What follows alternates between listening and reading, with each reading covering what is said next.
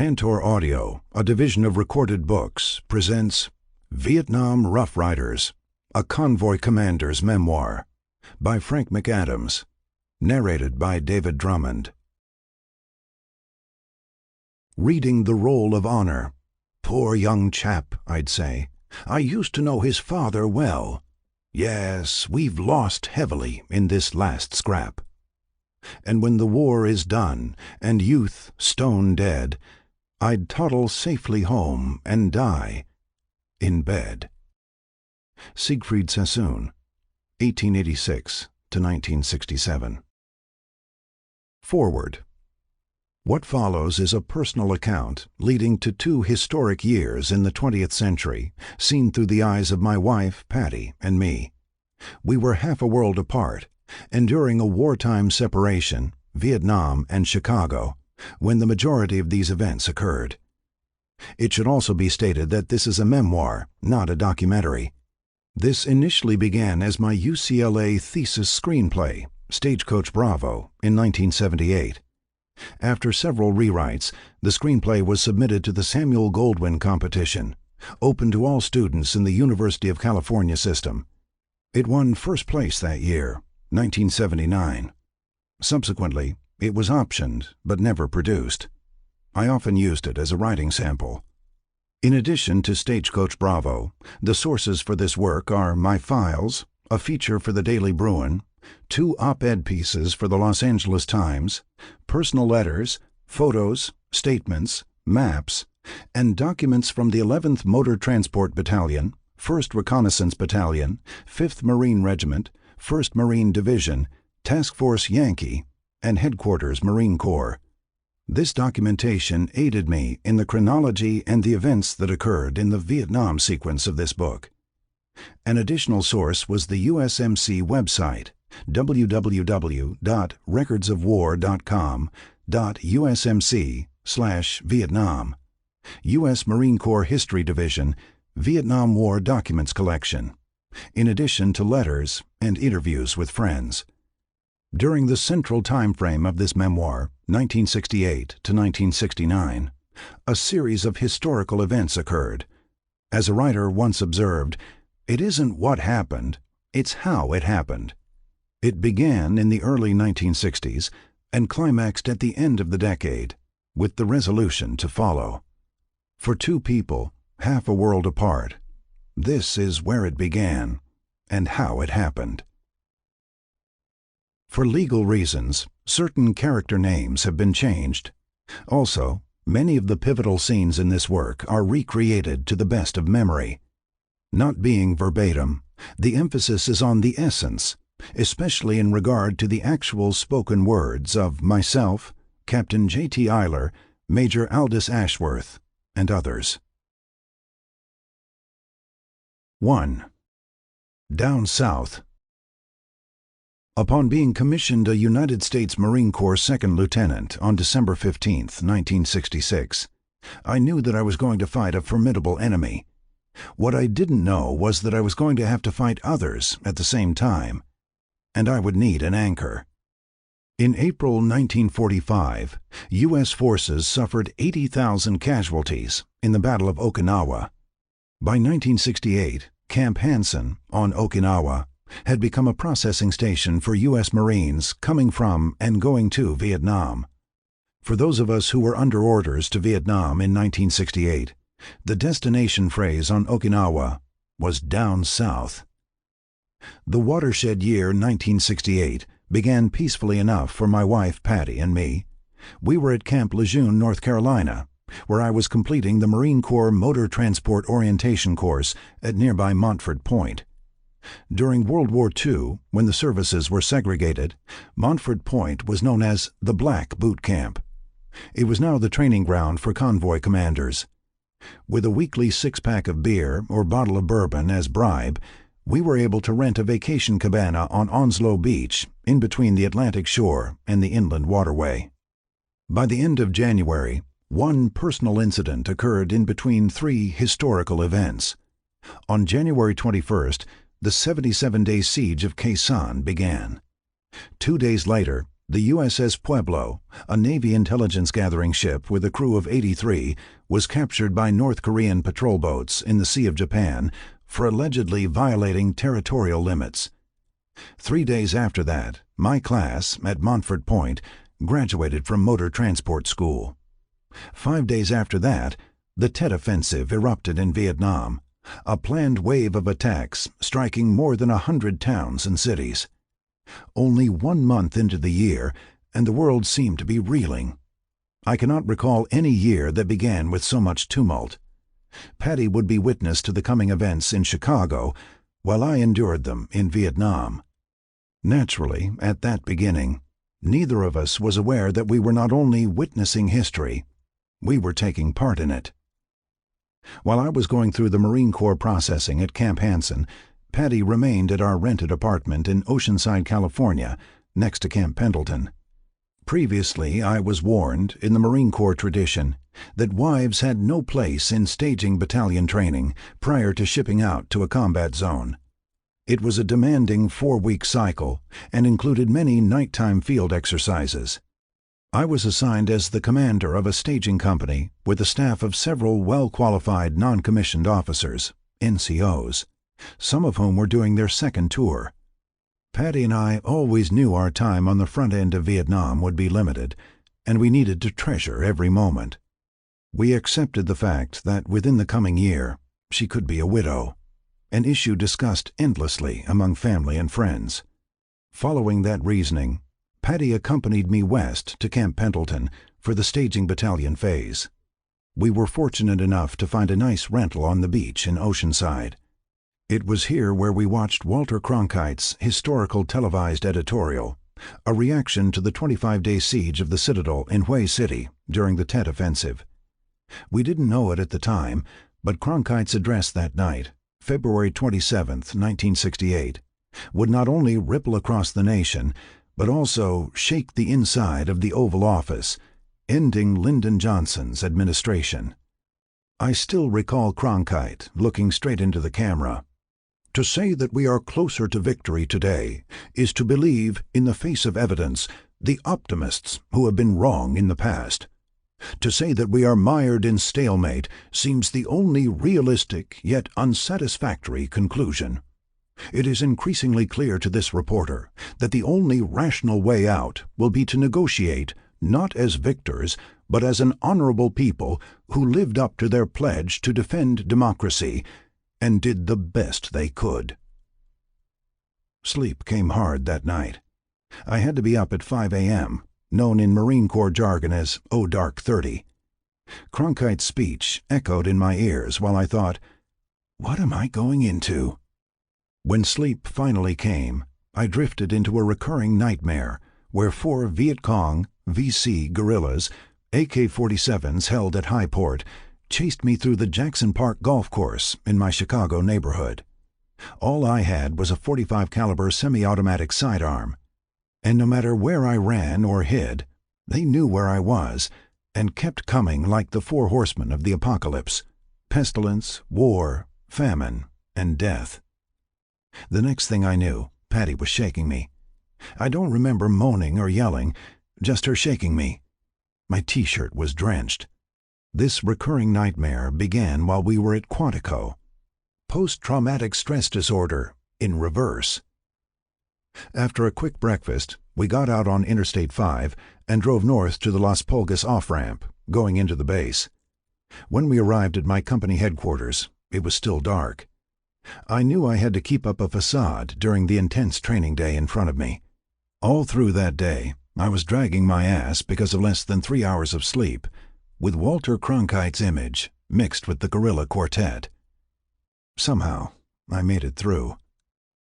With training completed, our departure date was March 3rd, Patty's 24th birthday.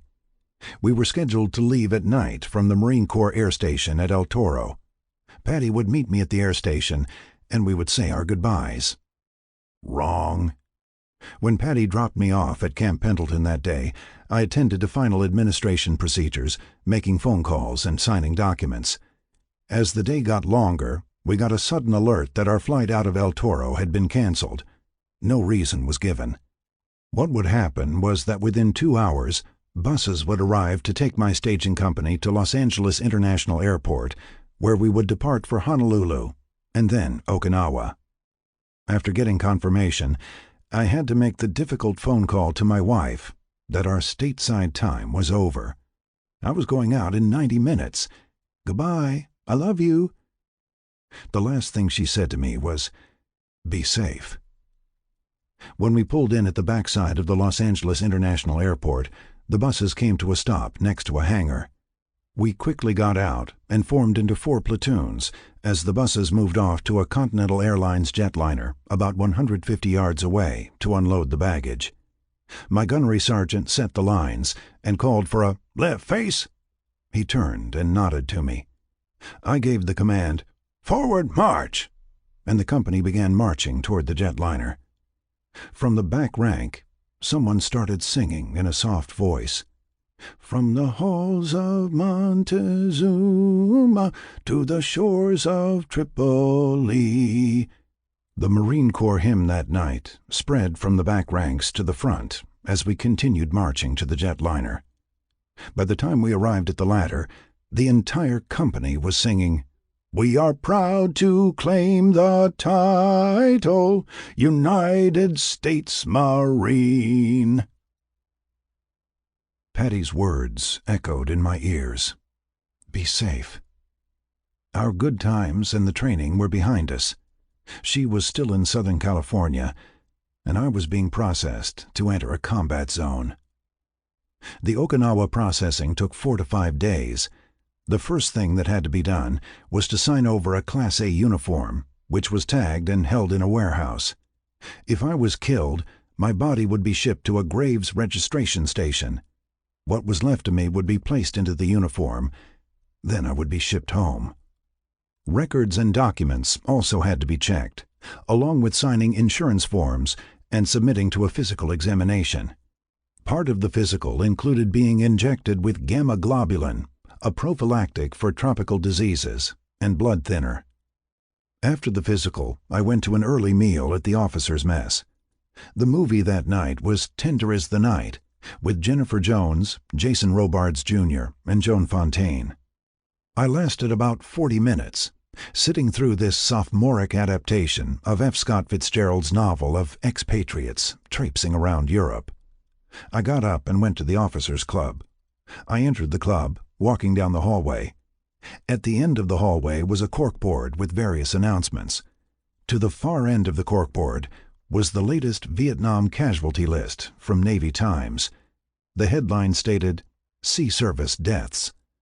The names were in alphabetical order, last name, first name, and the Vietnam province where they were killed. I recognized 3 of the names from my basic school class at Quantico. Another name was that of a tactics instructor at Officer Candidate School, OCS. For several moments, I was frozen in place, staring at the names. Then I turned, walked out of the club, and went back to my room at the bachelor officers' quarters. I stretched out on the bed, staring at the ceiling, recalling my recurring nightmare, and now the names of fellow classmates, even one of my tactics instructors. This was it, I thought. Most likely, within 3 to 4 months, my name would be on the corkboard, and Patty would be wearing widow's weeds at a military funeral. For some reason, I thought of a scene in the 20th Century Fox World War II classic, 12 O'Clock High. In the film, Gregory Peck, as Brigadier General Frank Savage, has taken command of a hard-luck bomber group, the 918th, flying dangerous B-17 cross-channel missions in the dark days of the war. At a briefing, Peck tells the bomber crews, "Consider yourselves already dead. It will be easier to fly those missions." For 3 hours I laid on my cot, staring at the stucco ceiling in those quarters at Camp Hansen. My life was essentially over because of a curious sense of adventure. Over and over again, a question kept rolling around in my head. How did I ever get to this point? 2. The Call. One could say that I had a normal boyhood in a big city. I was the second of 7 children born to Frank and Irene McAdams. We were a large Irish Catholic family: Mary Irene, Molly, me, Michael, Joan, Dennis, Patricia, and Brian. Our formative years were in the South Shore neighborhood of Chicago, bordering Lake Michigan at 67th Street, where we lived in a 13-room house on South Shore Drive, across the street from the lake shore. My mother, Irene Geary McAdams, came from a politically connected Chicago family. Her father, Joseph Geary Sr., was the Civil Service Commissioner and 4th Ward committeeman in the Hyde Park neighborhood. Both positions held the key to many city patronage jobs. Mom raised us with a 3-point credo: you get out of this life exactly what you put into it. If you start something, finish it. And don't ever be called a quitter. Even in the dark reaches of night, I can still hear her repeating those statements. While in high school, I had read about Peyton Place, Grace Metalius's scandalous novel about ugly secrets in a small New Hampshire town, and I wanted to read the novel before seeing the film. When the paperback edition came out, I bought it at a local drugstore. The novel had a long spell atop the New York Times bestseller list. I would read the book late at night. During the day, while at school, I hid it in my underwear drawer. When the film was released, I happened to mention to my mother that a bunch of us were going to see it. Mom nodded and said, "I figured you would, since you read the novel." I was caught off guard. "How did you know that?" She smiled knowingly. "I came across it in your underwear drawer. Then I put it back." "You did?" She nodded. "Yes. I was glad that you were reading something." My father, Frank J. McAdams, Jr., was the captain of Notre Dame's boxing team in his senior year. After graduation, he enrolled in law school. By the time of Pearl Harbor, he and Mom were the parents of 2, with a third on the way. Still, my father answered the call, and was soon a naval officer, the skipper of a medium landing ship. His ship, the LSM-201, with a 55-man crew, made 11 beachheads in the Western Pacific. Then Dad was wounded in an artillery bombardment on the second day of the Leyte invasion in the Philippine Islands. 3 of the crew with him on the bridge that afternoon died instantly. Dad barely survived. When they took off his battle helmet, the top part was in his hair. When they threw his kapok life jacket over the side, it sank, laden with shrapnel. The life jacket did its job. The battle ended for Dad that afternoon, but the effects of war didn't. He was treated at 4 naval hospitals to get the nerves in his right arm to respond. Nothing worked, not even a portable whirlpool that applied hydrotherapy after dinner each night. Finally, 6 years after the Leyte invasion, my father's right arm was amputated below the elbow because of dead nerves. Bluish shrapnel scars dotted the calves of both legs. In those years, after the war, he got on with his life as a practicing attorney in Chicago, with an office in the LaSalle Street Financial District. Dad and his partner and brother-in-law, William Kirby, were the defense team in the celebrated Preston Tucker trial. His legal success in the post-war years was counterbalanced with 2 failed attempts for public office. It wouldn't be until years later when the war's true toll came in the Irish tradition of alcohol, the creature. Tragically, it resulted in the bittersweet end of a law career that didn't reach its full potential. Despite the missing arm, he could tie a tie faster than most men. I used to marvel at how fast he could tie his shoelaces with one hand.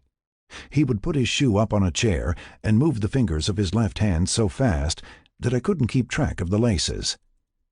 My parents often hosted backyard summer barbecues. One summer I brought a girl I was dating to the barbecue. As soon as we entered the backyard, I introduced her to my father. He immediately offered her his left hand. Later, driving her home, she was silent. I sensed that something was irritating her. I asked what it was.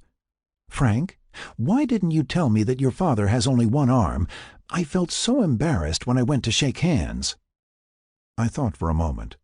Then I said, "We don't consider Dad to be handicapped. He can do more things with one arm than I can do with two, which he often tells me." In my senior year at Mount Carmel High School, at the urging of my father, my brother Mike and I joined the Naval Reserve, a 6-year obligation that included monthly weekend drills with the moniker of being a weekend warrior. The center phase of this enlistment included 2 years on active duty, either at a naval station or on a ship of the line. I started with the accelerated boot camp at the Glenview Naval Air Station outside Chicago during that summer. Upon graduation, we were given the month and year of going on active duty, pending a school deferment. I was told that my active duty date would be October 1960. Right away, I began inquiring into the process of getting a college deferment. I could continue with college as long as I was deferred from active duty. During this time, I applied to 3 universities. My high school academic standing had me in the mumbling middle. But I did fare better on the college board exams. Today they are called the SATs. My applications went to St. Ambrose College in Davenport, Iowa, Tulane University in New Orleans, and the University of New Mexico in Albuquerque. I chose the latter because it was the farthest from Chicago, a new environment. I attended Naval Reserve drills in Albuquerque, in a building out near the airport dubbed the Dry Land Battleship. It was here where I decided to strike for the rate of a hospital corpsman. I found the classes interesting and challenging. I was a dormitory student at New Mexico, and I quickly made new friends by organizing a flag football team from our wing in the dorm. It wasn't just a college intramural league. This was a gateway to a new social life and beer busts up in the Sandia Mountains and out in the mesas. It was my time as a party boy, and I took full advantage of the opportunities. Also, I managed to alienate the personnel staff at the Naval Reserve headquarters. I had heard nothing from my application for a 1-year college deferment from October 1960 to October 1961. The personnel office, headed by a senior chief petty officer who was a World War II and Korean War veteran, treated me like the boot that I was. At the conclusion of each drill weekend, I would inquire about my deferment request. The answer was always the same: "It's in the system." As time rolled on, I wasn't just concerned, I was very concerned. When winter turned to spring, I made the decision to use my father's connection to Senator Paul Douglas's office in Washington, D.C. This became known as a CI, a congressional inquiry, a thorn in the side of any military organization. I was dealing with a ticking clock to get that 1-year deferment. It was more than possible that my college years would be interrupted by orders to active duty. At the next drill, that chief petty officer called me in for a royal butt-chewing, emphasizing the unnecessary paperwork I had caused. He ended the meeting by saying, "You haven't heard the last of this, McAdams." The first time I heard the expression draft dodger was from my father. Often, during election time in Chicago, when a candidate's resume was being scrutinized, Dad would check the candidate's profile to see if any time was spent in uniform. He often explained how some candidates glamorize their service, even fictionalizing a combat record. Several times, while reading a profile, I would see him pause. He would then mutter, "What a fake." Once, at a political breakfast, after Senator John Kennedy had announced his presidential candidacy, the subject came around to the senator's controversial wartime experience in the Solomon Islands, where his torpedo boat was rammed in a nighttime patrol. Kennedy and his crew were missing, presumed dead, for days. After they were found, Kennedy was awarded the Navy Marine Corps Medal for heroism. It was later recounted in the New Yorker magazine, a book, and then a movie, PT 109, starring Cliff Robertson and Robert Culp. One of the men at the table, a successful businessman, questioned Kennedy's Ivy League and Silver Spoon background, along with his leadership potential. "What kind of an officer would allow his boat to get that close to a Japanese destroyer and get it cut in half?" The man snickered. Dad stared at him for a beat. I knew the look. The gentleman was so unprepared. "Oh, my God," I thought. "Now it's coming." And it did. Dad softly put down his fork. Then he swung his right stub up on the table so everyone could see that there was no arm in the sleeve. "We're about the same age, wouldn't you say?" The man nodded. "Matter of fact, Senator Kennedy is younger than you and me." The man nodded again. "I'd say that the difference is that Kennedy went. As a matter of fact, Kennedy pulled strings to get a combat command." Dad took a stage pause to ensure that the entire table was listening. The table was listening. Dad continued, "Let me ask, what did you do in the Great World War II?" I don't think I've ever seen anyone caught so off guard in a social situation. The man paused, noticing everyone looking at him, suddenly realizing what he had walked into. Beads of perspiration were forming on his forehead. "Well, I had a business to run, but I did contribute to the war effort." "You mean back here in the States?" asked Dad. Yes. You see, I had a family." "So did a lot of us," said Dad, emphasizing the word us. "Yet you can criticize someone who wore a uniform and put his life on the line." Dad paused again and looked around the table. "I think we should realize how fortunate some of us are to be able to survive a world war." He took another pause, going in for the kill. "Where some of us went, and others, who are now critics, didn't." A strange silence came over the table. Dad's steely eyes were boring a hole through the man as the silence continued. And then Dad picked up his fork and continued eating, as if nothing had happened. The successful businessman quickly finished his meal. At the first opportunity, he got up and left the table. It was at that breakfast table where it dawned on me how a wartime combat situation stayed with my father, the ultimate lifetime experience. It not only affected him, but those around him. My time at the University of New Mexico came to an abrupt end. I spent that summer in Chicago, taking political science and history courses at Loyola University, intending to transfer the credits to Albuquerque. When I returned to Albuquerque, I started classes, staying in the same dormitory. 2 weeks into the semester, I got a call from a yeoman at the Naval Reserve Center. He was calling on the phone in the alcove at the end of the hall. What now? I wondered, as I walked to the alcove. He asked me if I had received a response from my deferment request. I didn't think anything of it. I simply answered, "Not yet." In a calm voice, he said, "Then you're on orders to active duty." My stomach turned. "But I'm enrolled for the fall semester here. That's why I applied for a deferment." "Sorry, McAdams. These orders came from the Bureau of Naval Personnel. You're to report here for the drill weekend and be processed to the Naval Receiving Station in San Diego." I hung up the phone and stood there in the alcove, my head spinning. Then I recalled what the Chief Petty Officer said months before. "You haven't heard the last of this, McAdams." I felt like I had been poleaxed. I immediately called my father in Chicago. It was shocking news to him, and there was nothing either of us could do at this stage. I headed back to my room and ceremoniously closed my books and got out my uniforms. During the drill weekend, I had to control seething anger, sensing a gloating feeling from the Chief Petty Officer. I went out of the chain of command, and I paid the price. Each time he saw me in the hall that weekend, I noticed his slight grin. But it wouldn't be the last time I went out of the chain of command.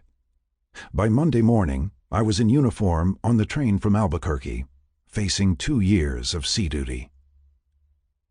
After 6 days at the 32nd Street Receiving Station in San Diego, I was assigned to the medical department aboard the USS Ticonderoga, an Essex-class attack aircraft carrier that saw considerable action in the Western Pacific during World War II and Korea. I went aboard as a hospital man apprentice. Within 4 months, without attending hospital corps school, I passed the exam for hospital man. By January, I was working on the sick call crew.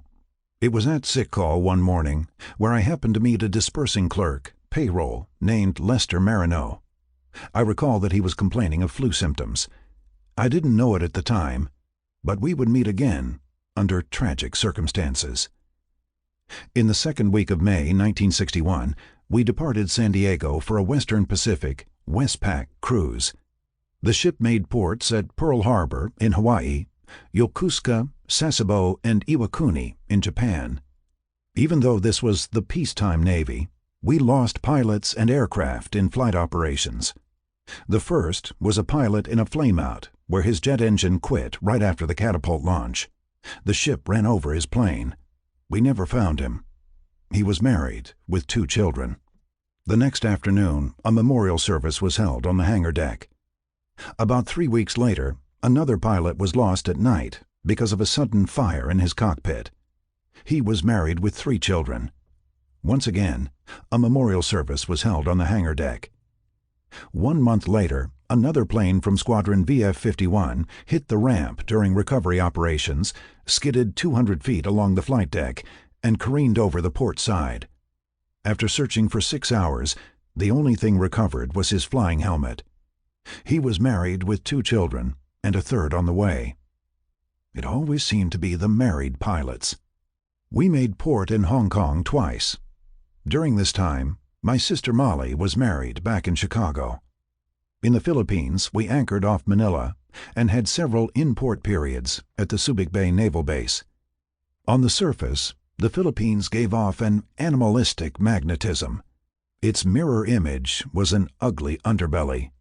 Many of the bars, watering holes for sailors and Marines, had bands that played popular U.S. rock music. 3 of the most popular clubs were Club Oro, the U&I, and Club Tropicana. 2 of the smaller clubs were Club Taurus and 1622. During another Subic Bay in-port period, I ran into Marino again. This time his complaint was a dog bite. He ended up being treated for rabies because the dog couldn't be located. What I didn't know at the time was why Marino was bitten by the dog. It seemed that on a previous tour, Marino was stationed at the base. During this time, he met a young bar girl and began a relationship. Within a short period, this girlfriend became pregnant by him. Marino was able to support her on his small salary. They shared a house off the main drag in Olongapo. At the time, it was an idyllic situation. They were a family. That is, until he got orders for sea duty on the Ticonderoga. By the time he reported to the ship in San Diego, he was a third-class petty officer. His motivation was to return to Olongapo and begin the process to marry his girlfriend and have her and the child sent to his hometown, somewhere in Georgia. At the start of the Subic Bay in-port periods, Marino began looking for his girlfriend and child. She was no longer working at any of the bars. It was during this time when he received the dog bite. Then, one night, Marino returned to the house they once shared. By this time, the dwelling was converted to a Benny Boy house. This was Filipino slang for a gay brothel. On this night, business was booming until the shore patrol showed up, with Marino being apprehended.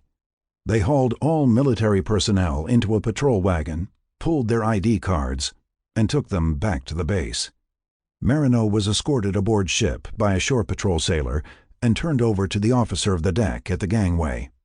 Upon returning to the ship, Marino went down to the dispersing office, where a night crew was working on payroll records. It was a hot August night, and no one in the office paid any attention as Marino entered the office and opened the pistol rack where the .45 semi-automatics were stored. As the clerks continued typing, Marino placed a loaded clip in the handle of a pistol and pulled the slide back, chambering around. He then placed the pistol next to his right ear and squeezed the trigger. Click! It was a misfire. The clerks went right on working, not even looking up. Marino then pulled back on the hammer and squeezed the trigger again. His head jerked, and he went down, dropping the pistol. Everyone in the office was suddenly shaken with the blast. That night, I was on duty in the treatment room, writing a letter to a friend in Chicago. The back hatch to the sick bay suddenly opened, and I heard running footsteps. A dispersing clerk, face white with shock, looked at me. "We need a corpsman in the dispersing office. A guy shot himself." My throat went dry as I stood. "How bad?" "In the head." He turned and ran back out. I immediately ran to a bulkhead, wall, and grabbed a ready first aid bag. At that moment, one of the senior corpsmen, Ernie Elliott, was in the passageway, holding a coffee cup. I told him I was heading to dispersing, that someone had shot himself. Elliott followed me down the passageway. By this time there was a crowd at the hatchway. I remember yelling, "Corpsman here! Make a hole!" Inside the office, I was looking down at Marino. A pool of thick brain blood and matter was under his head. His eyelids were half open. I bent down and felt for a pulse. It was a small beat, a sign that his body was shutting down. There was little that I could do with a head wound like that. Elliott immediately picked up the .45, which was on the deck under Marino's right knee. He ejected the clip from the handle and pulled back on the slide. This ejected the next round. 2 more corpsmen entered the office with a Stokes stretcher.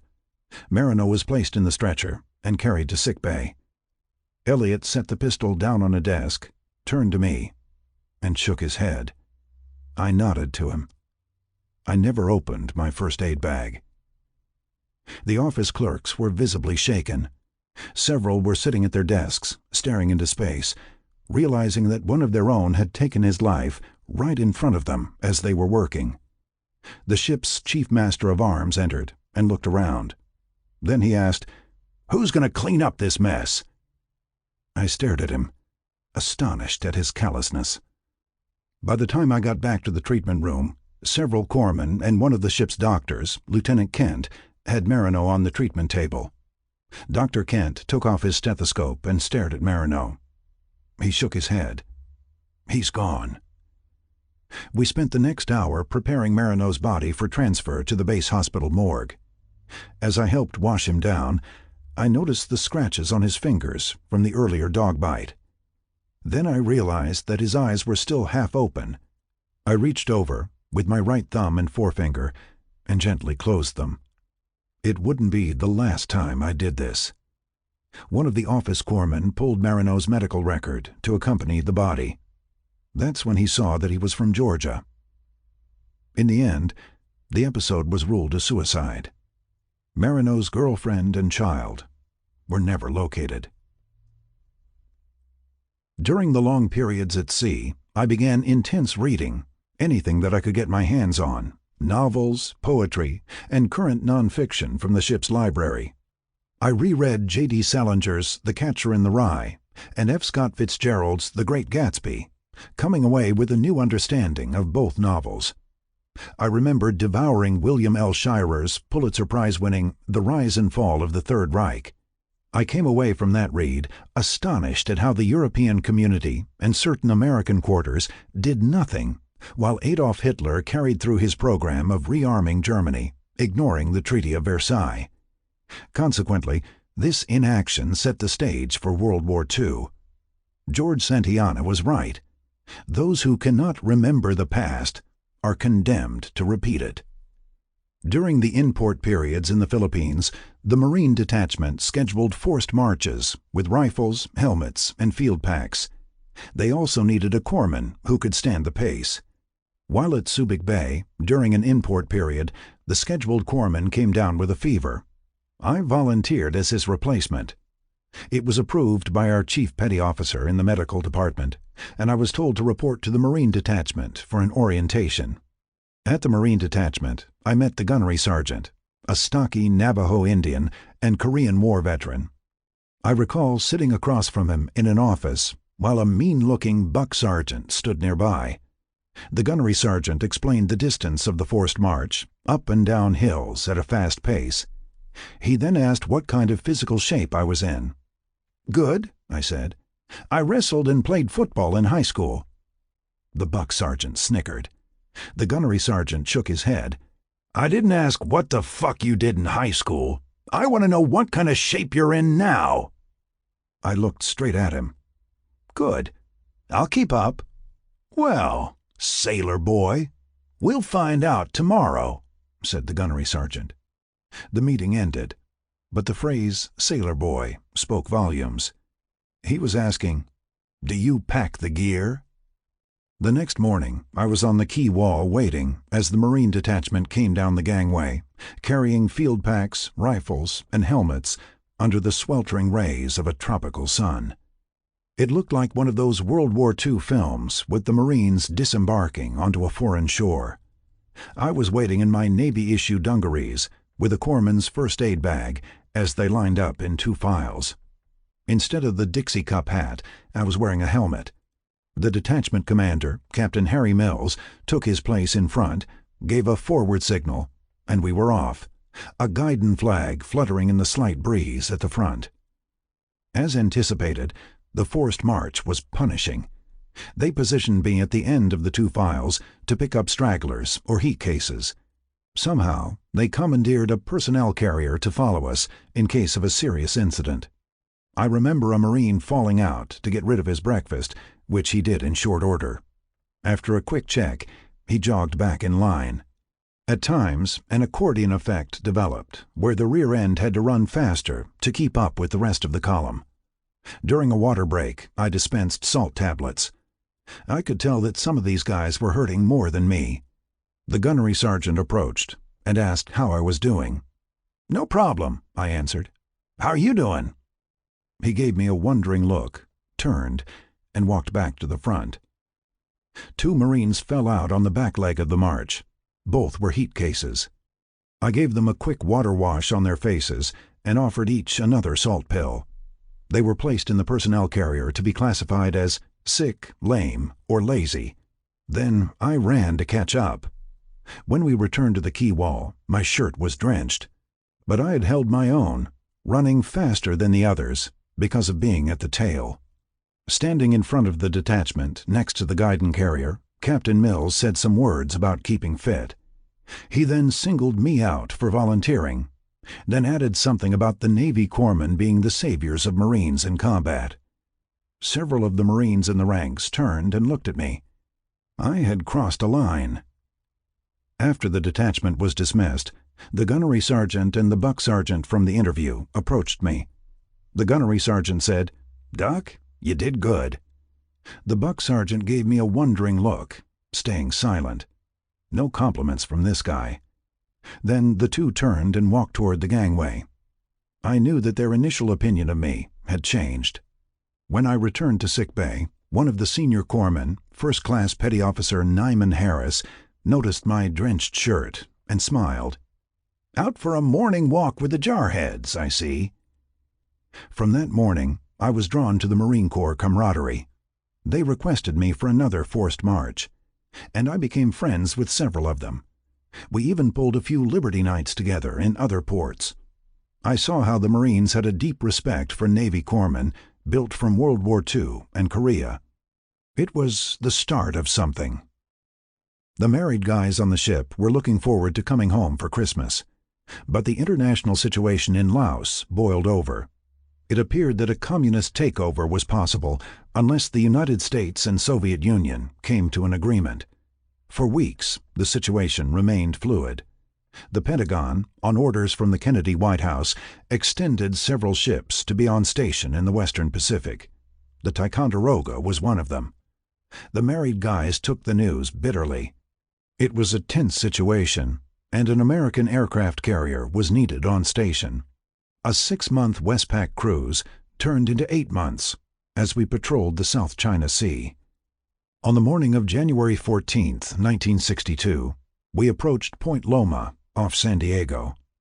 I went up to a weather deck to observe the squadrons as they were launched off the forward catapults. Once airborne, they were to rendezvous at a certain altitude and head to their various bases. It was on this morning where I witnessed the mid-air collision of 2 attack planes. One veered off and came back to land on the flight deck. The second plane hit the water. We watched as the helicopter rescue team got to the pilot, but it was too late. He was dead. It was the last hour of our Far East cruise, and we had lost another pilot. His wife was waiting for him at Moffett Field, near San Francisco. We tied up at the North Island Naval Air Station and prepared for a 6-month refitting at the Puget Sound Naval Shipyard in Bremerton, Washington. I took a leave to Chicago and made an application to resume college classes at Loyola University. During this time, my brother Mike was called to active duty as a radar man. Coincidentally, he was also assigned to an aircraft carrier, the USS Forrestal, out of Norfolk, Virginia. 5 weeks after I was released from active duty, the Cuban Missile Crisis began, freezing retirements and discharges in the U.S. Navy and Marine Corps. I had just made it out during the days that the CIA and Naval Intelligence discovered that the Soviet Union had nuclear missiles in Cuba. I returned to Chicago and enrolled in night classes at Loyola University, working full-time during the day at a downtown insurance office. It was a demanding schedule. I gave up on having a social life. It was all work and studying, English literature, constitutional law, and political science. It was in the English literature class where the professor, Dr. Spencer, produced a transistor radio, and the class listened to President Kennedy's missile crisis speech announcing the blockade of Cuba. I recall Dr. Spencer taking out his draft card, staring at it as Kennedy's words spread across the classroom. In the succeeding days, the nation watched as we drifted closer to nuclear war. Finally, the Soviets backed down and withdrew the missiles. I thought that being a Navy corpsman on a ship in 7th Fleet forced me to learn time management. Now I was learning what college time management demanded, heightened by working full-time. If I didn't get my reading and writing assignments done by Monday morning, I was toast for the week. 2 things happened at this point. My parents separated, and I had to confront a reaction of being confined to working full-time and carrying the added load of 3 demanding nighttime college classes. In a short period, I realized that the call was coming back. This time it wasn't the U.S. Navy, it was going before the mast. I had picked up a copy of The New Yorker during a break in the library. After reading several articles, I noticed a small box advertisement for Windjammer Cruises Incorporated, operating out of Miami Beach. I wasn't thinking of being a cruise passenger. I wanted to know where they got their crew members. My sense of adventure was at work again. By the late spring of 1963, I was in the Miami office of Windjammer Cruises Incorporated. During the interview, I heard how many young men my age applied at Windjammer looking for Caribbean adventure. And after a short time at sea, they quit because of the work schedule. 24 hours, 8 on, 4 off, at $75 per month. I was given a choice. I could join the crew that did 10-day cruises in the Western Caribbean, or I could go for a bigger one, a 3-month exploration cruise to the Galapagos Islands that needed 1 more crew member. I chose the latter and agreed to report to Pier 3 in Miami the next morning to board a tourist boat to Bimini, where the Brigantine Yankee, a 2-masted 90-foot brig, was anchored. The Yankee, the center vessel in the Windjammer fleet, was a famous ship in its own right. Once owned by the noted Captain Irving Johnson, it had made 5 round-the-world cruises with amateur crews. I was told that I would be the junior of an 8-member crew, including a stewardess, captained by Lawrence Jordan, an Australian and certified navigator. Coming with me on the tourist boat was a cute, blue-eyed blonde named Caroline Benson from Orlando, Florida. She thought spending the summer on a Windjammer as a stewardess was going to be life in the raw. We spent some time walking around the casino on the boat, watching passengers lose money to slot machines and at the roulette and craps tables. Caroline also spoke of her parents' second home in Connecticut. Several times she mentioned looking forward to the summer at sea, being on her own. After 4 hours, we anchored in Bimini and caught sight of a sleek 2-masted schooner with a clean white hull. Later, a launch pulled alongside with 2 grungy-looking men. They yelled something about Brigantine Yankee. I gave them a wave. Within minutes, Caroline and I were going down the gangway, carrying our gear, and got into the launch. But we didn't head for the sleek schooner. We were headed to the brig behind it. This was the Yankee, and it looked as old as its years, circa 1914. The steel hull had streaks of rust. The furled sails looked old and worn. Caroline and I exchanged concerned looks. In Captain Jordan's cabin, I had to sign British sea articles, as we were sailing under the Union Jack, the ship being registered in Nassau. I recall one of the clauses stated that if I participated in any mutinous attempts, I could be subject to the maximum penalty under the common laws of the realm, or words to that effect. For the moment, I felt that I was putting my signature to a historical document, or a death warrant. The crew was a cross-section of human nature. First mate was Aaron Hansen, who grew up in the hills of Tennessee, worked on several farms, and finally went before the mast. Next was the cook, D.J. Johnson, a black Korean War veteran who could scramble together a gourmet's delight of a sauce from scraps. Les Bannister, one of the grungy men, was an ex-con from Fort Pierce, Florida. Gruff and blunt at first, he took some time before liking you, a holdover trait from his prison experience for armed robbery. Phil Braxton, who did time as a day sailor, was from Miami and had just been released from a mental ward, the survivor of a complete breakdown, now on the mend. Then there was Halo, the second of the grungy men. Halo was a stocky, well-built Hawaiian guy my age. He carried a guitar and a good voice, partial to the current trend of hootenanny, and he had done a lot of sailing around the Hawaiian Islands. When I came up on deck, I was told that Caroline was returning to Miami. After sizing up the crew, she decided against seeing life in the raw and being independent. Captain Jordan then asked me, "Are you staying or going?" A silence fell over us on the quarterdeck as they waited for my answer. I looked at the crew, then over to Captain Jordan. "I signed, so I'll be staying." Les and Halo helped Caroline back into the launch. I stood at the railing, watching the launch head back to the tourist boat. Good luck, Caroline, I thought. Actually, she should have been wishing me good luck. I never saw her again. The initial crew of 8 was now down to 7. When Halo came back from the ferry, he showed me to my bunk in the forward forecastle. As I began unpacking, he wondered what sort of windjammer sailor I would turn into. It's one thing to be a sailor on a big ship. It's different here, going aloft in a driving rainstorm. You think you can handle that? Quickly, I thought of the Marine gunnery sergeant. I looked at Halo and nodded. I knew captain and crew would be watching my every move on deck. From Bimini, we spent one night in Nassau, then headed out, around the Windward Passage of Cuba, where we hit a series of squalls and got buzzed by a U.S. Navy intelligence plane snapping some quick reconnaissance photos in the middle of the night. The Navy kept a close watch with a patrol boat for the next day as we headed to the Panama Canal.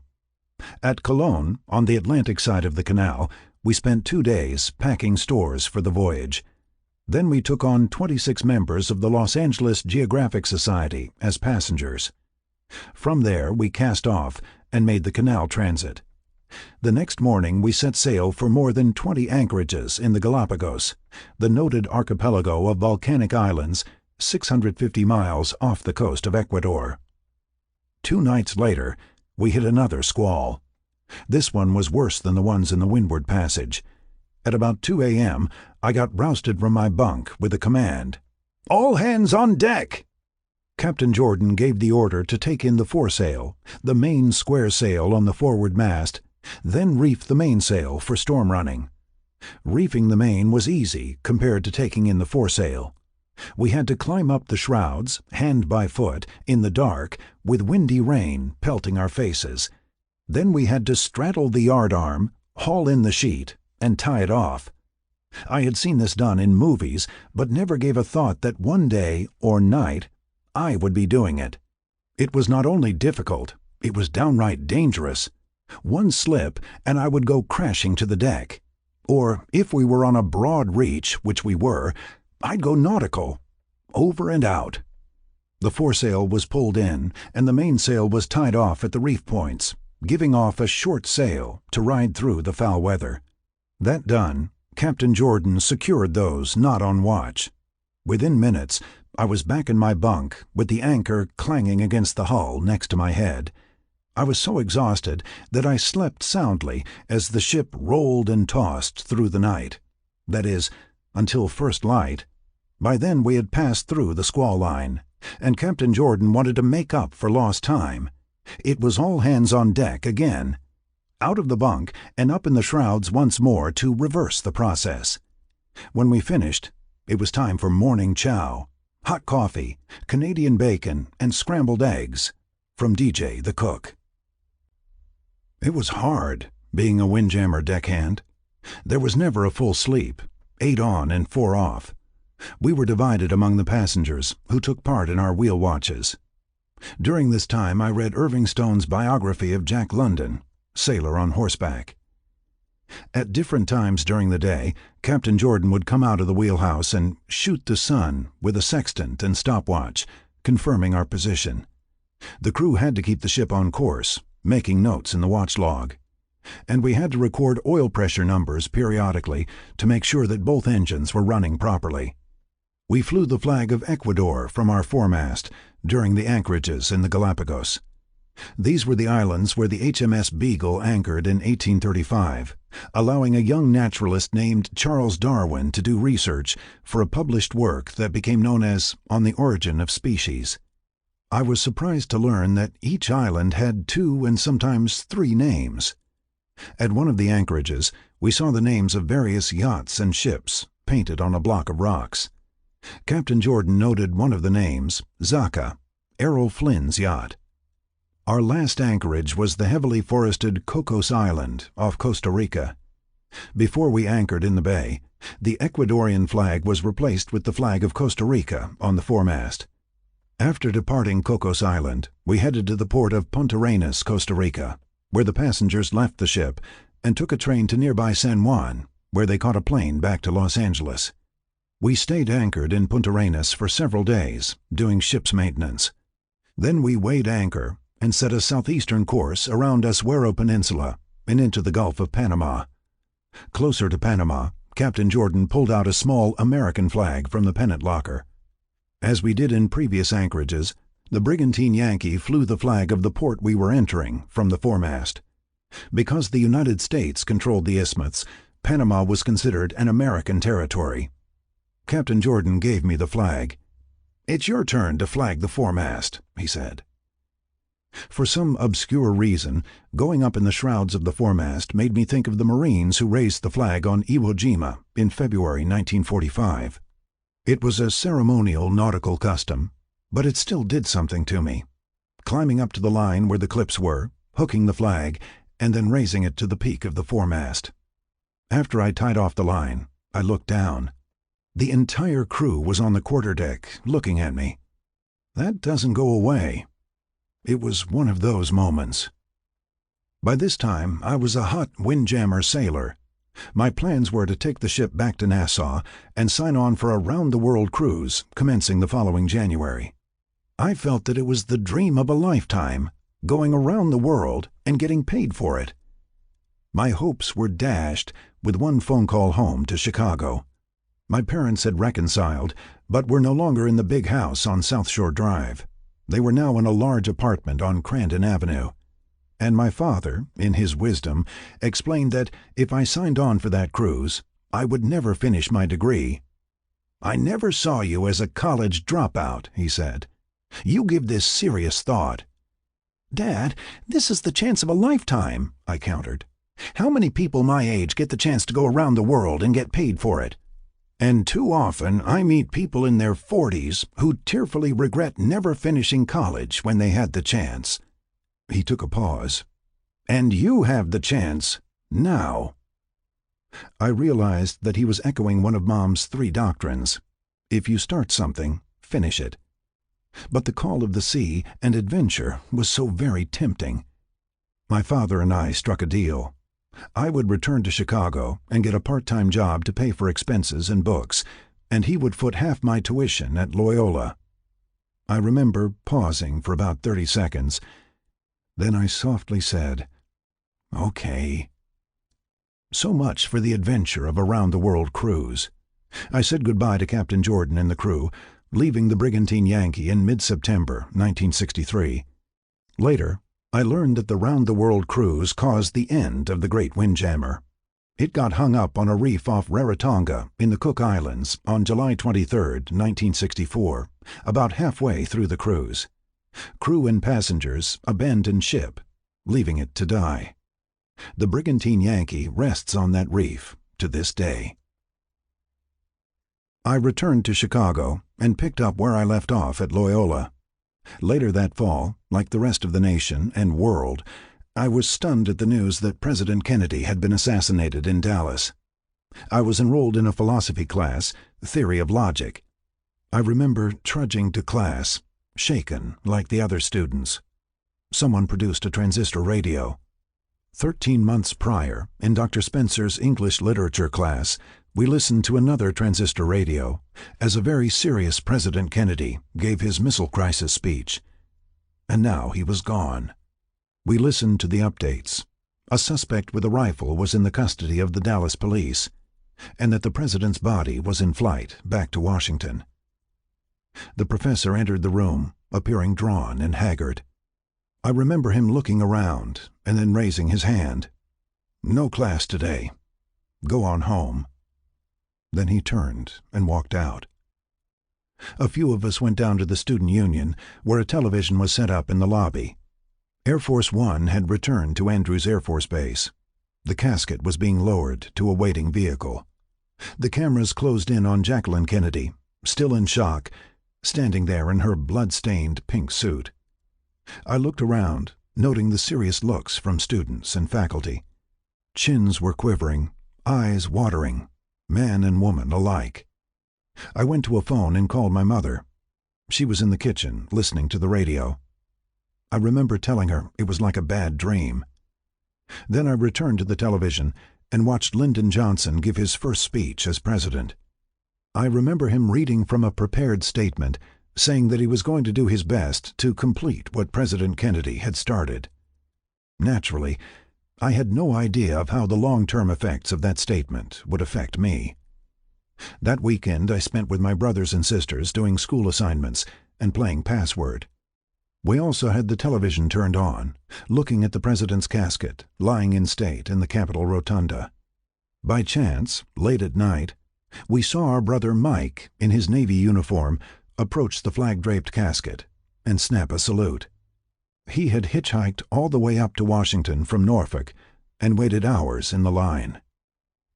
By the following spring, 1964, I was still attending classes, and I put a down payment on a used Honda motorcycle, as I couldn't afford a car. It provided good transportation, and gas was cheap.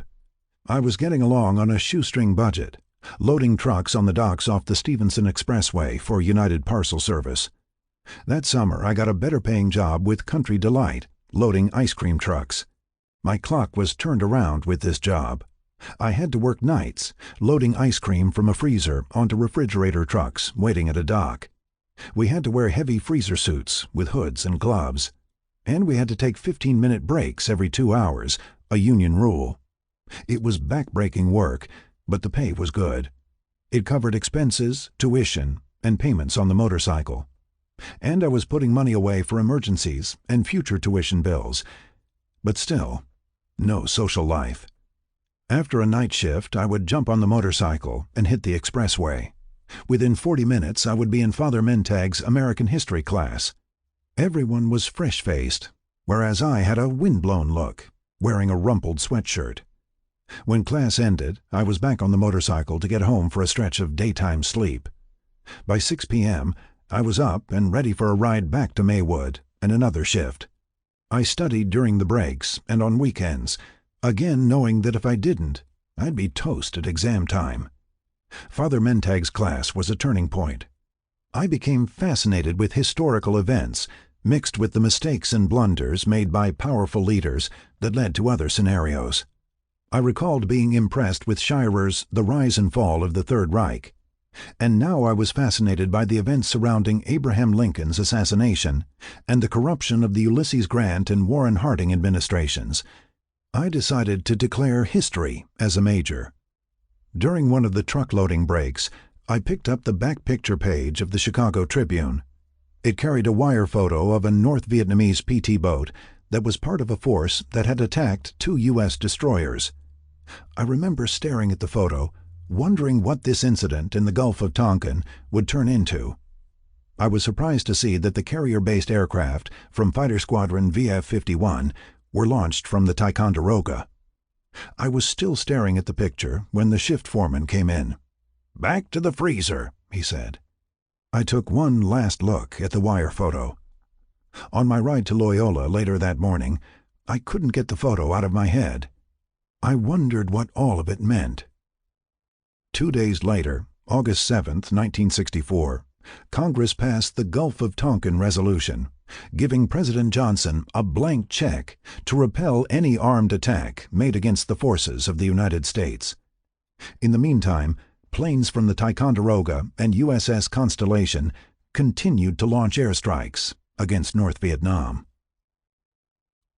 As I began my junior year at Loyola, I met Patty Rafferty, a blonde, blue-eyed education major who had just returned from a semester studying in Rome. Patty's parents were separated at the time, and she lived with her mother, Joan, in South Shore. Patty and my sister, Joan, were in a registration line, changing a class, as the fall semester of 1964 began. Joan introduced me. By the end of the day, Patty later told me, she knew that I was going to ask her out. Like many things, she knew more than I did. Both of us were seeing other people. I was now working at the Red Garter, a nearby banjo bar in the Rush Street nightclub district. Despite working and going to school, I managed to finally have a social life, dating here and there. Patty was also doing the same. But after several dates with Patty, I changed things. And so did she. We began seeing each other exclusively. It wasn't long before I got hit with the thunderbolt. My mother once told me in a conversation during high school, "You'll know when it happens." It happened. Patty and I often met at the library to study together. I was carrying a full load as a history major, plus working 4 nights a week at the Red Garter, 2 as a bartender and 2 as a waiter. The latter provided more tips for expenses and books. In February 1965, 2 historic incidents occurred.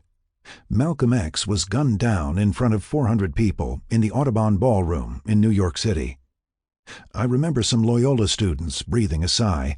Thank God it wasn't some white guys who killed him. The second incident was a news report that U.S. Army advisors in a compound in the Central Highlands of Vietnam came under a full-scale mortar and ground attack. 9 U.S. soldiers were killed and 128 wounded. The compound was near the village of Pleiku. I had never heard of it. During the next 2 weeks, the Pleiku mortar attack was the #1 topic in the student union, especially among young men. Every guy was becoming concerned about his draft status and the process to acquire a student deferment. I was already classified in the inactive reserves, having done 2 years on active duty. Still, I knew that what happened at Pleiku had the potential to go hot. I had a sample of it in the Laos crisis when the Ticonderoga got extended in the South China Sea. 1 month after the Pleiku attack, in March 1965, 2 battalion landing teams from the 9th Marine Expeditionary Brigade, MEB, landed at a beach northeast of Da Nang to provide security for the airbase. I had no idea how prophetic that would be. The beach was later christened Red Beach, where our convoys would later stage. The base security would be threatened much later, when a North Vietnamese regiment crossed Song Cao Do River to hit the Da Nang Air Base coming over the bridge at Cam Le, beginning the summer offensive of 1968. As 1965 continued, I began writing feature articles for the campus newspaper, the Loyola News. And there were daily discussions in the student union about the Vietnam War. It was during this time when I began to observe a student contradiction toward the war. Naturally, there were students on both sides of this charged issue. An anti-war faction was already forming, getting the nickname Doves. Likewise, the pro-war side, the Hawks, was making its voice heard. I found myself in the middle, but it wasn't hard to notice the concern and fear coming from my peers. Some of the Hawks, amazingly, were discussing ways to avoid the draft. The easiest path was to get into graduate school and apply for a student deferment. My father observed during that time, if the Selective Service Act was repealed, the graduate schools would empty out overnight. In the student union, one of the Hawk students told me about the handball method for taking the draft physical. Approaching the blood pressure station at the Van Buren Street Armed Forces Examining Station, he surreptitiously slipped a handball into his left armpit. The Army medic, seeing him as another in a long line of young men, wrapped the cuff around his bicep and began pumping, unaware that the blood flow had been altered by the handball. The medic took 2 readings and then marked his form in red, low BP. Before the medic left for his meal break, he indicated that another reading would be required at a later date. If that reading was the same, he would be a candidate for a medical deferment. I heard later that he got the deferment, and he continued with his hawkish views on Vietnam right toward graduation. My father was also surprised at some of his peers in the law profession. They supported President Johnson's continued escalation of the war, but they didn't want their sons going. It was common back then, in Chicago, how a phone call to a high-level office holder could change a young man's draft status, while family members supported the president. Dad even recommended the son of one of his friends to Senator Paul Douglas for an appointment to West Point. The son qualified after the difficult application process. Just before the son was to report for his plebe summer, he formally withdrew his application. I remember Dad expressing frustration for recommending the young man. He saw nothing wrong with wearing an officer's uniform during peacetime, but now the possibility of leading a jungle patrol suddenly changed his outlook. That same month, a student named John called me at home, wanting to know if I was interested in accompanying a group of Loyola students down to Alabama, where a 54-mile march was planned from Selma to the state capitol in Montgomery, led by civil rights activists John Lewis and Hosea Williams. I had 3 mid-semester exams on the horizon and knew what that trip would do to my preparation. I declined to go, something I still regret. At the Edmund Pettus Bridge, on the outskirts of Selma, the marchers were brutally assaulted by heavily armed state troopers and police deputies. Tear gas was thrown at the marchers as they retreated across the bridge to downtown Selma. More than 100 troopers and deputies pursued the marchers, where they attacked stragglers in a frenzy.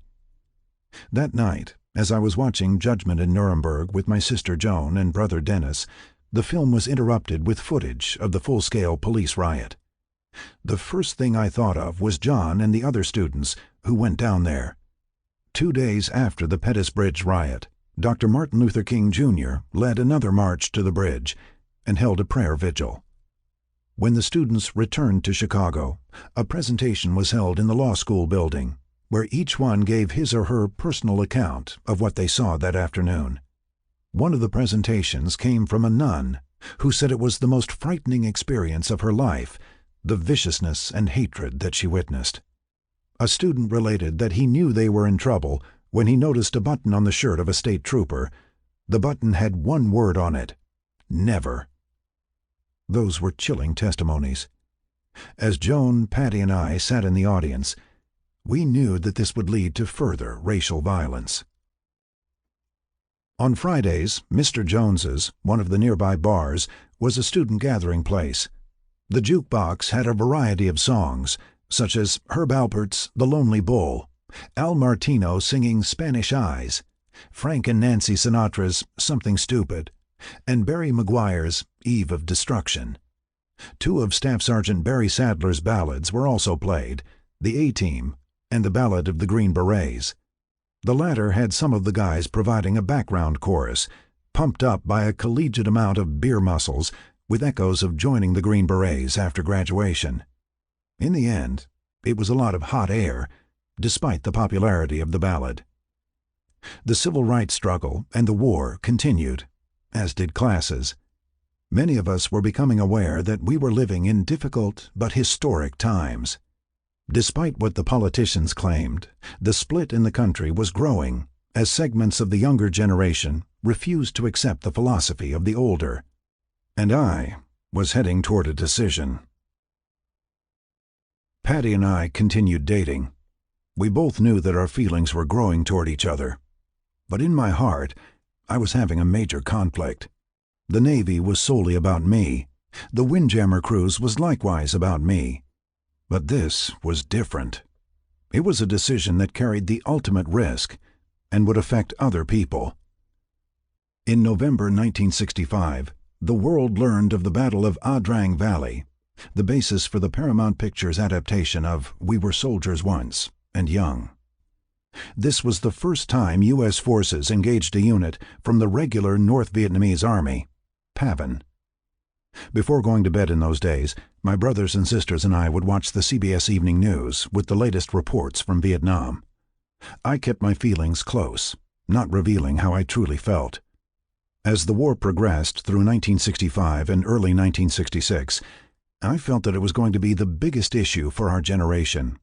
There were two avenues open to me. Ignore it, I had already served, or get into it, cold and simple. The former was easy, the path of many. The latter was much harder, and it could result in my death. My brother Dennis and I, naturally, had absolutely no indication that we would take different paths, but still end up in Vietnam at the same time. After classes one day, without telling anyone, I popped into the Marine Corps Officer Selection Office on Van Buren Street. I was directed to the desk of Captain Robert Thrasher. I still remember his name. Captain Thrasher briefly summarized the procedure for officer selection. 10 weeks of a grueling physical program at the Quantico Marine Corps Base in Virginia. After being commissioned a second lieutenant, this would be followed by 26 weeks at the Basic School, TBS, which emphasized leadership, tactics, map reading, administration, communications, artillery, and military legal procedures. I remember asking, "What's the attrition rate at OCS?" Captain Thrasher gave me a serious look. "Between 30 and 40%. You need to be in shape." He paused and added, "Or else you'll wash out." He made me think of the Windjammer applicants who were looking for adventure and later quit. The officer selection process started with a written exam. I sat for the exam that afternoon. I was never told the exact score I got. I was only told that I passed. Several days later, I reported for the physical exam.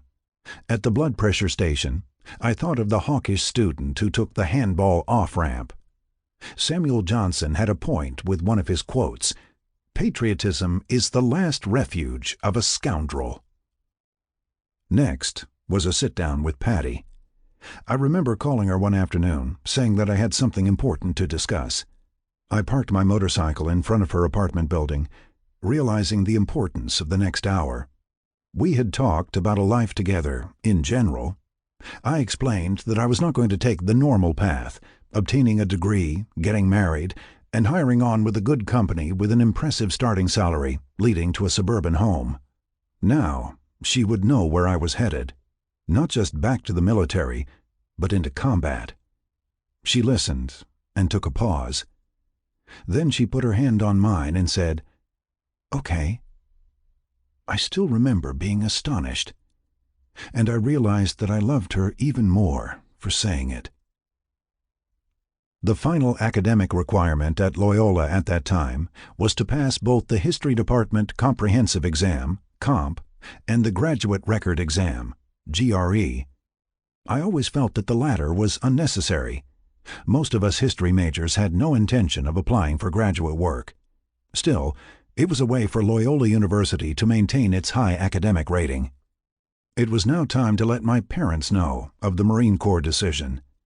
My mother gave it serious thought, while my father asked, "You're sure about this?" "Yes," I said. "They're using real bullets over there." I nodded. "So are we." He gave me his left hand and said, "I'm proud of you."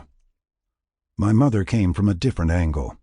She had survived World War II with a seriously wounded husband. His wounds, physical and psychological, would be ongoing. Now it was the next generation and her oldest son who didn't have to go. "I remember the afternoon your father came home and said he applied for the Naval Officers Program. The first thing I told him was that he didn't have to go." She paused, looking at me. "And now I'm saying the same thing to you." I sat for a GRE preparation exam at Northwestern University in the late winter. I felt loose that Saturday, wanting to get a feel for the exam and the pacing. I had to get a certain score to satisfy the Loyola requirement. I received the results in the mail, and I made the cut, high enough for Loyola's graduation. All I had to do now was sit for the exam weekend, the departmental comprehensive on Saturday, and the Loyola GRE on Sunday. In the meantime, I had second thoughts about Patty and me. The opinions of family and friends contributed to it. My immediate family, parents and brothers and sisters, supported it because it was my decision. Outside of that, I got skepticism mixed with wondering looks. Many of my high school friends were already in graduate school with a deferment. They wanted nothing to do with Vietnam. Several of them said so. Others had a skeptical reaction. "I don't know, Frank. That's a tough program at Quantico. This war is not like World War II or Korea." And then I would change the subject. As the spring semester began, I made another pivotal decision. I told Patty that it was best if I went to the Marine Corps alone. This was my call, and it was hard on both of us. I kept my time in the student union between classes to a minimum. We went for almost 2 weeks without any contact. And then one day, a letter came. I immediately recognized the clear, Palmer Method Catholic handwriting. I opened it. "Dear Frank, so often it seems that I am unable to say what I feel at the moment I am asked. This is true, for often it is a feeling which has not demanded the words to express it. Now I feel it necessary to bring this feeling into words. It is difficult to find the words emoting the completeness for this feeling. I only hope you find it possible to understand what I am inadequately attempting to express. I, too, know that our life in marriage may be cut too short to fulfill all the joys we desire to give one another. How wonderful to live each day, not slipping into the sedentary life of routine and complacency found in the philosophy, "There's always tomorrow." Frank, I don't want a 9-to-5 husband, the white picket fence, and the same 4 walls of suburban air. I remember putting the letter aside at this point. I went to my bedroom, laid down, and slipped into deep thought. I couldn't believe what I was reading. If anything had changed my outlook on the future, it was this letter. I got up and went back to it. Our position would lead to a more thoughtful relationship, for every moment would be of greatest importance. Unable to hold back the possibility of the completion all too soon, I would thank God for the days of ultimate happiness spent with you. I hope these words find understanding and acceptance. For more than anything, I desire to be your wife, the wife of a serviceman. XO. When I finished the letter, I went to the phone. She had convinced me to take the risk, that whatever the future held, we would face it together. The following weekend was the comp and GRE exam on the Lakeshore campus. After the comp, I felt good.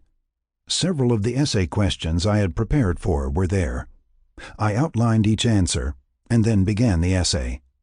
The next day at the GRE sitting, I found myself mentally exhausted. It was because of the previous day's sitting. Still, I had to stay with it.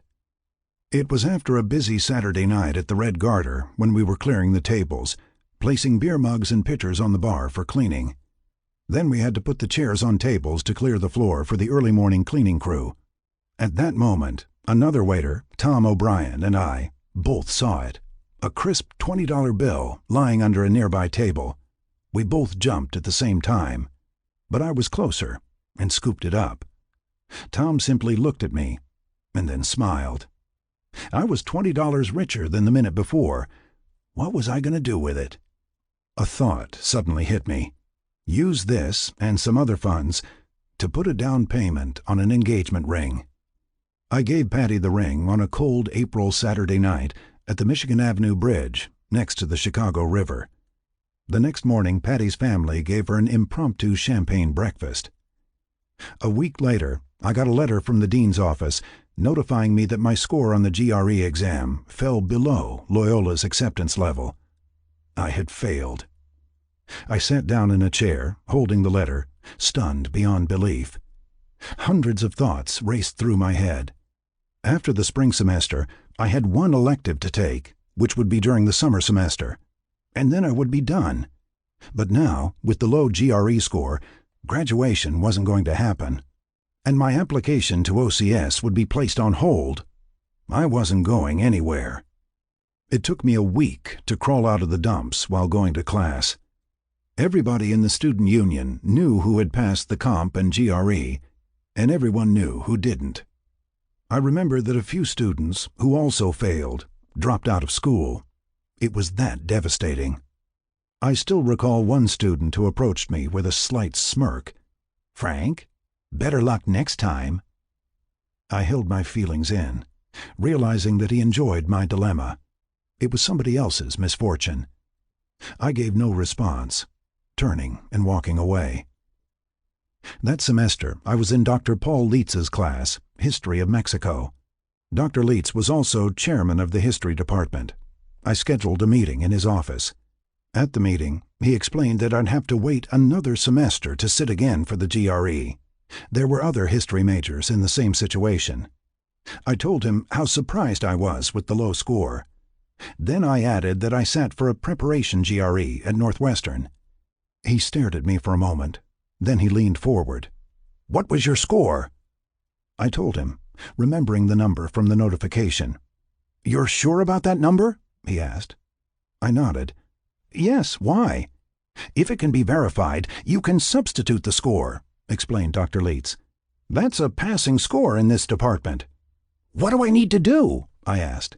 It was a heart-pounding moment. "Contact the Educational Testing Service in Princeton, New Jersey. Give them the date of the exam and the venue, and have them forward the score to this department. You'll probably have to pay a small fee," he explained.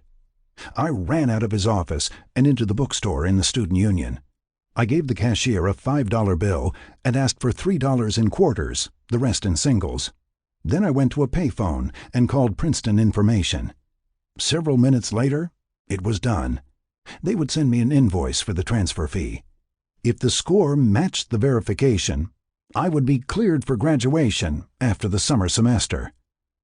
Within a short period, my GRE score was successfully substituted and verified by Loyola's history department, and the word quickly got around that I would be graduating after the summer semester. A day or two later, that same smirking student approached me, quite surprised at the outcome. "I heard you pulled an end run around the history department." I shook my head. "It was more like a final-minute desperation pass. I took a practice GRE at Northwestern and substituted the score. I did better the first time." I gave him a quick smile, picked up my notebook, and walked off. I never spoke to him again. That summer, my sister Joan married Robert Klaus, a graduate history student she had met at Loyola. It was an enjoyable wedding, with many friends from the South Side and Loyola. My brother Dennis had been attending junior college after his graduation from Mount Carmel High School. However, he dropped his summer school course for a well-paying job at one of the steel mills in the South Chicago district. Dropping out of college in those days was risky, and it came back on Dennis. Later that summer, he got his greetings. Report for a draft physical. The rest of the summer passed quickly. My orders from Headquarters Marine Corps arrived. I finished my last class at Loyola, History of 20th Century Politics, and I began a physical regimen that grew out of my initial conversation with Captain Thrasher at the officer selection office. A boyhood friend, Leo Tierney, had gone through OCS and TBS at Quantico the year before. He told me what to expect from the program and to report in the best possible physical shape. I set up a daily schedule of side straddle hops, push-ups, sit-ups, and squat thrusts, capped with a 3-mile run along Lake Michigan. To this day, I remain thankful to Leo. It was time well spent. On October 9th, 1966, Patty and I enjoyed a night downtown, knowing it would be my last as a civilian. In the morning, my mother drove me to Midway Airport. On the way, she told me about driving my father to the LaSalle Street station in early 1942, where he boarded a train to Princeton, New Jersey, for the Naval Officers Indoctrination Program set up on the campus. My father roomed with 4 other midshipmen. Later, he found out that he was the only one to survive the war. I kissed my mother goodbye, got out of the car, and headed to the Marine Corps. 3. Quantico. By the time the plane landed at National Airport in Washington, D.C. on October 10, 1966, I met 3 other officer candidates, Bob Sikma and Rich Watson from Nebraska, and Jim Grosshands from Iowa. Because we would be locked in for the next several weeks, we decided to see Capitol Hill before reporting to Quantico. After a quick tour of the Capitol, we grabbed a late lunch, our last civilian meal. Gathered at Union Station that fall afternoon was a generation of young men brought up on the idealism and hope of John F. Kennedy to the reality and call of Lyndon B. Johnson. In their hearts, they knew that this journey into the Marines, then to the jungle, would be the most dramatic in their lives. Nothing from this moment on would come close to comparison. For those who would not survive, there would always be the lingering and tragic question of what they could have done with their lives. We got off at the Quantico station and were told to stand by. This was the beginning of a military procedure known as stand by to stand by. 90 minutes later, we were still standing by. We had grown to twice the original size since another train from Washington brought in more candidates. The twilight shadows were gathering. Then we heard a rumbling sound as several buses pulled up to quick stops, air brakes hissing in the early darkness. We boarded the buses in silence, carrying our OCS orders and small grips. The light-hearted conversations of the train were replaced by a fear of the unknown as we headed down the highway to a remote area known as Camp Upshur. The buses pulled into a floodlighted parking lot and stopped. Silence for the next 30 seconds. Then the door opened and a staff sergeant with a chest full of ribbons wearing a Smokey Bear hat came aboard. In a booming voice, he announced, "You candidates have arrived at Camp Upshur. Grab your gear and get the fuck off this bus now! Move, move, move!" There was a sudden frenetic logjam at the door.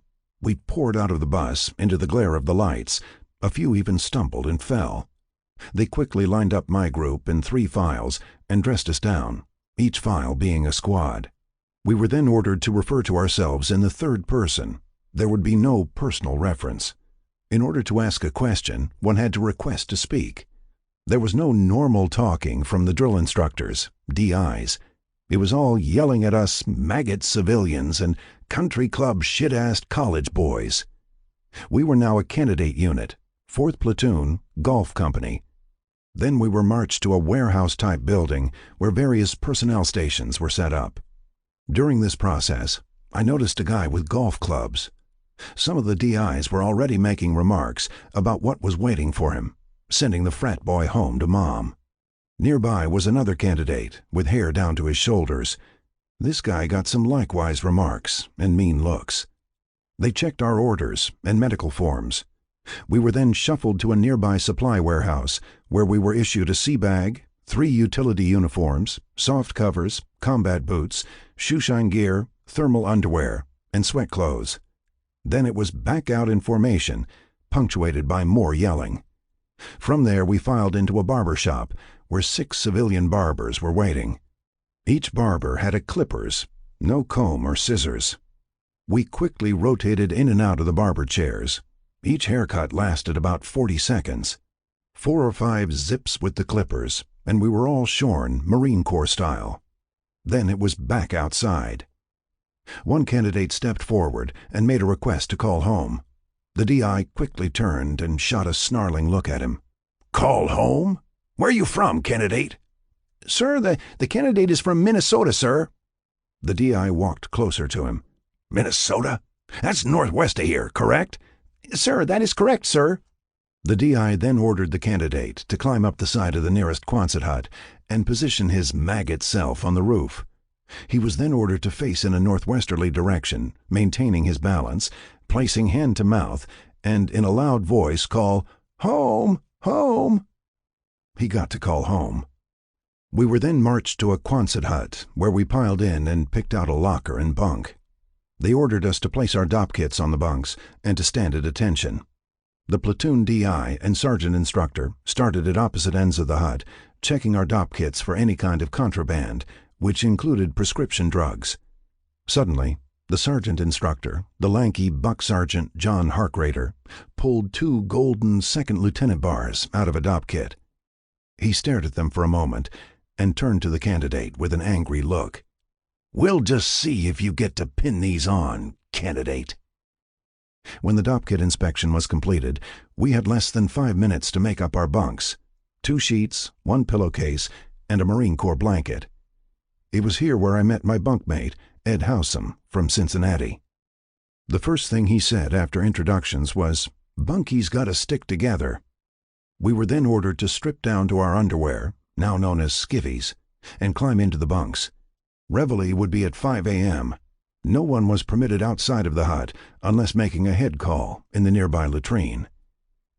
I will never forget that Quantico introduction. To this day, I recall whimpers and soft crying from that night. We all pretty much felt the same way as we drifted into sleep. What have we gotten into? The next day began loud, dark 30.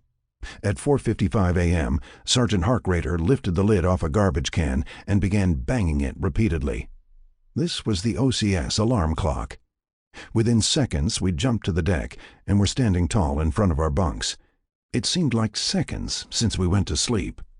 We were ordered into utility trousers, physical training PT shirt, and soft cover, then out into formation and marched to a field near the mess hall. The PT exercises were exactly as Leo Tierney outlined to me months earlier: side straddle hops, push-ups, sit-ups, squat thrusts. Then we were led to a nearby isometric area and quickly went through those exercises. That phase completed, we marched back to the Quonset hut, where we were given 10 minutes to shit, shower, and shave. Anyone not back in formation in 10 minutes would be written up and get demerits. We were then marched to the mess hall for morning chow. Going through the food line, I swear that I saw a buck sergeant who looked familiar. And he was, because he was a lance corporal with the Ticonderoga Marine Detachment back in the Philippines. It brought back a quick memory, but I never saw him again. If we didn't eat everything on our food trays, we got sent to a nearby table to finish eating with a warning, "What you take, you'll eat, candidate." Back in the Quonset hut squad bay, we had a quick orientation on how to wear the Marine Corps utility uniform and the blousing of boots. We also had to pin silver OC devices onto our collar lapels. We weren't cadets or midshipmen, we were lowly candidates. After stenciling our names on the backs of the utility blouse, we were issued M14 rifles, which we had to carry just about everywhere. At the end of the first day, we heard about a meltdown in one of the other platoons. A candidate collapsed in front of his bunk, curling up in a sobbing mass, pleading, "Please, please, let me go." A team of corpsmen appeared and helped him into a waiting ambulance. He was never seen again. 2 of the platoon candidates were ordered to inventory his gear and send it to sickbay. The attrition process had begun. The days passed quickly. There was never enough time, even for letter writing. My favorite military hour was 2200, 10 p.m. It was lights out and sleep. Then we were up at reveille and into sweats for morning PT, an interval run followed by exercises that carried more brutal repetitions. The Gulf Company commander, Major Vincent Vernet, patrolled the ranks with the DIs, making mental notes as to who was having a tough time Then it was back to the hut with 10 minutes to shit, shower, and shave. This was followed by a 2-hour close-order drill session, COD, on the grinder, where we began to march as a platoon. Some of these drill sessions called for rifles, others without. And then, at random selections, different candidates were called out to command the unit, often with comedic results. If the selected candidate didn't have a commanding voice, he was quickly yelled at, ridiculed, and sent back to ranks. Another candidate would be called out. Our platoon commander, First Lieutenant John Rowe, a graduate of Texas A&M University, and Staff Sergeant Lee Parrott, the DI, were studying each of us for command presence. Like Sergeant Harkrader, Lieutenant Rowe and Staff Sergeant Parrott were Vietnam veterans, the latter two with Purple Hearts. We marched everywhere. The afternoons were spent in class, being oriented into the Marine Corps world. We learned how to break down the M14 rifle, followed by the .45 semi-automatic pistol. And then came the hikes, starting with an initial 3-mile trek with field pack, helmet, and rifle. I could have mentioned to the guys that it wasn't my first Marine Corps hike, but I kept my mouth shut, thankful that I spent the summer getting into shape, while other candidates who didn't were now paying a painful price. It was during the hikes where the true OCS test came. Each hike was longer than the preceding one, and the unprepared candidates literally began falling by the wayside. For the first 5 weeks, we were isolated at Camp Upshur. Some of us knew of the Marine Corps training mantra, tear the man down and then build him into a Marine. There was time off on the weekends for attending to our gear, shining boots, cleaning rifles, organizing a field pack, letter writing, and getting together at a nearby slop shoot, a beer bar near the grinder. My first time in the Camp Upshur slop shoot, I noticed framed photos with nameplates of lieutenants from both World Wars and Korea. In my second visit to the slop shoot, I was informed that the photos were of lieutenants who were recipients of the Congressional Medal of Honor, many of them posthumously. Then I learned that the streets at Camp Upshur were named for lieutenants who were killed in action in past wars. Already, I could see who the candidates were that were having a tough time adjusting. The beer sessions helped us get to know each other. It was here where I met Tom Deneen from Philadelphia, Fred Williams, Sutter's Mill, California, and Rex Garvin, Waco, Texas. Jay Boswell from Chantilly, Virginia, had done 1 year at the United States Naval Academy. After he left, Boswell went into the Marine Corps as enlisted. Along with several others, he qualified for the Enlisted Commissioning Program, ECP. At one of the slop shoot sessions, a candidate happened to mention that this was the worst experience of his life. If he had been warned about the DIs and the brutal schedule, he would have joined the Air Force. Another candidate shook his head and smiled. "Hey, this is the Marine Corps. In case you haven't heard, there's a war out there." The other candidate stared at his beer mug. "I didn't expect this." And then he added, "I don't like being yelled at all the time. This place is crazy." I remember exchanging looks with Howsam and the other candidates. I knew this unprepared candidate had the infamous 2 chances of making it through, slim and none. Several days later, he did a DOR, drop on request. When one requested a DOR, he went to the platoon commander's office, banged on the door jamb, and yelled, "Sir, Candidate Smith requests permission to enter." After entering the office, the candidate would brace himself at attention and ask to DOR. Within a short period, he would clean out his locker, change to civilian clothes, and wait for transportation main side, no questions asked. His medical and personnel files would be forwarded to the OCS personnel office. Then he would be taken to the train station. I often wondered what those young men who requested a DOR said to family members upon arriving home. Today, their reactions would probably cover the entire spectrum. The training continued while the ranks thinned. There were 2 attrition boards, the first at the 5th week, the second at the 9th. I can still recall the reaction of those candidates who were informed that they were being called to the 5th week board. The standard was mainly physical, being able to do the PT exercises and not falling out on the hikes. There was also grading on the written exams that came from the classes. Some of those questionable got through the 5th week board. Others didn't, and were sent packing. The first Saturday in November, we said goodbye to the grinder and remote hills of Camp Upshur, now referred to as Camp Upchuck, and were bused to Mainside, Quantico. They put my platoon on the 2nd floor of a brick dormitory building next to another slop chute. Over the stairway entrance on the 1st floor hung a sign with the Marine Corps symbol at the top. "Gentlemen, in a military community where one is the senior and the other a junior, the former should never have to remind the latter, and the latter should never forget it." We were to retain the same bunkmates. Looking out of the squad bay window, I could see the lawn sloping down to the Potomac River. On the other side were the railroad tracks. At 10 p.m., we would be in our bunks listening to taps from the loudspeaker system.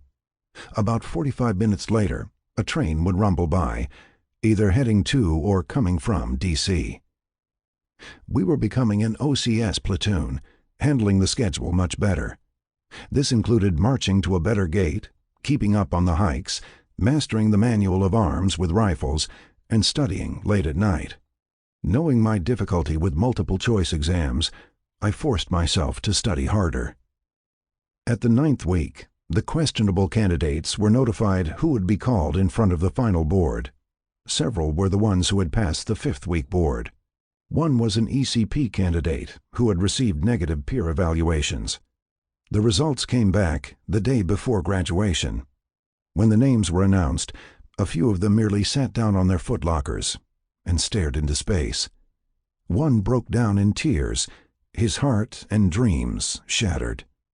The ECP candidate who got negative evaluations didn't make it. But these men would remain in the Marine Corps with the enlisted rank of a lance corporal or corporal. The 2nd Saturday of November, 1966, I found an available 2.5-room apartment in nearby Triangle for Patty and me while I attended TBS. I put down first month's rent and security deposit. As I was signing the papers, I thought, my God, our first apartment. That week, Jay Boswell informed me that he had seen a recent award list for the Laos crisis. On it was the Armed Forces Expeditionary Medal. Those who qualified to wear it included the officers and crew of the USS Ticonderoga. A quick check at the company level, where I had to produce my Defense Department Form DD-214 Navy discharge, showed that I qualified for the medal. On the morning of December 15, 1966, the 42nd Officer Candidate class raised their hands in the Mainside Theater and took the oath of a Marine Corps Second Lieutenant. Jay Boswell was named 4th Platoon Honor Man. John Esslinger, a Yale graduate, was named Golf Company Honor Man. Again, like flagging the foremast on the Brigantine Yankee, it was one of those moments. Now, 40-odd years later, I still recall that moment. Outside, in the lobby, Lieutenant Rowe shook my hand. In keeping with Marine Corps tradition, I took my first salute from Staff Sergeant Parrott and handed him the traditional silver dollar, as did the other lieutenants. That morning always stayed with me. It's probably the reason why Second Lieutenant was my favorite officer's rank. That afternoon we checked into Camp Barrett, headquarters of TBS. We were no longer the 42nd Officer Candidate class. We were now Basic Class 467, split into 3 companies, Golf, Hotel, and India. I was assigned to Hotel Company, 3rd Platoon. The next day, I caught a ride with 2 other lieutenants, leaving Quantico for Chicago, Christmas break, and marriage. Patty and I were married on a snow-covered Tuesday at St. Philip Neri Church on December 22, 1966, at 2 p.m. My best man and ushers were my 3 brothers, respectively Mike, Dennis, and Brian. I wore the Marine Corps dress blue uniform with the National Defense Service Medal and the Armed Forces Expeditionary Medal, Laos. Patty wore my sister Joan's wedding dress, 2 for the price of 1. The reception was held nearby at the home of Patty's aunt and uncle, Modween and Bob Connors. We were having such a good time at the reception that we were literally kicked out because a second and third booze run was called for. That night, we entered a suite of rooms at the Drake Hotel, overlooking Lakeshore Drive and Lake Michigan. After a short honeymoon, we drove east to Triangle, Virginia, and our first apartment.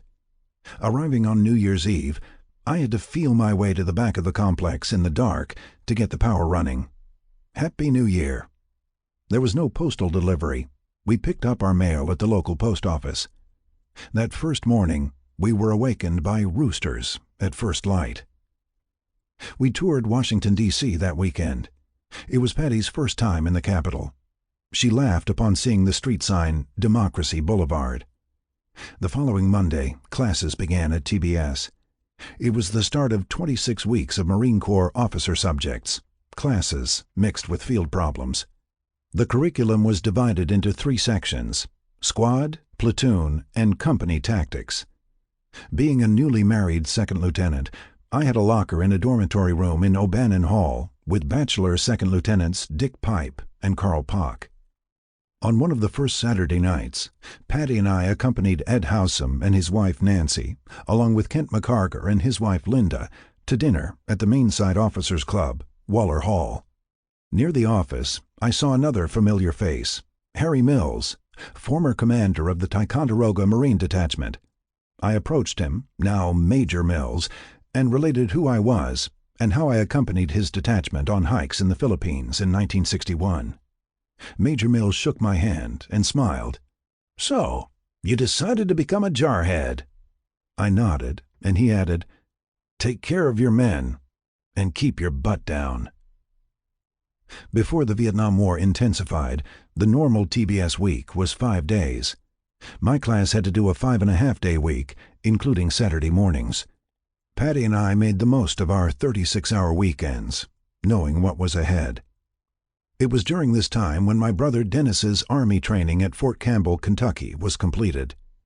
His replacement detachment reported to Travis Air Force Base outside San Francisco, en route to Vietnam.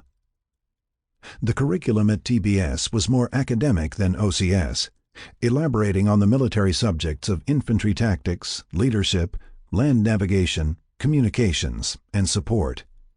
Some have referred to TBS as the Marine Officers Finishing School. The days were long, and so were the field exercises, many of which were at night. When those ended, we had to be ready for morning formation at 7:30 a.m. The instructors were mostly decorated veterans, from captain to full colonel. That first week, the commanding officer of TBS, Colonel Bevan Cass, held an orientation for the wives. He explained what their husbands would be enduring, adding that his staff was comprised of instructors and company and platoon commanders, while adjunct support would come from the wives. Colonel Cass emphasized that all elements were necessary to carry out the mission. Patty adapted very well. On the other side, there were wives who had trouble adapting. This was complicated by the long hours and the fact that the husbands wore the uniform. The wives did not, even though many mixed social functions were scheduled. For example, a memo went out to the wives before one of the mixed social functions about what to wear. Hats and white gloves are appropriate. Upon reading this, Patty simply smiled and shrugged it off. Other wives took umbrage at being told what to wear. It soon became apparent as to which lieutenants were having trouble at home. One of the wives had had enough about halfway through and decamped for home. Patty looked at it philosophically, that we were at TBS for the curriculum. Then we'd be on orders to Vietnam. Once, Patty filled in a void for the platoon wives when we had a nighttime field problem. It was scheduled for March 17, 1967. While we were in the field, the wives got together at our apartment for a St. Patrick's Day party. It came off well, and helped some of the wives get to know each other better. One of the instruction packages was Technique of Military Instruction, which prepared officers to present classes and briefings in a military format. We were split into sections. I chose Tank Infantry Coordination because of the teamwork element. It took some research, and Patty drew freehand a poster of a tank with a bikini-clad beauty sitting on the turret. It quickly got everyone's attention. One of the presentations was in military history, a capsule biography of Confederate General Robert E. Lee. The lieutenant, who hailed from Alabama, as I recall, had several teaching aids, a photo of Lee in his uniform, and several lithographs of the general on his horse Traveler, with his staff, at various battle sites where he defeated a succession of Union generals. The lieutenant mentioned that Lee was the first choice of the Federal War Department to command the Union Army, but chose to remain loyal to Virginia. He also peppered his presentation with quotes from the noted historian Douglas Southall Freeman, adding that Lee was a proven tactical genius. I remember that my head kinked to one side upon hearing the genius observation. Upon conclusion, the lieutenant fielded questions. After the third or fourth question, I jumped in. "You stated that Lee was a proven tactical genius." The lieutenant nodded. "That's pretty well documented when you put his record up against the Union generals." I paused and said, "He was a great leader and very decisive, but I don't think he qualifies as a tactical genius." The lieutenant shook his head. "We part company there.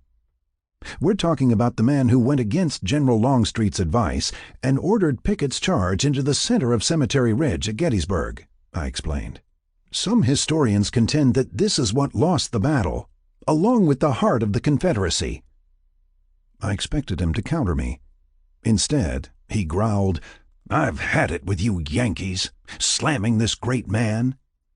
The captain instructor quickly jumped in. "We haven't got the time for a Civil War debate here. Thank you, Lieutenant." The lieutenant gathered his teaching aids and moved to his seat, but not before he gave me a parting glare. That afternoon was a lesson for me of how some men my age were brought up in the South, reflecting thoughts from a bygone era that had not totally gone by. What surprised me was that he used the word Yankee instead of Northerner. It was during this period when I first began to experience my VC nightmare, the 4 guerrillas with AK-47s at high port chasing me through the Jackson Park golf course. It was always the same. No matter where I ran or hid, they knew where I was and kept coming. Each time, Patty would wake me after my moans got louder, and then I would have to change T-shirts. This was something I would have to live with. The leadership aspect of the curriculum included a week-long legal course emphasizing military investigations and the 3 levels of courts-martial: summary, special, and general. As I took notes during the law classes, I never envisioned that I would one day be prosecuting special court-martial cases on the battalion level, even though I was not a law school graduate. We were oriented to the drug problem in Vietnam, particularly with Marines on patrol and convoy duty. Several of the instructors used personal anecdotes, giving stark realism to ongoing leadership problems that they faced. I found myself wondering what sort of leadership problems I would have. Naturally, I assumed that they would stem from the Marines under my command. I had no idea that when the time came, the biggest leadership problem would be coming from my company commander. One day, Patty returned from the Triangle Post Office with a letter from my mother. Mom had a proposal for me. My uncle, Michael Howlett, who was currently the auditor for the state of Illinois, state controller, was friends with a Marine Corps lieutenant colonel. The lieutenant colonel happened to be the commander of the Naval ROTC unit at the University of Mississippi in Oxford. The commander's assistant, a lieutenant, had received orders overseas. A replacement was needed. According to Mom, my Uncle Mike could have the colonel request me after I completed TBS. This carried the safeguard that I would spend a good portion of my Marine Corps tour as an instructor in an ROTC unit. Mom had a point. She already had a son in Vietnam. Would there be 2? I recalled the 5 Sullivan brothers from Waterloo, Iowa, who were lost on the USS Juneau during the Guadalcanal campaign in World War II. After the loss of the Sullivan brothers, the War Department adopted the sole survivor policy. However, this did not pertain to our family because there were 2 other sons, Mike and Brian. I gave my Uncle Mike's offer much thought, particularly in light of the recurring nightmare. And I also thought of the hawkish Loyola student who took the handball off-ramp. Would I use a political connection to avoid going into a combat zone? I set her letter aside for a day or two, thinking about the proposal. Patty and I talked about it that night and the next afternoon. Then I sat down and wrote Mom a reply. I can understand how you feel about having 2 sons overseas, especially in Vietnam. It is a nice advantage having someone in a high place who can reach down and help you. About 98% of the guys in my class don't have that advantage. They have to go where the Marine Corps orders them. And for almost all of us, it will eventually be Vietnam. Last week, we had to fill out forms as to where we would want to be stationed. They only give you 3 choices: overseas, East Coast, and West Coast. So it really doesn't make much difference what you put down. Mom, I could tell you to go ahead and let this colonel, whatever his name is, request me, but I really doubt if I would like it. The true test of a Marine officer is whether or not he can efficiently command a unit in combat. John F. Kennedy once said that only a selected portion of every other generation is granted the role of defending freedom in its maximum hour of danger. I picked this life knowing all consequences involved. Patty is well aware of this also. It just wouldn't be right to take the easy way out at this time. That war won't last forever. Please don't be upset. Just try to look at it from what I said and how I feel. I could get a nice, comfortable duty assignment, maybe even leave the Marine Corps after my 3-year tour is up, get a safe and secure job with a big company, spend the rest of my life going downtown to the office, and never really knowing for sure what it would have been like and how I would have conducted myself. When it comes time for me to pass on, the question would still remain unanswered. Write and tell me how you feel now. I'll tell you something. I am a little scared of what is in the future, but I feel I would be running away. You wouldn't want me to do that, would you? I gave the letter another read. Then I sent it off. I had no idea that my mother would keep it, with other letters, the rest of her life. The bulletin board at O'Bannon Hall was constantly pinned with letters from lieutenants in Vietnam, describing a small unit war mixed with battalion-size sweep and clear operations, patrolling through villages and hamlets, as well as the marijuana problem. These missives also included sad notes on lieutenants who had been wounded or killed. They carried the daily grim reminders not only of where we were going, but also what we would be facing. Living for the moment, Patty and I scheduled every other weekend for a mini vacation at the many historic and tourist venues. Among these were Williamsburg, the Luray Caverns, and several Civil War battlefields. As we walked across the field at Fredericksburg toward the wall at Marie's Heights, I wondered what it must have been like for Union officers to receive orders from General Ambrose Burnside's headquarters during those December days in 1862. The Union regiments made a series of assaults on the Confederate entrenchments at the Heights. Each time, they were repulsed with more casualties. Yet Burnside continued ordering the attacks until he finally realized the futility. After the battle, General Robert E. Lee wrote, "It is well that war is so terrible. Otherwise, we would grow too fond of it." One of the more difficult field exercises was the amphibious landing at Little Creek, Virginia. From Quantico we were bused, with field packs, helmets, and rifles, to the Naval Amphibious Base, where our company lined up on the quay wall and boarded the USS Chilton, a troop transport that saw service during World War II and later the Bay of Pigs and Cuban Missile Crisis. The accommodations were lean, which is why it was dubbed the Chilton Hilton. The bunks in the living spaces were stacked 4 high. We had to hang our packs, helmets, and rifles on the chains alongside the bunks. The mess hall was lined with counters because we had to eat standing up. One look, and I longed for the Ticonderoga, and we hadn't even put out to sea. It's true that the Marine Corps established itself as an amphibious force, and it's also true that many of them don't like the rolling sea. By the next morning, the stench from the vomit drifted in from the heads. By now we were issued Kapok life jackets.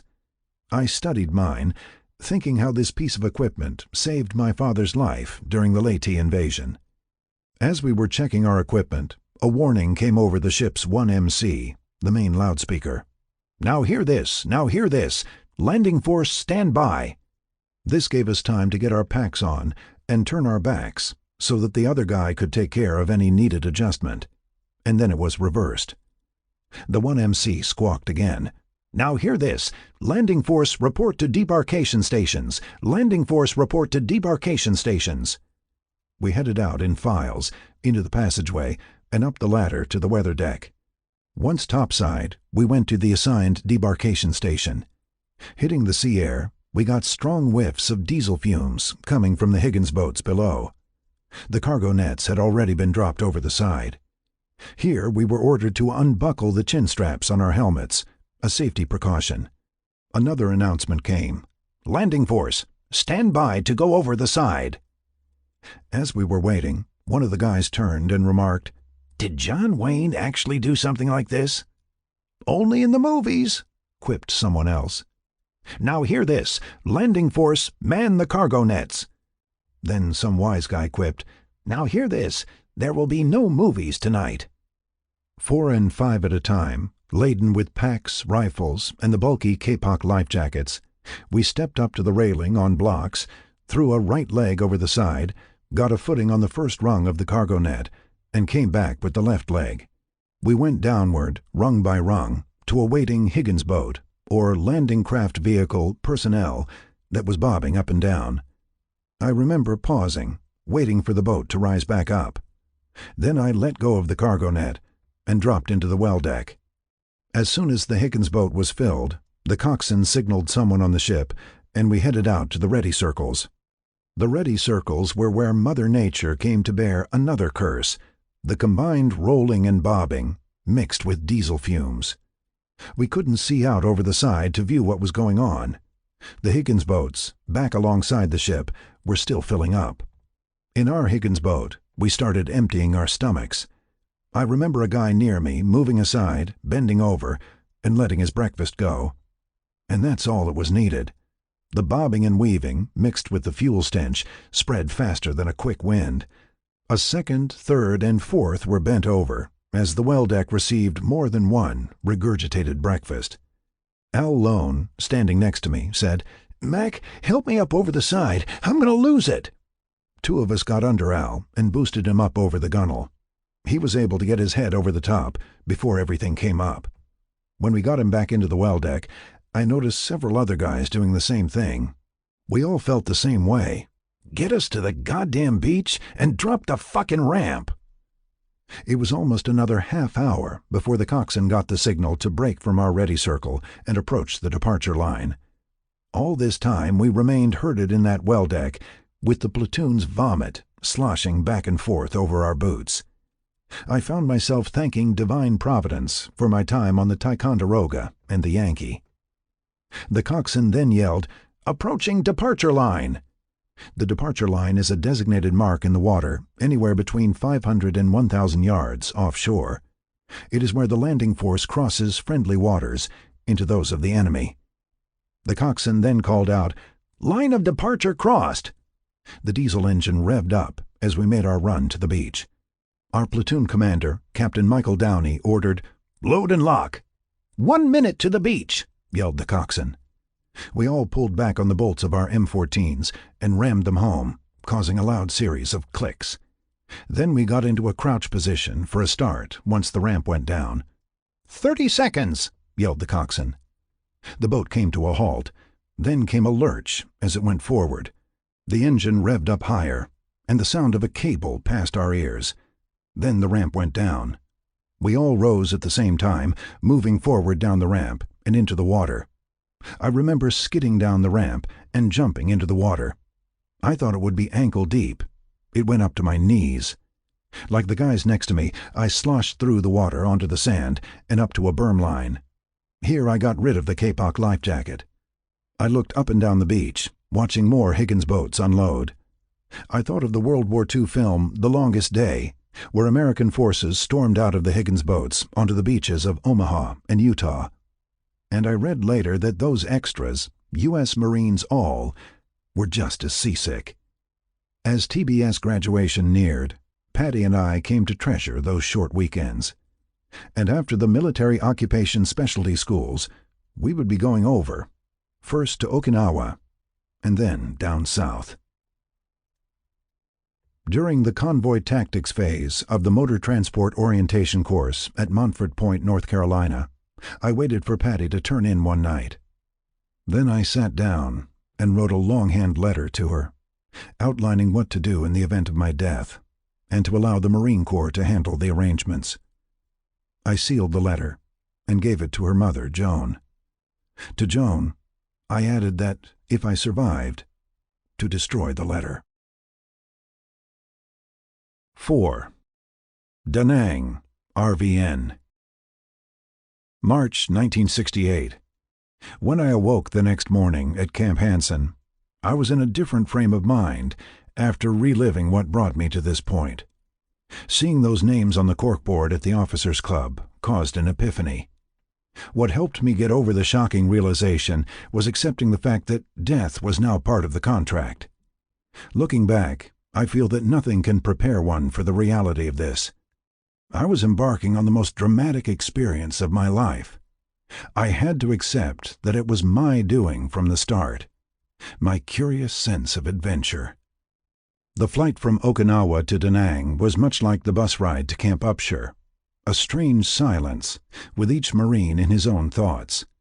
Most of the passengers on the Continental Airlines 707 were enlisted men and company-grade officers, captains, and lieutenants. I did notice a lieutenant colonel sitting forward. He was like the rest of us, in his own thoughts, right up to when we went into the landing pattern at the 15th Aerial Port, the name for the air base at Da Nang. While the plane was doing a taxi to the debarkation point, the pilot keyed the intercom. "We have arrived safely in Da Nang, and we hope you have enjoyed the flight." There was a pause as I looked at the sergeant next to me. And then the pilot added, "Good luck, and Godspeed." It was March 9th, 1968. The Tet Offensive's aftermath was still in play. The sergeant said, "This is my second tour, and it's the first time anyone hoped that I enjoyed the flight." When the door opened, we were hit with a strong wash of tropical humidity. The cabin's air conditioning system suddenly shut down. Welcome to the jungle, I thought. Slowly, we filed out of the plane through the forward door. A flight attendant, we were told, dashed into one of the lavatories and locked herself inside. The flight attendants were volunteers and received extra pay for being on the Vietnam run. This was her first flight. I had something in common with her. When we got down the steps, there was a nearby group of Marines. Each one had that jungle look, the tanned, weather-beaten face, the bush hats, some men with curled gunfighter mustaches, others with sunglasses, worn and faded utilities, and boots. They had survived, and were waiting to take our 707 back to the world. Then some bright agent in this group raised a bugle to his lips. He began blowing a variation of Chopin's Funeral March. Dum-dum-de-dum, dum-de-dum, de-dum. He then went into a reprise. We stood there as notes came forth. When that ended, several of them chanted, "You'll be sorry." Welcome to the war. I followed the rest of my group to the baggage area, where we waited for our sea bags. At the waiting area, I saw one of the lieutenants from my Montford Point motor transport class, Tom Igo. He was sitting on a bench, furiously writing a letter. I approached him and said hello. He nodded and kept writing. "I'm headed to 1st Marine Division headquarters," I said. "How about you?" He stopped writing for a moment and looked up. I could see white fear in his eyes. "I've been attached to the 26th Marines up in Khe Sanh. I'm waiting for a C-123 right now. Gotta get a letter off." We were both aware that the day before, a C-130 transport crashed coming into the Khe Sanh airstrip, killing almost everyone on board. "Good luck, guy," I said. From the 15th Aerial Port, several of us lieutenants and the lieutenant colonel were transported to the 1st Marine Division headquarters, a series of huts with corrugated tin roofs, built by Seabees, the Navy's construction battalion. The headquarters complex was set into a hillside overlooking an expanse of rice paddies. In front of the headquarters was a helipad. Next to the helipad was the headquarters of the 1st Force Reconnaissance Battalion, the so-called eyes and ears of the division. The commander of the 1st Marine Division at this time was Major General Don J. Robertson, a Navy Cross recipient from Iwo Jima. Within a short period, we were in an air-conditioned conference room listening to General Robertson's Chief of Staff give an orientation. He explained that our tours would be 13 months, 1 month more than in the Army. The lieutenant colonel was going to a staff position at the headquarters. 2 of the lieutenants would be going to infantry battalions, 1 to an engineer battalion. I was the only one assigned to a motor transport battalion. The Chief of Staff added that the recent Battle of Hue City brought out how important motor transport support had become, that the Rough Rider resupply convoys were the lifeblood of the division. He concluded, explaining that somewhere in our tour we would be granted a 6-day rest and recuperation R&R period, something that was unheard of in Korea in World War II. The Chief of Staff wished us good luck. The meeting ended. Back outside, I was approached by a Lieutenant Mike Robinson from the 11th Motor Transport Battalion. He had a jeep waiting. On the short ride north to 11th Motors, he explained that the battalion was in a fairly safe area, but occasionally a rocket and mortar attack put everyone on full alert. He looked at me with a smile. "The pucker factor time comes with the convoys, particularly the ones through the Haivan Pass. It's the only road north to Fubai and Hue." I remember seeing it on a map, I recalled. "As we were taught in tactics classes, terrain dictates," he said. "Some people feel that Tet isn't over. They ambush us, we plow through, and they break contact. Until the next ambush." He paused and added, "It gets hairy." We rode the rest of the way in silence. We took a left off the division road and headed west through the village of Kansan. A line of villagers carrying bundles of wood, hanging from poles balanced on their shoulders, was coming from the mountains back to the village. After passing through the village, we made a quick right turn into the battalion compound that would be my new home. At the gate of the battalion was a wooden red shield. Across the top was 11th Motor Transport Battalion. Curved around the bottom of the shield was the rolling 11th. In the middle was a pair of dice that showed 6 on the first, 5 on the second. The dice represented the number of the battalion, while the word rolling was a metaphor for the convoys. I reported in to the battalion adjutant, 1st Lieutenant Harry Grunwald, a former gunnery sergeant, a Mustang up from the ranks. Grunwald took my orders and gave my officer's qualification record, OQR, a quick read, noting that I had done 2 years active duty aboard the Ticonderoga. When Grunwald took me into the S3 operations hooch, I was suddenly forced to stand aside. A Rough Rider convoy, returning from Fubai through the Haivan Pass, was reporting a KIA, someone killed in action. First reports indicated that a truck went into a hairpin turn too fast and careened off the road and down a steep incline. Listening to the radio transmissions, I heard that the casualty was from Transport Company. It took about 20 minutes for things to calm down. Next was meeting the battalion commander. His office hooch was 2 down from the S1 personnel office. This was Lieutenant Colonel Sherman Arnold, a Korean War veteran in his early 40s, and a tad overweight for a Marine field-grade officer. After introductions, Colonel Arnold offered me a chair and began giving my OQR a quick scan. "So, you graduated from Loyola University?" I nodded. "Do you go to church?" "I was raised Catholic," I said. "No doubt, but my question is, do you go to church?" "Yes, I do, Colonel," I answered. "That's fine, Lieutenant. I distrust people who don't go to church." Colonel Arnold then explained how the battalion's psychological operations section was building a school in Kansan. He shook his head. "I don't know what will come of these people. They were here before us and will be here after we're gone. Still, I think they're the most childish people I've ever seen." "I'm sorry, Colonel," I said. "Childish?" "Yes, they have little regard for human life. I couldn't figure it out at first. Then I realized that they're just different from us. Maybe, Colonel, that they feel the same about us." I was surprised at my offhanded remark. "Possibly." He thumbed through more pages in the OQR. "So you were a Navy corpsman?" "Yes, sir. 2 years on the Ticonderoga, with a cruise in the South China Sea," I added. He nodded, then closed the OQR. "You're going to transport company as a platoon commander. It's a heavy truck company. The other companies, Alpha, Bravo, and Charlie, are tasked with the smaller 6-bys.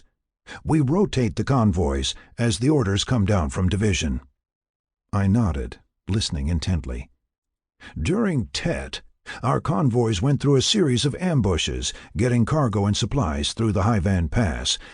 Often, when we request air or artillery support, we don't get it right away, because the infantry has priority." "The Chief of Staff mentioned that the Rough Rider convoys are the lifeblood of the division," I said. Lieutenant Colonel Arnold nodded. "There's a price to that. Last month we lost a lieutenant and his radio jeep driver." "What happened?" I asked. "They drove over a box mine on the way down to Hoi An.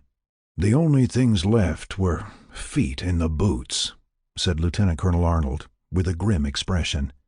"The week before, the lieutenant's wife gave birth to twins."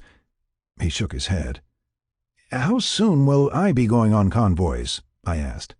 "That's up to your company commander," replied Lieutenant Colonel Arnold. "Rest assured it will be soon. We work 7 days a week. 15 and 16-hour days are normal." He stood, signifying the end of the meeting. At Transport Company, I met First Sergeant Roy Duncan, known as Top, who supervised the office clerks. I gave him a copy of my orders. A short while later, I was introduced to the company commander, First Lieutenant Bob Gordon. His number 2, the executive officer, XO, was First Lieutenant John Parker. I sat down with both of them in the company commander's office cubicle. "You'll take a day or two to orient yourself, then you'll go on a convoy as an observer in the back of my command jeep. Then we'll start you as a trail officer, keeping the tail end in shape." Gordon paused, looking at Parker. "With a couple of convoys under your belt, you'll be given a convoy command." "Is it just north to Fubai and Hue?" I asked. Parker shook his head. "We go where division sends us, out in the valley, south to Hoi An and Chu Lai. The order usually comes down in the afternoon for the next day's convoy. It gives us time for a convoy briefing that night." "What about convoy security?" I asked, recalling classes in convoy tactics back at Quantico and Montfort Point. "Usually a platoon of infantry," replied Parker. "They spread out the squads at pace, command, and trail." A platoon has 3 squads. The first squad would be placed 1 or 2 vehicles behind the pace. The second squad would be placed about halfway back. The third squad would be on one of the rear trucks, in front of the trail jeep. "We're a lot like the 8th Air Force in England during World War II, explained Gordon. "We have a nice compound here compared to the infantry battalions, a staff officers' club, a theater for movies and USO shows. But when we go on the road, we're bare-assed and rolling." Gordon paused, looking at Parker. "You'll see your share here. Tet's not over yet." "I've already heard that," I said. "So far it's been a quiet month," observed Parker. "John, don't say that!" snapped Gordon. In a combat zone, one tends to get superstitious. Later, I was assigned a cubicle in a hooch with several other lieutenants. Captains and above had their individual hooches nearby. Our hooches were constructed by Marine combat engineers and Navy Seabees. They were built several feet off the ground with step-ups. This was a common technique, countering the seasonal monsoonal rain that would wash the angled earth downhill. The hooches came with wooden floors and corrugated tin on the sides and the pitched roofs. The lighting was tropical primitive, a cord running down the center with light bulbs set at various points. Many of the bunks came with mosquito netting. For the junior officers, second and first lieutenants, there were 4 and 5 to a hooch. Each lieutenant had a locker with a light bulb to ward off the humidity. The latrines were standard wooden four-holers that emptied into cut-down 55-gallon drums filled with diesel fuel that got burned off every other day.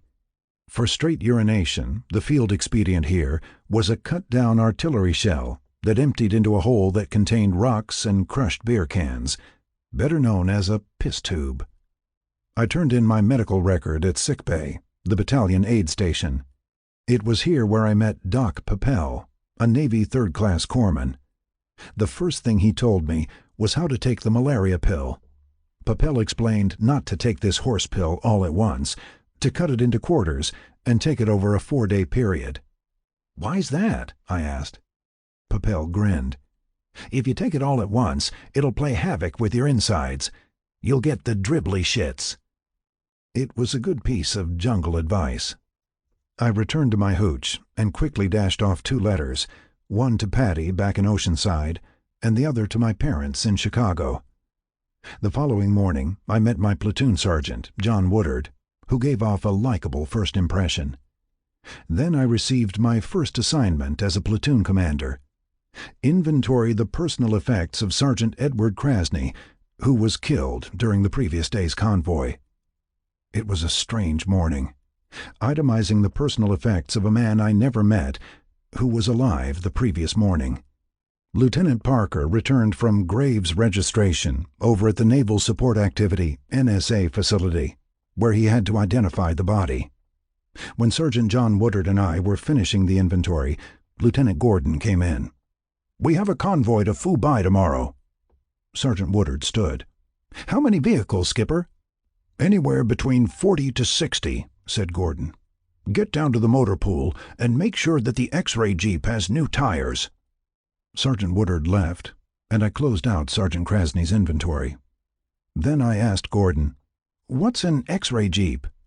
"An M38 Jeep with a flattened windshield and a specially mounted M60 machine gun. The X-ray is the ramrod of the convoy, keeping the vehicles in line and closing the gaps," explained Gordon. "Without an X-ray Jeep, the convoy would be a clusterfuck. You'll meet Sergeant Thomas, the X-ray driver. He marched out of the Chosin Reservoir with Chesty Puller's regiment, and old Gyrene's salt." In the motor pool that afternoon, I met the ramrod, Staff Sergeant Donald Thomas, who had a slight frame and a weathered face. Sergeant Thomas and Sergeant Woodard then coordinated the preparation for the next day's convoy. The first vehicle was a sandbagged 6x truck with heavy armor plating along the undercarriage, a protection against road mines. The truck also had a ring mount for a .50 caliber machine gun, allowing it to swing 360 degrees to any target. Next came the security trucks that would carry the infantry platoon. That night, Gordon gave a convoy briefing in the staff conference room to the drivers and infantry security. Gordon went through the convoy commander's checklist, which included current area intelligence, the route, air cover, convoy speed, and checkpoints. This convoy would be approximately 44 vehicles from various units. Parker would be riding in the trail jeep. I would be in Gordon's command jeep as an observer. That night at the Staff Officers Club, Gordon advised me to listen to the radio traffic as the checkpoints were called into Division Convoy Control, DCC. There were also preset artillery targets along the road in areas where there was reported enemy activity. These targets changed frequently, depending upon the G2 intelligence reports. Gordon, Parker, and I met in the mess hall the next morning. It was here where I noticed another jungle field expedient, rice sprinkled in the tops of the salt shakers, another humidity prevention. Afterward, I was issued helmet, flak jacket, and a .45 caliber sidearm. The infantry platoon was already down in the motor pool, getting their truck assignments. After breakfast, I went with Gordon to Lieutenant Colonel Arnold's office to check the latest intelligence reports. These reports, classified as secret, were carbon copies issued to the support battalions. On this morning, enemy activity in the Haivan Pass and along the road to Fubai was negative. "It means that recon didn't see anything yesterday or last night," said Gordon, thumbing through the copies. "I read reports like this on a convoy last month. When we got through the pass, All hell opened up on us. How bad was it? I asked. The helicopter pilot, Cowpoke, told me that I had about 40 people moving along a ridge line above the bowling alley, an old rail line. He made a gun run parallel to us. Gordon replaced the clipboard. Saved our butts. Now I knew what he meant by being bare-assed and rolling. In the motor pool, Gordon began the commander's pre-convoy routine, checking out the pace truck and the ring-mounted 50-caliber machine gun. Then he had the pace and trail people go through radio checks with Defend, the call sign for DCC. He then coordinated with the infantry commander, a lieutenant, whose platoon was providing security. The infantry squads were strategically placed at intervals. I was told that the infantry liked convoy duty. It gave them a break from humping through valleys and rice paddies, that is, until they found themselves in a road ambush. In short order, we left the battalion compound under the throttling noise of jeep and truck engines.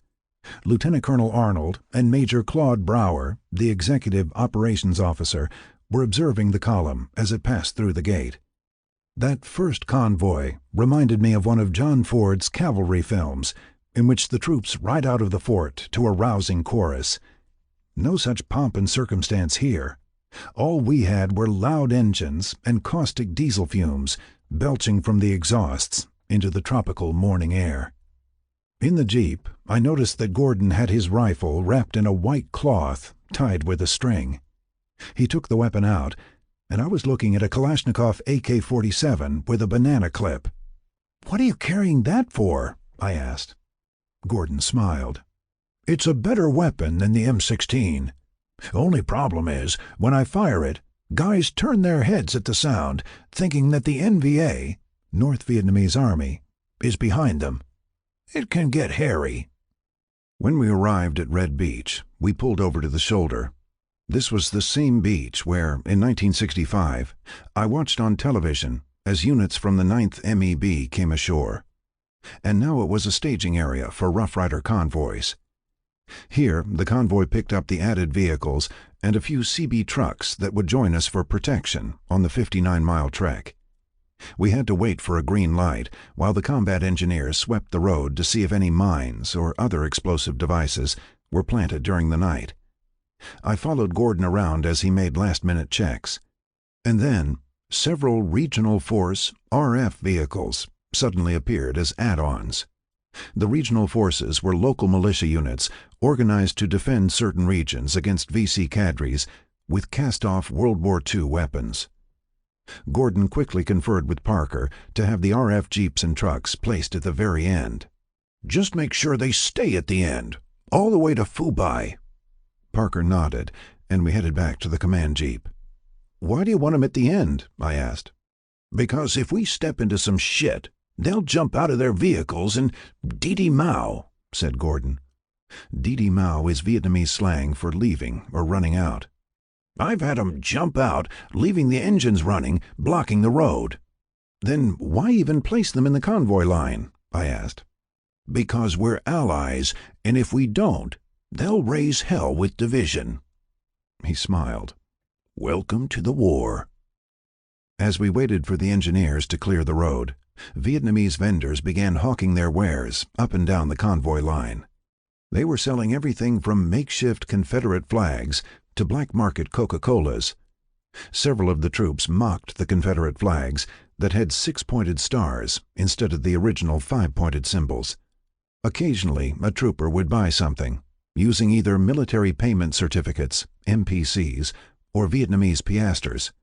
The convoy line had become a marketplace. About an hour later, DCC was notified that the road sweep was complete. We had a green light to checkpoint 38, Phu Bai. Gordon keyed his radio handset. "Pace, this is Transport 6. We have a green light. Let's go north." After the pace truck acknowledged, the engines up and down the line fired up. Slowly, the front vehicles of the convoy began to leave the shoulder of the road, get into line, and move out, heading up into the Hai Van Pass. It was at this point when the infantry security troops began inserting magazines into their M16s and pulling back on the bolts to chamber the first round. I was on my first Rough Rider convoy, through the most dangerous mountain passage in Vietnam. The word dangerous was first applied to the Hai Van Pass by a Vietnamese poet, Nguyen Phuc Chu, in the 18th century. Like most poets, he knew about what he was writing. I later learned that the pass was part of the Annamite mountain range that divided two ancient kingdoms. It was written long ago that, in beauty, there is treachery. As we headed toward the peak of the pass, I could see where nature gave a willing nod to that observation. The unpaved road twisted with treacherous hairpin turns and switchbacks, going in one direction, then abruptly reversing to another. As we climbed higher, the inclines got steeper. It was easy to envision the tractor-trailer that Sergeant Krasny was driving, going off the road and plummeting hundreds of feet to rest in a tangled and twisted mess. Officially, the speed through the pass was listed at 10 miles per hour, but this often changed when a gap occurred in the convoy line, and no driver wanted to be caught in a gap, especially in the Hai Van Pass. As I studied the terrain on both sides, it was apparent that a small guerrilla squad, less than 10 soldiers, could spring a devastating ambush with only small arms, bringing a convoy our size to a destructive halt. It's the old maxim, terrain dictates. Just before we reached the top of the pass, I looked off to my right. I found myself looking down on one of the most beautiful beaches that I ever saw or have seen since. It was a white crescent of sand set into a natural cove looking out on the Bay of Da Nang, which went into the South China Sea. Suddenly, I was realizing that Vietnam was a naturally beautiful country. And in the middle of that natural beauty, a vicious jungle war was being fought, death coming daily to both sides. After all this is done, I thought, there's probably going to be a Hilton or Marriott beach resort down on that crescent-shaped beach. An abandoned rail line ran north out of Da Nang, snaking along the coast through a tunnel, underneath the pass, and out again, heading north by way of a straight line called the Bowling Alley, to Phu Bai and Hue. At the top of the pass, Checkpoint 27, several brick structures stood guard, 2 and 3 stories high. These were built by the French forces during the Viet Minh days. There was a combined action platoon, CAP, and a Marine communications relay team here. A CAP consisted of U.S. Marines and troops of the Army of the Republic of South Vietnam, ARVN. Near the old French fort was a vendor shack that offered various items, plus 33 brand local beer and barbecued dog meat on wooden skewers. A Vespa motor scooter was sitting in front of the vendor shack. The top of the pass also served as a province divider, much like U.S. state lines, going from Quang Nam to Tua Tien. On the north side of the pass, there was a hairpin turn, followed by another switchback. Coming down on the north side revealed a commanding view of the picturesque seaside villages of Loc Hai and Lang Co. It reminded me of something out of the World War II musical South Pacific. Sergeant Thomas's X-ray Jeep moved up and back, getting vehicles to close gaps, moving through the thick road dust. I monitored the radio traffic that Gordon conducted within the convoy vehicles and back with DCC in Da Nang. Once the convoy cleared the top of the pass, the relay station, Defend Alpha, handled the radio traffic going into Phu Bai. The remainder of the trip was uneventful, with Gordon calling in the checkpoints. The convoy terminated at the end of the Phu Bai airstrip. Here the vehicles were cut loose. But the convoy control vehicles, the pace, the trail, the wrecker, tow truck, and infantry security circled together, staging for the return the next morning. That night, as we dined on sea rations, Sergeant Thomas pulled up in his X-ray Jeep with a case of beer. I found out later that Gordon slipped him some MPCs to make a quick run to the nearby 1st Medical Battalion Staff Officers Club. As night fell, we sat around drinking, talking about the convoy and what to expect in the morning. Parker pointed out slit trenches near the end of the airstrip in case of a rocket or mortar attack. Later, I blew up a rubber lady air mattress and stretched out under a truck. My sleep was interspersed with air traffic coming in and leaving the airstrip. In the distance, I could hear small arms fire. I went into sleep, thinking of the panoramic views from the Hai Van Pass. It was an hour or two later when it came in. Whoomp, whoomp, whoomp. And then someone yelled, "Incoming! Incoming!" I was off the rubber lady in an instant, awkwardly trying to get into my boots as people ran past. I grabbed what I could, boots, flak jacket, and helmet, and ran in my stocking feet to the slit trench as the bombardment increased. A siren wailed from somewhere. In the slit trench, I got into my flak jacket and quickly put on my boots. The sound of the explosions got louder as the ground shook. Blam, blam, blam! Someone up the line said they were trying to hit the airstrip with rockets. And then came the dreaded call, "Corpsman! Corpsman!" It ended as quickly as it began, but we stayed in the slit trenches until the all-clear siren. As I walked back to my rubber lady, Gordon and Parker appeared, making a check. The wounded Marine was not from among our people. He got hit in the legs and arms with shrapnel while running to the slit trench. "You look okay," commented Gordon. He smiled. "You've been baptized." "Not bad, not bad," I said, realizing it was my first time. And like any first time, I would always remember it. I would also remember not to take off my boots in a situation like this. "Get used to it. Happens a lot up here. I'm a short-timer and I still can't take this shit. Goddamn rockets." Gordon shook his head and walked off. I went back to the rubber lady and slid under the truck. About an hour later, rain came in, light at first, and then with a slashing force. I tolerated it the best I could until my rubber lady, with me aboard, floated out from under the truck. Again, welcome to the war. Not much sleep after that. The next morning, I found out from where the nighttime small arms fire came.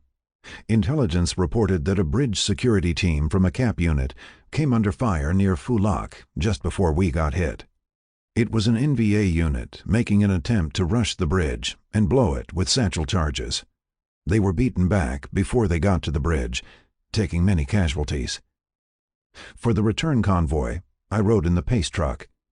As we headed south, the convoy approached the bridge that came under attack the night before. It was here where I saw my first enemy body. But it wasn't an NVA soldier. It was a Chinese advisor who was with the NVA unit. His body was now a trophy, hung up by the ankles, wearing sky-blue pajamas dotted with blood, arms dangling at his side. He looked well over 6 feet tall, with a good portion of the right temporal region of his head blown away. It reminded me of the press photos of what the Italian partisans did to Mussolini's body after he was executed in 1945. At 11th Motors, we were greeted with the news from Armed Forces Radio Vietnam Network, AFVN, that Senator Eugene McCarthy of Minnesota won 42% of the votes in New Hampshire's Democratic primary. The next day, I was named to lead an observation post, OP patrol, overnight on Hill 364, behind our compound. Hill 364 commanded a wide, unobstructed view of the valley below. Periodically, at night, enemy movements would be detected and called in to the battalion. Battalion would then report the movement to division, emphasizing size, direction, weapons, and time of the sighting. Nothing more was required from an OP. Hence, it was an expendable position.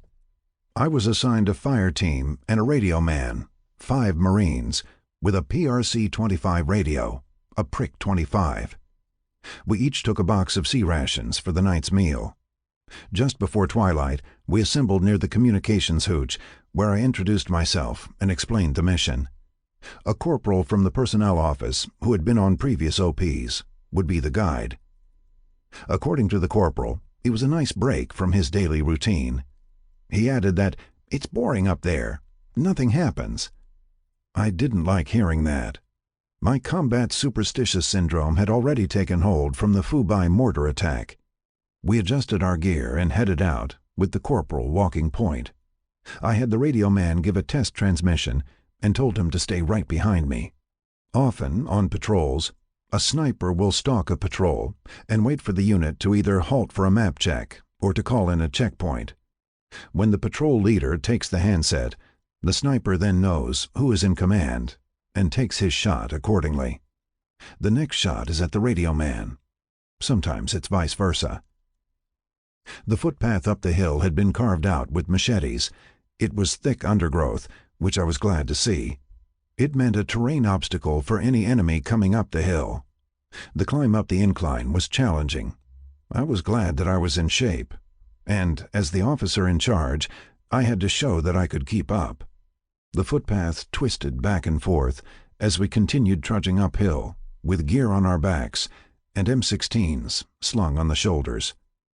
Finally, as evening shadows set in, we broke through the brush and emerged at the topographical crest of Hill 364. It was a spectacular sunset view. There was a heavily sandbagged bunker nearby. The radio man and I climbed to the roof of the bunker, and I called in our arrival. I put the fire team on 50% alert.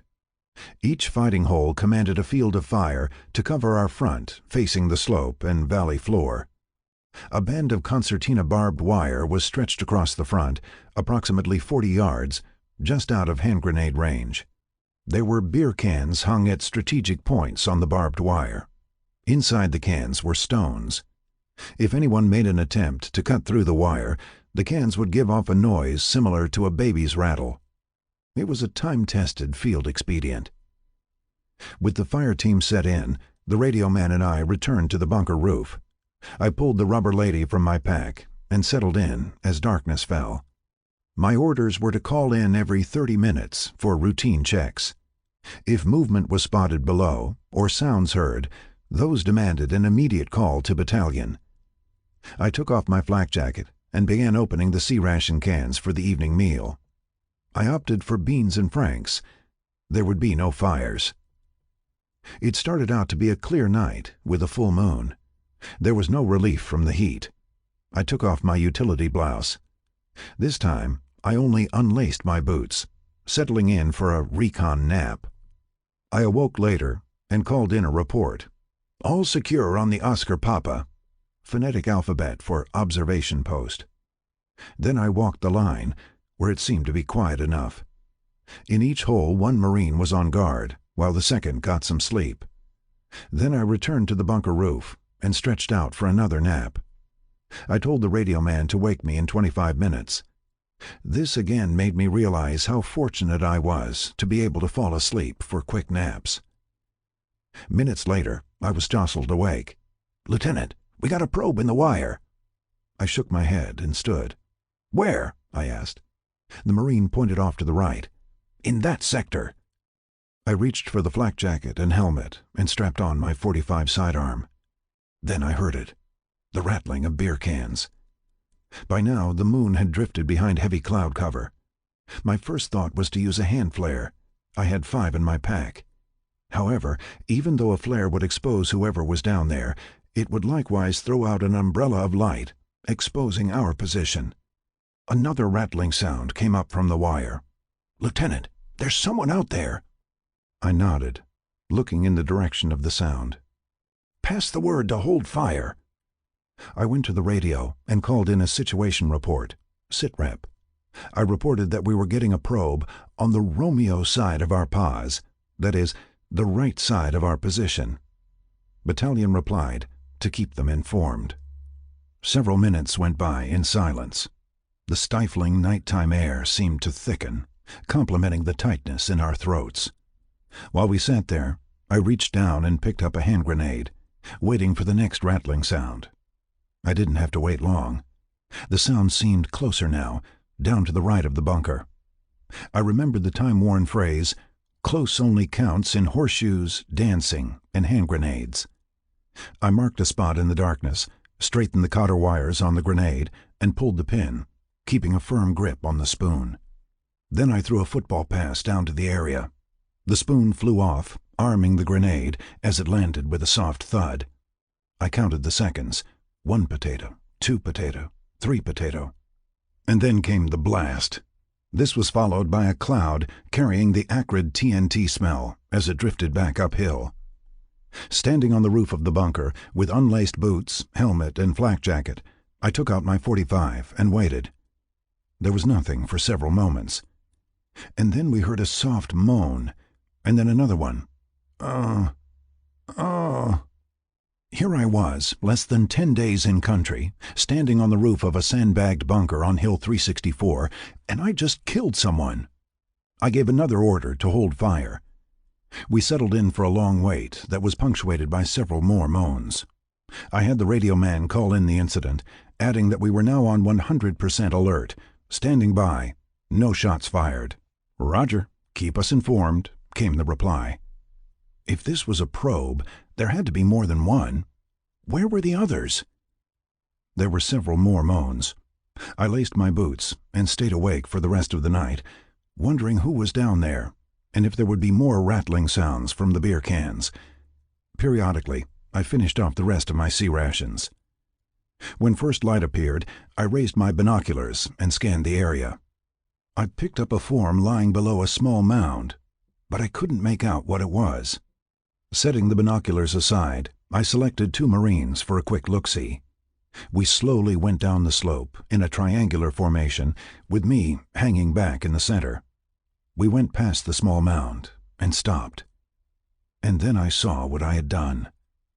Lying below my feet, on his back, was a rock ape with a slight grin.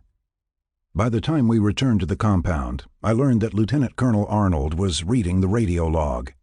He called me into his office and asked a few questions, adding that the monkeys that occupied the mountains around us usually threw rocks at the outposts, hence the moniker Rock Ape. When I came out of the mess hall later that morning, I was met by several of the Marines from the patrol. They presented me with a hastily configured aluminum medal on the end of a ribbon. I was now initiated into the Order of the Monkey. My next convoy was a short one, what was called a line haul, a small convoy run. It consisted of several trucks, with Staff Sergeant Thomas in the X-ray Jeep. Lance Corporal Wilson was on the M60, while Sergeant Thomas kept a .45 caliber grease gun within arm's reach. We were to take a package of several trucks, including a lowboy tractor trailer carrying a bulldozer, out to a compound near Marble Mountain. At S3 Operations, Major Brower gave me the order simply to get out there, unload the trucks in the bulldozer, and return. I was to call in checkpoints along the route. In the motor pool, Sergeant Thomas showed me the Marble Mountain route on a map marked with checkpoints. Leaving the compound, I called in "Departing Charlie Papa," command post. We swung around Da Nang Harbor and headed toward the peninsula. On the way, I called in several checkpoints to battalion. Sergeant Thomas explained that the road approaching Marble Mountain was hairy, with snipers and landmines. As we made a turn, I noticed an engineer crew sweeping the road. We were waved through and kept going to the appointed compound. Sergeant Thomas slowed the X-ray Jeep to less than 10 miles per hour, standing up over the flattened windshield, looking for anything suspicious in the road. Several minutes later, we pulled into the compound.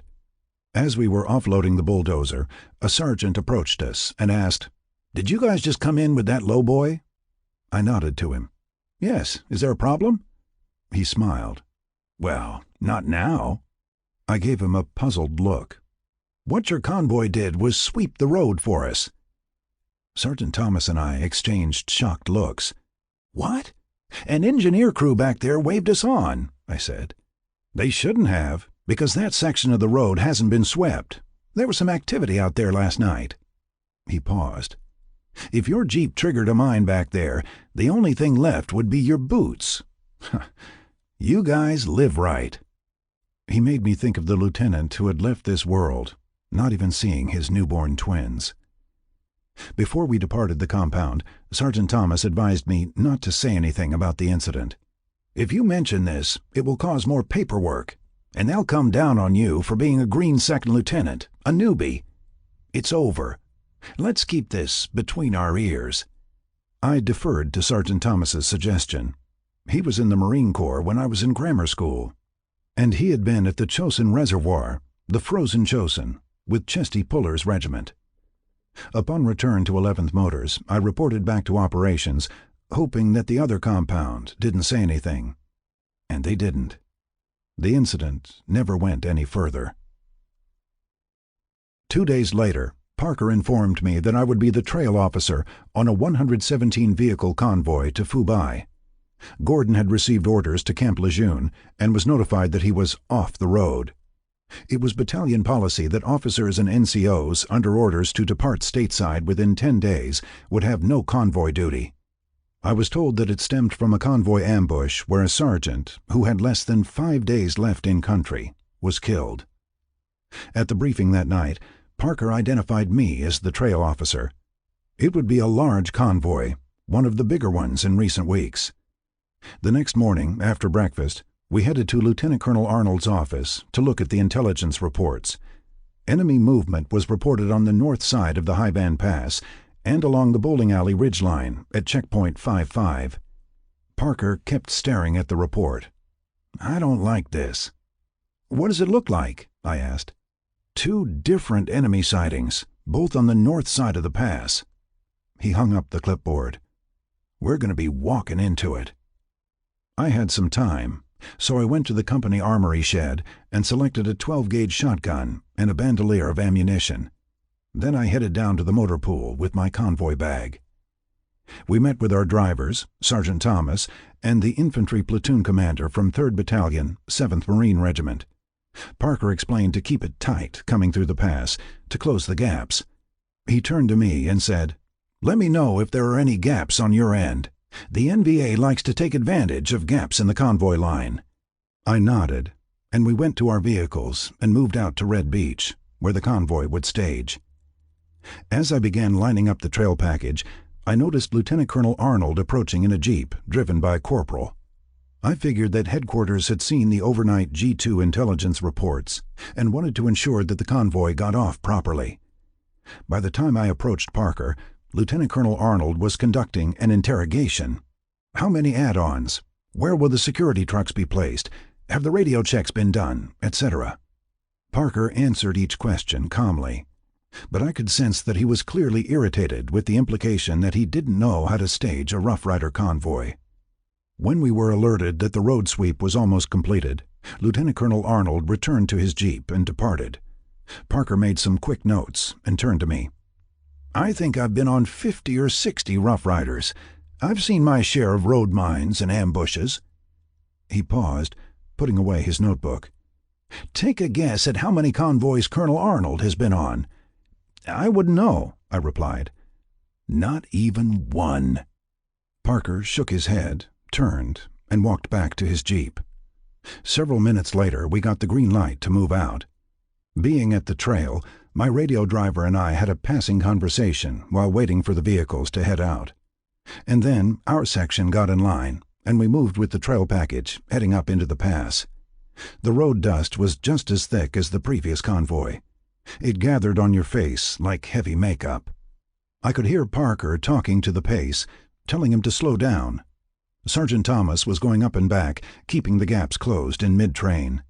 I snuck a quick glance down at the crescent-shaped beach, knowing that I probably would never get a chance to walk on that beautiful white sand. We got to checkpoint 27, the French fort at the top of the pass, and headed downhill through the switchbacks. As we came out of the pass, the convoy's speed picked up. I called in a checkpoint to Parker at the Langco Bridge. About 1 minute later, I heard it. There was one loud explosion, then a pause, followed by 3 more in quick succession. And then small arms fire erupted, with the security troops firing back. Sergeant Thomas came on the radio. "Transport 5, this is X-ray. The middle security pony has been hit. Looks like claymores."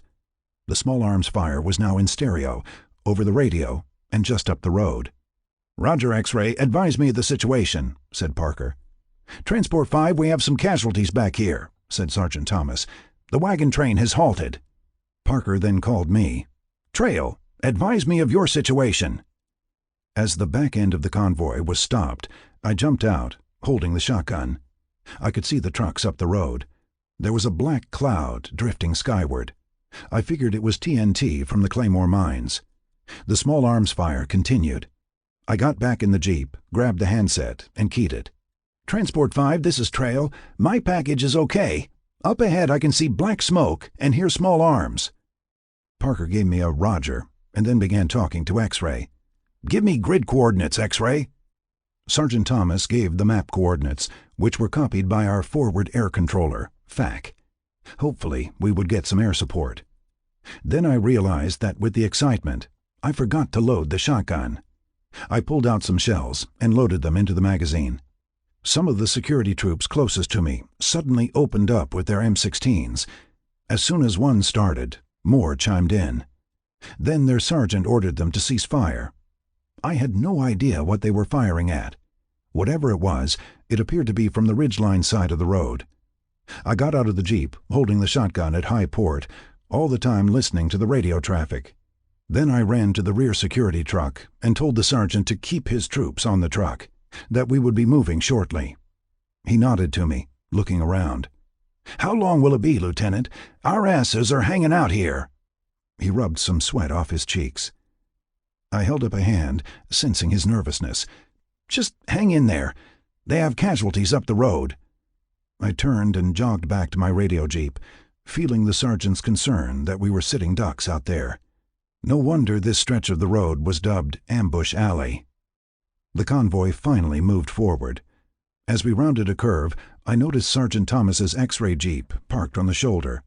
The troops from the security truck were in a defensive perimeter in the clearing. They were waiting for a medevac helicopter coming in to take out 3 wounded. Sergeant Thomas explained that there was 1 KIA. The Claymore mines were strategically placed alongside the road and detonated by remote control, shooting a pattern of steel balls into the air in a 60-degree arc like a shotgun. As the medevac helicopter approached, everyone kept a sharp eye, knowing that the enemy was still in the area. When the trail jeep pulled into the end of the airstrip at Fubai, Parker approached me and wanted a handwritten after-action report, AAR, based on what I saw. Everyone was on edge that night, expecting another rocket and mortar attack. But nothing happened. The return convoy was uneventful. I felt that we had gone through enough for one convoy. It turned out to be an assumption. When we returned to 11th Motors, we learned that Dr. Martin Luther King Jr. had been assassinated in Memphis. A suspected white man was at large. Rioting had broken out in many U.S. cities. Less than a week before, President Johnson had announced that he would not be running for re-election. And now, the leader of the civil rights movement had been gunned down, in a southern city no less. That afternoon, rioting broke out in the Da Nang Brig. Farther south, at Long Bin, there was more rioting at the Army stockade known as Long Bin Jail, the LBJ. Walking through the motor pool during those tense days, one could sense the loss and anger among the Black Marines. I reflected back to John's phone call during my campus days, wanting me to accompany a student group to Alabama to what became known as the Pettus Bridge Riot. It went without saying that Dr. King's assassination would add to our leadership challenges, making some sense of the argument that with all the racial unrest in the United States, Black Marines in Vietnam were fighting the white man's war. 5. A Memorial. Chicago, May 7th, 1968. Hi, Frank. We're back in the big city, safe and sound. Mom flew out to San Diego, and we took the southern route back to Chicago, through Arizona and the Grand Canyon. I always thought the Grand Canyon pictures in shades of purple were fake, but those incredible mauve and lavender shades are real. Truly breathtaking. When we stopped for lunch, I couldn't believe my ears when a man in the booth behind us said, "When you've seen one hole in the ground, you've seen 'em all." The Grand Canyon! Mom and I almost wet our pants laughing. Thank God you sent that money order. I used it to buy a new set of tires. The original tires on the VW would have never made it to Chicago. It was perfect timing. Something else, we got pulled over by a state policeman in New Mexico. He said that we were going 15 to 20 miles over the speed limit. I didn't know what to say at first. Then I said, "That's impossible. This is a VW. It can't go that fast." I could tell that he had never seen a VW up close. He walked around it and studied the fenders. After this, he walked back and gave us a warning to keep the speed down. When we got back on the road, he stood there watching our bug move down the highway. I watched the speed the rest of the way. Before Mom came out, Sandy Reed and I drove over to the historic Mission San Luis Rey for the 11 o'clock memorial mass for Dr. Martin Luther King. We got there early because we knew it would be standing room only, and it was. The sermon was a testimony not only to him, but to the civil rights struggle. It was pointed out that his work, far from finished, began with the end of the Civil War.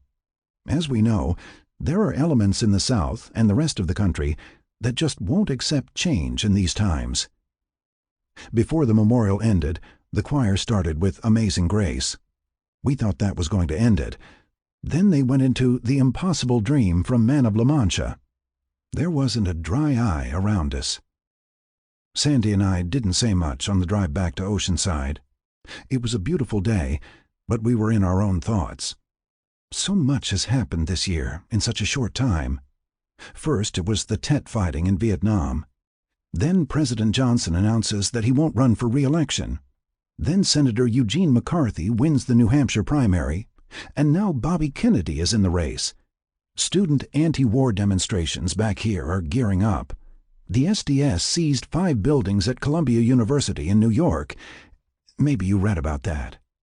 Mayor Daley's office is already making sounds to back Vice President Humphrey for the Democratic nomination. I guess the showdown will be here in August at the convention. Some of the girls and I are thinking of doing volunteer work when the convention starts. Great time to be in Chicago. Wish you were here. In the meantime, I'm going down to the Operation Head Start headquarters to see what they have to offer. I've got my degree in education, and I'm certified with the Chicago School Board, so I'm sure there's a place for me. Wish me luck. I know you're in danger over there, particularly when you're on a convoy, so it goes without saying that you need to keep that bony butt of yours down. I love you and want you home to pick up where we left off. Remember how you left so abruptly? I'll never forget that phone call. You were supposed to be home for a last dinner. Then you called to say you were staging to leave for Vietnam. So much for long goodbyes. I still can't believe that it happened on my birthday. Love the Marines, but not sure that they love the wives. Love you and miss you. XO. 6. The Captain. I went on several more Rough Rider convoys as trail officer, becoming familiar with the procedure, the terrain, and the twisting road in the High Van Pass. There were more sniper incidents near Checkpoint 58 in the middle of the bowling alley. It seemed to be a favorite area of the NVA because of the nearby ridgeline and winding rivers that snaked out to the Gulf of Tonkin. My weapon of choice on those convoys was the 12-gauge shotgun, and I didn't have to be reminded to load it once the convoy moved out. My rationale for choosing this weapon was simple. The Pace and security trucks had mounted .50 caliber guns. Plus, the security troops had M16s along with M79 grenade launchers. I wasn't that worried about getting pinned down on the road. But if close quarters came, I wanted something that would shoot out like an umbrella. New people came in as the older ones rotated out. One night we said goodbye to Gordon. I even helped him store his AK-47 into the door of his small refrigerator. He intended to take it home as a trophy. As an automatic weapon, it wouldn't be allowed into the States, but he became attached to it. I assume it passed through the inspections, and today rests on his mantel somewhere. One afternoon, I was called to Lieutenant Colonel Arnold's office. Being called to the battalion commanding officer's CO office was akin to being summoned to the principal's office in high school. A bad sign. Lieutenant Colonel Arnold had me stand at attention and read a promotion order from Headquarters Marine Corps. The order was dated February 1st, 1968. It had just caught up with me. I was now a first lieutenant. Colonel Arnold took off my gold bars and pinned silver bars on my collars. I was told that promotions come faster during wartime. Now I was seeing it. Word quickly spread that I was now a silver bar. That night, I took $25 in MPCs and put them on the bar in the Staff Officers Club. I still swear that in less than 45 minutes, the guys in the club drank up my promotion money. That same week, 2 things happened. Parker's orders to Camp Lejeune came in, taking him off the road, and we got 2 new second lieutenants, Jack Carmetti from Massachusetts and Andy Garrison from Washington State. Not only would Jack be in transport company, he would occupy the same hooch with me, as would Andy Garrison, who was assigned to Alpha Company.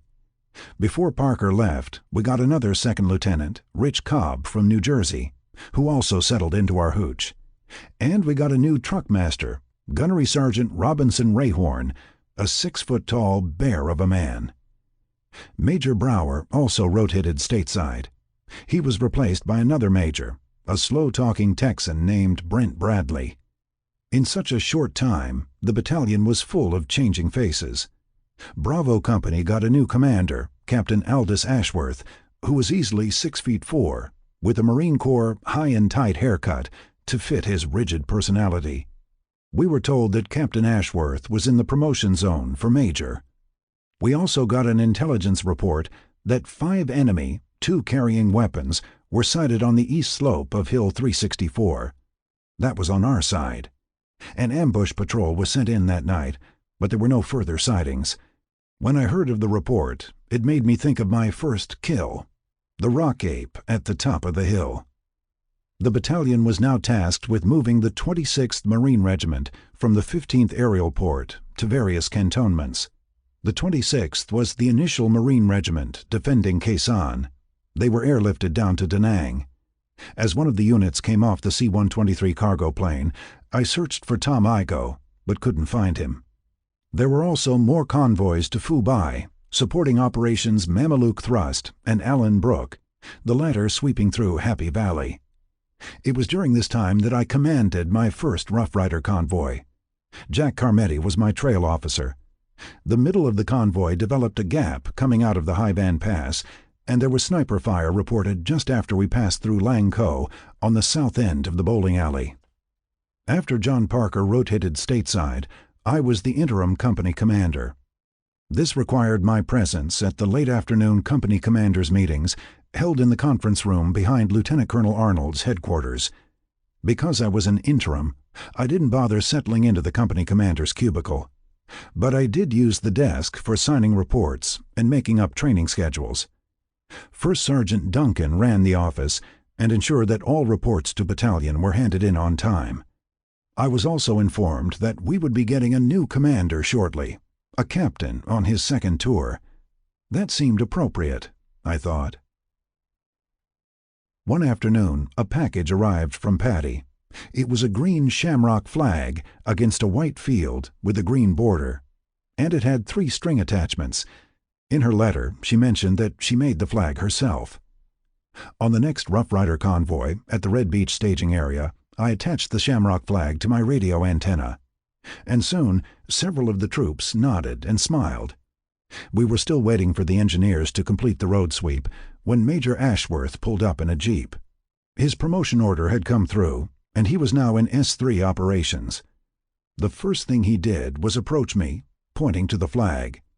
"Lieutenant McAdams, that flag is not regulation." "I know, Major. My wife sent it to me. I thought it would add a little color to my Jeep." He shook his head. "Still, it's not a regulation flag. Take it down." I couldn't believe what I was hearing. "Now," he added, "take it down." I took the flag down and placed it in the back seat of the Jeep. Soon we got the green light to head out. The convoy moved north up into the Hai Van Pass.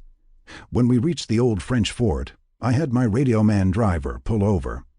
I got out of the Jeep and put the shamrock flag back on the antenna. Then we got back into the convoy line. Within minutes, I got a thumbs up from Staff Sergeant Thomas. It was several days later, when I entered the conference room for the company commander's meeting, I noticed a captain sitting across the table from me. He was about my size, 5'9", with a moon face. I sensed that this was the new transport company commander. Major Bradley conducted the meeting in Colonel Arnold's absence. The first thing he did was introduce Captain J.T. Eiler, who will take command of Transport Company. Major Bradley pointed to me. "Lieutenant McAdams has been holding down the fort for you." I nodded to Captain Eiler. He gave me an indifferent glance, then looked at his notebook. When the meeting ended, Captain Eiler approached me and wanted to see the company office and then take a tour of our sector at the battalion perimeter. At the office, I gathered the clerks and First Sergeant Duncan and introduced Captain Eiler. He said he would meet them individually later. Then he said, "Lieutenant McAdams, show me our sector of the perimeter." We walked down to the command bunker, the center of the transport company sector. On our left, we tied in with Charlie Company. On the right, our area went all the way to the road that paralleled the compound and went into the village of Consan. There were about 250 yards of rice paddy directly in front. I pointed out Consan. Then I gestured with my hand to the village on the other side of the rice paddy. "Over there is Bong Mui." "What's it like at night here?" he asked. "Pretty quiet since I've been here. It gets hairy when we go out on the road," I said. "How many convoys have you been on?" I thought for a moment. "About 15. I say a prayer each time I go out." He gave me a wondering look. "Any ambushes?" I nodded.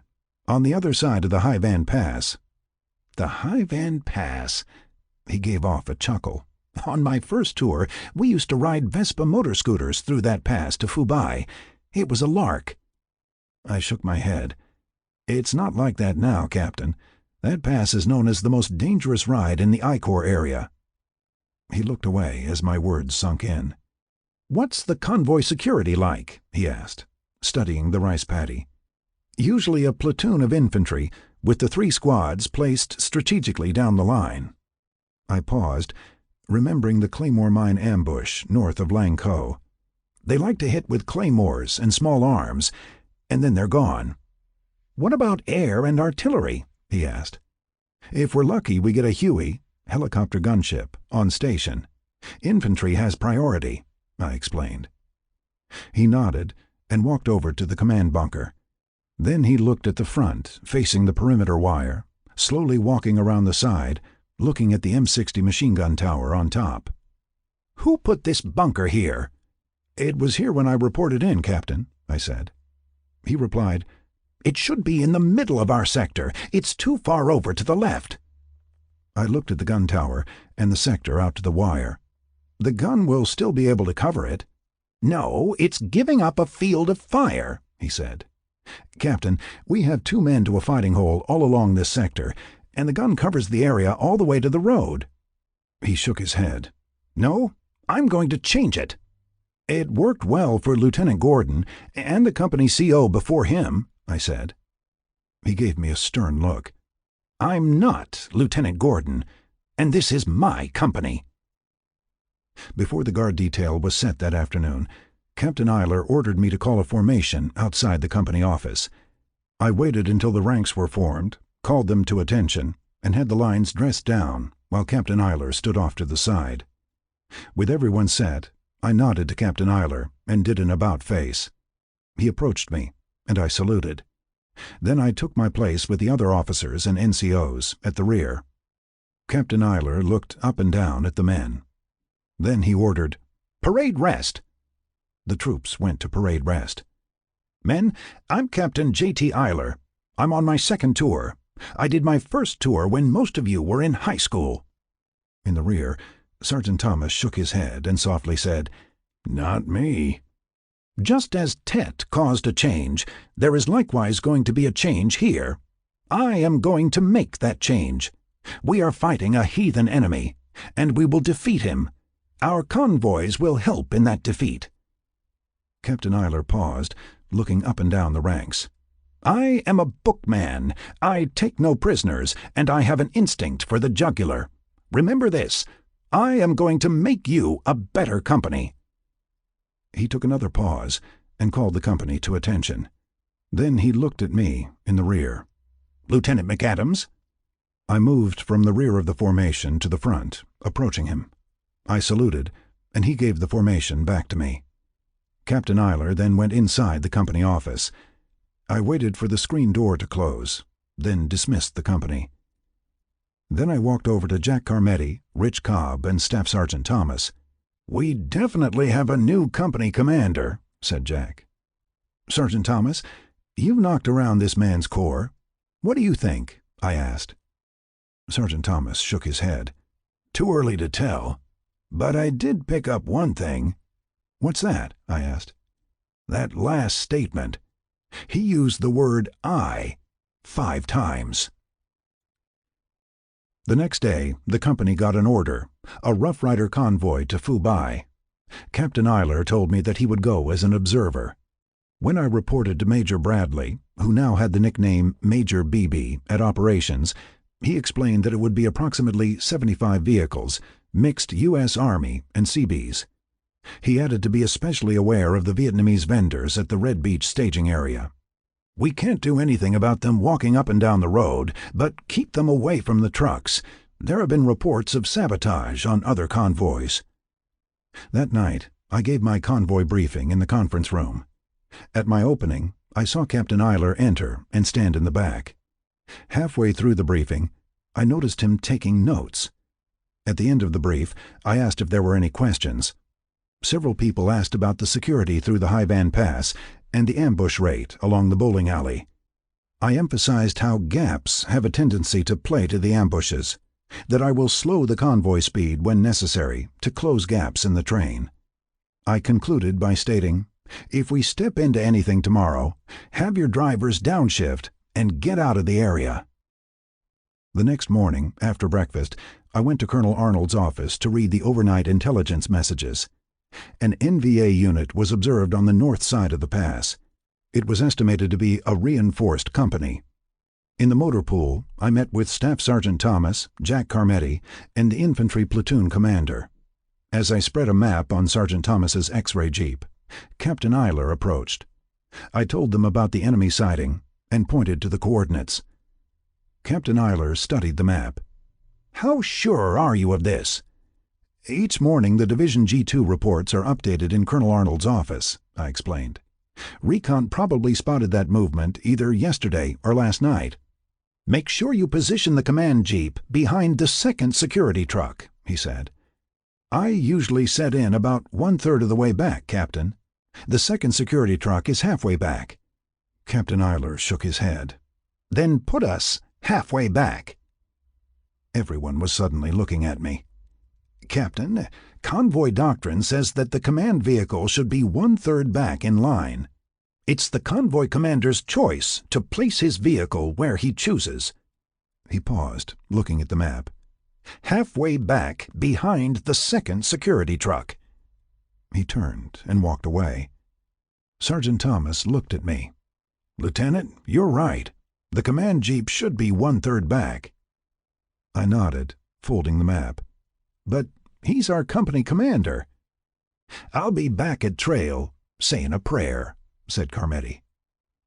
Before we left the battalion compound, Captain Eiler settled in the back of the jeep with his own map. We staged at Red Beach for about 45 minutes until the road sweep ended. Then I got the green light. On orders from Captain Eiler, I had to position my command jeep directly behind the second security truck. As soon as we moved out, he took out his small notebook and began writing. After clearing the top of the pass, we headed down the north side. Captain Eiler kept checking his map, looking out at the terrain, and making notes. Coming out of the pass, I could see a gap up ahead, and it was getting longer. I was learning that this was normal going through Lang Co and entering the bowling alley. As I keyed the handset, Captain Eiler said, "You've got a big gap up there." "Yes, sir, I can see it," I said. Then I called the pace truck and told him to bring the speed down to 10 miles per hour. The convoy straightened out after passing the village of Lang Co. I turned to Captain Eiler and said, "This straightaway is the most dangerous stretch." I pointed out checkpoint 58, which was an overturned rail car. The rest of the convoy was uneventful.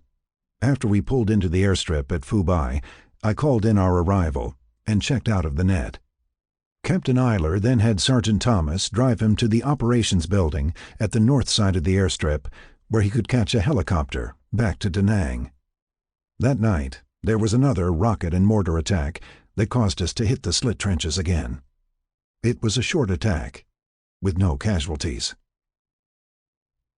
As soon as the convoy returned to 11th Motors, I was summoned to Captain Eiler's office, where he gave me a critique. There was nothing positive. I was criticized for faulty radio procedure and allowing gaps in the convoy line on the north side of the pass. It seemed futile to give a counter-argument, so I kept quiet. He then showed me a diagram of the new position for the command bunker. "I want you and Sergeant Woodard to get a 4-man working party and start digging a foundation 20 yards to the right of the present command bunker." That afternoon, Sergeant Woodard and I assembled the working party and marked off 20 yards to the right of the bunker. After a half-hour of digging, the working party halted. They couldn't dig any deeper because of a buried boulder next to an old tree trunk. Sergeant Woodard explained that our choices were to go more than 20 yards, or less, that the boulder and the tree trunk were set too far into the ground. So I had them start on a new foundation 2.5 yards to the left. I gave the working party a meal break, left a note on Captain Eiler's desk, and headed to the mess hall. After lunch, I was called into Captain Eiler's office again. He was clearly irritated. "When I give an order, I expect it to be carried out exactly as stated." "Captain, I can explain about—" He interrupted. "That foundation is 17.5 yards to the right. I told you it had to be situated 20 yards to the right. Is that so difficult to comprehend?" "Captain, at the 20-yard interval we found a buried boulder and an old tree trunk," I explained. "So I had them start the new foundation at 17.5 yards. "I don't care how you do it, Lieutenant, but get that boulder and tree trunk out of there." "They're wedged in too deep, Captain. Sergeant Woodard says it would take a package of dynamite or C4 to clear it," I said. "It's easier to set the foundation at 17.5 yards." Captain Eiler shook his head. "That's unsat," lingo for unsatisfactory. "Halt the work at 17.5 yards. I'll request an engineering team to set in a C4 explosive package, and we'll blow those obstacles." He gave me a studied look. "When I say 20 yards, it will be 20 yards." A company memo was sent to operations that afternoon, requesting a demolition team from the 7th Engineer Battalion to eliminate the obstacles with C4 plastic explosive. The reply came back denied after the company commander's meeting. According to Colonel Arnold and Major Bradley, there would be no engineering team blowing away anything. The next morning, Captain Eiler informed me to have the working party resume digging the new foundation at 17.5 yards. 17.5 yards will still work, Captain," I said. "I knew that the C4 request would be denied." "That's not a discussion item. Get down there and get the job done," he said. It took several days, and the command bunker was moved. Captain Eiler said nothing more about the 2.5 yards difference. During this time, I received an order appointing me as Battalion Prosecutor Trial Counsel. I was stunned, for the simple reason that I was not a lawyer. With order in hand, I went to the battalion adjutant, Lieutenant Grunwald. "This means I'll be prosecuting court-martial cases." Grunwald nodded. "We rotate the battalion prosecuting and defense counsels. You drew the short straw for the prosecution." "That'd be fine if I was a law school graduate," I said. Grunwald shook his head. "This has come up before. The attorneys at Division Legal are overwhelmed with murder and rape cases for general court-martial. Those have a priority. Division has ordered that the lesser cases, the special and summary courts-martial, will be handled by captains and lieutenants at the battalion level." I shook my head. "This isn't right." "Right or not, it's a division order, Frank," said Grunwald. "You're the new battalion prosecutor." Walking back to the company office, several scenarios came into my head. I'm going to be in front of a court-martial board.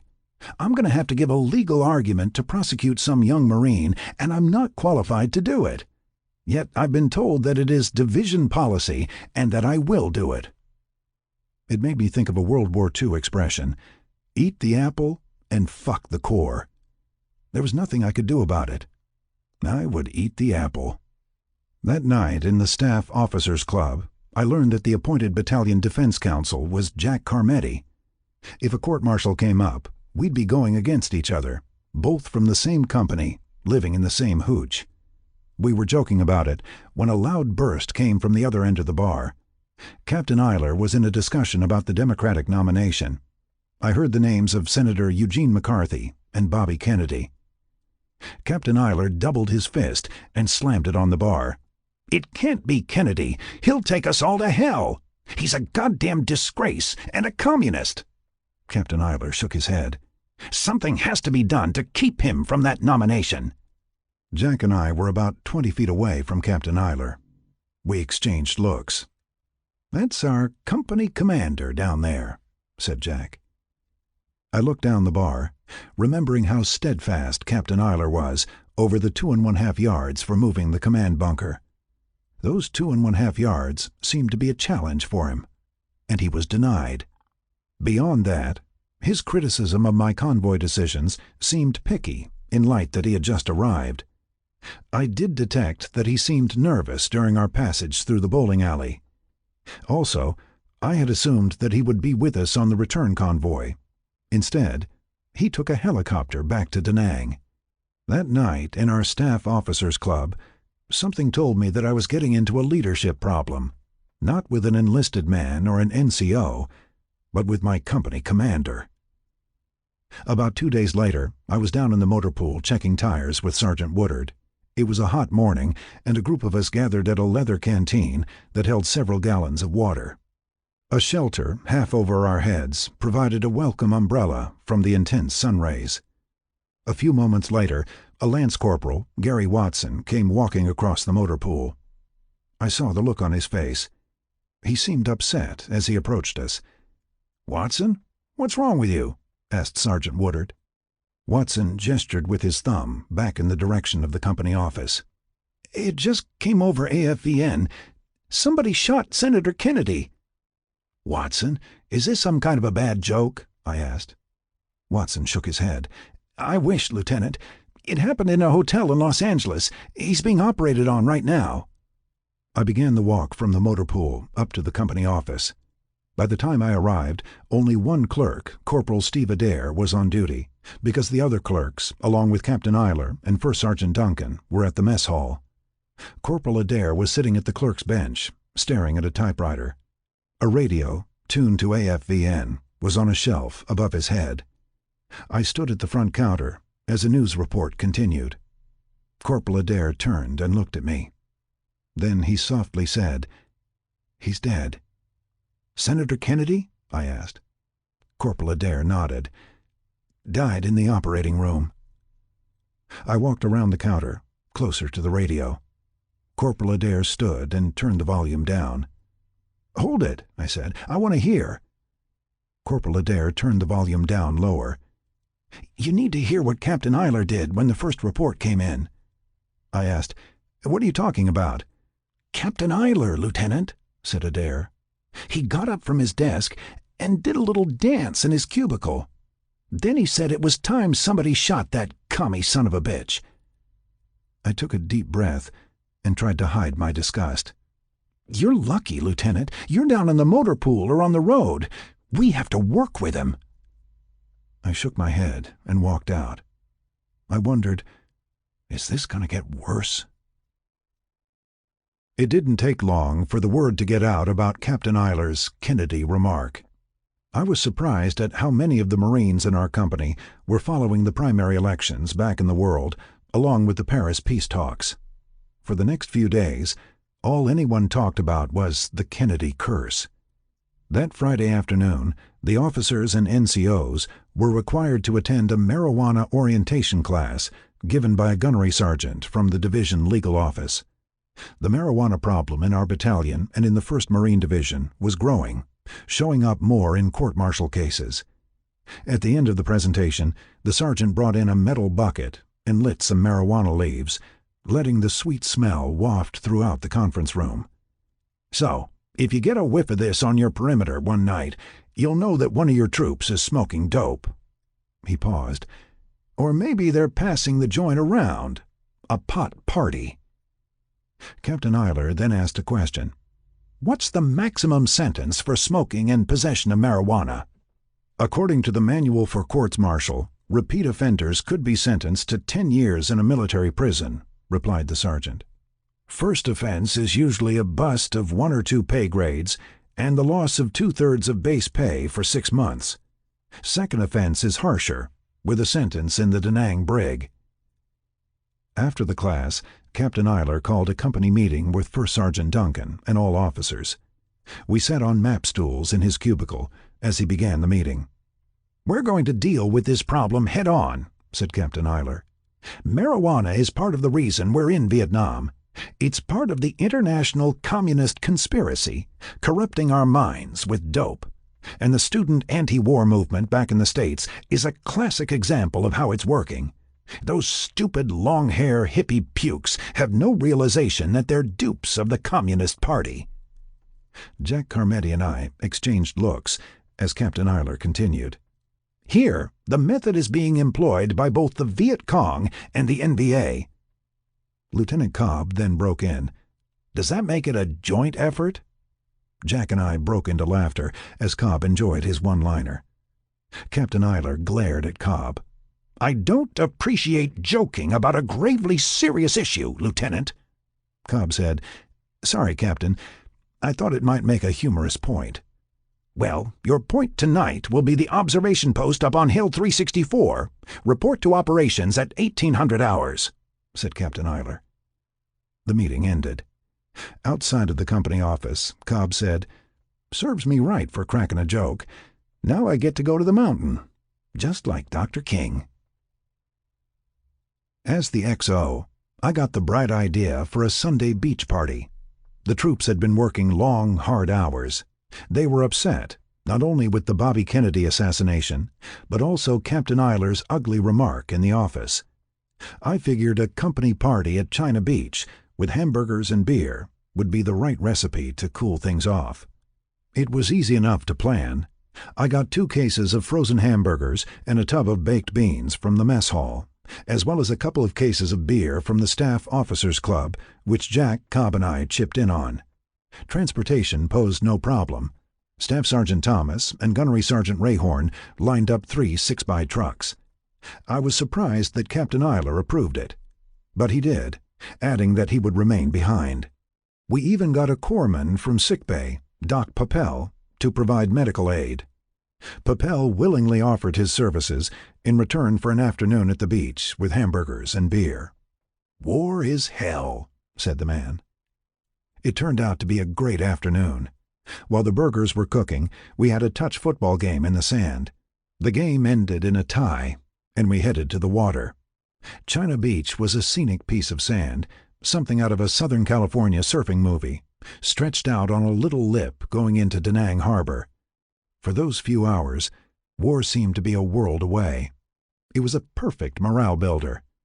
Coming back on the trucks, the troops were singing and laughing, their bellies full of hamburgers and beer.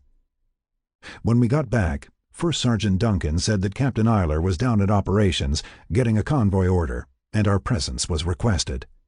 Major Ashworth was now the S3 operations officer after Major Bradley went to G4, DCC. At operations, Major Ashworth gave Eiler the order for a 140-truck convoy scheduled to depart Red Beach the next morning. The enemy activity for the month of June had increased, especially through the Haivan Pass.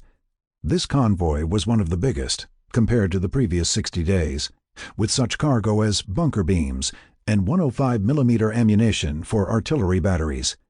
There wouldn't be just one platoon of security. This one called for 2, in squads spaced out accordingly. When Sergeant Thomas, Jack, and I arrived at the operations hooch, Major Ashworth was sitting at his desk in front of a laminated I-Corps map dotted with red markings and colored pushpins. Captain Eiler was sitting nearby with a grim look, writing in his notebook. We sat down in front of Major Ashworth's desk and took out our notebooks. Indeed, this one had the potential to be the godfather of all Rough Rider convoys. Sergeant Thomas kept eyeballing the map behind Major Ashworth. At the end of the order, Captain Eiler turned to Jack and me. "Lieutenant McAdams will be on the pace truck. Lieutenant Carmetti will be at trail. Lieutenant Cobb will remain back here with Gunnery Sergeant Rayhorn." Several items rushed through my mind. First, I had never been on a Rough Rider convoy that was so big it had to have a pace officer. Second, if we did get hit, most likely it would be at the front. I was more than glad now that I had picked the afternoon for a beach party. While Captain Eiler and Major Ashworth were discussing a point, Jack turned and mouthed something to me. I didn't get it at first. Then I realized what he was saying. He doesn't want to go. I cringed. As we left the operations hooch, vehicles were already entering the compound and lining up in the motor pool. We had everything: U.S. Army, Seabees, civilian contractors, even several Air Force trucks. When we arrived at the company office, Sergeant Thomas said that he needed to have a meeting. Captain Eiler nodded, and we assembled in his cubicle. Sergeant Thomas spread his map out on Captain Eiler's desk. "As we know, this is one big convoy, Captain." Captain Eiler nodded. "Tell me something I don't know, Sergeant." "It's telling the NVA to come and get us," replied Sergeant Thomas. "I'll lay $1 to a donut that we're going to be hit with that many vehicles coming out of the pass. We're asking for it." "Where do you think out of the pass?" asked Captain Eiler. Sergeant Thomas leaned over the map, grabbed a pencil, and pointed to 3 places. "Number 1, right after Langco Bridge on the northern end of the finger. Number 2, just before the overturned railroad car in the bowling alley where that river winds around. Or just before the bend at Fujia Pass where the convoy has to slow down." Sergeant Thomas paused, staring at the map with the rest of us. Then he looked at Captain Eiler. "It's their pick, as I see it." There was silence in the cubicle. The only sounds heard were vehicles getting positioned in the motor pool. Then Captain Eiler said, "Well, we'll see how it plays out." I could taste the brassy fear in my throat. I could also see it in Captain Eiler's eyes. "There is another way," said Sergeant Thomas. "And what's that?" asked Captain Eiler. "Break up the convoy into 3 serials. Run 'em over a 3-day period, approximately 45 vehicles per," suggested Sergeant Thomas. "The odds of getting hit would be diminished." "It would need to be approved by operations," I said. "The request would have to be made right now." "That's negative," said Captain Eiler. "That artillery ammo has to be in Fubai by tomorrow. Besides, we'd have to provide logistics for those troops and trucks for that time."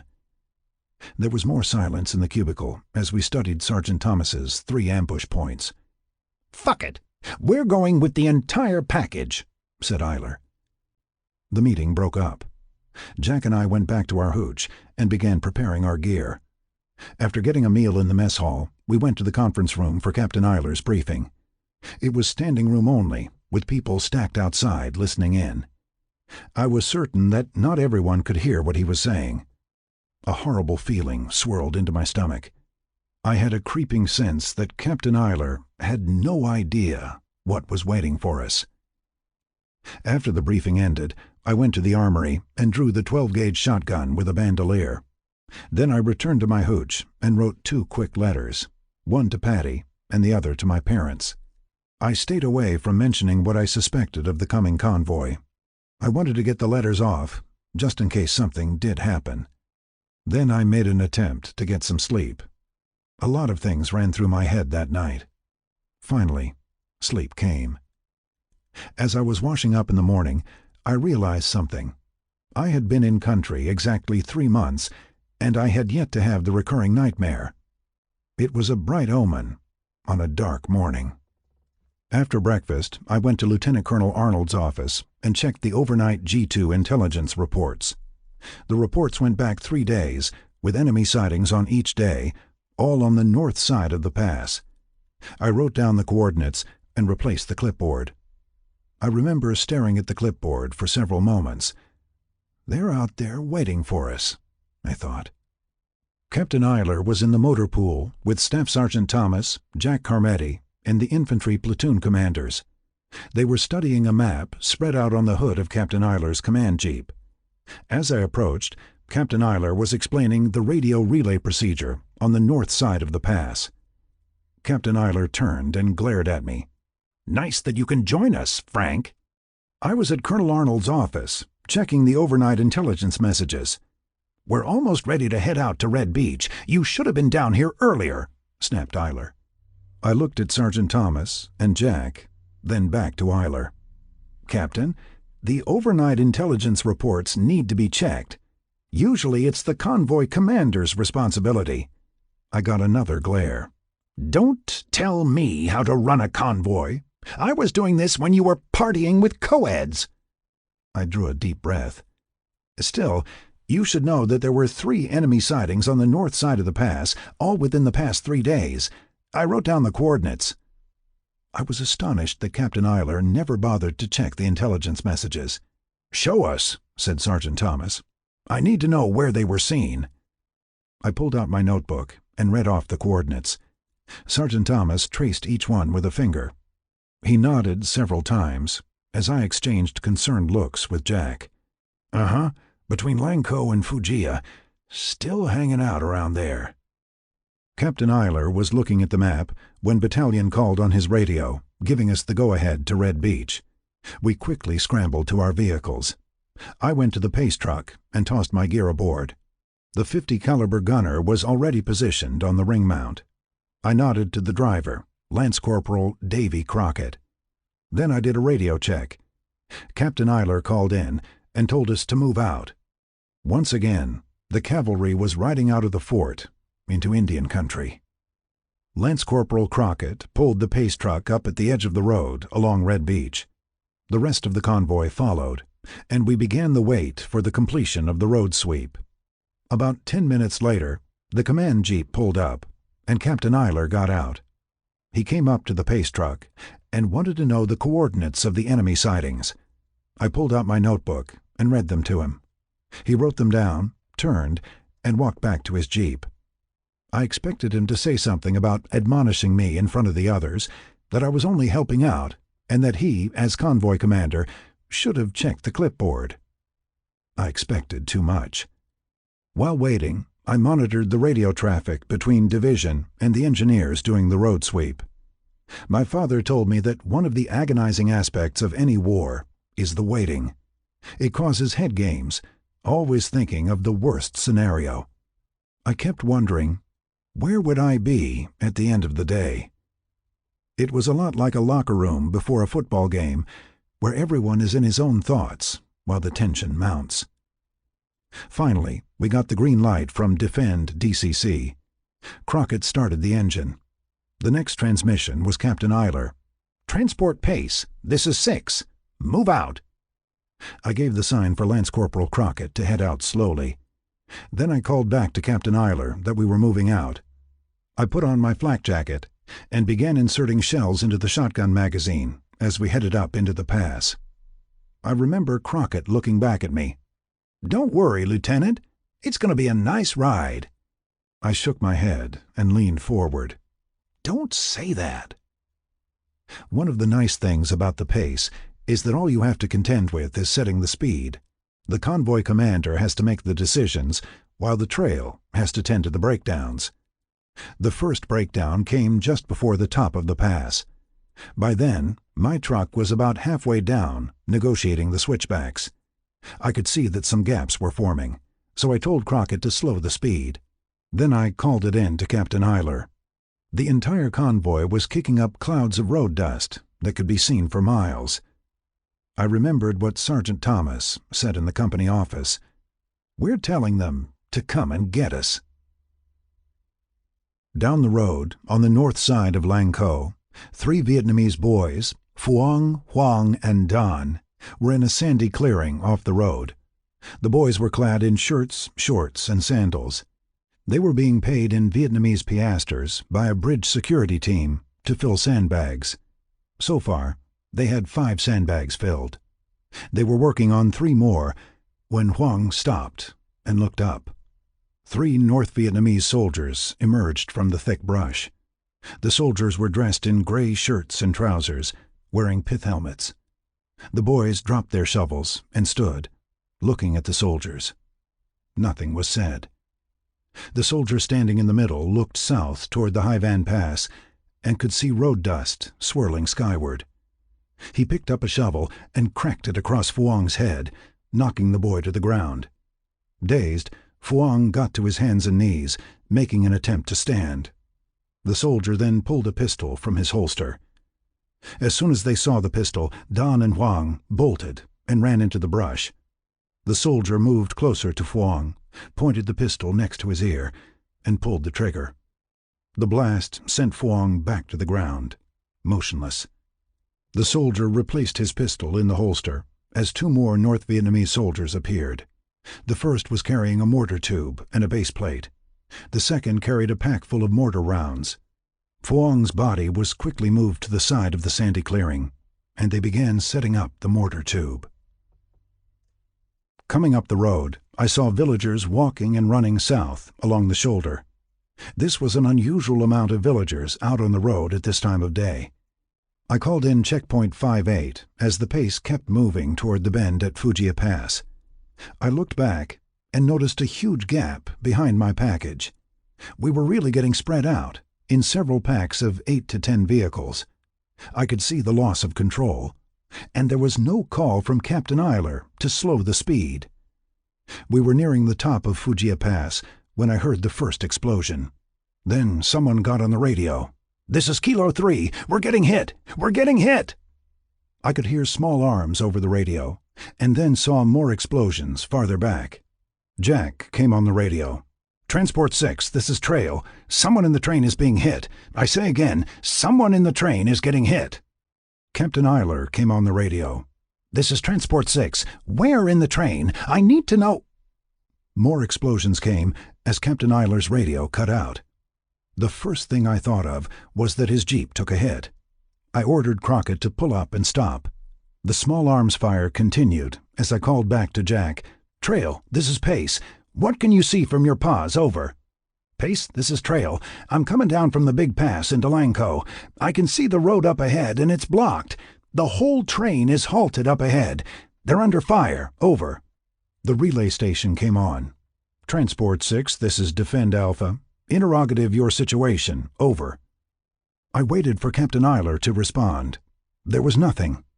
I thought of the worst, which meant that I would have to take command. I keyed the handset. "Defend Alpha, this is Transport Pace. We're halted at checkpoint 88.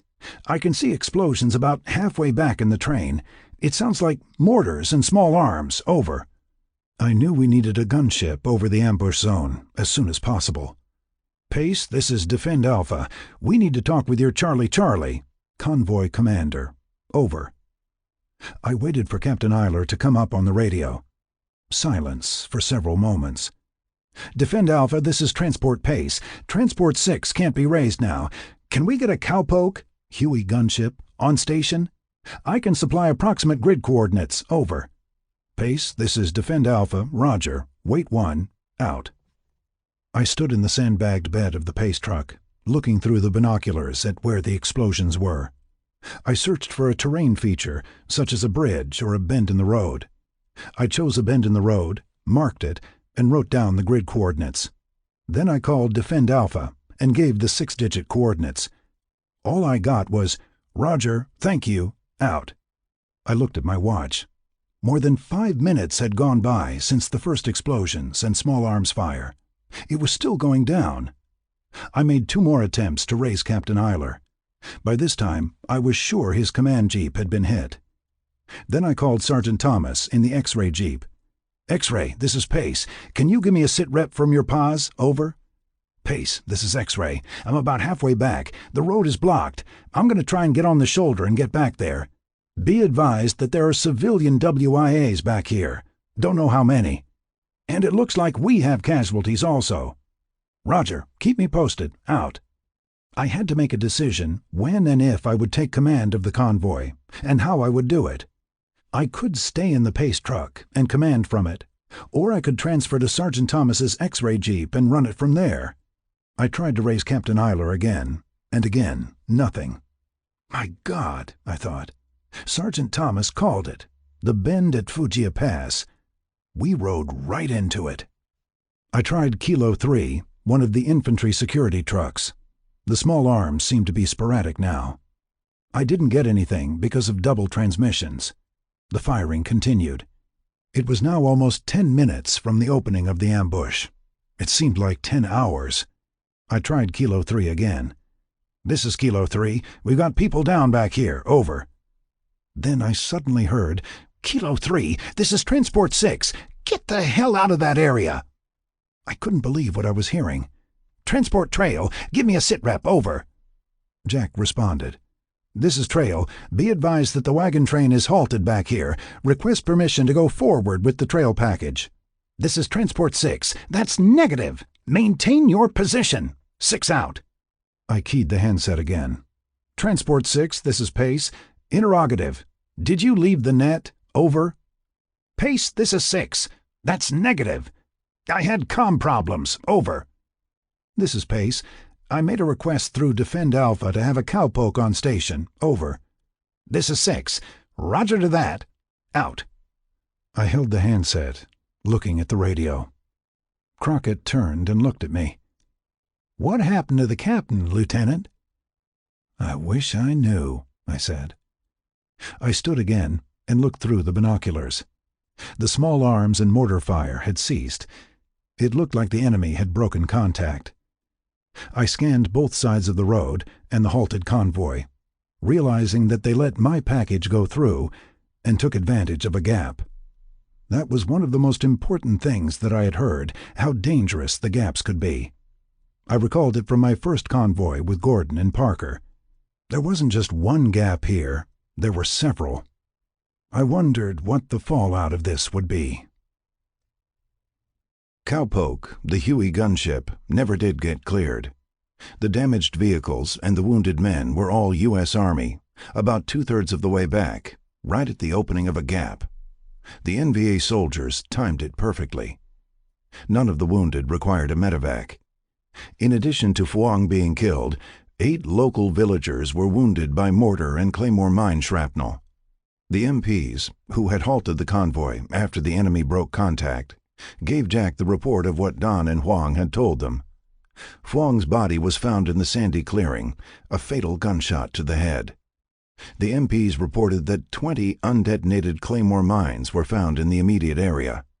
It was impressive how the NVA soldiers set up that ambush in such a short time frame. It was less than an hour later when I got the word to move out again. When we reached the gate at Phu Bai, checkpoint 38, there were several MPs along the road observing our arrival. Because of the radio traffic, everyone in the area knew that the convoy from Da Nang had been ambushed. After the pace truck pulled into the airstrip staging area, I began making notes of what happened for the AAR. I also gave release signs to the Army and CB trucks. Then I made a note of Captain Eiler's absence off the net, which had to be explained. I was still riding when Captain Eiler's command jeep pulled in. I got out of the pace truck and approached his jeep. I noticed the look on his driver's face. Lance Corporal Albert Dawson appeared tired and a bit in shock. Captain Eiler was giving a transmission, so I waited until he finished. He finally replaced the handset on the MRC 109 radio. "All the casualties were Army. We were lucky in that regard." "What happened back there, Captain? You were off the net for about 10 minutes, I said.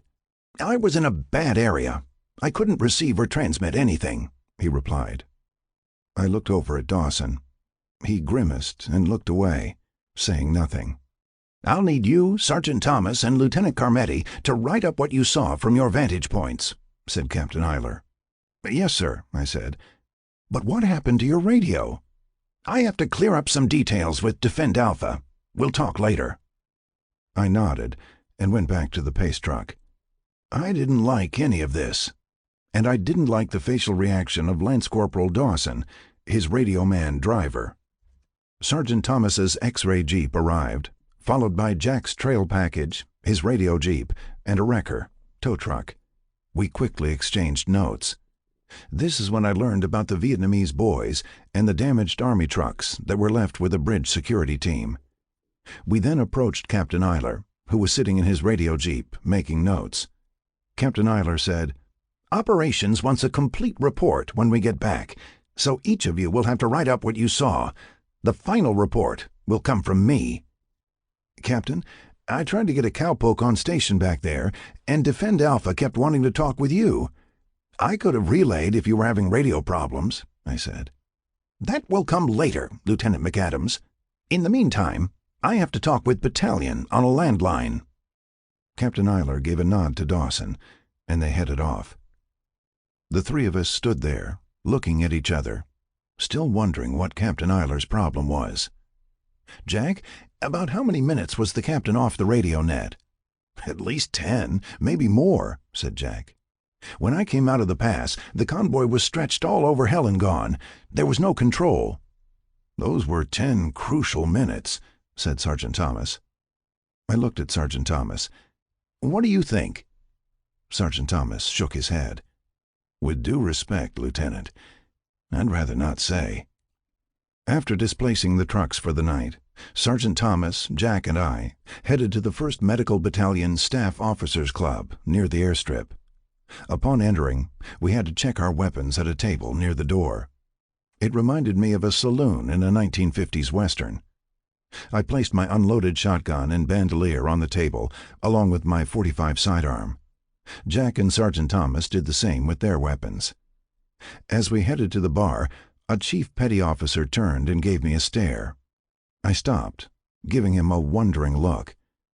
And then I realized who it was. Nyman Harris from the Ticonderoga. He was a petty officer first class back then. Almost 6 years had gone by since I left the ship. We quickly exchanged greetings and caught up on each other's recent doings. Harris told me that 2 other corpsmen from the Ticonderoga were stationed nearby. As we were catching up, I heard loud talking coming from the bar. It was Captain Eiler with a convoy control officer from Fubai. I shook hands with Harris and told him that we'd catch up on my next convoy. Sergeant Thomas, Jack, and I edged in at the end of the bar and ordered beers. We spent the next 20 minutes listening to Captain Eiler give his account of the ambush. His voice went up and down the bar, how he was out there alone, trying to get communications with the rest of his convoy as the NVA hit us with claymores, mortars, and small arms. He had the attention of everyone in the club, Navy corpsmen and Marines alike. "We tried to get a cowpoke on station, but it never happened," he said. "We were out there, fending for ourselves." Jack and I exchanged looks. I gave him a headshake, motioning to a back door. He nodded. We stepped outside with our beers. I remember it as a clear, warm night. The lights from the airstrip were off in the distance. We stared at the other side of the airstrip, staying silent for several moments. Then I broke the silence. "What do you think of the way he uses the pronoun we?" "Are you thinking what I'm thinking?" asked Jack. I nodded. "Maybe we should talk to his driver." "Oh, Eiler will cover himself. He'll tell his driver not to say anything," I said. "What are you going to write for the after-action report?" asked Jack. "What I saw and heard," I said. "I actually thought he was hit, and that I'd have to take command." I paused, thinking. "You know, Kilo 3 was in the same section of road, and I heard him perfectly. We were lucky today. Think what it's going to be like when we get another convoy order," said Jack. We exchanged dreaded looks and returned to the bar.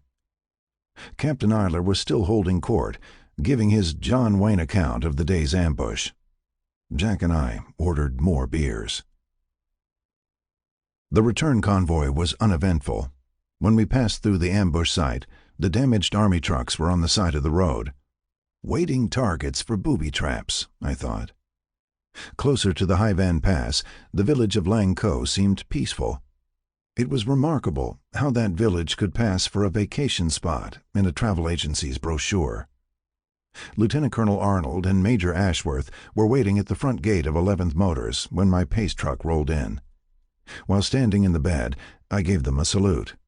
Colonel Arnold nodded, returned the salute, and signaled for us to stop. He approached me and said, "Have Captain Eiler report to S3 operations when he arrives." I nodded. "Yes, sir." Colonel Arnold turned and walked off with Major Ashworth. I notified Captain Eiler as soon as he pulled into the compound. We didn't see him for about 2 hours, all that time locked into a meeting in the operations office. Sergeant Thomas, Jack, and I busied ourselves with cleaning up and then catching up on reports and memos that had gathered during the previous 2 days. We also had to begin writing our after-action accounts to be included in Captain Eiler's final report. Top Duncan and the office staff wanted to know about the ambush. Different accounts were already circulating around the company and battalion. Rich Cobb and Gunnery Sergeant Rayhorn said that it was pretty quiet while we were gone. "I'm sure that's going to change now," said Rayhorn.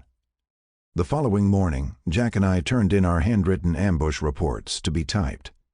When I joined Sergeant Woodard in the motor pool, he asked me about the ambush. "We were lucky," I said. "It could have been a lot worse."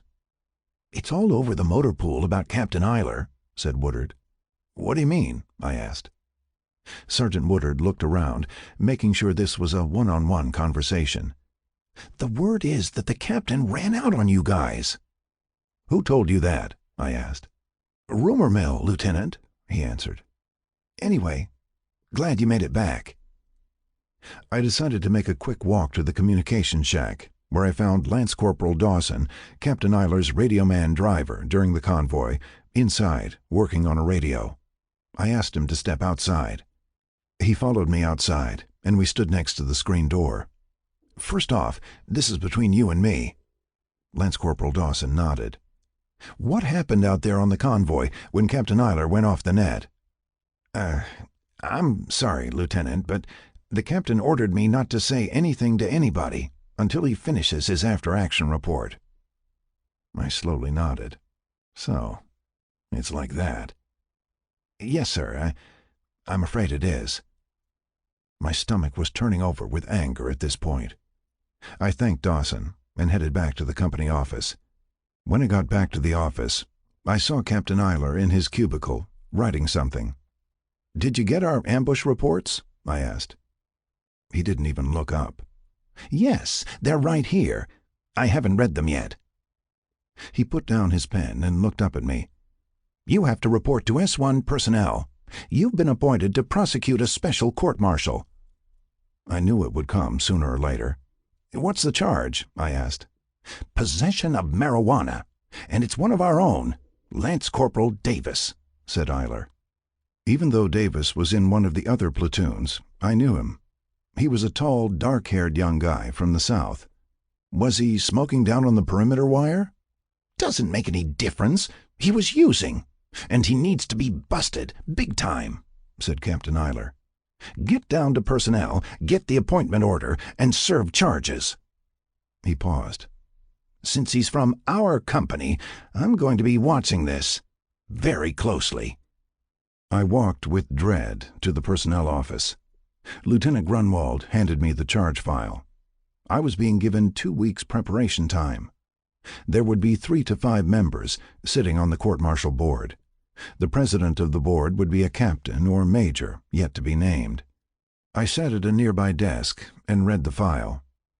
Lance Corporal Davis had left his footlocker open while writing a letter. One of the sergeants happened to walk through the hooch and saw a plastic bag in the footlocker.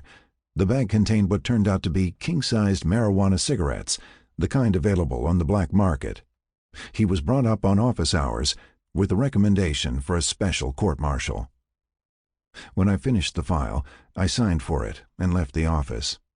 I was told that Davis was doing a stint in the mess hall, so I headed over there, pulled him out, and showed him the charge sheet.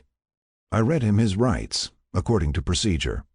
Then I had him sign 2 copies of the charge sheet, giving him 1. "What'll happen now, Lieutenant?" he asked. "The only thing I can say at this point is that you'll be contacted by Lieutenant Carmetti. He'll be your defense counsel. Be honest with him." I took the file and left the mess hall, still angry that I was being a lawyer without going to law school. I spent the next 2 days preparing the case, recalling the week-long course in military law at TBS. As prosecutor, I had to prove the elements of the offense to the court-martial board. If any one of the elements was in doubt, an acquittal was likely. The burden of proof would rest on my preparation, and I knew that Captain Eiler would have me under the proverbial microscope. During this time, the battalion began getting convoy orders to support an Army Special Forces camp out in Thongduck Valley, southwest of Da Nang. The area was ripe with NVA activity. The convoys were small, less than 20 vehicles, each without a wrecker because of the thick terrain and the soft, unpaved roads. The first convoy of 12 vehicles was ambushed on the way out, with mortars, a .50 caliber machine gun, and small arms. 5 Marines were killed. The convoy commander and his jeep driver were among the wounded. The command was transferred to a truck, and the convoy got through to the Special Forces camp. The next morning, the convoy commander was evacuated to the NSA facility in Da Nang. It was evident that more convoy orders to Thong Duc were coming. I began trial preparation. The next morning I was reading the Marine Corps Manual for Courts-Martial when Gunnery Sergeant Rayhorn came in the company office and stood at the counter. He asked to see me. I approached him and said, "Come on in the back to my desk." He shook his head. Lieutenant, we should talk outside." I grabbed my soft cover and went outside with him, sensing something serious. I thought he had something to tell me about Lance Corporal Davis's upcoming special court-martial. We began walking down to the company sector at the perimeter wire. "One of the trucks on deadline had a transmission problem, and I needed to check it out." I nodded, listening. "I got on a creeper and slid under to look at the crankshaft. I was under the truck for a couple of minutes. Then I noticed a couple of sets of feet nearby. I didn't think anything of it. Then I realized that I was hearing something." When Sergeant Rayhorn said this, the hairs on the back of my neck stood up. "What did you hear?" Sergeant Rayhorn took a breath.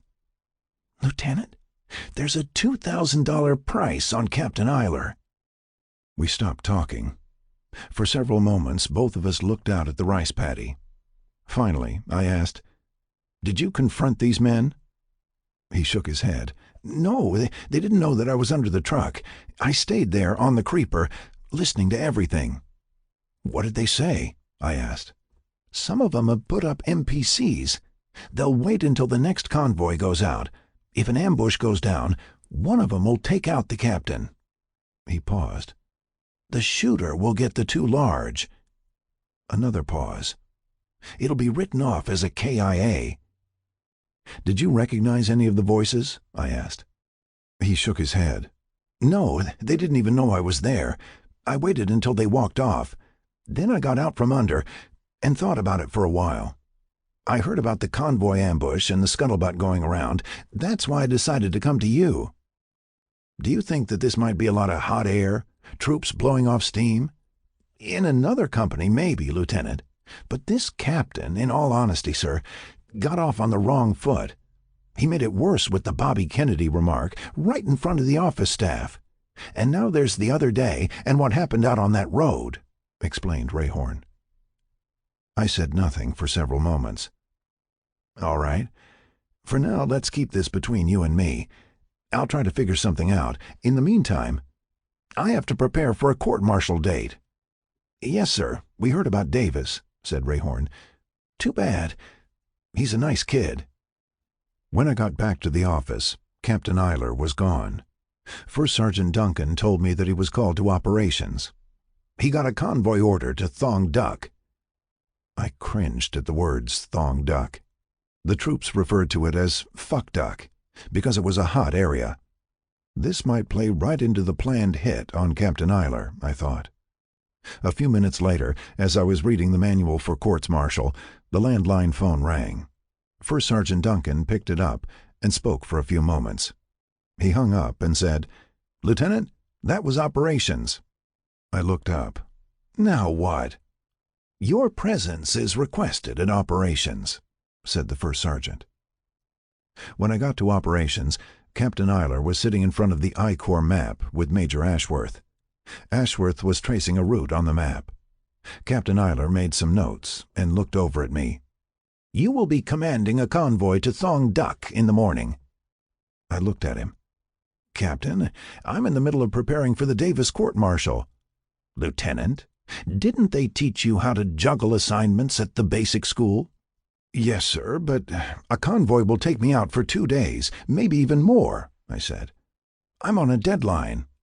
"Nonetheless, "You'll be in command tomorrow," said Captain Eiler. I glanced at Major Ashworth, expecting some sort of reaction. Nothing from him. Then I looked at Captain Eiler as my stomach turned, recalling those 10 to 12 minutes where he left the radio net at Fujia Pass. I didn't need to have a wall fall on me to know why I was getting this convoy order. Captain Eiler avoided my look, turning to his notes. "It'll be a small one, 19 vehicles," explained Major Ashworth. "Instead of a radio jeep, you'll be in a command truck with an MRC 109 mounted radio." "Major Ashworth will explain the full order," said Captain Eiler. "I still have to work on my after-action report from the Fujia ambush." He got up and left the office. For the next 15 minutes, Major Ashworth explained the convoy order as I took notes. This run was in support of the second phase of Operation Mameluke Thrust. Mameluke was the name of the Marine officer's sword worn at ceremonies and parade formations.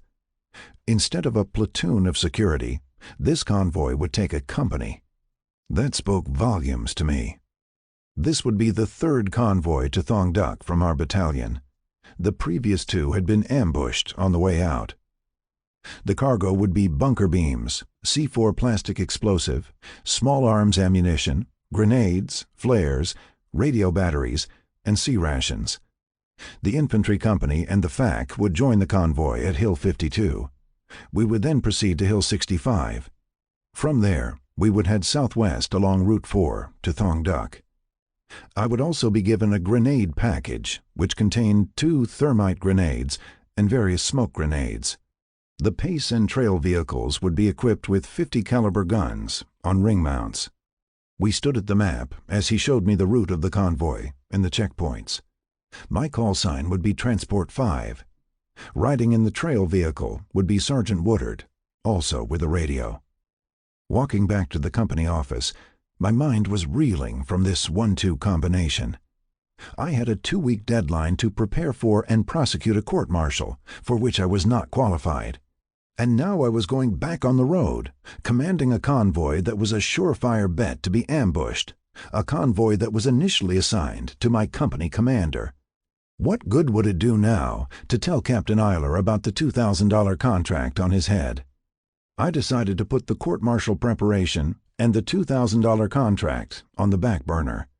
The front burner was the convoy to Thong Duc. 7. Thong Duc. Before giving my convoy briefing that evening, I met with Sergeant Woodard and explained where he would be in the convoy line and that security would be a company picked up at Hill 52. "Then we'll be the first Rough Rider convoy to carry a company of security instead of a platoon to Thong Duc," remarked Sergeant Woodard. I nodded. You got that right. I realized the increased odds. On the previous convoys, the security unit was a platoon commanded by a lieutenant. This was a small convoy, according to the order, 19 vehicles, without a wrecker, M543. The fact that security on this one was an entire company spoke volumes to me. Translation: they're waiting for us, but we're going out with more weight. As I began my convoy briefing, I noticed Captain Eiler sitting in the back of the conference room, taking notes. This meant that he would be giving me a critique of the briefing. Naturally, it would be negative. I began the briefing, outlining the mission. The convoy order was to resupply a Special Forces camp in Thong Duc Valley. The Special Forces camp was set up there specifically to blunt NVA operations in the valley and along the Songvu Jia River. I added that this was in support of Operation Mameluke Thrust. I gave the route, heading out of Da Nang to the southwest, first to Hill 52 to pick up the security troops, then proceeding to Route 4 and Thong Duc. I added the total amount of vehicles and radio call signs with checkpoints called in to division. During the execution phase of the briefing, I explained that the 2 previous convoys on this operation were ambushed on the way out. Those had a platoon of security. Ours would have a company from the 1st Battalion, 7th Marine Regiment. I added that because of the terrain, we would be without a wrecker. Someone asked what would happen if a truck became damaged or hit a road mine. Our policy is to leave nothing behind that can aid the enemy. I remember looking around the room and then to the rear at Captain Eiler. That decision will rest with me as convoy commander. How prophetic that would be. Another question came up. What's the latest on enemy activity? There are at least 3 company-size NVA units from an NVA regiment working in that valley, according to the latest intelligence reports. I'll have an update on that before we leave. Someone asked, what about air cover? There will be a Huey on call through a forward air controller. Again, I looked around the room. Hopefully, we won't need him. I knew full well that we would need him, as well as preset artillery targets. After I dismissed the briefing, several people approached me with follow-up questions. I could sense their necessary concern. I noticed Captain Eiler leaving the room. With each answer to the follow-up questions, I managed to contain my anger, knowing that Captain Eiler should be commanding this convoy. When I returned to my hooch, I saw the Davis court-martial file where I had left it on my bunk. I picked up the file and stared at it, still upset at having this convoy thrown at me by my company commander. I put the file in my locker, sat on my bunk, and wrote a letter to Patty. I remember keeping an upbeat tone to the letter, all the time wondering if this would be my last letter to her, and where I would be in 24 hours. It made me reflect on my 3-hour epiphany at Camp Hansen on Okinawa. The things that run through your mind on the eve of battle can almost cause a complete breakdown. My thoughts then went to OCS and the fact that I applied to the Marine Corps with open eyes, going into a combat zone, knowing what the odds were. And tomorrow, I would be facing the odds. I was just about finished with the letter when Corporal Adair knocked on the rear door of the hooch. He apologized for the late hour and added that Captain Eiler wanted to see me in the company office immediately. All I could do was sigh, put pen and paper aside, gather my soft cover, and head to the company office. When I entered Captain Eiler's cubicle, he was reading one of his paperback detective novels and smoking a cigarette. He set the novel aside and pulled out his notebook. I noted some discrepancies in your convoy briefing. I stood in front of his desk. Captain, it's been a long day, and I have a convoy tomorrow. Can't we do this at another time? He shook his head. Negative. We'll do it now. He glanced at his notebook, stubbing out the cigarette. You neglected to state the convoy speed and the distance between vehicles. You also neglected to state the chain of command. I explained that the checkpoints would be called in to defend at division convoy control. He shook his head. Not good enough. The chain goes from your command vehicle to battalion to division. Correction, Captain. On the road, my direct contact is with division convoy control. Convoy control is where I call in the checkpoints, with battalion monitoring. He glanced at his notebook again, ignoring my correction. Still, there was no mention of chain of command and distance between the vehicles. I took a deep breath, taking the shortest point to end this senseless meeting. Yes, sir. He closed his notebook and leaned back in his chair. In that moment, I thought of telling him of the price on his head. Instead, the convoy was my priority. If he was in command of the convoy, I would have definitely told him at this point. There will come a time, I thought. Will that be all? One more thing, he said. Make sure you check the G2 intelligence reports in the morning. I glared at him, remembering the June 10th preparation where he neglected to check the intelligence reports and reprimanded me for being late into the motor pool. Yes, sir. It's the convoy commander's responsibility. That's all, Frank. I left the office, and he resumed reading his novel. That night, I tossed and turned the first few hours. Then I drifted off. When first light came through the nearby screens, my eyes opened. This is it, I thought. Might as well dress, get to the mess hall, and put down a hearty breakfast. Since I was the first one in the officers' mess, I ate alone. Upon leaving, outside, I ran into Major Ashworth. I saluted and said, "Morning, Major." He returned the salute, walking to the door. "Lieutenant McAdams, have you checked the morning intelligence reports?" I nodded. "I'm on my way to do that now, Major." Major Ashworth turned, holding the door. "Make sure that you do. Here I am, commanding a convoy into a valley with noted NVA activity. Like always, before any convoy, I will check the latest intelligence reports." It suddenly dawned on me that Major Ashworth, since reporting into the battalion, had never been on a convoy, either down south or through the Hivan Pass. Upon entering the battalion commander's office, I went right to the G2 clipboard. The latest reports had been posted from 1st Force Reconnaissance Battalion and Division Headquarters. The 3 enemy units were still operating in the valley and along Songvujia River. These sightings were on both sides of Route 4, where the Songvujia intersects with the Songkan. The convoy would be heading right into that, fullback up the middle. It hit me that I could have NVA on both sides of that road. No wonder they were giving me a company of security. I met Sergeant Woodard in the motor pool. Because there were no jeeps on this run, he would be in the trail truck with a Prick 25 radio tuned to my frequency. I placed my command truck 1/3 of the way back, about the 5th truck. I had a radio man, Lance Corporal Roger Silcox, and a mounted MRC 109 radio. I also had an M60 machine gun with a gunner, Corporal J.R. Forsyth. The Pace and trail trucks had swing-mounted 50 caliber guns. I climbed aboard the command truck and did a radio check. Then I pulled out the Thong Duck map and did a quick recon. I went right to Route 4 along the Songvujia River and then worked backward to Da Nang. About 20 minutes later, we got the word to head out to Hill 52 to pick up the security company. As we headed out of the battalion compound, Lieutenant Colonel Arnold and Major Ashworth were standing by the gate. Standing in the truck bed, I gave them a salute, and they returned it.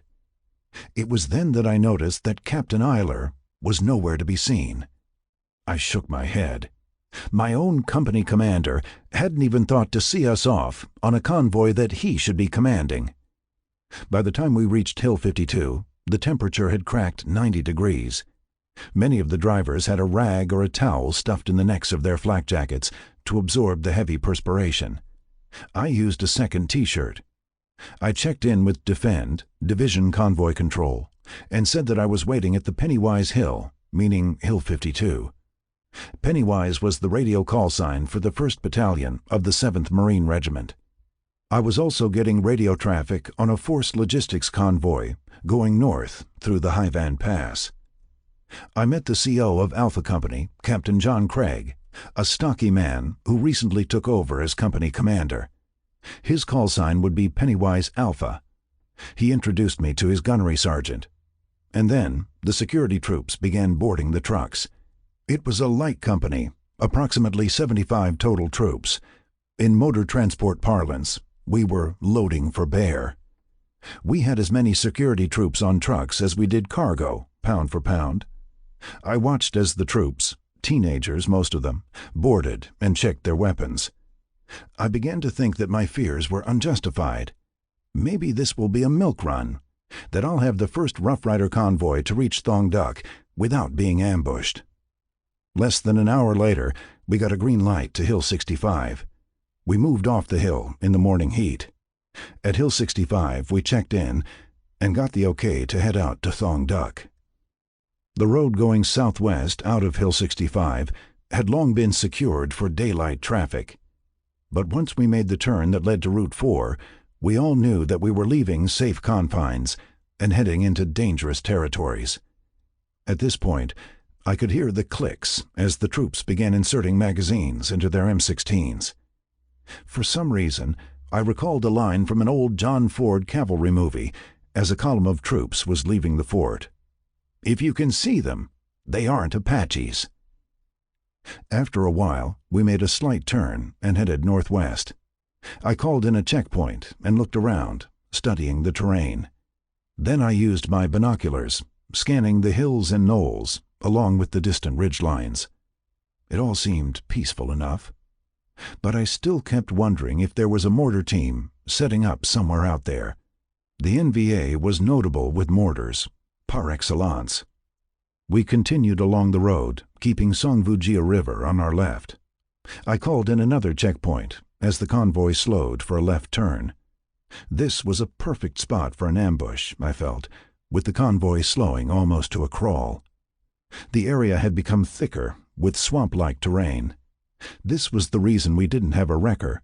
The mere weight of the vehicle would cause it to sink into the ground, thereby slowing the convoy. The heat became more intense as we moved southwest. The absence of any breezes brought up a pungent fish odor. Across the river was the first of 3 hamlets where the villagers did their day's toiling either in the rice paddies or fishing in the river. We passed a primitive water wheel on our right that was pumping water from a nearby creek into a lower level of rice paddy. Even though it was primitive construction, going back hundreds of years, it still had a look of efficiency. Farther out, I saw a farmer working on a rice paddy dike. I raised the binoculars for a closer look. I had heard stories how a farmer in the paddies was a lookout, somehow giving information to the enemy as to our direction, speed, and size. From my position on the road, however, he had the appearance of a farmer, and nothing more. The convoy continued as the heat became stifling, mixed with the stench of fish.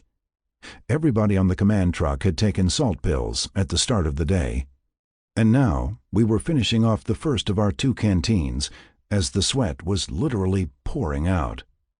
I knew that at the end of the day I would have salt stains on my utility blouse. We continued on Route 4 as I called in another checkpoint. There was a hamlet on our left that bordered the river. Several villagers, wearing cone hats, were in small skiffs out in the river, lightly sculling with the current, which was moving east toward Da Nang. I always found the resiliency of the villagers brave and fascinating. Here they have 2 armies fighting in their locale, in skirmishes and battles, day and night, and they calmly continue with the day's work to feed their families. For some reason, I thought of Lieutenant Colonel Arnold's observation that he made on our first meeting. They're really a childish people. These villagers were anything but childish. About a half hour later, we passed an airstrip on our right. It was a small strip, obviously designed for light fixed-wing aircraft. The strip was a paved tarmac, about 2 football fields in length. We slowly crossed over Songkon River, where I called in another checkpoint. Still looking around, studying the terrain, and wondering where the hell the NVA was lurking, and when they would hit us. They never did. Within another half hour, we were rolling into the Special Forces camp. Our only enemy on this Rough Rider convoy was the intense heat, which now had to be hovering between 110 and 115 degrees. I called in our arrival at the Sierra Foxtrot, Special Forces destination, feeling that the 3rd time was the charm. Transport 5 had become the first 11th Motors convoy to get into Thong Duc without being hit on Operation Mameluke Thrust. The CO of the Special Forces camp was an Army captain. He was about my size, with a tanned face, salt and pepper gray hair, and a gunfighter's mustache. I expected the commander to be at least a major or lieutenant colonel. He congratulated me on getting in safely, which surprised him. As we shook hands, the troops began dismounting from the security trucks. Captain Craig approached me, and we began discussing the nighttime perimeter defense and where I would position my trucks with the .50 caliber gun mounts. Then somebody cracked a Budweiser can and handed it to me. I cocked my head, held the can up, and let the beer cascade into my mouth, splashing a bit on my face and flak jacket. Naturally, the beer was warm. To me, it was a cool one. To this day, I consider it the best beer I ever tasted. The Special Forces captain explained what the terrain was like outside the perimeter and where the NVA had made probes during previous nights. Based on the captain's recommendations, I positioned our .50 caliber gun trucks so that they would interlock on our side. 2 of their bunkers with M60 machine guns were already in position on the other side. I placed my command truck, with its M60, in between the two 50 caliber gun trucks. Even though we made it safely into the camp, we now had to contend with an NVA specialty, the night attack. I remember doing another map recon for the return convoy, looking at Route 4 and making mental notes where an NVA officer would choose for an ambush zone. Then I grabbed a quick C-ration meal. After that, I jumped back in the bed of the command truck and took a quick recon nap, knowing that I would be awake most of the night, checking our side of the perimeter. In a situation like this, you grab sleep piecemeal. Corporal Forsyth shook me in what seemed like minutes later. I got about a 90-minute respite and opened my eyes to a fast-fading twilight.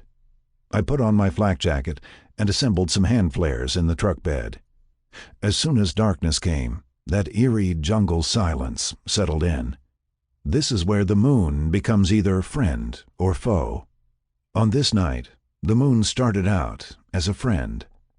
Because of where we were, I knew the troops would be on edge as the night wore on, all the time wondering if they were hearing something while seeing nothing. I thought of a line from the classic Western film, The Searchers. "It's quiet out there. Too quiet." We popped a few flares periodically, but they showed no movement. With first light, I had the feeling that the divine providence was watching over us. It was as peaceful as a summer night on a Southern California beach, and it put most of us in a good mood for the return convoy. After checking in with DCC, I shared some coffee with Captain Craig. We had to wait for Route 4 along the Songvujia to be swept by a detail of 2 tanks. This gave the troops time for C-rations and to clean their weapons, and the day was going to be another oven. I met with my drivers and emphasized to watch the road 10 to 15 yards in front, to stay in the tracks of the vehicle in front of them.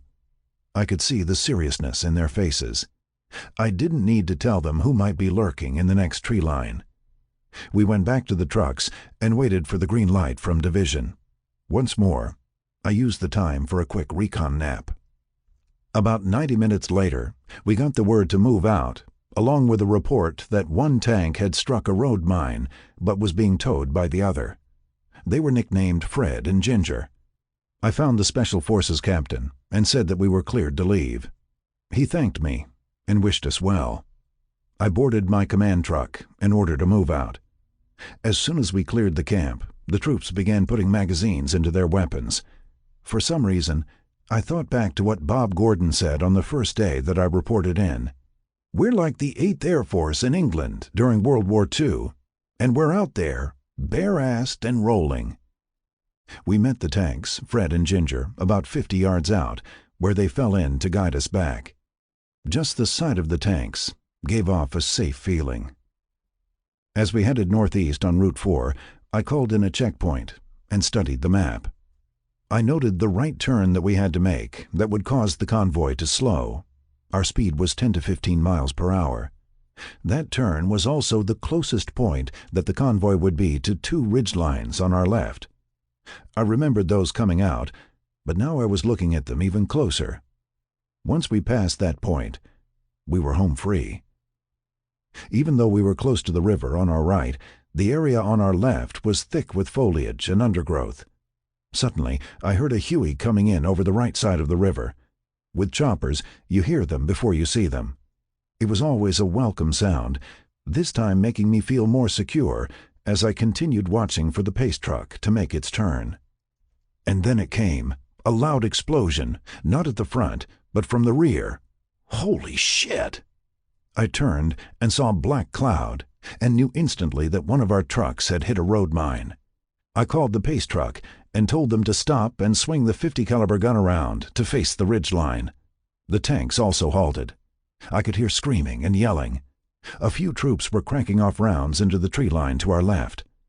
I told Sergeant Woodard to meet me with his Prick 25 radio, and I got off the command truck. Captain Craig checked in, notifying me that the mined vehicle from the 7th Marine Regiment was about 3rd or 4th from the rear. He told me that the truck looked demolished.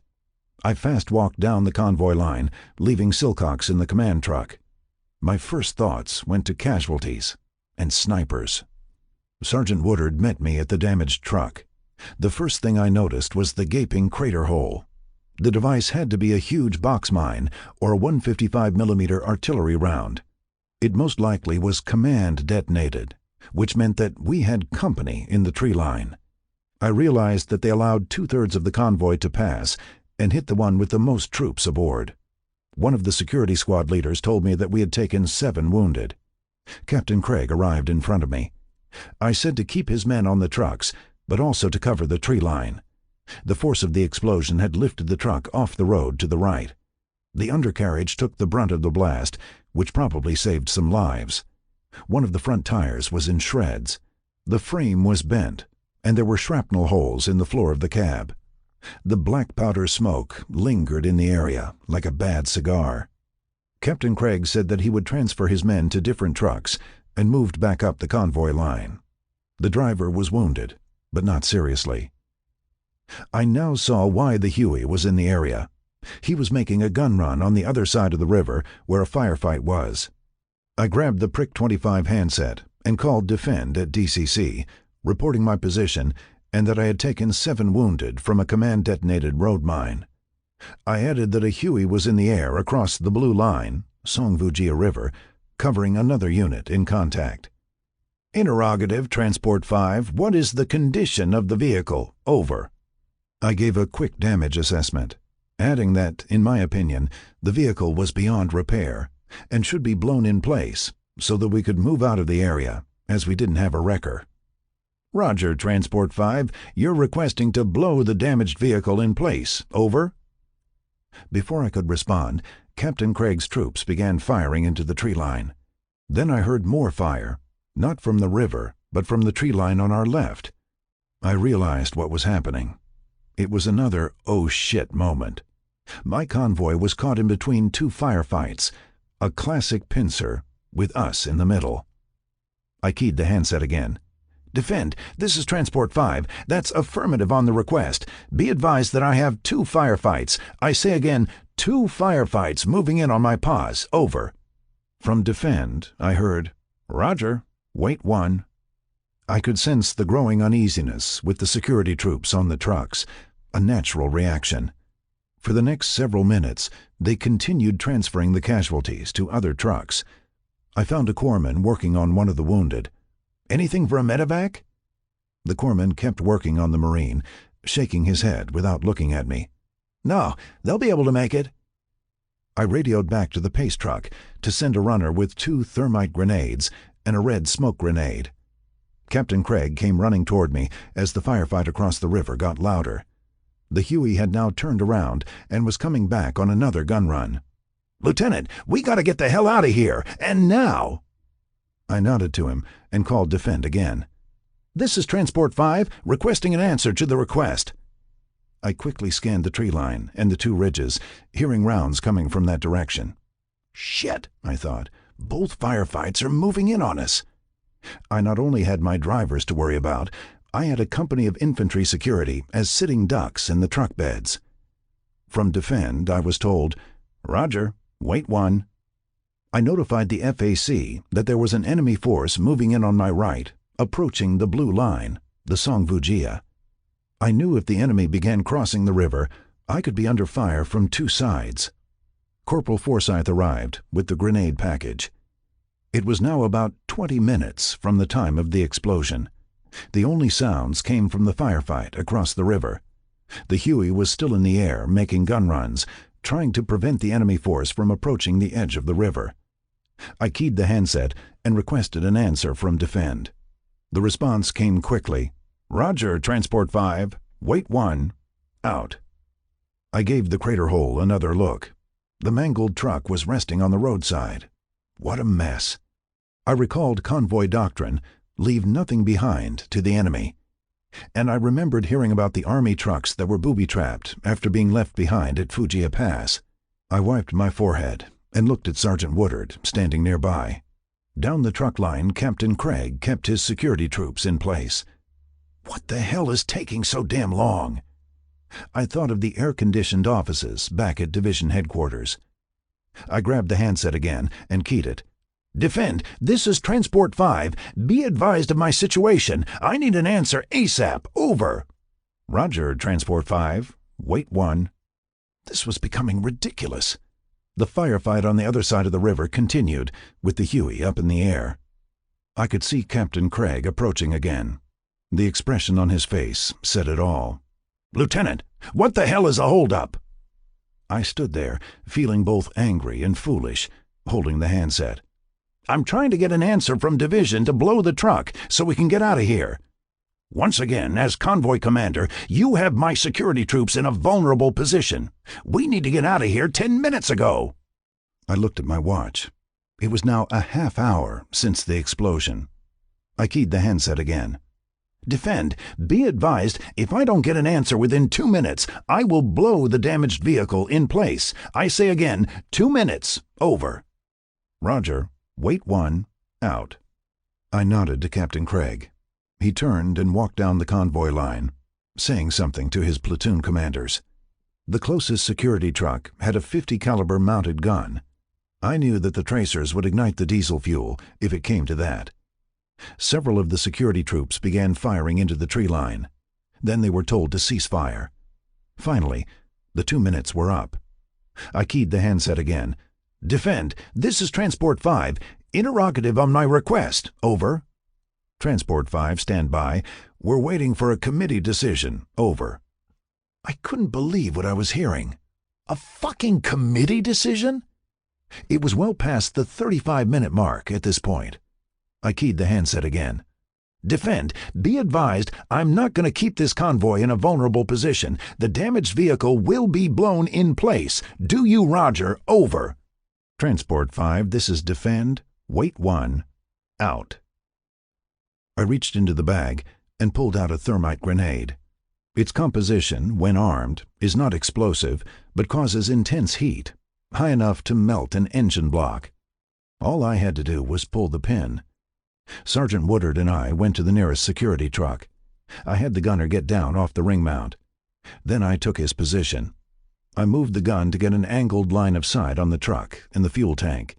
Then I yelled, "Stand aside at the truck!" I cocked the gun twice, as required for a .50 caliber.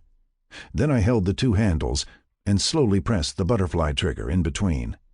I was prepared for the heavy recoil as the rounds went out, tracers hitting the fuel tank, which smoldered at first and then ignited as more tracers hit. As the flames came up, I nodded to the gunner and jumped off the ring mount. Then I approached the truck, holding the thermite grenade, as the flames got more intense. The hood was already ajar, popped open by the force of the explosion. I pulled the pin on the thermite grenade. The fuse started with a hissing sound. Then I placed the grenade on top of the engine block. I stepped back a few feet and stared at my work. As I recall, it took less than 90 seconds, and I heard nothing from Defend or what the so-called committee was deciding. I looked at the driver of the pace truck and gave him a circle signal with my right hand. Get ready to roll. Captain Craig came fast walking up the road. He nodded to me. "I agree with what you did, Lieutenant. Now let's get the fuck out of here." Forsyth and I climbed aboard the command truck. I gave the order to move out. Then I turned and looked at the smoke coming from the burning truck. The firefight was still on the other side of the river, and the Huey was still making gun runs. What seemed like 2 hours was actually less than 40 minutes, and there was still no decision from DCC. As we continued back down Route 4, Defend called and said, "Do not, I say again, do not blow the damaged vehicle." I remember chuckling to myself with the choice of words, "Don't blow the damaged vehicle." The truck had been totaled by the damn mine. I keyed the handset. "Defend, be advised that the vehicle was blown in place." There was a long silence on the net. And then came, "Transport 5, this is Defend. Roger. Out." We continued along Route 4 and soon arrived back at Hill 52, where Captain Craig's company was headquartered. As his platoon commanders were taking count of the troops and casualties being moved to the battalion aid station, Captain Craig approached my command truck. "If you need a statement about this, let me know. I nodded and gave him a salute. He muttered something about a committee making a decision and walked off.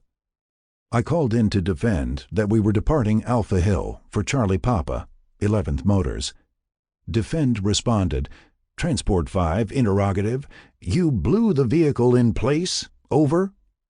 "This is Transport 5, that's a roger. The damaged vehicle was blown in place. The 7 WIAs are being treated on Alpha Hill. Over." "Interrogative, Transport 5. What gave you the authority to blow that vehicle? Over." I was getting pissed at this point. "Defend, be advised that I am the convoy commander. I had 2 firefights moving in on me, as noted, and was acutely aware of the situation, having a company of security in a vulnerable position for an extended period." I paused. "I needed a decision. When no decision came after 30 minutes, I took the initiative. Over." There was silence on the net for several moments. Then I keyed the handset again. "Defend, interrogative. What was the reason for the delay on your end? Over." "Transport 5, this is Defend. Report to your Charlie Papa. Over." I gave the handset to Silcox. I remember taking a deep breath, trying to control a seething anger. I had to find out why we were kept waiting. And I knew that headquarters people, both at Division and at 11th Motors, were monitoring the transmissions. When we arrived at 11th Motors, I was informed to report to operations. The first thing they wanted to know was the map coordinates of the truck and the condition of the casualties. I explained that they didn't need to be evacuated, that they were being treated at Hill 52. I explained that Captain Craig, CO of Alpha Company, is willing to write a statement for my AAR. "Do I need to talk with Colonel Arnold?" I asked. "He's not available right now. He's talking with Division Convoy Control." I left operations, went to my hooch, and proceeded to undress for a trip to the showers. As I stood under the showerhead, I reflected on the 2 days. The first day was easy. The second was exhausting and stressful. I still needed to know what caused the 35-minute delay. After I got dressed, I began making notes for my AAR. Then I headed to the mess hall for a hot meal. Upon leaving the mess hall, I ran into Captain Eiler. "I was in operations, listening to everything out there," he said. "Did you hear anything about Division keeping me waiting for 35 minutes?" I asked. He shook his head. "Something about a meeting to decide your request. I wouldn't worry about it. You did the right thing and got the hell out of there." "That's nice to hear on this end," I said.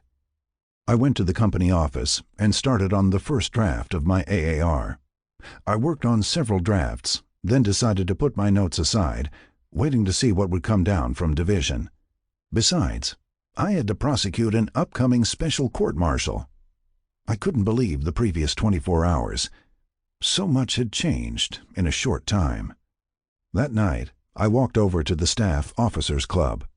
It was the club tradition to take off your soft cover before entering. Anyone who entered wearing either a helmet or soft cover had to buy the entire bar around. As I went up the steps, I took off my soft cover. Upon entering, I placed my cover on a rack. When I turned around, everyone in the bar, senior NCOs and officers, began clapping and hooting. One of the sergeants gave a 2-handed gesture, mimicking an explosion, and said, laughing, "Lieutenant McAdams! Boom!" I couldn't buy a drink that night. The main topic was the 35-minute delay, what caused it, and what kind of combat award I would be recommended for. While this was going on, I saw Colonel Arnold enter with Major Ashworth. Both men walked right by me without saying anything and settled in at a corner. Uh-oh, I thought. There's going to be more to this. Later, with the television in the far corner near Colonel Arnold and Major Ashworth showing a Gunsmoke episode in Japanese, I kept looking out of the corner of my eye. If only I could place a recording device under that table. Throughout the night, I kept getting backslaps and handshakes. I heard remarks like, "Fuck Division. You're out there, and they're back here in an air-conditioned office. A committee is a body of people who attempt to design a horse and come up with a camel." I walked back to my hooch that night, a little lightheaded. Naturally, I had no idea what was about to unfold. 8. Investigation. The next morning, upon reporting into the company office to resume work on my court-martial preparation, First Sergeant Duncan informed me that I had to report to Major Ashworth at operations. I suspected that they wanted more information about what happened on the road back from Thong Duc. I entered the operations office, where the office clerks were busy with reports and the day's convoys, a line haul down south to Hoi An and a convoy north through the Hai Van Pass. I sat next to Major Ashworth's desk. After several moments, he pulled a file and opened it. "I need you to sign this, Lieutenant McAdams." The memo had an 11th Motors heading. I stared at it, wondering. "Sign this for what?" I asked. Major Ashworth leaned back in his chair. "I've been appointed investigating officer into the truck-blowing incident on the road returning from Thong Duc." "You've got to be kidding, Major. An investigation?" "You destroyed a government vehicle without authorization," said Major Ashworth. "That's a violation of a division order, which is why the investigation was appointed." "No, sir," I said. "The NVA destroyed the vehicle," I countered. "I blew it in place to leave nothing behind to the enemy after being kept waiting for 35 minutes. "The investigation will state the facts and make recommendations," said Major Ashworth. "Right now, I need your signature that you have been advised of the investigation." I signed the memo and was given a copy. "So, I'll have to get statements from those on the convoy," I said. He shook his head. "That's my job as investigating officer. Yours is to write a statement, have it typed, and submit it to me." "I'll need to talk with several people about the 35-minute delay," I said. "I still haven't been told what caused it." Major Ashworth didn't say anything. He placed the appointment order back in the file. Before I left operations, one of the clerks informed me that the Special Forces camp out in Thong Duc got hit with a heavy sapper attack during the night. "They took buku casualties," he said. "The fight went on until dawn. Katie bar the door." Katie bar the door was Marine Corps jargon for hand-to-hand fighting, using the K-bar combat knife. "What happened to their CO?" I asked. He shook his head. "No details on the casualties." Back at the company office, I showed Captain Eiler the memo. "I have to write a statement," I said. "That's standard procedure," said Captain Eiler, looking up from reading a detective novel. I said, "I remember what you said at the mess hall yesterday, not to worry about it." He set the novel aside. "What do you mean?" "Yesterday at the mess hall when we met. You said not to worry about it. You added that I did the right thing and got the hell out of there," I explained. Another stare. This one was longer. "I never said you did the right thing." He paused, and then asked, "Did you tell Major Ashworth or Colonel Arnold that I said that?" "No," I said, "but I remember you telling me—" He interrupted. "Let's get this straight, right now.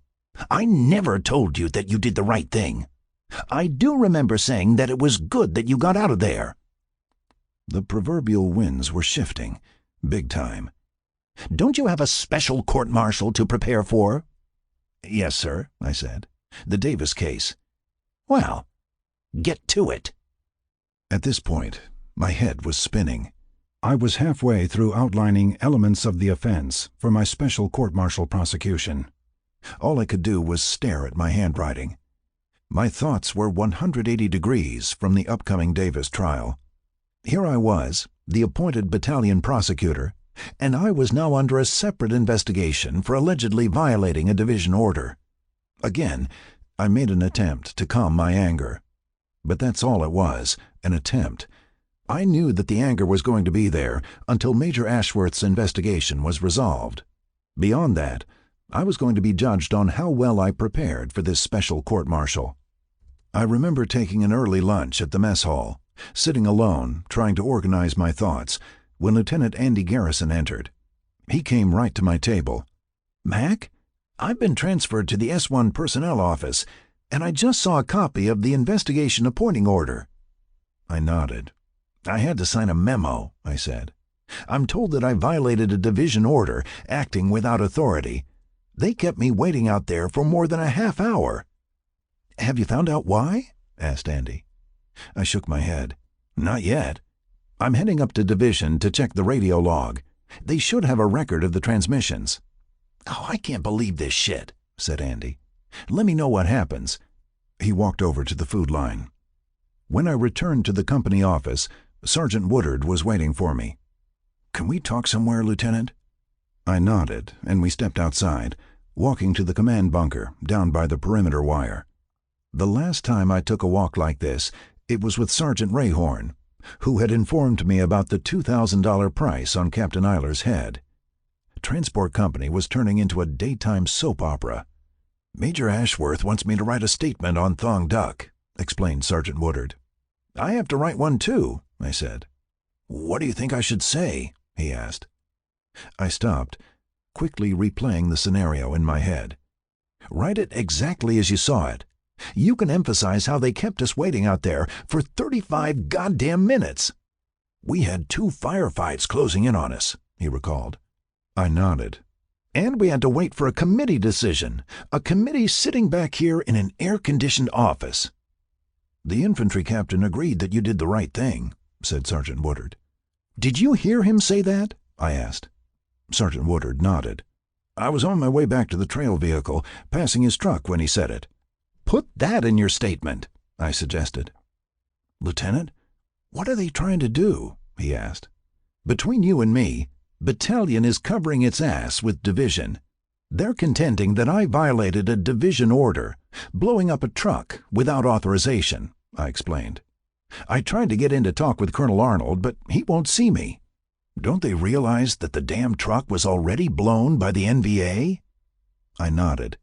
"That's the catch. And it might work in my favor." How wrong I was. I returned to the office and continued outlining my prosecution case. When Captain Eiler came in from lunch, he called me to his cubicle. "I understand you're writing a statement for the investigation." "Yes, sir. I have to check out the radio transmissions up at Division. It will document the time from the explosion to when we finally got back on the road." "What are you going to say about our conversation at the mess hall?" he asked. "That you said not to worry about it, that I did the right thing," I answered. Captain Eiler gave me a long stare. Then he stood. "We had this discussion, Frank. I told you that I never said that you did the right thing." Another pause. "Why are you countering me on that?" "Because that's the way I remember it, Captain." He sat back down. "For your own sake, don't put that in your statement. It will work against you." "In what way, Captain?" I asked. "In ethics and truthfulness. Remember, I'm the one who will be recommending your fitness report." I stared at him for several moments. "You two-faced, lying son of a bitch." "Yes, sir. I know." He nodded. "I know you have trial preparation to do." As I walked out of his cubicle, he picked up another of his paperback detective novels. I left his cubicle, went back to my desk, and looked at my trial preparation pages. I remember staring at the first 2 paragraphs. 5 minutes later, I was still looking at them with glazed eyes. Whiskey, Tango, Foxtrot. In the military, this is phonetic alphabet for the universal question, what the fuck is this all about? That night, I went over to the Staff Officers Club. They had a Peter Sellers comedy on the screen out on the patio. I ordered a beer and looked around. Then I realized that since the first time I reported into this battalion, I was drinking alone. No more backslaps. No more laughing. No more talking about which combat medal I would be recommended for. I drank my beer slowly that night, at the end of the bar, hearing the laughing coming from a movie whose title I have since long forgot. For some reason, today, I can still hear the laughter. The next day, I told Captain Eiler that I had to check out a jeep, to drive over to Division Legal, to meet with one of the lawyers on a prosecution point in the upcoming Davis special court-martial. He nodded to me with a smile.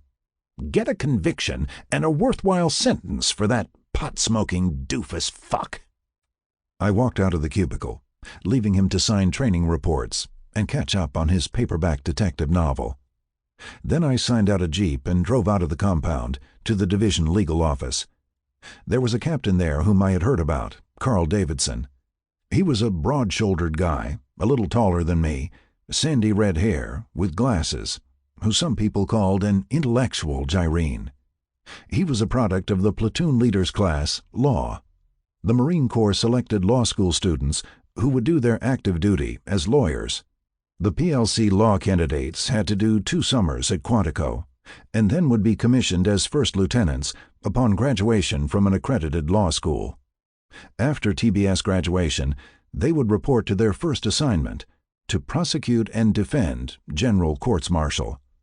Captain Carl Davidson was my designated mentor to guide me through prosecuting a lower special court-martial.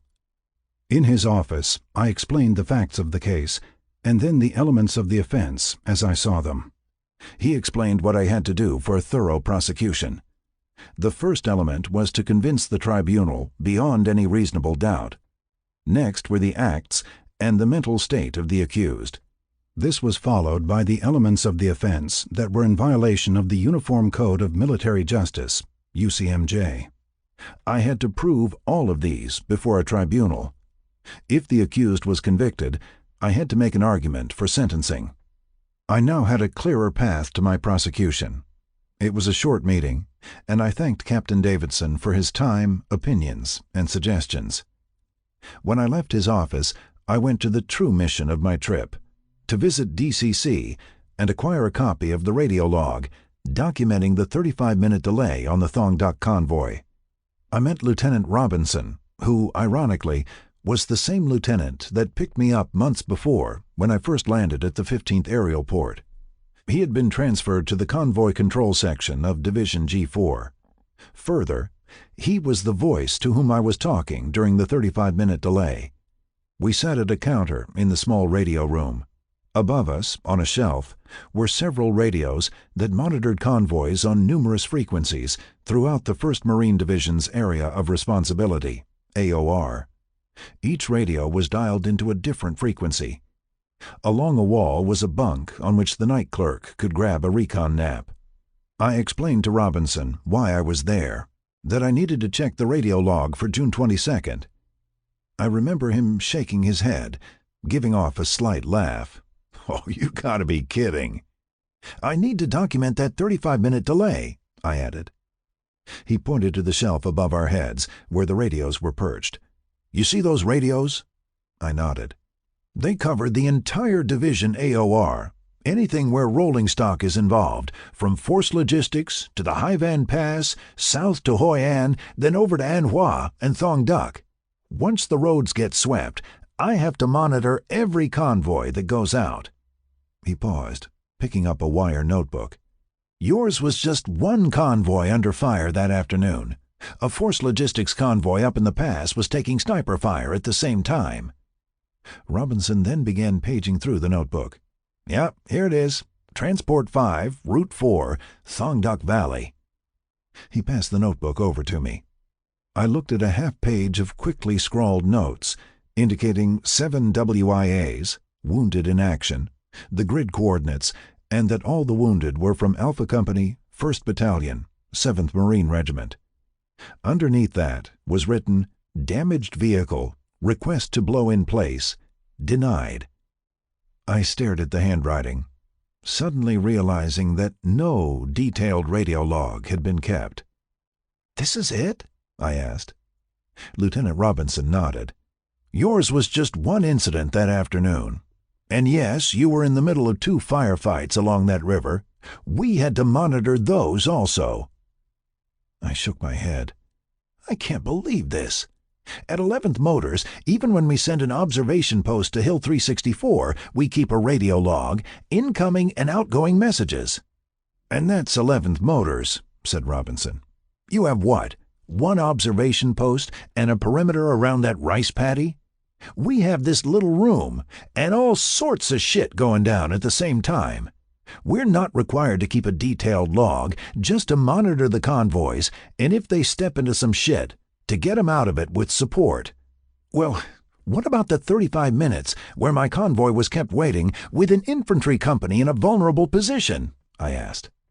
Robinson shook his head. You should have just left the truck there.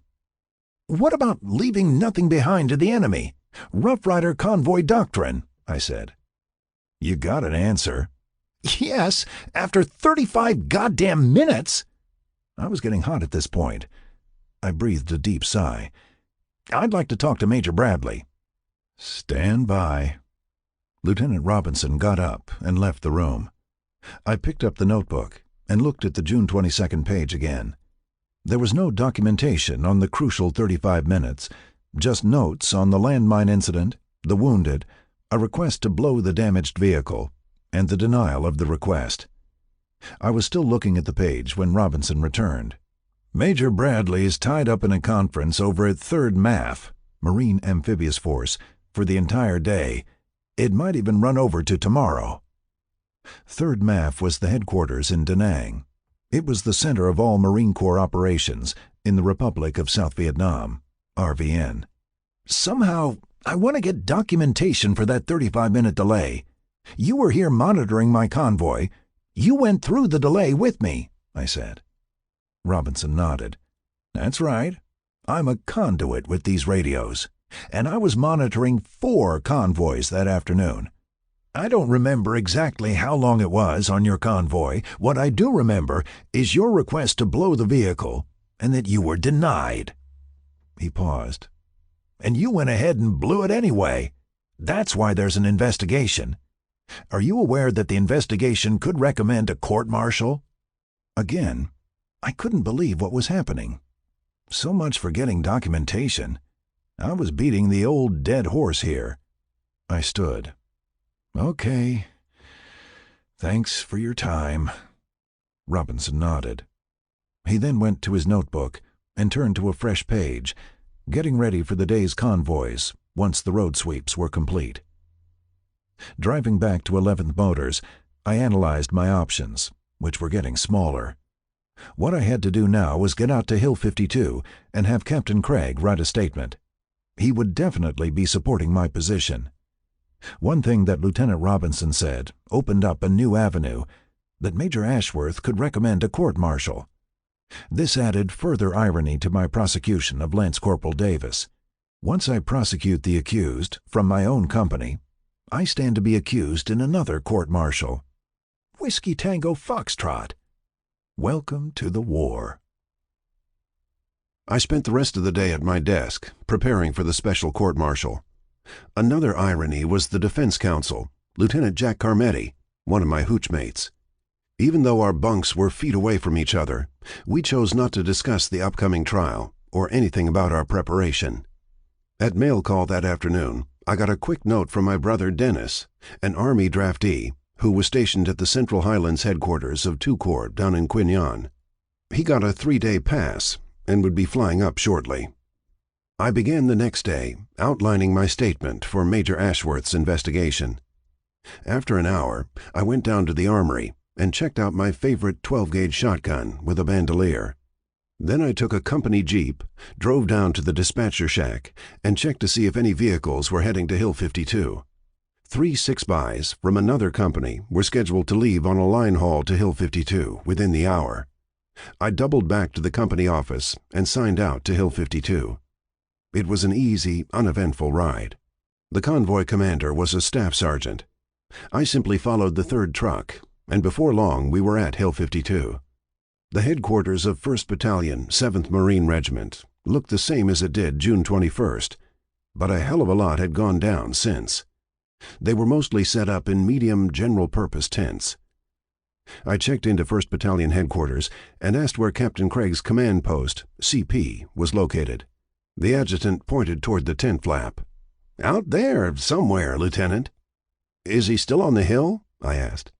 The adjutant shook his head. "Alpha Company is out on a search and clear. They're not scheduled to be back until the end of the week, if that. Depends on what they run into."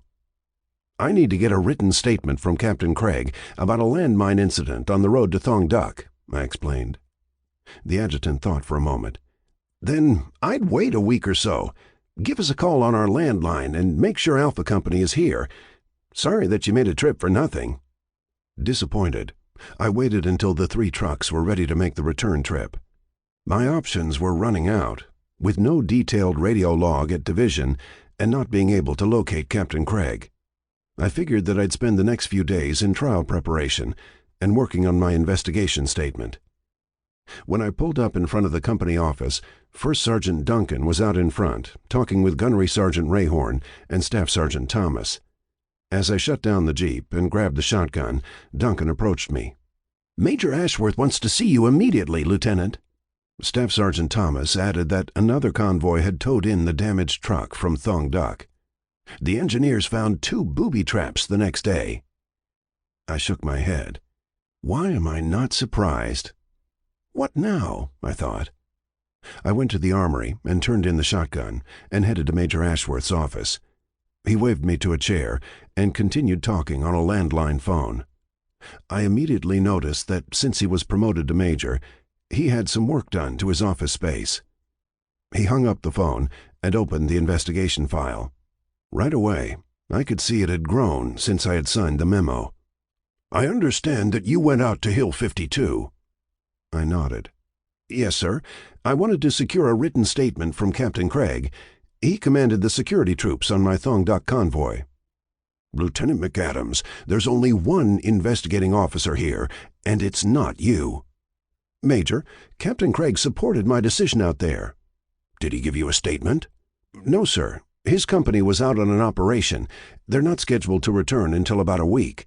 I'll have to call on a landline before I go out there again." Major Ashworth shook his head. "Lieutenant, until this investigation is complete, you'll confine yourself to trial preparation. That takes precedence over all your other duties, and that includes jaunts out to Hill 52. "Major, it wasn't a jaunt. I need Captain Craig's statement as to what he saw and said during those 35 minutes. "I've spoken with Captain Eiler. You're to confine yourself to trial preparation."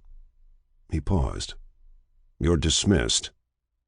Less than 5 minutes later, I was standing in front of Captain Eiler's desk. "Frank, it would behoove you to let the investigation take its course. That's what investigations are for, to determine exactly what happened, who saw what, and to make recommendations." "Who saw what is why I went out to Hill 52, Captain. The infantry captain supported my position. I need his statement." "And you're needed in this company to prepare to prosecute a special court-martial. Can't you get that through your head?" I thought for a moment. "When you gave me the command for the Thong Duck convoy, you wanted to know if they taught me how to juggle different assignments at the basic school. That's what I've been doing, juggling assignments." He gave me a studied look. "Then continue to juggle the assignments." He pointed a finger in the air. "Here, in this office." Later that day, I went down to the mess hall. Parked on the side of the mess hall was the damaged truck from the Thong Duck convoy. I remember staring at the burned and battered hulk, realizing what that NVA landmine had caused and was continuing to cause. I continued with trial preparation, analyzing how I would present my side, looking at the preceding office hours that had recommended the special court-martial. In Marine Corps legal procedure, office hours have to be held first to determine if a court-martial is warranted. In the Navy, it is called Captain's Mast. I began to see an irony in the Davis case. He made a judgmental error and opened himself up for a bust in rank and loss of pay. Likewise, I was now hearing how I made a judgmental error on the road back from Thong Duck. I kept telling myself that all I could do was put everything down in a statement and submit it. In the meantime, I had a court-martial to prepare for as trial counsel, and possibly another one, where I would be the accused, facing a conviction and a sentence. It was afternoon when a call came through to the company office. My brother Dennis was down at the dispatch shack at the front gate. I grabbed my soft cover and did a sprint down to the shack. Dennis had hitched a ride on a C-7A Caribou flying up from Quin Yon. At the 15th Aerial Port, he hitched a ride to 11th Motors. And now he was on the downside of a second tour. After his first tour, being informed that he was going to Fort Polk, Louisiana, heading into a blistering summer, he signed a waiver. Then he took a 30-day leave and returned to Quin Yon, in a relatively safe area. His rationale was that, despite being in a combat zone in Quin Yon, the weather in Vietnam was better than at Fort Polk in the summer. Fortunes of war. The first thing I did was pull a cot from company supply. Andy Garrison helped me set it up in our hooch. Then I had Corporal Adair take Dennis to the mess hall for the evening meal, while I continued preparing for the court-martial. The next morning, I checked out a Jeep, and we spent the day at China Beach. We started talking about family. After a while, I related my dilemma, being investigated for blowing up a truck that had already been totaled, while I prepared to prosecute a special court-martial. It was the first time I had been to China Beach since the Sunday before the June 10th convoy that got hit at Fujia Pass. So much had gone down in a fortnight. As I was explaining this, I recalled that Captain Eiler hadn't commanded a convoy since. Each time the rotation came down to Transport Company, one of the lieutenants was given the command. It was a standard pattern now. We shared some beer and treated ourselves to hamburgers and French fries. On the way back to the Jeep, I approached a young lance corporal and asked him to take our picture. This was to document that the brothers McAdams were in Vietnam at the same time. If we survived, the doubters would be proven wrong. The day after I drove Dennis to the 15th Aerial Port and said goodbye, I carried a white vinyl notebook into the battalion conference room, which had been converted into a courtroom. The president of the court and the two members had yet to be seated. Corporal Forsyth, who was on the Thong Duc convoy, was the court reporter. He was setting up a recording device whereby he spoke into a rubber cone to tape record the trial for the transcript, which would be reviewed by a convening authority at a later date. I settled in at the prosecution table and began going over the opening script from the pages in front of me. Jack Carmetti and Lance Corporal Davis then entered and sat at the defense table. I exchanged nods with Jack, still amazed that we were even here, that we were opposing each other in a military court of law without even going to law school or being members of the bar. To this day, I feel that was a breach, perhaps necessary at the time, but still a breach. I was going over the script pages when Captain Corliss from S3 Operations entered, followed by two court members. The first court member was a first lieutenant. The other was the enlisted member, a staff sergeant. This was an option for the accused, where one member of the tribunal could be enlisted. Captain Corliss waited for the court members to be seated. "This special court-martial will come to order." He nodded to me. "Trial counsel will now swear in the court." Captain Corliss and the court members stood and raised their right hands. I read from the notebook, as required, swearing in the president and the members, while Corporal Forsyth repeated my words into the recording device.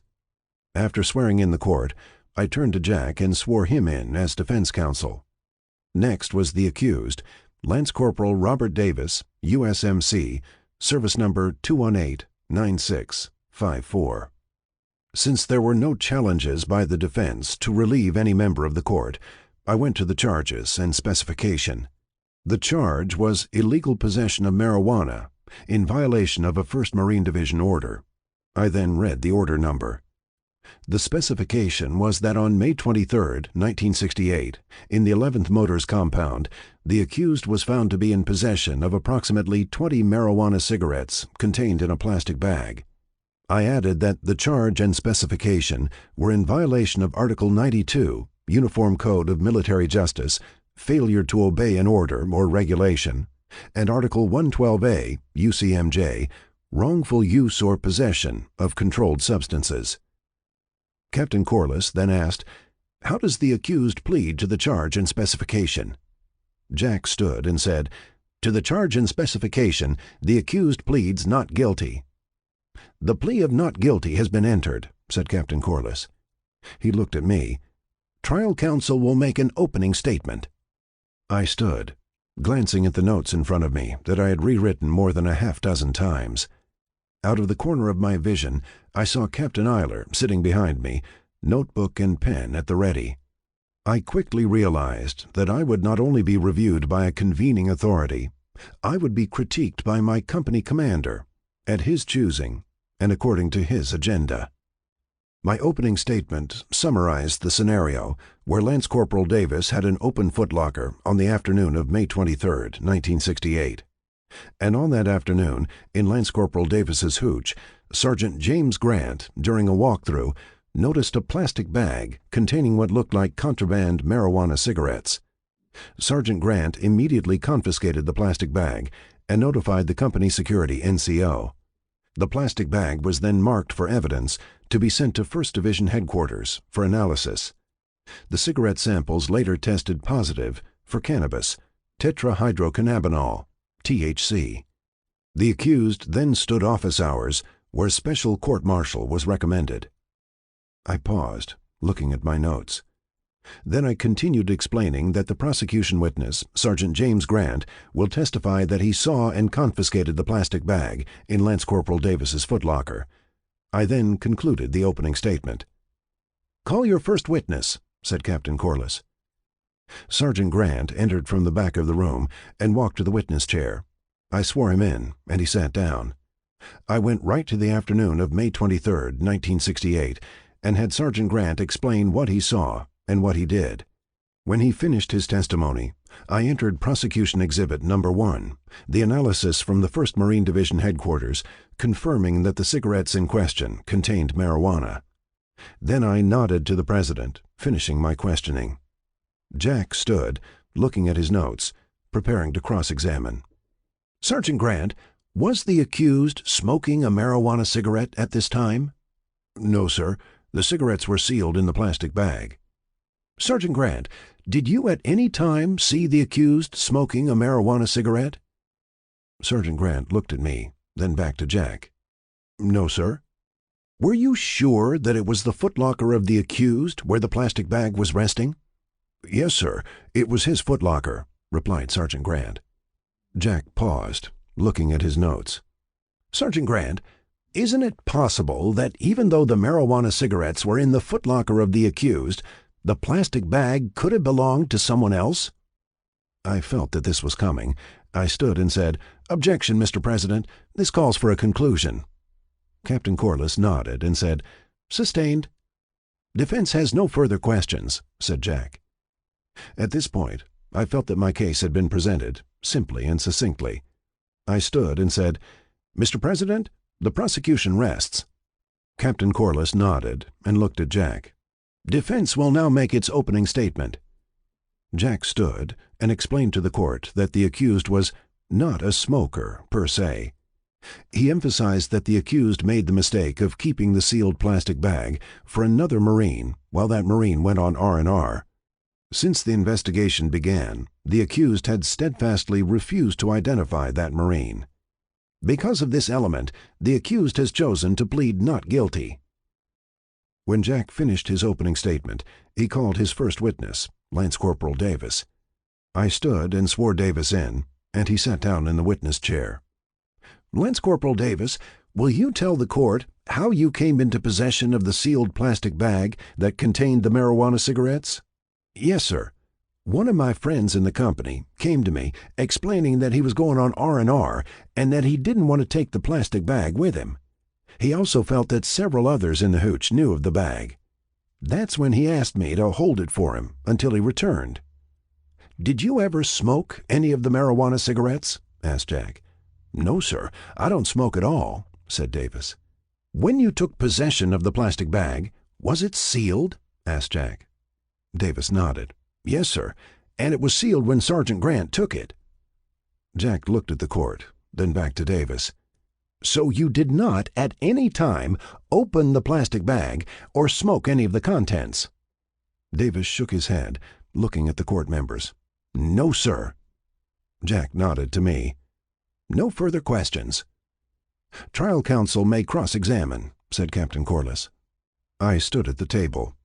Lance Corporal Davis, did you at any time reveal the identity of the Marine who asked you to keep the plastic bag?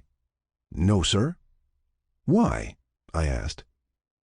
At this point, the court members were looking at Lance Corporal Davis. He looked at me, directly in the eye. Because, sir, we were friends.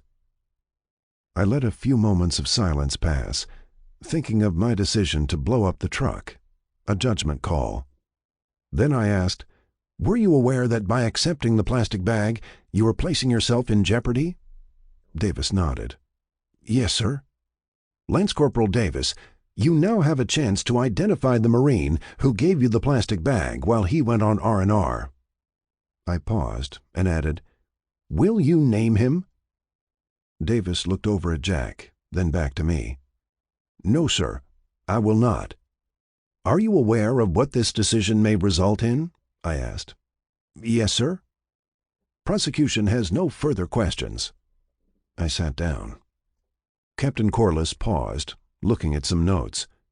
Does any member of the court wish to ask anything of the witness? The court members shook their heads. I want to stress to the witness, who is also the accused, the seriousness of the charge and specification before this court. You were in possession of marijuana cigarettes in violation of a division order and the Uniform Code of Military Justice. I want you to reconsider before this court to identify the true owner of that plastic bag. The room was silent again. Davis looked right at Captain Corliss. Sir, I will stand on what I have said. If there are no further questions, the witness is excused. Davis got up from the chair and returned to the defense table. Does trial counsel or defense wish to recall any witness at this time? Jack and I both shook our heads no. Trial counsel will now make a closing argument. I stood, taking another glance at my notes. Mr. President and members of the court, what we have seen here is a lance corporal who, in an act of friendship, made the decision to keep in his possession a plastic bag of contraband marijuana cigarettes in violation of a 1st Marine Division order. This decision was also a clear violation of Article 92, UCMJ, and Article 112A of the same code. I took a pause, glancing at my notes. This was what I spent the most time on, the closing statement. The accused has admitted that he was aware of placing himself in jeopardy in accepting to keep the plastic bag of marijuana cigarettes. He was clearly violating a 1st Marine Division order and 2 articles of the UCMJ. The elements of the offense are clear, that the accused knew that he would be brought up on charges if the plastic bag was discovered. And that is exactly what transpired on 23 May 1968. In view of the foregoing, it is the recommendation that the accused be found guilty as charged. I sat down. Captain Corliss nodded and said, Defense counsel will now present a closing statement. Jack stood and looked at the court members. He walked from the table, facing the tribunal bench. Mr. President and members of the court, there is a dictionary definition of common sense. It states that common sense is sound and prudent judgment based on a simple perception of a situation or facts. Jack made a gesture toward the defense table. Lance Corporal Davis had an admirable record before this incident. Yes, he made a serious mistake in judgment, and yes, he was aware of the consequences. In doing so, he shielded an unidentified friend. Jack took a pause and added, This is an unusual circumstance. Lance Corporal Davis has testified that he does not use marijuana. He does not even smoke legal cigarettes, and that is why Lance Corporal Davis has entered a plea of not guilty. Jack took another pause. The division order and the Uniform Code of Military Justice are clear. However, because of the unusual and unfortunate circumstances, the defense implores this court to consider common sense. Jack turned and walked back to the defense table. I gave him a quick glance and a nod, feeling that he gave a better closing statement than I had. Captain Corliss then said, In view of the time, the court will recess for the midday meal. The court will then reconvene at 1300 hours to consider a verdict. He paused and added, "No member of this court, trial or defense, will discuss with anyone these proceedings until they are concluded." Jack and I walked to the mess hall and sat at the same table. We discussed convoys and the weather. As I was leaving the mess hall, Captain Eiler passed me, giving off a stern glare. I went back to my hooch and grabbed a quick nap, knowing that my duty as trial counsel on this one was in the record. At 1 o'clock in the afternoon, 1300 hours, the court reconvened. Captain Corliss noted that all the members who were previously present were again present in the courtroom. He then asked the court members if they had any follow-up questions. The lieutenant and staff sergeant looked at their notes. They shook their heads no.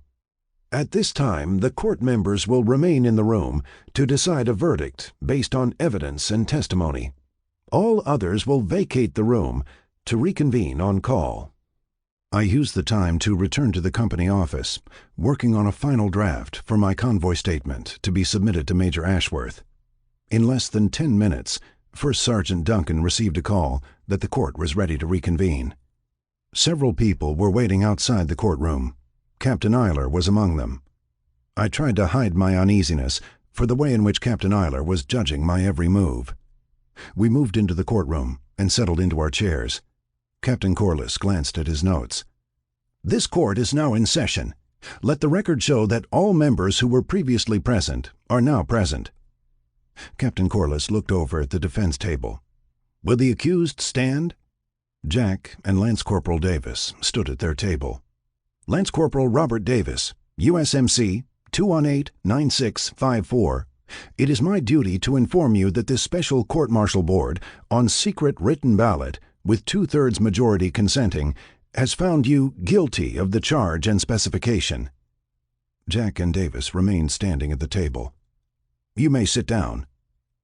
After Jack and Davis sat down, Captain Corliss turned to me. "Trial counsel will now make an argument concerning sentence."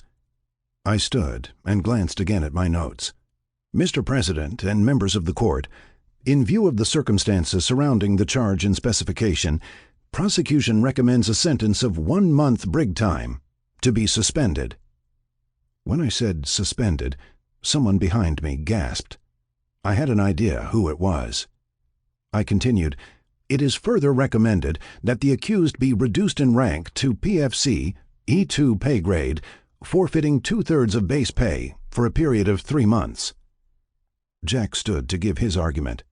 He requested that the court consider the pay forfeiture to be 2 months instead of 3. Captain Corliss then ordered another recess for extenuation and mitigation. This was for the tribunal to consider the record of the accused. We waited outside the door while the court members decided on a sentence. Out of the corner of an eye, I could see Captain Eiler glaring at me. I was preparing myself for another session in his office. A few minutes later, we were summoned back into the courtroom. Captain Corliss reconvened us for the record. Then he asked the defense team to stand. This was it, the final phase. Hopefully, justice would be served. "Lance Corporal Davis, it is my duty to inform you that this tribunal, on secret written ballot, with 2/3 majority consenting, has conferred the following sentence. You are hereby sentenced to 1 month in the Da Nang brig, to be suspended. You are also to be reduced in rank to PFC, pay grade E2. Further, you will forfeit 2/3 of your base pay for a period of 3 months. Captain Corliss paused. "Do you understand the sentence?" Davis nodded. "Yes, sir." "You will report to battalion personnel to sign the necessary papers. With no further business before this court, we stand adjourned to meet on further call." I closed the white vinyl notebook and gathered my notes. Then I approached Jack and shook his hand. "Good closing argument." He smiled and nodded. Outside, Captain Eiler approached me. 10 minutes, Frank. In my office." He turned and stormed off. I went to the personnel office and handed in the white vinyl notebook and signed a form for the review process. Then, with dread, I started the long walk to the transport company office. At the company office, I entered the back door and placed the trial notes on my desk. First Sergeant Duncan said, "The captain is waiting for you, Lieutenant." I nodded and went to Captain Eiler's cubicle. Captain Eiler waved me to a chair while he was writing something on a 3x5 card. He finished writing, put the card in a small metal file box, and placed the box in his deep desk drawer. "I'm flabbergasted at what transpired in that courtroom. You had several weeks' preparation for that trial." He shook his head. "That kid should have gotten 6 months in the fucking brig for what he did. Christ, a suspended sentence." "The court could have sent him to the brig, Captain. They chose not to," I replied. "Because of your goddamn fucking recommendation," snapped Captain Eiler. "He got a bust and a forfeit of pay," I said. "Are you aware of what the maximum sentence is for possession of unlawful drugs?" He didn't wait for an answer. 10 years in confinement." His voice boomed through the office. "We have a growing drug problem in Vietnam, and this sends a message to those kids that if they get caught smoking pot, to get Lieutenant McAdams as a prosecutor for a light sentence." He glared at me.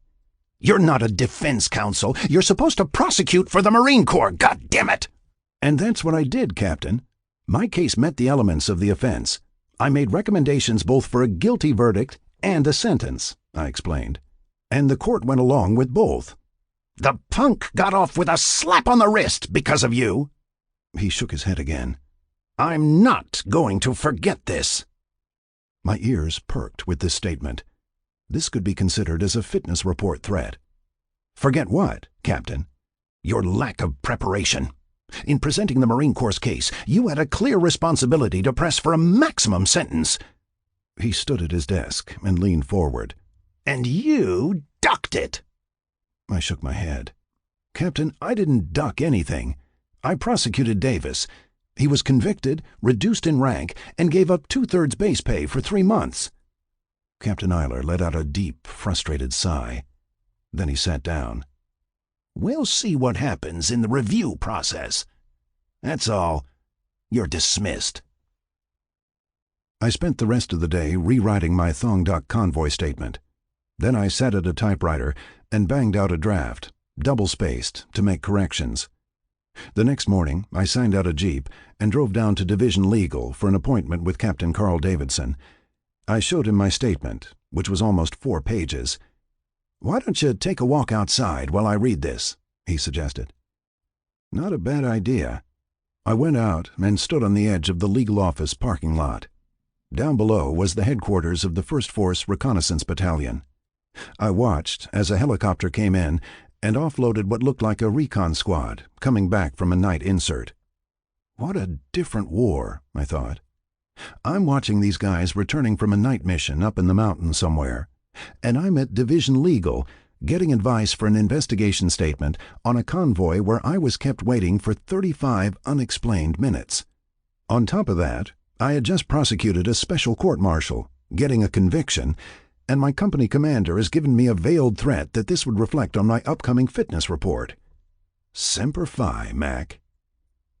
After looking at my watch, I walked back inside to Captain Davidson's desk. He was finishing the last page. Then he nodded and handed me the pages. "Good job. It's clear, logical, and succinct." "Would you have any recommendations?" I asked. He thought for a moment. "On the last page you refer to complications at division at such a crucial time." I nodded. "You might get some flack with that." "In what regard?" I asked. Captain Davidson smiled. "You're a lieutenant, a junior officer, and you're criticizing division convoy control for lack of a timely response." "Well, it was 35 minutes when it should have been less than 5, I said. "Still, you're criticizing higher headquarters in a combat situation," said Davidson. "But you have one element on your side." "What's that?" I asked. "The truth. You've written this exactly as it happened," he said. "Captain, from where you're sitting, where do you think this will end?" I asked. "It will end with the judgment of the investigating officer," said the captain. I said, "I've been told that it could lead to a court-martial." Captain Davidson shook his head and smiled. "They won't court-martial you." "Why?" I asked.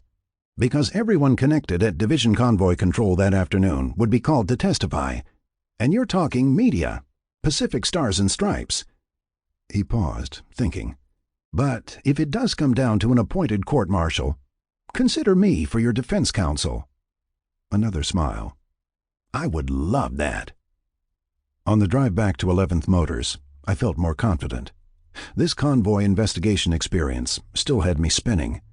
I thought back to my return from Thong Duc that afternoon, how Captain Eiler told me that I did the right thing, then being greeted in the Staff Officers Club as a hero, followed by a 180-degree turn within 48 hours, hero to goat. And then Captain Eiler denied that he told me that I did the right thing. When I returned to the office, I sat at the typewriter again and wrote the final draft of the statement, single-spaced, with a carbon copy for my files. I was typing the second page when Gunnery Sergeant Rayhorn came in and asked for some time. One look said it. Here we go again, I thought. I grabbed my soft cover, and we took another walk down toward the perimeter wire. Before he started, I mused, "We have to stop meeting like this." "Everyone's talking about the Davis court-martial," said Gunny Rayhorn. "He dodged a bullet for brig time." "That was part of my argument, and I got called on it by Captain Eiler," I said. "That's why I need to talk with you," said Sergeant Rayhorn. "About the court-martial?" I wondered. "No, sir, about Captain Eiler." I took a deep breath. What now? Between us again? I nodded. "Last night, I was the company duty NCO. After sunset, I had to check our truck line down in the motor pool. Then I came back to the company area to make a final check of the hooches." He paused. I could tell this was difficult for him. "I found Captain Eiler in between two of the troops' hooches, on his hands and knees." "What was he doing?" I asked. "He was lifting up a canvas flap on the side of one of the hooches." Another pause. I couldn't believe what I was seeing. "Lieutenant, he was spying on the troops." "Did you say anything?" I asked. He nodded. "I thought something was wrong. I said, 'Captain, is everything all right?'" "What was his reaction?" "He jumped up and walked over to me. He said that everything was okay, that he had dropped his pen. Then he turned and walked off." "He didn't say anything more?" "No, sir. But after he left, I went to the spot where he was on his hands and knees. He had unbuttoned the clips on the canvas flaps to listen to the troops. The clips were still unbuttoned." I remember wiping my forehead in the afternoon heat. Here I was, finishing my convoy statement, and Patty and I were scheduled to meet shortly in Honolulu for a 6-day R&R. And now I'm treated to a company spying scenario. He was very upset with me that Davis didn't get any brig time. "Apparently he told you that in a loud voice, Lieutenant. It went from the office to the company, then to the rumor mill." He smiled. "And lately, all the rumors are true." Whatever possessed him to get down on his hands and knees to eavesdrop on the troops? "I wish that was all, Lieutenant." "It's not?" He shook his head. "It's about us NCOs and you junior officers." "And?" "The captain is keeping card files on all of us. You, me, the other lieutenants, and the NCOs. He keeps these cards in a small metal file box, locked in his desk drawer." Oh, shit, I thought. That was what he was doing when I entered his office after the Davis court-martial. He was probably marking something down on my card. "How'd you learn this, about the card file?" "The office clerks," said Gunny Rayhorn. "They can't stand the man, especially after the Bobby Kennedy remark." He looked out at the rice paddy. "And the price on his head is still standing. He hasn't taken a convoy since Fujia Pass." "If this gets any worse, I'm going to have to do something," I said. "Yes, sir. You're the number 2, but you have to stay loyal," said Gunny Rayhorn. "Lieutenant, you're in a tight squeeze. Anything I can do, just let me know." We walked back to the office in silence. I thanked Gunny Rayhorn for his confidence and went inside to my desk. I finished typing the pages.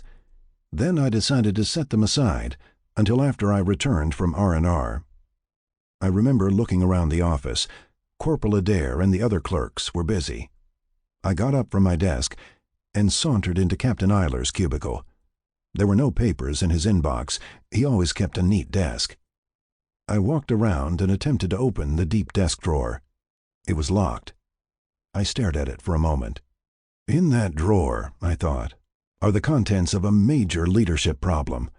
Keeping secret files on subordinates is not right. I went back to my desk and finished typing my convoy statement. I was glad to be doing the last paragraph with no changes from the previous draft. My mind was elsewhere, knowing that Captain Eiler's character traits were going south at flank speed. I had just told Gunnery Sergeant Rayhorn that if this gets worse, I'll have to do something. How in the name of God will I be able to do anything with this man? I was realizing there was a part of me that wanted to let the troops get their pound of flesh, and then the whole damn drama would end. Or would it? My welcome R&R would take me away from this ugly environment for a week. As I typed the last sentence, my mind was doubly on Patty and Honolulu. Later that afternoon, I was summoned to operations and was informed that the officer assigned for Officer of the Day, OOD, had come down with stomach flu and was ordered to bed with a fever. So I was plucked to be the OOD, which meant that I'd be up all night, monitoring radios, and making line checks down at the perimeter. I was initially headquartered in the comm shack, communications, with a Lance Corporal radio operator. I had never met him before. His first name was like his rank, Lance Corporal Lance Jenny. I introduced myself, being from Transport Company. He gave me a suspicious look and said, "Yes, sir, Captain Eiler's outfit." I let that go, not knowing what he meant. Later, I met the OP, which had a new lieutenant going up to Hill 364. One of the troops smiled at me. I recognized him as being on the patrol where I got my first kill, the rock ape that probed our wire. The night started out peaceful enough. There was a bright moon at first, as I recall. Each hour or so, I made the rounds to the respective company command bunkers. After the third round, I returned to the comm shack. Lance Corporal Jenny had just received a check-in from the hill, all safe and secure. I remember sitting down on a nearby cot, taking a rest before my next round out on the perimeter. Jenny turned and asked me, "What's it like working with Captain Eiler?" What a question, I thought. I didn't want to reveal too much, although I knew of the rumor mill and how the troops got their scuttlebutt. In one word, challenging. "He hasn't commanded a convoy since Transport Company got hit at Fujia Pass," commented Jenny. "How do you know that?" I asked. "Because all the comm radio drivers know the convoy commanders, the convoys, where they go, and which companies take what convoys.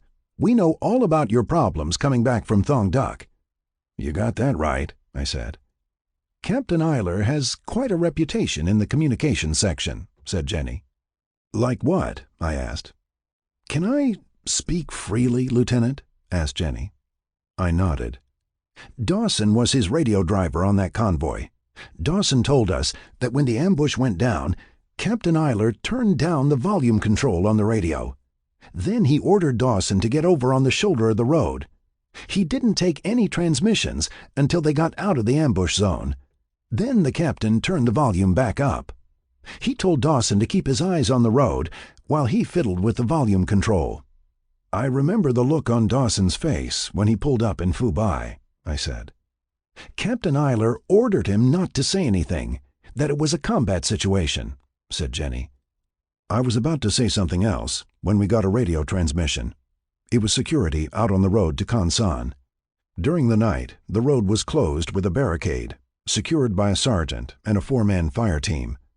They called in, saying that they were hearing moans coming from a nearby ditch. I told Jenny to tell them that the OOD was on the way. I grabbed 2 hand flares and an M16 rifle, jumped in the duty jeep, and headed to the main gate. At the main gate, I went out on the road heading down to the barricade. The sergeant in charge of the detail said that the moans were still coming from the ditch. I instructed him to take 2 men and check it out. Then I repositioned the jeep to give those men the headlight beams. They walked to the edge of the road, then went out of sight into the ditch. Within seconds, one of them came running back up and approached me. He was out of breath. "Jesus, Lieutenant, it's a village woman. She's pregnant, and the baby's head is coming out." I got on the radio, called into Jenny, and said to contact the battalion aid station. Get an ambulance down here, ASAP!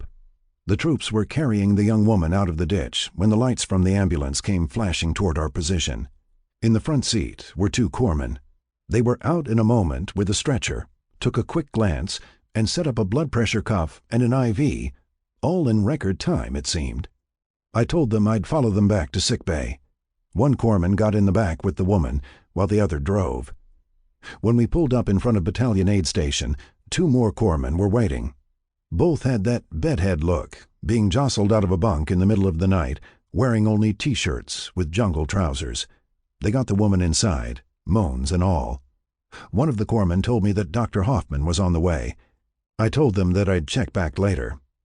I went back to the comm shack and made the necessary entries in the radio log. I reflected on the loose way that the radio logs were maintained at division. Then I went down to the wire and walked the battalion perimeter again. I returned to the comm shack with first light. And suddenly it was, "Good morning, Vietnam." After signing out, I grabbed a quick breakfast.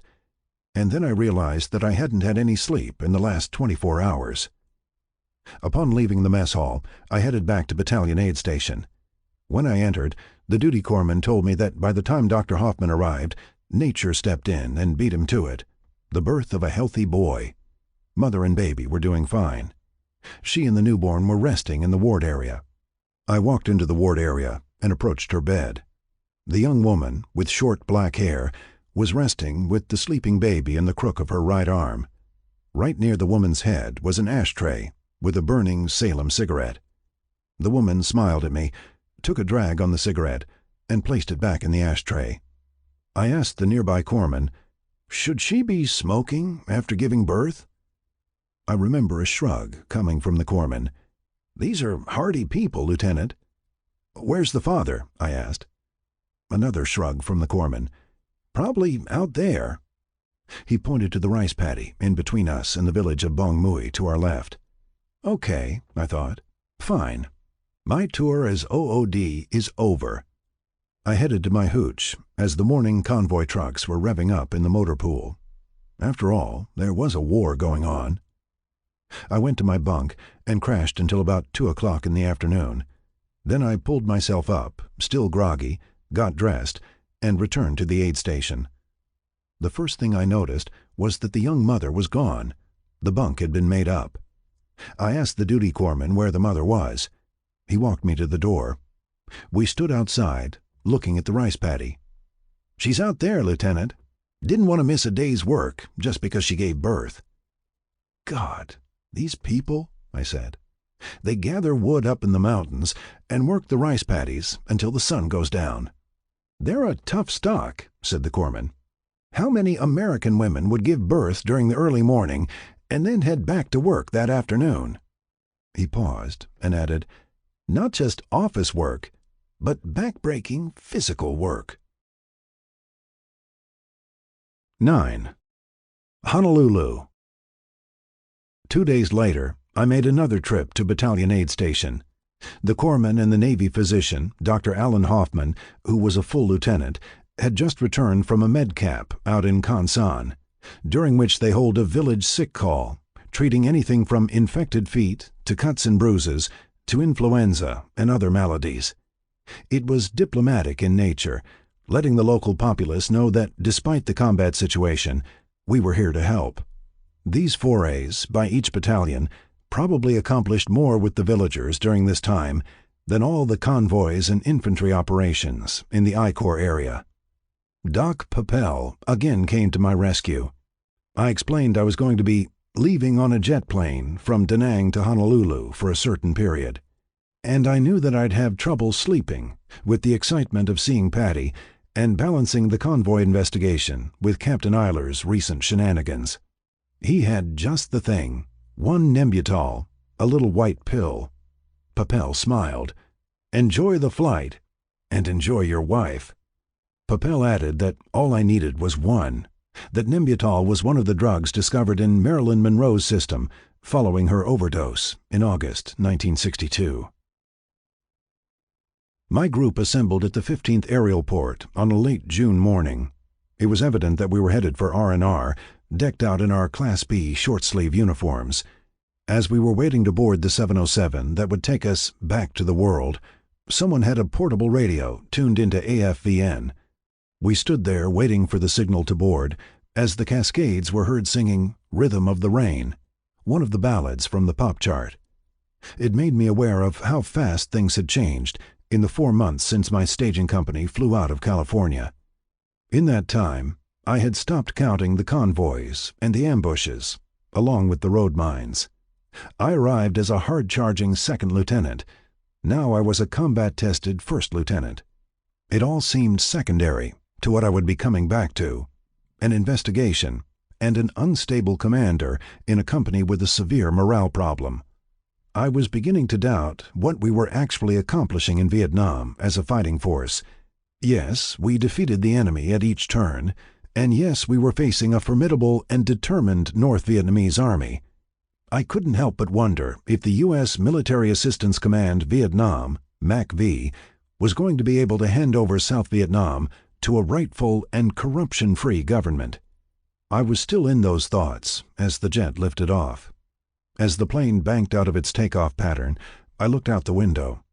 Down below was the Hai Van Pass, where a convoy would soon be passing through. I settled back until we got to our cruising altitude. Then I got up, went to the lavatory, took a drink of water, and swallowed the Nembutal.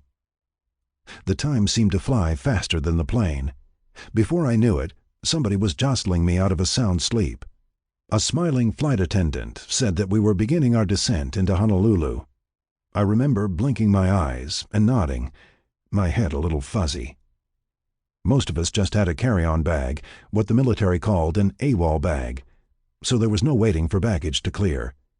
As we came down the ladder, we were greeted by a welcoming committee, girls in grass skirts.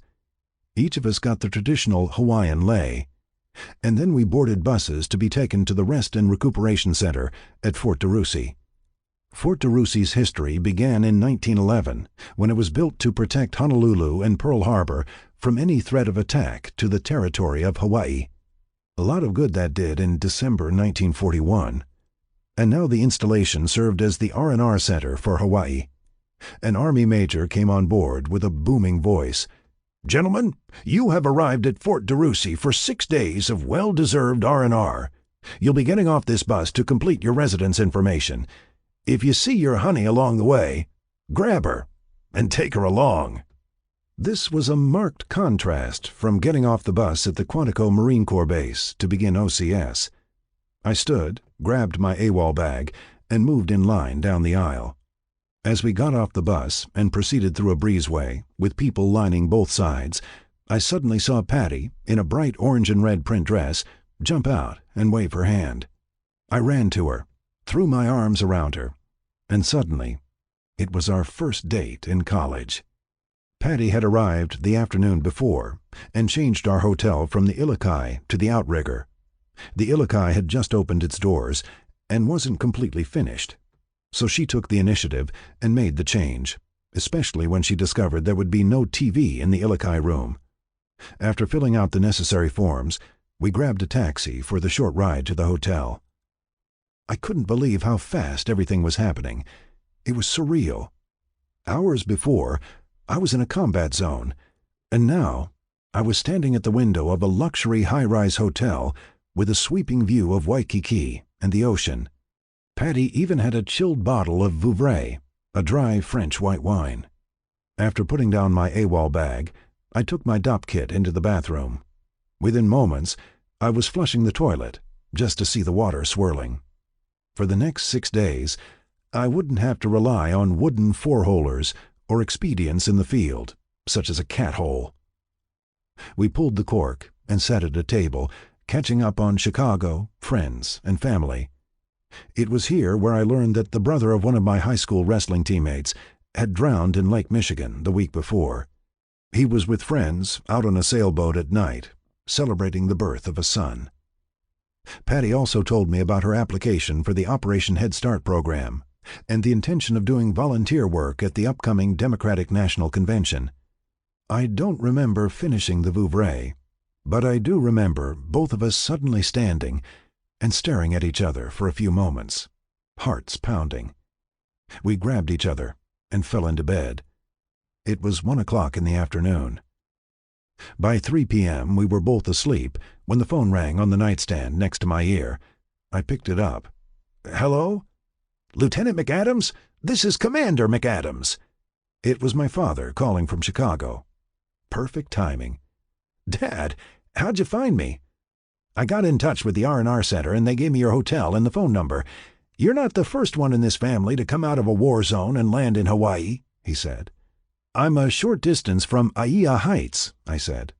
"That's where they had me after I got hit," said Dad. "October 1944. "It's a hotel now," I said, "not a naval hospital." Times change. "And how are you?" he asked. "I'm fine," I answered. "I got in this morning, and we have a great view of Waikiki." "Are you keeping your butt down out there?" he asked. I laughed. "When I have to. I'm okay." "How's Patty?" "She's fine. We're, enjoying each other," I said. "Nothing wrong with that, especially when there's a war on." "This one is a bit different than yours," I said. "No doubt about that," said Dad. "But you still have to keep your butt down." We chatted for a few more minutes.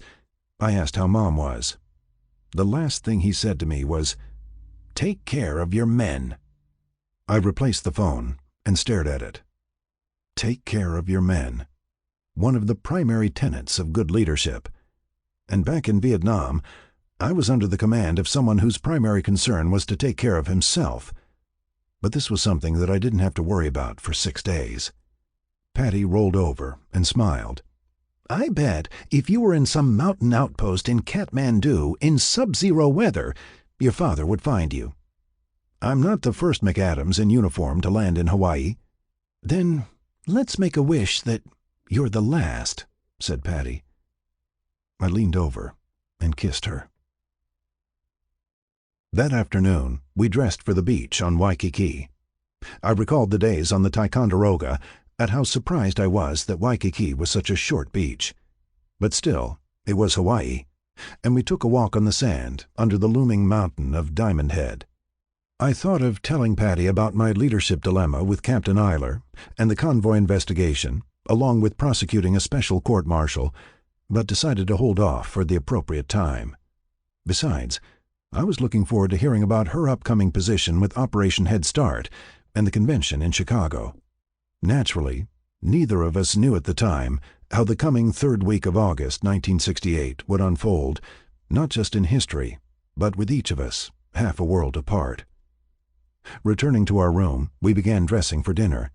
Patty brought some extra clothes for me, 2 dress shirts, a tie, and a blazer. We made reservations at the rooftop restaurant, and money would be no obstacle. This was R&R. We anticipated an enjoyable dinner with a view that night. We did get a view, Waikiki with night lights.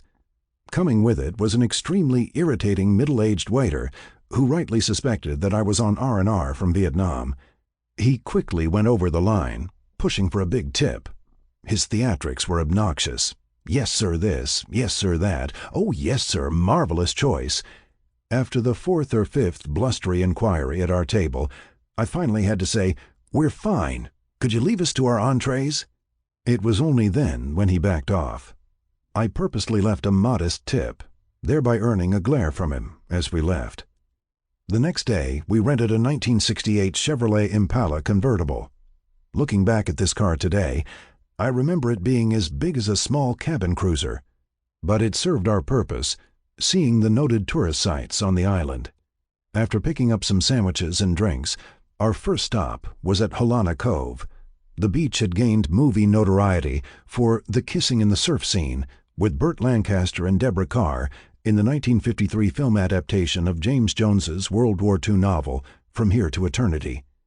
The film swept the Academy Awards that year, with Daniel Teradash winning an Oscar for Best Screenplay. After negotiating a winding, steep path down to the beach, we settled in, enjoying the picnic and looking at the waves lapping up several feet from our blanket. The irony was perfect. Here I was, telling my wife of the goings-on in my battalion in Vietnam on a beach made famous by an Oscar-winning World War II film. I stayed away from describing the actual combat situations, centering on Captain Eiler's character traits, with me in the middle as the number 2 officer in the company. And then I explained the 35-minute delay out in the Thongduck Valley and the subsequent investigation that had yet to be concluded. She turned out to be the perfect therapist, a good listener. We capped the day off by taking a drive up the Pali Highway. It had been 7 years, almost to the month, when I stood at Pali Lookout with several shipmates from the Ticonderoga. I recall that a new guardrail was installed, but the wind was just as stiff. That night we decided to take in the Don Ho Waikiki show. It was a good idea, but only halfway. It turned out to be Don Ho's night off. We never did see him or hear his signature hit, Tiny Bubbles. We used the next day for a drive around the island, leaving Honolulu for the Dole Pineapple Plantation, and enjoyed a leisurely lunch. The drive made me aware of using each precious day for something different. On the way back, we made a brief stop at Pearl Harbor. We didn't stay long, because everywhere we looked was the theme of war, graphic reminders to where I would be returning. Patty explained how she turned in an application at the Operation Head Start office in Chicago, part of President Johnson's War on Poverty. As an education major at Loyola University, she was also certified in the Chicago public school system, perfectly cast for this new program. The objective for the coming school year was to center around K-6 school children from the inner city, mostly minorities and recent immigrants. She was being prepared for going into these neighborhoods, knocking on doors, and getting the suspicious populace to enroll their children into the program. But first was the volunteer work at the Democratic National Convention. This made me feel that we were both products of our generation, and we were doing something, although I was beginning to have doubts about what I was doing. After dinner, on another night, we went into the cocktail lounge for an after-dinner drink. A group of soldiers and Marines was holding forth at several tables with wives and girlfriends. They asked us to join them. I looked at Patty. She smiled and gave me a slight headshake. We declined, preferring to stay to ourselves and then go back up to the room. We were both aware of the ticking clock. On our last day, Patty made an appointment to get her hair done at the hotel's beauty salon. As it was a 2-hour appointment, she suggested that there was a new film I should see. It was playing at the Ala Moana shopping mall, within walking distance. She told me that the film was directed by the same man who directed Who's Afraid of Virginia Woolf, Mike Nichols. The name of this film was The Graduate. It's not really about a graduate. It's about the challenges and situations that a young man faces today, explained Patty. It's funny and sad because of the generation gap. Because we shared mutual opinions about films going back to our dating days, I trusted her insight. I wasn't disappointed. After leaving the theater, I felt that I had seen something new, a breakthrough film with a message for our generation. I hadn't seen a film like this since Bonnie and Clyde. Walking back to the hotel, I realized why Patty had urged me to see the film. Hollywood was turning a corner. It was the onset of a new generation in story and character. I remember hoping that I would live to see more films like these. Here I was, in my late 20s, hoping that I would live simply to see films that made important statements. Before leaving the shopping center, I stopped at a floral shop and picked up a gardenia. We would be taking an early dinner before our flights. And at the dinner, I gave her the gardenia, a remembrance of 6 days that went by in a flash. In the cab on the way to the airport, I remember telling Patty that I had no idea what was waiting for me upon my return. She grabbed my hand and repeated what she had said before. "Keep your bony butt down." We went through a tearful goodbye at the airport. I watched her walk to the gate, wondering once more if I would ever see her again. I learned later that she was prevented from taking the gardenia with her, something about a state botanical statute.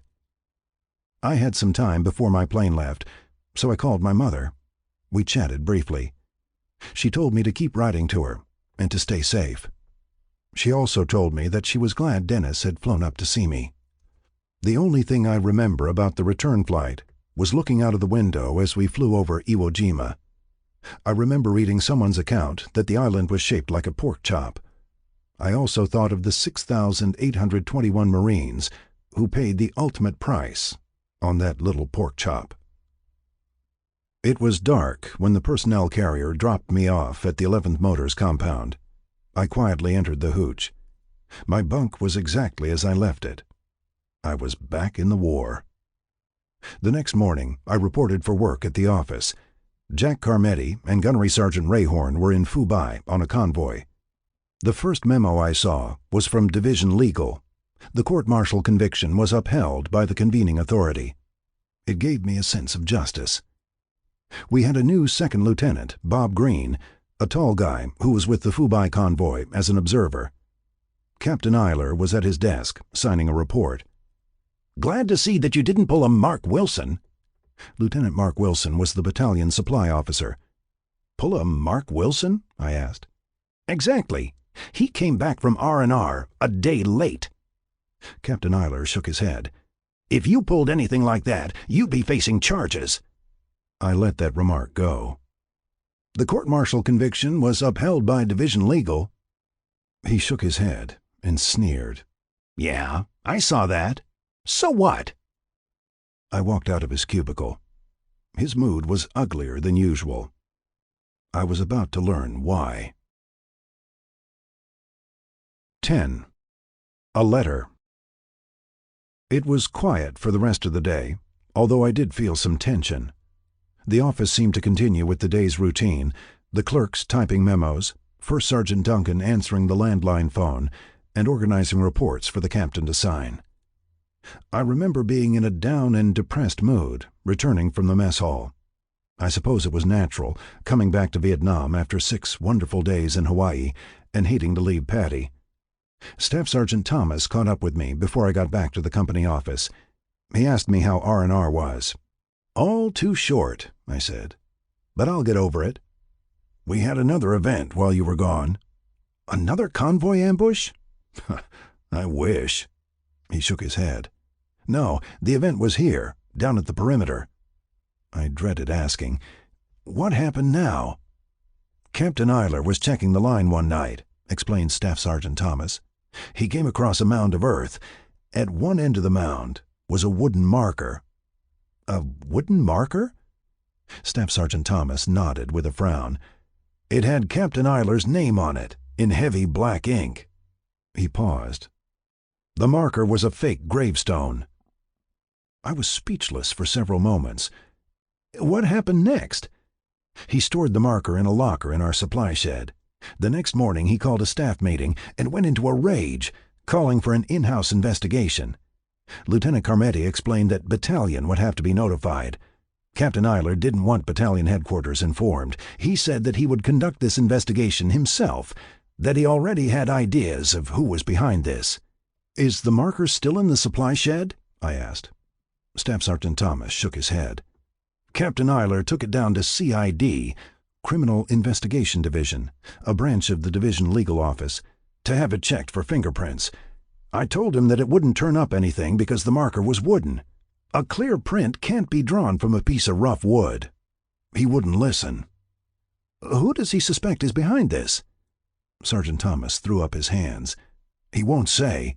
He swore all of us to secrecy, to say nothing to anyone outside of the company while he conducts his investigation."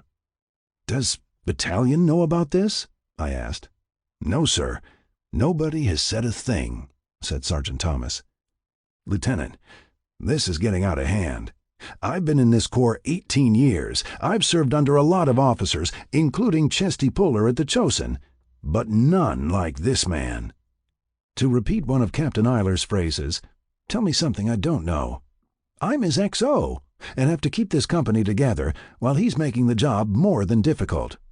"You should know something else," said Staff Sergeant Thomas. "Christ, now what?"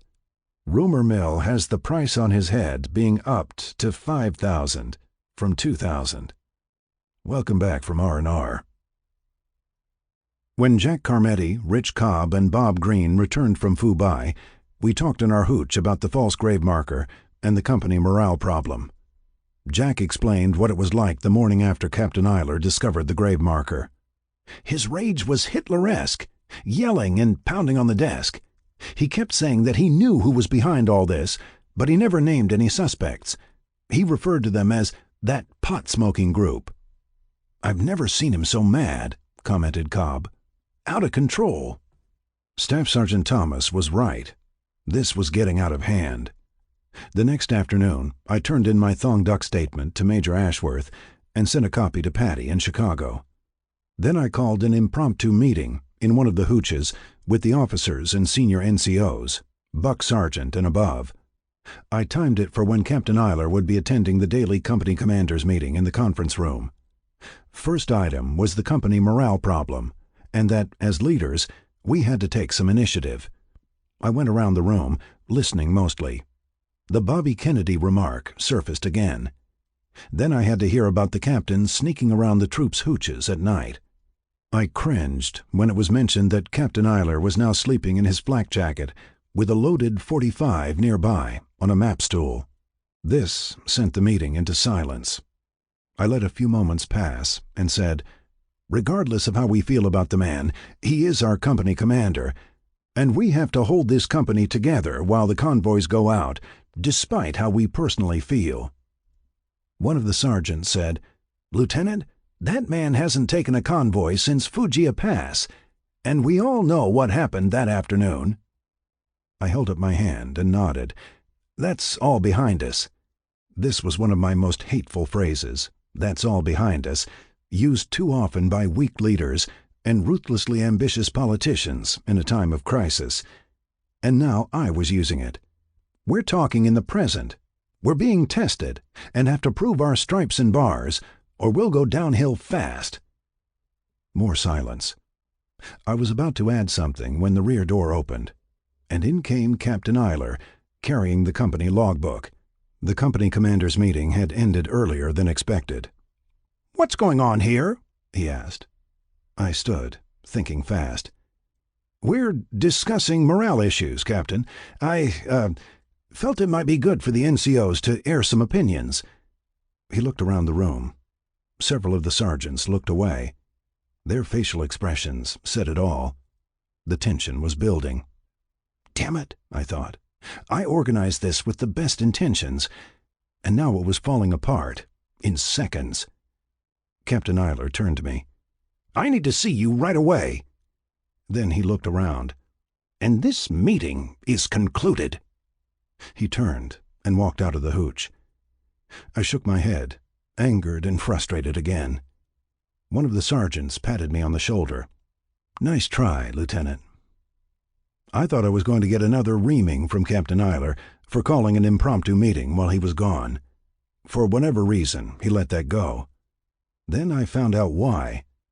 "You have a convoy to Hoi An tomorrow. You depart at 0700. "Hoi An?" I wondered. He nodded. "Carmody and Cobb just came back from Fubai. Green is still snapping in, and the Thong Duck run is still going on. You're up next." I thought of trying something new. I asked, "Captain, any thought of taking this one yourself?" "What? You have a hearing problem? I said you have a convoy to Hoi An. It's a short line haul, leaving from here, about 10 trucks, with small security, a wrecker, and a corpsman. Sergeant Thomas will be your X-ray and trail. I'm sure you can handle it." The meeting ended. Before the evening mess that night, I got the convoy order at operations. It was 9 trucks heading down to an artillery battery near Hoi An. We were hauling C rations and 105mm ammunition, claymore mines, and radio batteries. The only differences were that we'd be leaving earlier than usual and wouldn't have to wait long for a road sweep by the engineers. Our security was one .50 caliber gun on the Pace and a fire team on one truck. I went to the armory and drew my 12-gauge shotgun and a bandolier. After breakfast that morning, I went to Lieutenant Colonel Arnold's office and looked at the G2 overnight intelligence reports. The messages were all about enemy movement up in the Hai Van Pass and Thong Duck. Lots of activity in both areas. There was no mention of the road down to Hoi An, which was Highway 1 and then branching off on Route 608. I didn't like it. As I walked with my convoy bag down to the motor pool, I remember having so many mixed and conflicted feelings. My first was to get the convoy off and back in the same day. Next, I was angered at my company commander for ducking so many convoy orders, diverting them to us junior officers, while he sat in his cubicle signing reports and reading detective novels. Ever since I was informed about the false grave marker, I had visions of him in his hooch, sleeping in a flak jacket with a loaded .45 nearby. Should I feel sorry for the man? To top it off, I was still waiting for the final investigation on the Thong Duck convoy. I met with Staff Sergeant Thomas, and we quickly went over the convoy route.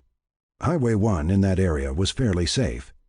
I figured that the time to worry was when we peeled off to Route 608, heading into Hoi An. There wasn't much time to talk. I gave the order to move out precisely at 0700. When we passed through the front gate, nobody was there, not even our company commander. Along Highway 1, our first major landmark was the Da Nang garbage dump, which was undergoing its daily pilfering by local villagers. You always knew that the garbage dump was coming up, and then you had to hold your breath while passing it. I remember on this morning it had an unusual pungent odor, old garbage mixed with dead rodents. Next was the bridge at Cam Lay, which would be a tragically important landmark for me and many others before the summer months ended. By the time we took the turn off to Route 608, the troops had already loaded magazines into their M16s. After calling in a checkpoint, I thought to myself that this would be a quick milk run. Why did I even think that? It was less than a minute later when the truck in front of my Jeep detonated a road mine and was lifted off to the side of the road. Several troops opened fire as I ordered my driver to pull up behind the damaged vehicle, which was still smoking. I grabbed the shotgun and moved along one side of the truck while the troops were still firing. Then, as quickly as it started, it ended. By the time I called a ceasefire, a corpsman was inside the cab administering to the wounded driver, who took shrapnel wounds in both legs. It didn't look like a medevac was needed. I went back to the Jeep and called in the situation with grid coordinates. Defend asked me about the condition of the truck. I shook my head. I had a wounded driver, and they were worried about the goddamn truck. I explained that the device looked like a box mine, and that the undercarriage of the vehicle was a twisted mass. The truck was a total loss. He gave me a Roger, and I ordered the truck's cargo to be transferred to another truck bed and the wrecker to carry the damaged truck, a bit different from Thong Duck. I gave the area a quick once-over. As soon as the cargo was transferred, we'd be on our way. There were no firefights moving in on me this time, so there was no urgent need to get out of the area. Sergeant Thomas approached me, and we looked at the crater, knowing that the mine was most likely planted during the night. "You lead a charmed life, Lieutenant." "What do you mean?" I asked. "Command detonated. I'd say that they were going for your Jeep, with that whip antenna swaying in the breeze. Whoever it was hit the button too soon," explained Sergeant Thomas. "There goes another of your 9 lives." We pulled into the artillery battery compound, offloaded our cargo, had lunch, and headed back. The damaged truck was left at the compound. The wounded Marine had his dressings changed and returned with us. I made sure that the corpsman made the notation for the Marine to get his Purple Heart. It was an uneventful ride back to 11th Motors. Afterward, I checked in with operations, confirming the location of the mine and that the damaged truck was at the artillery battery. I was then informed that Lieutenant Colonel Arnold wanted to see me. I deposited the shotgun at the armory and reported in at battalion headquarters. Colonel Arnold asked me to sit down. I assumed that the file in front of him was the Thong Duck investigation. "I've read your statement, Lieutenant McAdams." I nodded. "And I think you should give some thought to rewriting certain phrases." "Which phrases?" I asked. "You used the phrase, 'complications at division' at such a crucial time.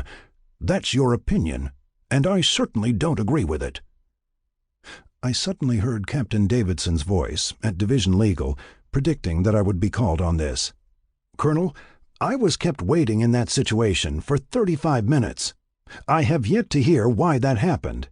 I made an attempt to contact the infantry officer who had the security detachment on that convoy and was told by Major Ashworth that he would be gathering the statements.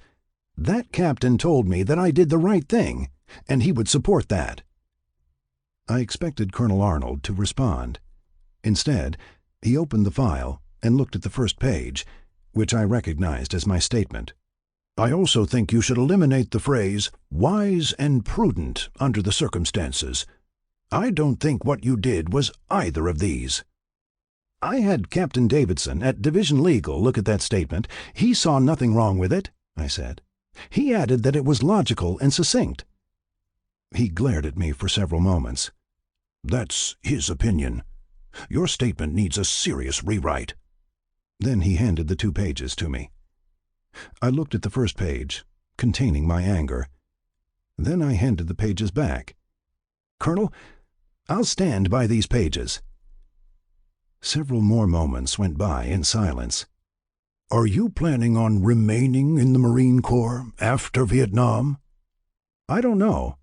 I'll make that decision when the time comes, I said. Lieutenant McAdams, are you aware that this statement and the investigation could affect your promotion to captain? I'll take that chance, I replied. He closed the file. I'll tell you what. I'm going to pass on this.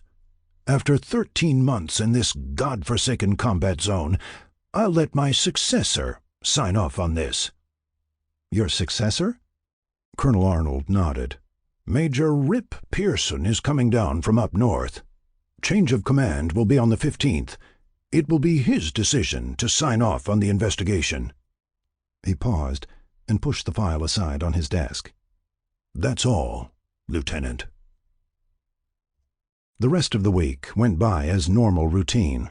The convoys kept going out, down south to Thong Duc, and through the Hai Van Pass. Battalion headquarters was now preparing for the change of command. All that we knew about our incoming battalion commander, Major R.I. Rip Pearson, was that he was with a motor transport battalion up near Quang Tri and was on his second tour.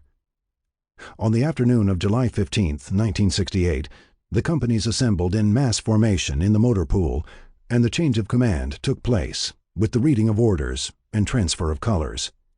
At the conclusion of the ceremony, Lieutenant Colonel Arnold and Major Pearson, a short, stocky man with thinning hair, repaired to the headquarters hooch to sign formal papers.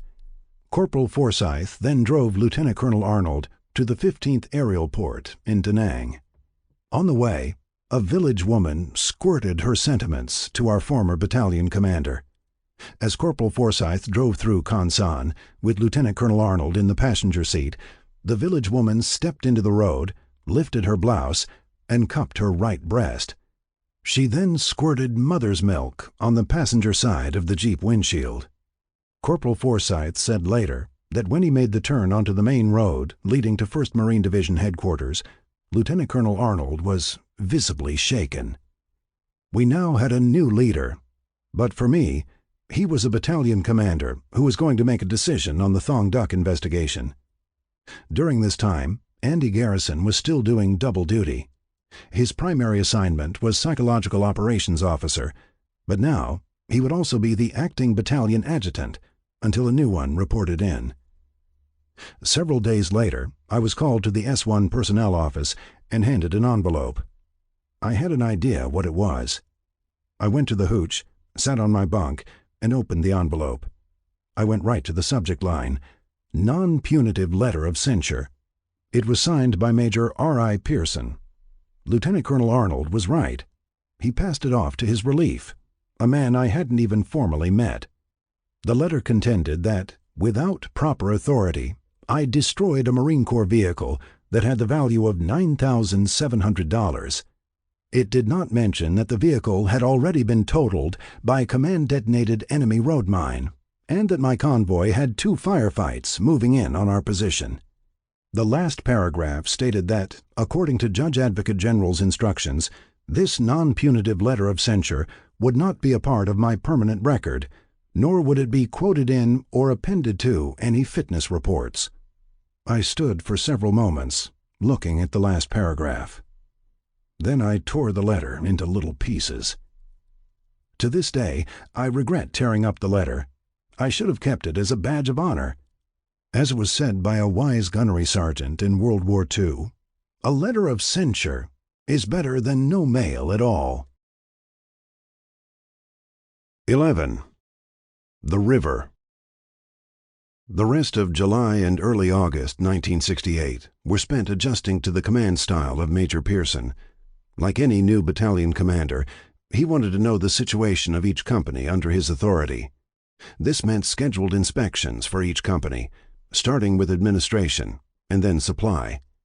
Transport Company was slated for the second week of August.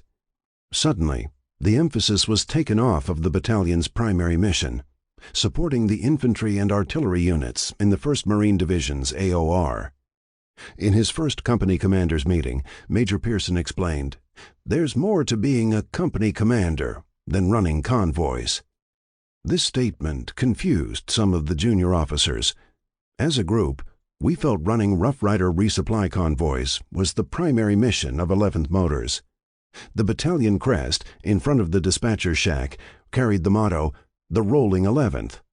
I even recalled my first day orientation at the Division Chief of Staff's office, where he said that the Rough Rider resupply convoys were the lifeblood of the division. Almost overnight, we had to concentrate on administration and supply, coordinating office memos and reports, along with counting jocks and socks.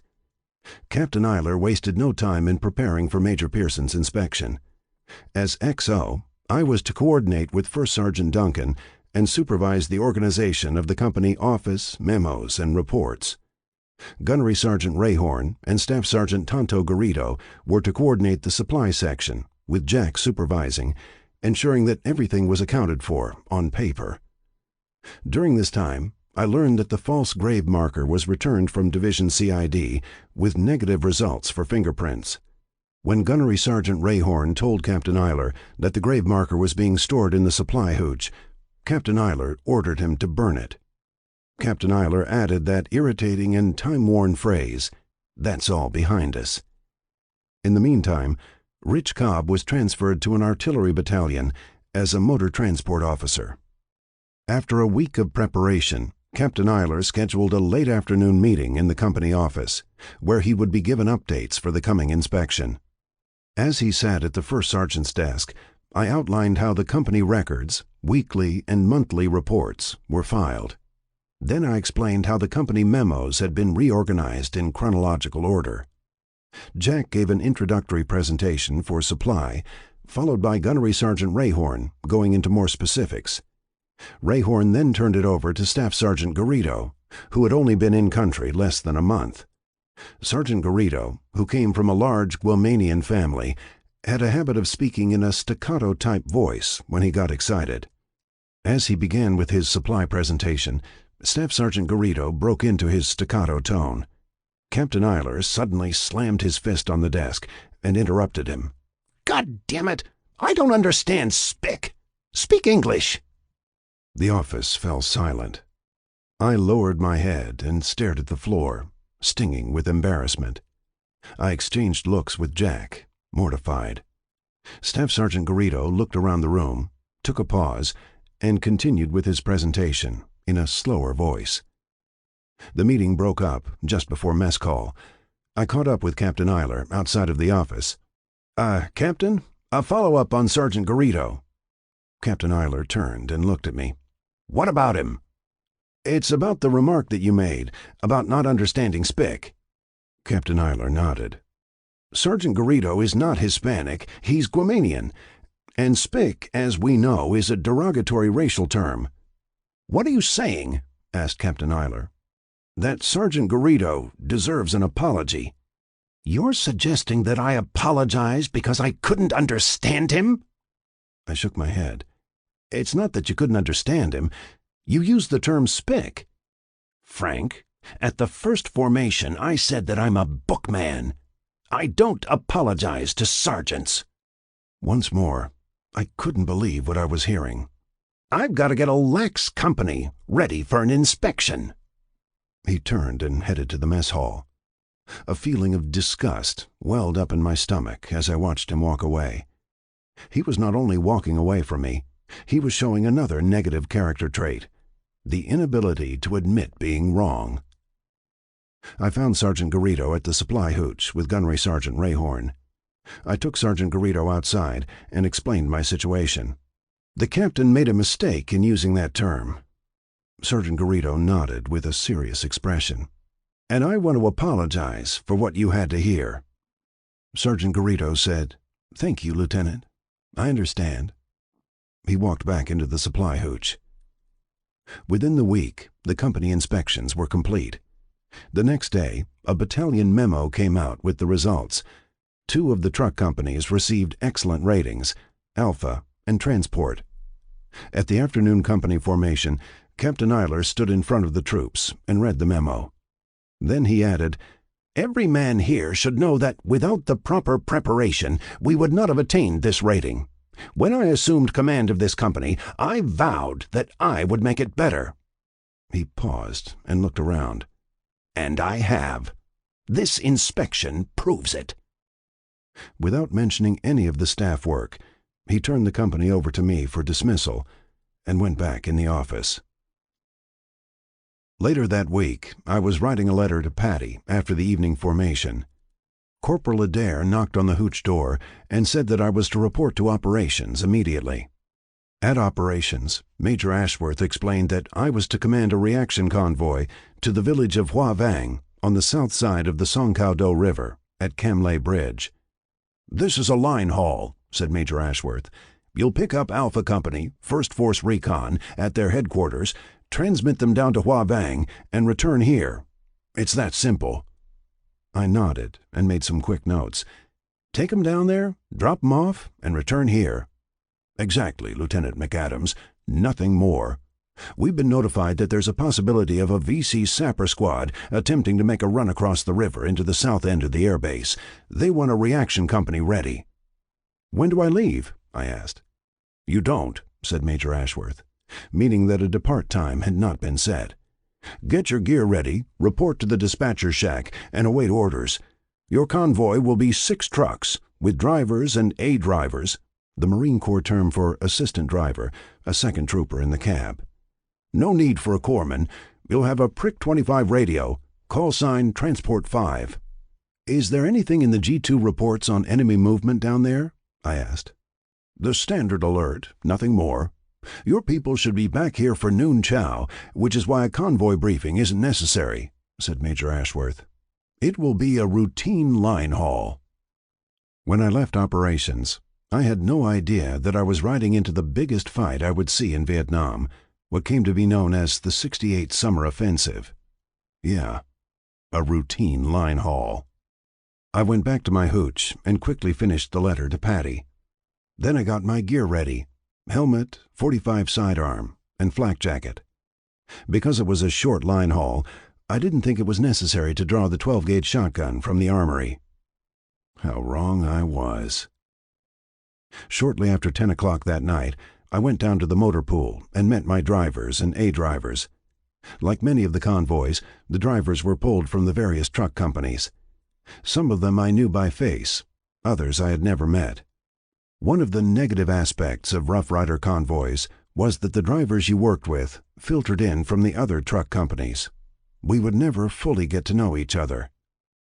I explained that we were taking a reaction company from 1st Force Recon down to Hoa Vang. We'd drop them off and be back for a hot meal in the mess hall. I remember a few of them smiling. It was a warm night. The last thing I told them was to return to their trucks and get what sleep they could. We would be called on a moment's notice. Then I went back to the dispatcher shack and used my convoy bag as a pillow. I pulled my helmet down over my nose. Within minutes, I was asleep. "Lieutenant McAdams! Lieutenant McAdams!" I cocked my helmet above my eyes. It was Corporal Ronald Prophet, the company dispatcher. I nodded to him. "Your reaction convoy has a green light. They need you down at 1st Force Recon for a pickup ASAP." I stood and could see streaks of the first light in the sky. "What have you heard so far?" "All hell has broken loose down at the river," said Corporal Prophet. "They need 1st Force Recon Hai Aku." Hai Aku was Asian slang for right away. As I went into the motor pool, I had a sinking feeling in the pit of my stomach. We're riding into some deep shit. And Major Ashworth said there was no reason for a corpsman. Too late now.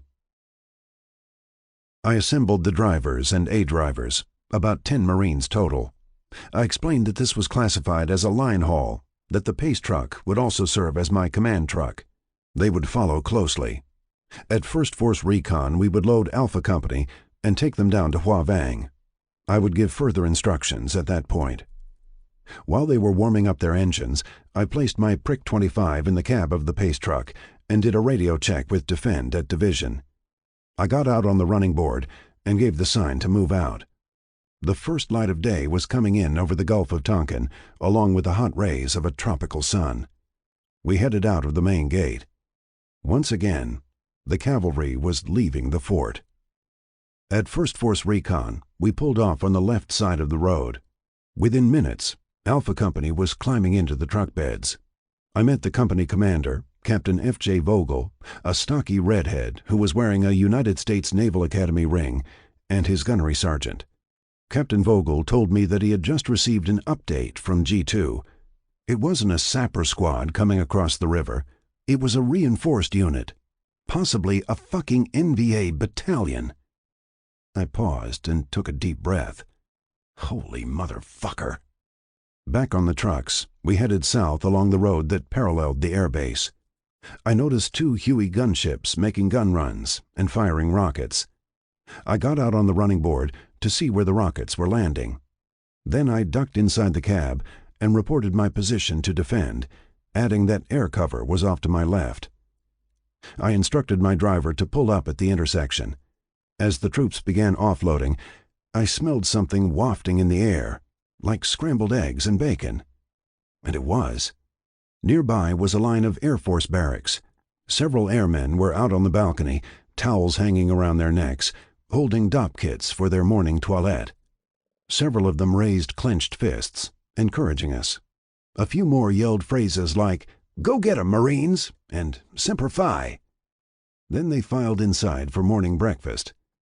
In the meantime, Alpha Company was offloading and checking their weapons. A marked difference between service branches. A sergeant, holding his M16, came running up to me, his face streaming with sweat.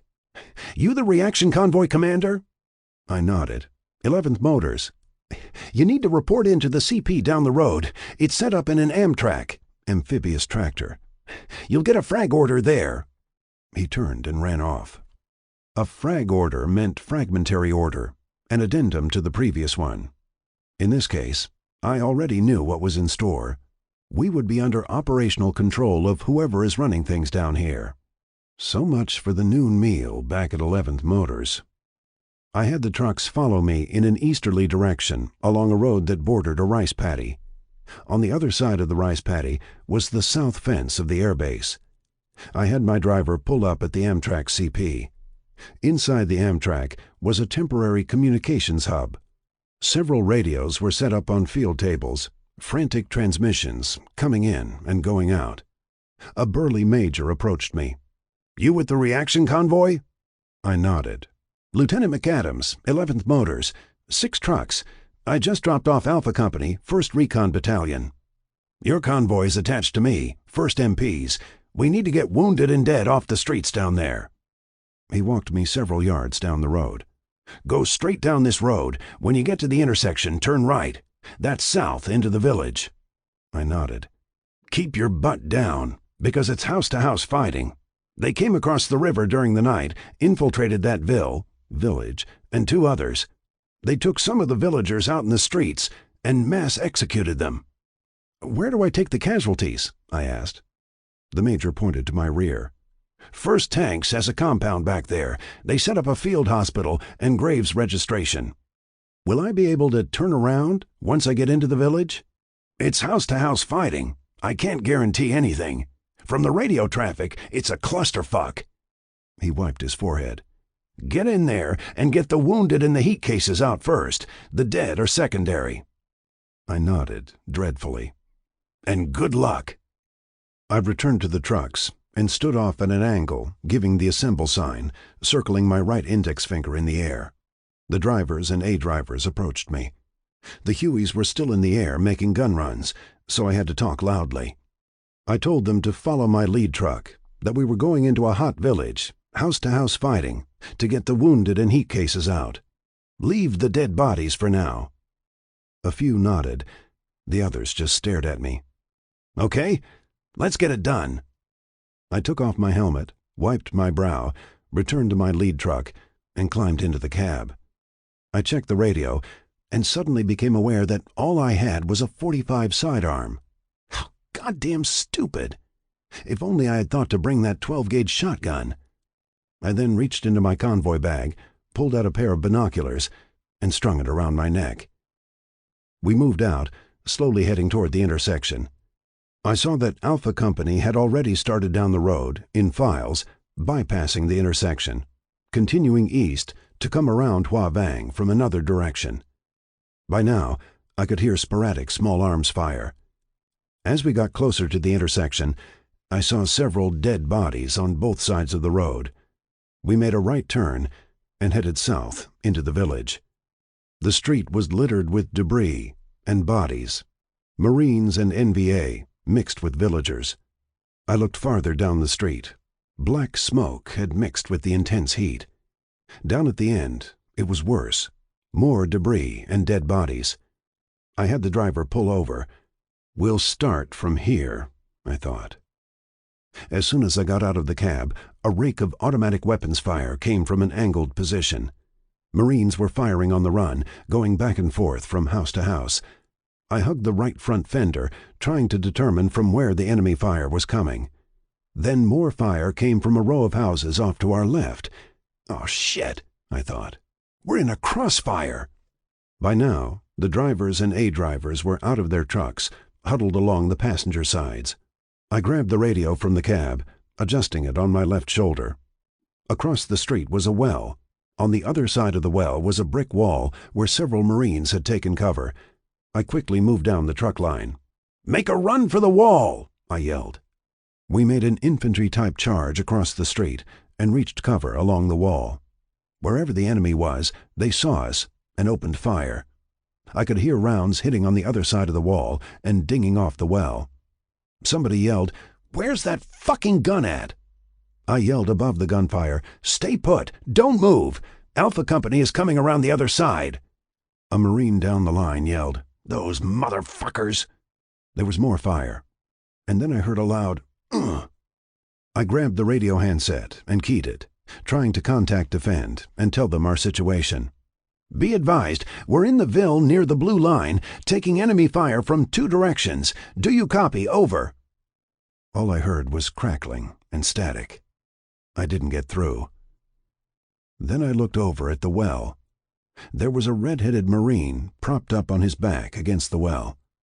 He had taken a round in the forehead that had knocked off his helmet. His glasses were still perched on the edge of his nose. It was senseless. The poor guy didn't keep his head down. The Hueys were still in the air, making gun runs. I looked up and down our section of the wall. My guys were snug, waiting for the all-clear. How long would it be? More rounds came in on the other side of the wall. I made another attempt to call in to Defend. More crackling and static. By now, I was tempted to lift up and take a peek over the wall. I cast another look over at the dead red-headed Marine. It was at that point where I ironically realized something. I couldn't move, and neither could he. I kept my head down, knowing that I'd be pushing fate. Where the hell is Alpha Company? It seemed like an hour before the reaction force came in on the other side. At first, all we heard was more small arms fire, punctuated with explosions. Then we heard shouting and yelling. I popped a quick look over the wall and saw Marines moving along a street on the other side. We waited for another 5 minutes. Then I slowly stood. We were clear. But there was still more fighting down at the south end of Camley Bridge. My troops were still huddled along the wall. I looked at my watch. It had been only about 20 minutes. 20 minutes of intense, tragic hell. Okay, back to the trucks. Load up the wounded in heat cases, and let's get the hell out of here. It took another half hour to get casualties loaded onto the trucks. My drivers helped the walking wounded. The stretcher cases took more time. Slowly, the truck beds filled up. While this was taking place, I went back to the well to confirm the red-headed Marine. Someone had put a white handkerchief on his face. There was nothing I could do. His M16 was lying next to his right leg. I picked it up. Then I took a bandolier off of the Marine's shoulder. At least I had a rifle and ammunition for the duration. I had no idea how that rifle would come to affect me in the aftermath. A good omen gone bad. With trucks loaded, we went through the turnaround process, moving up and back so that the convoy was pointed north to head back down the street. Meanwhile, fighting was still going on down at the bridge. I gave the signal to move out. As we headed back to the intersection in the dusty heat, a villager came running past the truck line on our right. He angled off into a field, heading toward a rice paddy. Suddenly, a shot rang out. I had no idea from where it came. Then I saw part of the villager's head explode. A dark mass flew off. But the villager didn't go down right away. His legs kept pumping along the ground. Then his arms went up, and he fell and rolled. We went right by him. There was nothing we could do. My trucks pulled into the tank park, where a temporary aid station was set up. Stretchers and body bags were lined on the ground, in separate sections. My drivers helped the Navy corpsmen get the casualties off the truck beds. 2 drivers carried a stretcher right by me when a corpsman told them to put it down. The corpsman bent over the Marine, examined the eyes, and felt the carotid artery. He shook his head and pointed toward the body bags. "Put 'em over there." I made another call to defend. This time I got through. He asked for a sitrep, and I summarized what we did so far, and that the convoy was now up-conned to Whiskey Point, call sign for 1st MPs. I concluded the enemy force was much larger than first anticipated, and I assumed that battalion was monitoring my transmissions. Defend simply gave me a "Roger, Transport 5, out." While filling an empty canteen, I realized that my utility blouse under the flak jacket was sopping wet. Before getting the trucks ready to return to the Amtrak, I stopped in at a field desk of the aid station and got a box of salt pills. When I came out, I saw that the Hueys were still in the air making gun runs over the rice paddy and Hoa Vang. We left the tank park and headed back to the Amtrak CP. I had my driver take the box of salt pills and distribute them. Then I sought out the major. He was inside the Amtrak, making a radio transmission. He held up a hand, signaling me to wait. Finally, he put down the handset. He walked me out back toward my command truck. "They're still trying to get the bridge back." "Get the bridge back?" "I could see the bridge from my end of the street," I said. "There's an old French bunker on the south side of the river with a .50 caliber gun. They took over the bunker and have the .50, said the major. "It's going back and forth." He paused. "We need you to make another casualty run." I remember swallowing and giving him a long look. "We were lucky the first time. They had us pinned down for a while." He nodded. "Alpha Company got you out of there. Now get back in there and get our people out." "Any chance that I can get a corpsman to go in with us?" "That's negative. They're all committed." He turned and headed back to the Amtrak. "Thank you, Major Ashworth, for telling me that I wouldn't need a corpsman." I assembled the drivers again, explaining that we were going back in. Nobody said anything. I looked at their sweaty faces. This time, we knew exactly what we were going into. "I'll take a volunteer to be my driver in the lead truck." One of the drivers raised his hand. "I'll go in with you this time, Lieutenant." "What's your name?" I asked. "Walker, sir. Bravo Company." "Okay, I'll transfer my radio to your truck." I added that my command truck would head out last in line. We would go past the intersection and stop when the command truck came abreast to the intersection. At that point, we would back into the village, command truck first, for a quick getaway. "When I stop, that's the point from where we'll load the casualties." I paused. "Any questions?" A Marine asked, "How long will we be doing this, Lieutenant?" As long as they need us, the NVA still holds the far end of the village. Stay tight and keep around in the chamber." From the previous truck, I grabbed my radio, the M16, and my convoy bag. The binoculars were still around my neck. I placed everything in Walker's cab. Then he pulled his truck out of line to the rear. The trucks moved out slowly. When my truck came alongside the intersection, the convoy stopped. I got out of the cab, stood on the running board, and signaled them to go in reverse. We made the turn at the intersection and began backing into the village. The first thing I noticed was the dead villager who kept running after he was hit. He was lying on his back, sightless eyes skyward. If only the poor guy had stayed put, just like the red-headed Marine, whose rifle I was now using. As we backed into the village, I had Walker go a bit farther this time. Then I motioned for him to stop. The drivers began breaking out the stretchers, while several walking wounded came limping from the sides of the street. The Hueys were still up in the air, but on the other side of the river, blasting away. As we continued loading the casualties, I noticed several men, holding cameras, coming up on the safe side of the convoy line. "Now we have the press here," I thought. One photographer, wearing a bush hat and a safari jacket, approached a truck while the wounded were being loaded. "Hey, Marine, I'm going to take your picture," he shouted. He raised the camera and started clicking off frames. One of the wounded Marines in the truck bed, bleeding from a leg wound, raised his M16 and pointed it at the photographer. "Back off, motherfucker, or you're a dead man." The photographer quickly took the advice. He ducked to the side and continued up the street with two friends. For a moment, I thought we'd be carrying out a dead combat photographer. I then went up and down the truck line as the casualties continued to climb aboard. They seemed to be mostly heat cases, heavy breathing, exhausted, with that 1,000-yard stare. With all the tailgates up, I went to the front truck and told the driver to head to the tank park. We'd follow in line. Back in my command truck, I tried to raise defend again and got more static. What is it with this area? I wondered. There was more activity at the tank park as we pulled in. While we were offloading the casualties, two mules, platforms on wheels, pulled up. They were carrying stacked ammunition cans. The drivers wanted us to take them in.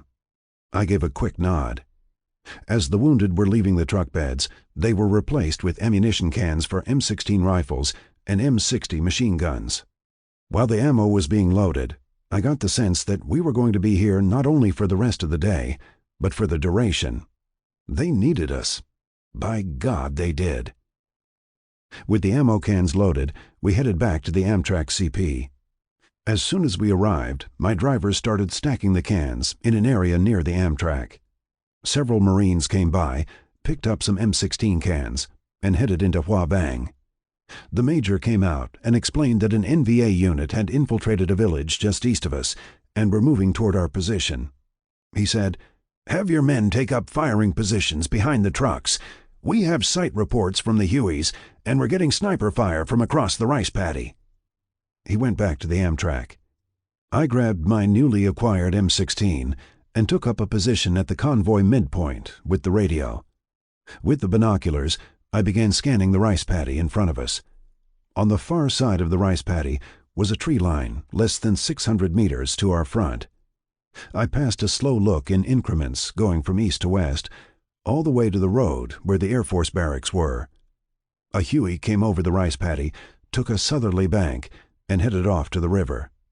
I proceeded to do another scan. And then I saw them. At first, it looked like a group of villagers coming out of a tree line, heading west toward the road. I began following them. Then I saw that they were only dressed as villagers, several wearing cone hats. They were carrying weapons. I counted 10 of them moving in file, about 300 or 400 meters along our front. The third and fourth in line were carrying what looked like a crew-served machine gun. Then I realized what they were doing. They were moving toward the far road, where the gun would have an unobstructed angle on us. "Lieutenant, we've got movement out in the rice paddy," yelled one of my drivers. "I see them.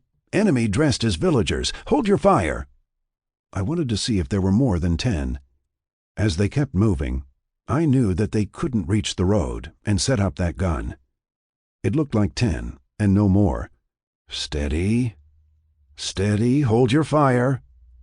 They were more than halfway to the road, and now they were all in the open. "Commence fire!" I yelled. The drivers opened up, while I kept the binoculars trained on the file.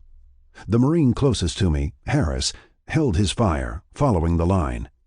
They now realized that we spotted them and broke into a run as paddy water kicked up all around them. Several of them went down. Then I saw the last two turn and head for the tree line. By now, there was one left, holding what looked like an AK-47 rifle. He kept running through the paddy water until Harris squeezed off one round. The next thing I saw was the AK-47 flying into the air. The soldier was running so fast that when the round hit him, either in the neck or head, his legs went up in the air in a flip. And then he hit the water. By now, the last two were gone.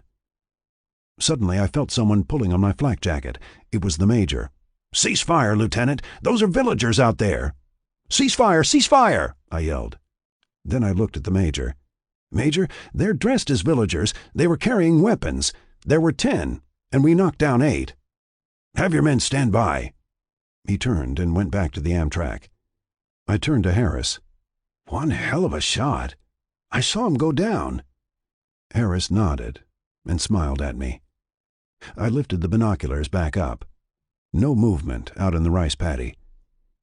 Then I realized that with 2 words, "commence fire," I indirectly killed 8 enemy soldiers. We held the line along the road as more Marines came by to pick up M16 ammunition cans. Then we heard a commotion down the line toward the main road. Someone yelled for a corpsman. I checked my troops. It wasn't one of mine. I set aside my M16 and moved down the line to where a group was forming. A corpsman was working on a young Marine on his back, breathing heavily. Both legs were saturated with blood. A sniper got lucky. With one shot, the Marine took hits in both thighs, in and out.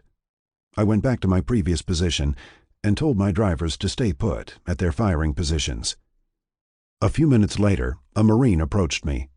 He explained that he was the assistant gunner and needed help carrying M60 ammo up to a ridge line where they just set in an emplacement. I looked around, realizing that my drivers were spread out on the convoy line, rifles trained out on the rice paddy. I decided to leave them there. I told Walker to monitor the radio and pulled one of the other men, Alan Widmer, out of line. "Grab some M60 ammo cans and follow this guy." I set aside my rifle and nodded to Widmer, signaling that we were both going on an ammo run. I left Walker in charge and to monitor the radio. Each of us took 4 cans, one under each arm and the second held in each hand.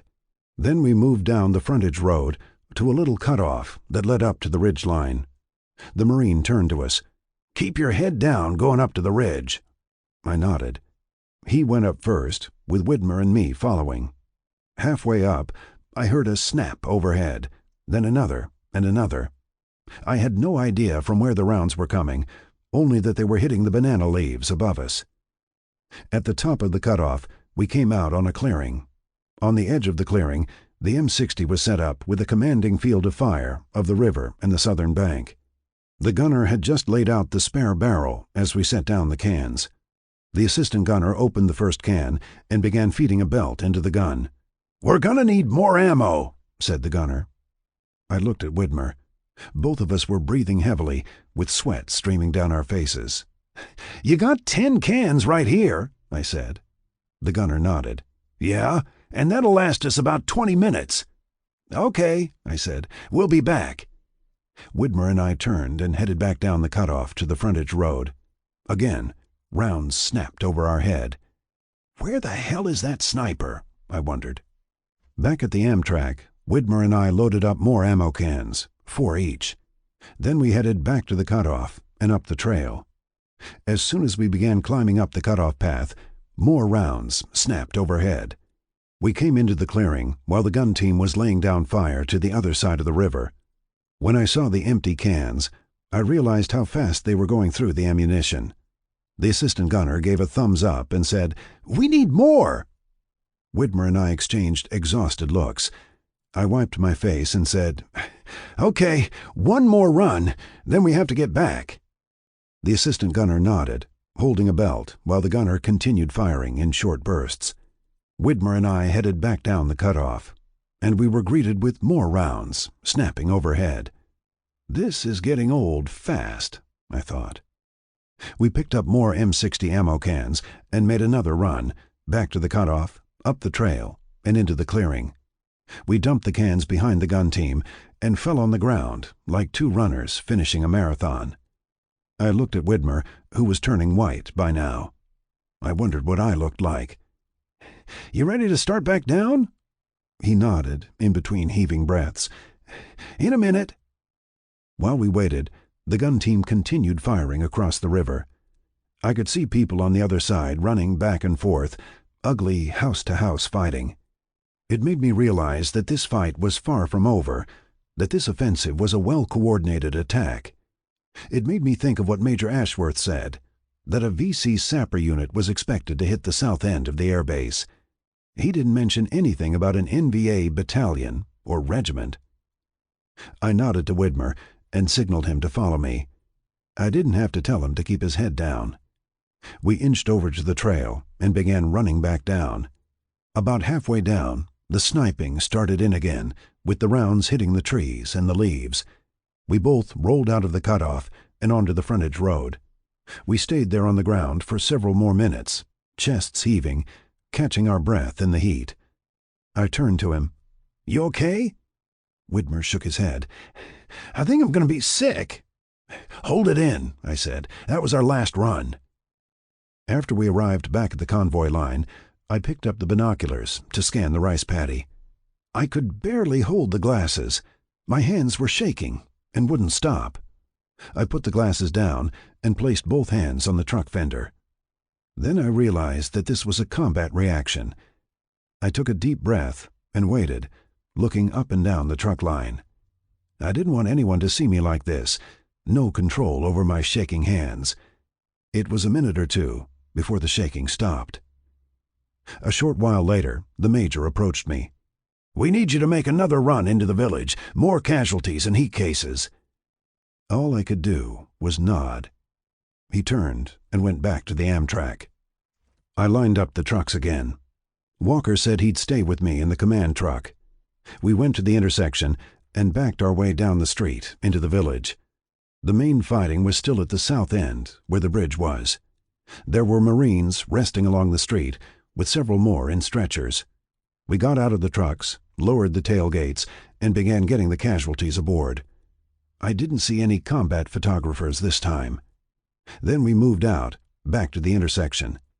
The dead villager was still in the same spot. However, I noticed some bloating in his body, the result of exposure to the intense heat.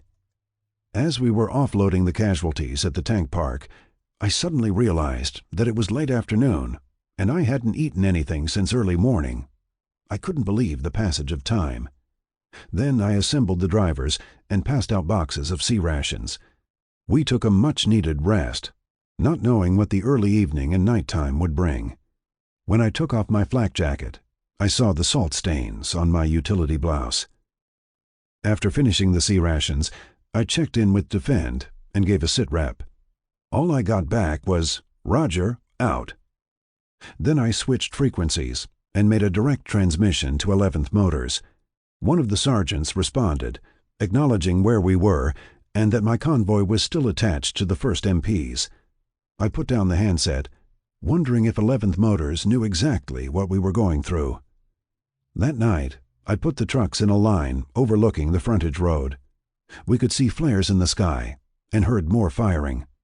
It was evident that the village of Hoa Vang had not been secured. I slept, when possible, in the bed of the command truck. At various increments, I got up and used the binoculars to scan the area, hearing more firing and seeing more flares. In the morning, the CP was transferred to the operations bunker in the tank park. I reported in after a quick breakfast and was told to take the convoy back to the frontage road and stand by. When we got to the frontage road, the Amtrak was gone. My orders now came from the operations bunker. I wasn't a bit surprised when we got another order to go back into the village on a casualty run. This time, it seemed easier. There weren't as many casualties. While they were being loaded, I walked toward the southern end of the village. A stiff, acrid smell permeated the street in the stifling heat. It was an effort simply to breathe. The enemy had chosen this village as an avenue to the air base and the city of Da Nang. It was evident that our side had paid a price, but they paid a much bigger one, and so did the civilians. I noticed the extensive damage to the shops, overhanging doors blown out, shards of glass, and shrapnel bits in the street. Here and there were dead villagers who either didn't get out in time or were executed. Rigor mortis and the heat were taking an ugly toll. I stopped alongside an open area. I stood there, holding the M16, looking at the scene in front of me. There must have been about 36 dead bodies of North Vietnamese soldiers. Most of them were on their backs, riddled with entry wounds, arms stiffened, empty eyes looking skyward. Several of them were wearing swimsuit briefs. I recognized the Jansen logo. Obviously, these were the ones who swam across the river during the night. Others were in gray or green North Vietnamese jungle uniforms. There were several stacks of pith helmets nearby, along with captured weapons. I noticed an open kit with 2 syringes lying next to a body. They were shooting up before they got shot up. I approached a nearby corporal who was sucking on a Pepsi-Cola bottle. "What are they going to do with these bodies?" I asked. "We're still collecting them. They'll go through the uniforms for documents. After that, it'll be a mass grave somewhere," explained the corporal. We watched as more bodies came in on 2 mule platforms and were quickly tossed into the pile. I walked about 20 yards onto the Cam Lay Bridge and stood there, looking at the brownish water. Then I turned and looked back at the village, trying to visualize how they came across the river at night and took over the French bunker at the south end. Sentries along the bridge were standing there, putting random shots into the water if anything looked suspicious. I had a sense that the worst was over. As I walked back up the street to the trucks, a group of villagers approached. They were carrying sections of corrugated tin and plywood boards.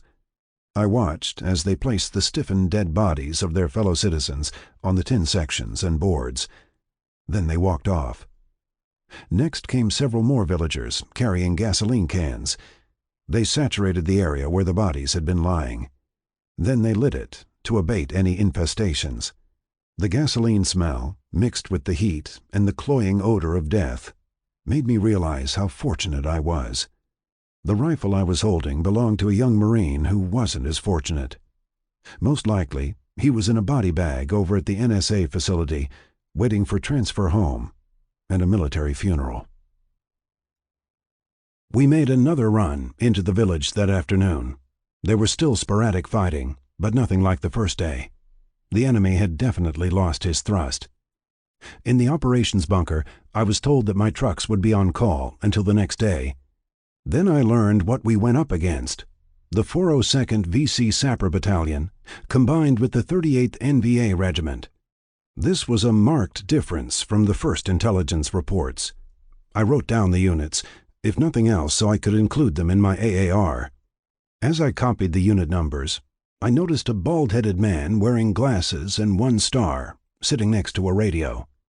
He was smoking a thin cigar, staring into space as he listened to transmissions. I knew who he was. Major General Carl Youngdale's Assistant Division Commander, Brigadier General Ross Dwyer. General Dwyer would cross my path several more times in the coming months. I used the landline phone to call 11th Motors Operations. I explained to the duty NCO that the convoy would be spending another night down at the Blue Line attached to Whiskey Point. He gave me a roger and asked to be kept informed. The next morning, after breakfast, we took up our position on the frontage road. I checked in with Whiskey Point and was informed that my trucks would be released soon. We were still on standby when I saw Captain Vogel and his gunnery sergeant. Captain Vogel and I shook hands. "How'd you guys hold up?" he asked. "The first day was hairy, but we got used to it," I said. "Same with us," he said. "We came in together, and now we're going out." I smiled and breathed a sigh of relief. "Okay, let's go home." I had the drivers do a turnaround and pull up in line. Then Alpha Company climbed aboard. Soon we were heading back to 1st Recon Battalion headquarters. So much had happened in 2.5 days.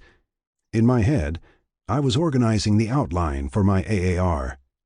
Lieutenant Colonel L.P. Charon, the CO of 1st Recon Battalion, was standing in the road in front of the headquarters as we pulled up.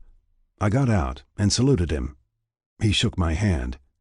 "Lieutenant, can't thank you guys enough. I heard the transmissions, what your people did down there at Camlay." When we pulled into the 11th Motors compound, it was as if nothing had changed. I had the trucks pull up to a stop and assembled the drivers. Then I checked my notebook to make sure I had the correct spelling of their names and different companies. I closed the notebook and looked at them. "You gents should feel proud. We did everything that was asked of us, and then some." I exchanged looks with Walker, Widmer, and Harris. "And I'll make sure your company commanders are aware of what we did." I emphasized the pronoun we. At Transport Company, I entered through the back door, set down my convoy bag and the M16, and took off my flak jacket. I was really ripe, stinking up the place, wearing the same clothes that I left in, along with a 3-day growth of beard. Corporal Adair and First Sergeant Duncan welcomed me back. I was sitting at my desk, looking at some papers that had piled up, when Captain Eiler came through the front door. He nodded for me to enter his cubicle. I went in and stood at his desk. The first thing I noticed was a new paperback detective novel on his desk. "Explain why you were gone for almost 3 days," he said. I was aghast. He knew nothing about where we were or what we did. "When we offloaded Alpha Company from 1st Recon, they attached us to the 1st MPs. They kept us there, making casualty runs in and out of the village." "Oh, bullshit! You were down there sitting on your asses." I said, "Captain, do I look like I was sitting on my ass? We were under fire much of the time. The first day we were pinned down for more than 20 minutes in house-to-house fighting." He held up a hand, shaking his head. "Don't give me that John Wayne crap." I stared at him for several moments, realizing his denial and ignorance of what we endured. Then I said, "If you don't believe me, get on the landline phone and call Lieutenant Colonel Charon over at Force Recon. He just welcomed us back." We stared at each other in silence for a few moments. The feeling of disgust came up from my legs to the stomach. I said, "Captain, regardless of what you think, we were under fire several times the first 2 days."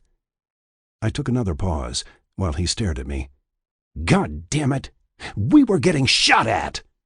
I didn't even wait for an answer. I turned and stormed out of his cubicle. There was silence in the company office. The staff who had heard everything was sitting at their desks, staring into space in dead silence. I walked to my desk, picked up my gear, and went out the back door, full of anger. Yeah, welcome back.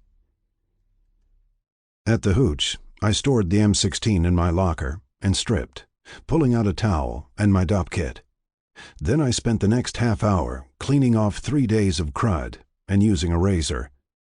While standing under a hot shower head, the dirt and sweat streamed off my body. But the stain of an ugly moral dilemma was going to remain until I did something about it. Going back to my days with the Marine Detachment on the Ticonderoga, I saw the camaraderie, the brotherhood of the Marine Corps. It was one of the elements that brought me back on active duty. While in OCS and TBS, I knew I was around a special group of men I was in training with, men I was going to be in combat with. These were brave, ordinary men in extraordinary circumstances. These were Marines. I now had to realize that my company commander, given his character traits, was not one of these men. He was an anomaly, an officer not of the Corps, and because of his glaring weaknesses, he was forcing me to make a decision. When I returned, Jack Carmetti, Andy Garrison, and Bob Green were in the hooch, waiting to hear what happened at Camley Bridge. While I changed into a clean uniform, I summarized the events and how I picked up the M16. I concluded how Captain Eiler had no idea what we did in those 3 days, including his statement about us sitting on our asses. The next day, I began outlining my AAR.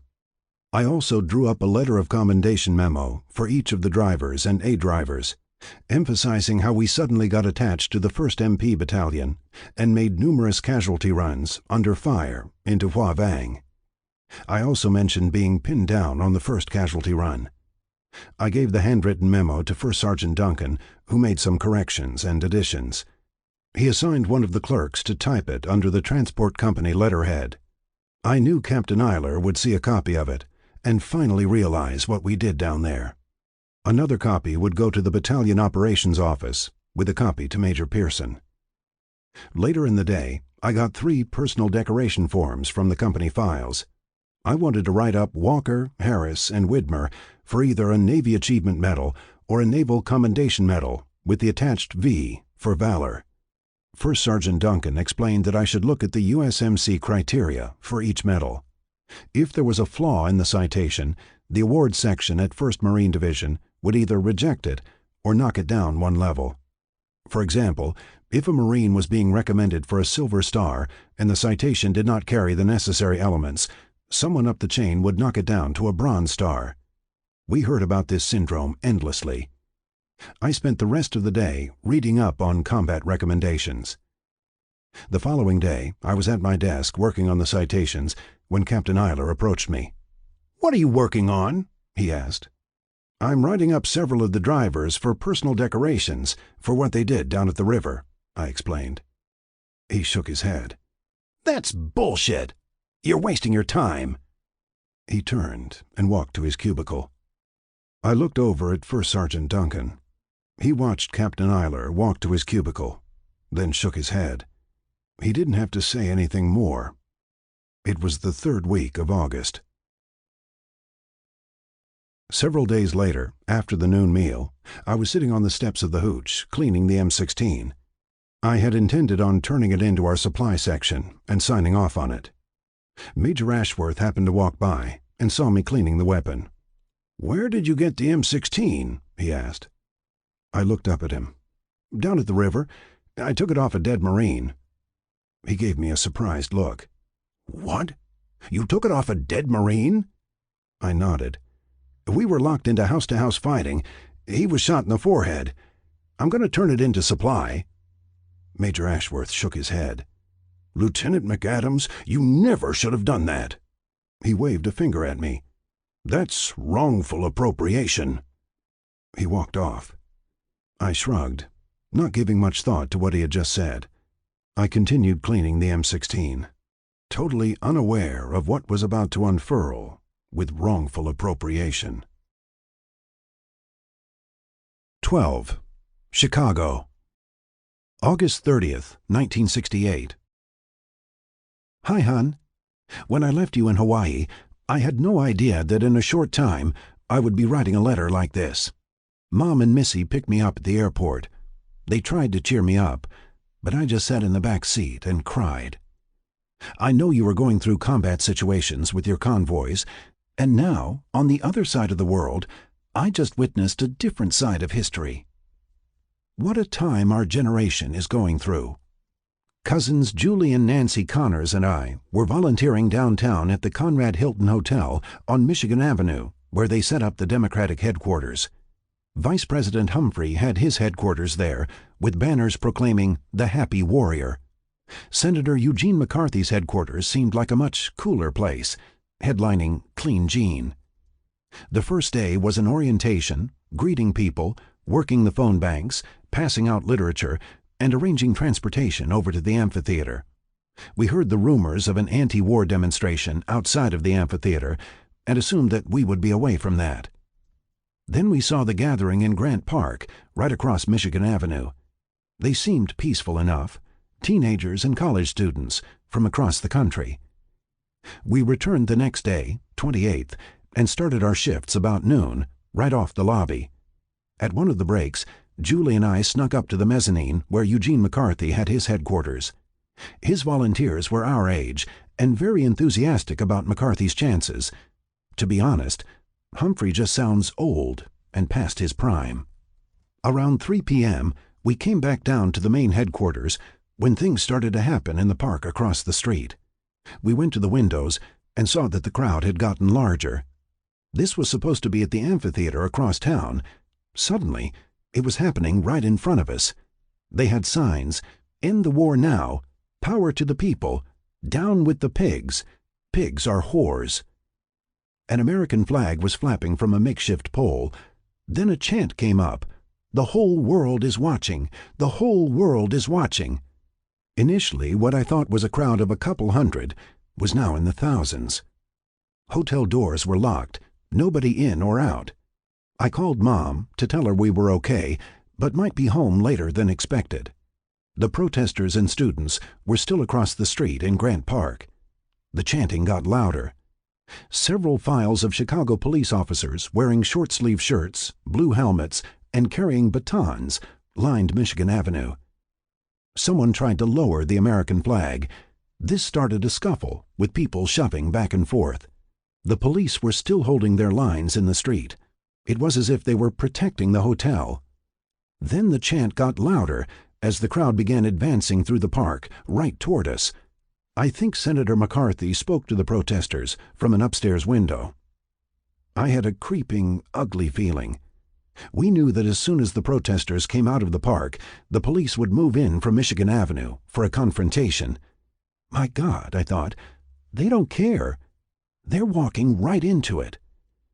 We went to the windows. The police still held their lines, even when rocks and pieces of food would come flying from the protesters' ranks. More stuff went into the air, even bags of urine. The police still held. Then the protesters, right in front of us, began moving toward Michigan Avenue, some locked arm in arm. They kept chanting, "The whole world is watching, the whole world is watching." More rocks, bottles, urine bags, and rotten food went into the air toward the police. The first police line advanced toward the protesters. It looked like the beginning of a medieval battle.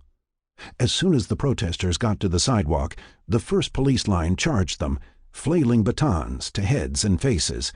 Frontline protesters went down, hands over their heads. Some went to the fetal position. Then the second police line moved forward as the first line began breaking up, with officers running into the park as more protesters piled into the street. And then everything broke wild. What control there was before was now gone. Police were clubbing while protesters ran. The worst a protester could do at this point was stand still. If he did, he'd soon go down with 2 or 3 police whacking him repeatedly. We kept hoping for it to end. Instead, it continued. Patrol wagons came up, and the police literally began throwing the downed protesters into the wagons. One guy was dragged to a wagon by 2 officers, while a third kept hitting him. By the time they got him to the wagon, he looked unconscious.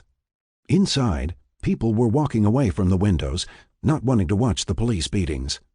Some left for the lobby, but quickly returned, saying that someone set off a stink bomb in the lobby. Whoever put it together did a real job.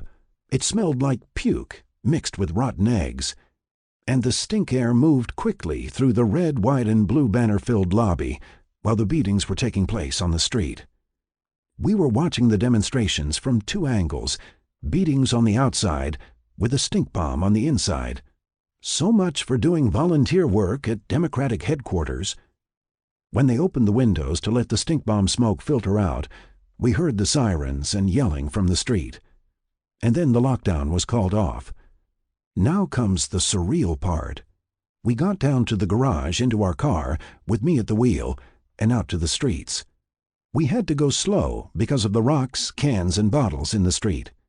Even though we were away from the stink of the hotel, there were wisps of tear gas in the air. I made a turn to Wabash Avenue, hoping it was all behind us. Wrong. I turned right into a line of National Guard soldiers wearing gas masks and holding M1 rifles pointed right at us. In the middle of these soldiers was a tank with the cannon tube also pointed at us. Are we the ones in Vietnam? I've lived here all my life, and at that moment I wasn't sure where we should be. Then a guardsman approached our little VW with his hand held up. He asked where we were going. I said, "Back to the south side."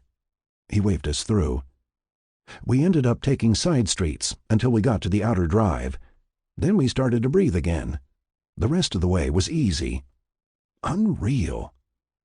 It's one thing to write about it now, quite another to have gone through it. We went to Democratic headquarters as volunteers with the best intentions. And look what we got for it. You're seeing one thing where you are. I've seen a share back here. Neither of what we have seen is any good. Were the protesters right? Were the police right? Were they both wrong? We won't know for some time. So who's in more danger? You or me? Poor Mayor Daley. He'll never live this down. His shoot-to-kill statement did not help things. I remember when Mayor Daley sent us a telegram on our wedding day. My present hopes and prayers are for you to survive, get through it all, and return healthy and in one piece. I'm sure it's a mess where you are, just as it's a mess back here. I'm not sure what you'll be coming back to, but I can't wait for you to be home. Be safe. I love you. XO. Patty. P.S. Operation Head Start should bring new opportunities. I've already started. Very interesting. 13. Going to staff. Within 2 days, I had the letters of commendation and the Combat Award recommendations in final draft. Widmer, Harris, and Walker would get the award recommendations, while the others would receive letters of commendation. As I was the one initiating these, it didn't require Captain Eiler's signature. But he would eventually see the carbon copies because they were typed under Transport Company letterhead.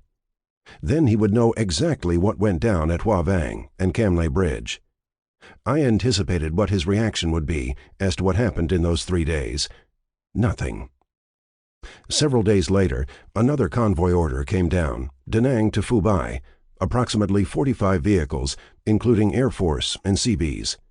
When the order came in from Division, it was assigned to Transport Company, i.e., Captain Eiler.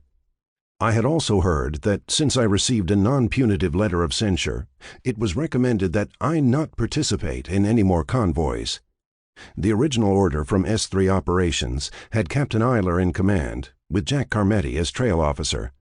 At this time we had a new second lieutenant, Jim Vodar, who was still snapping in.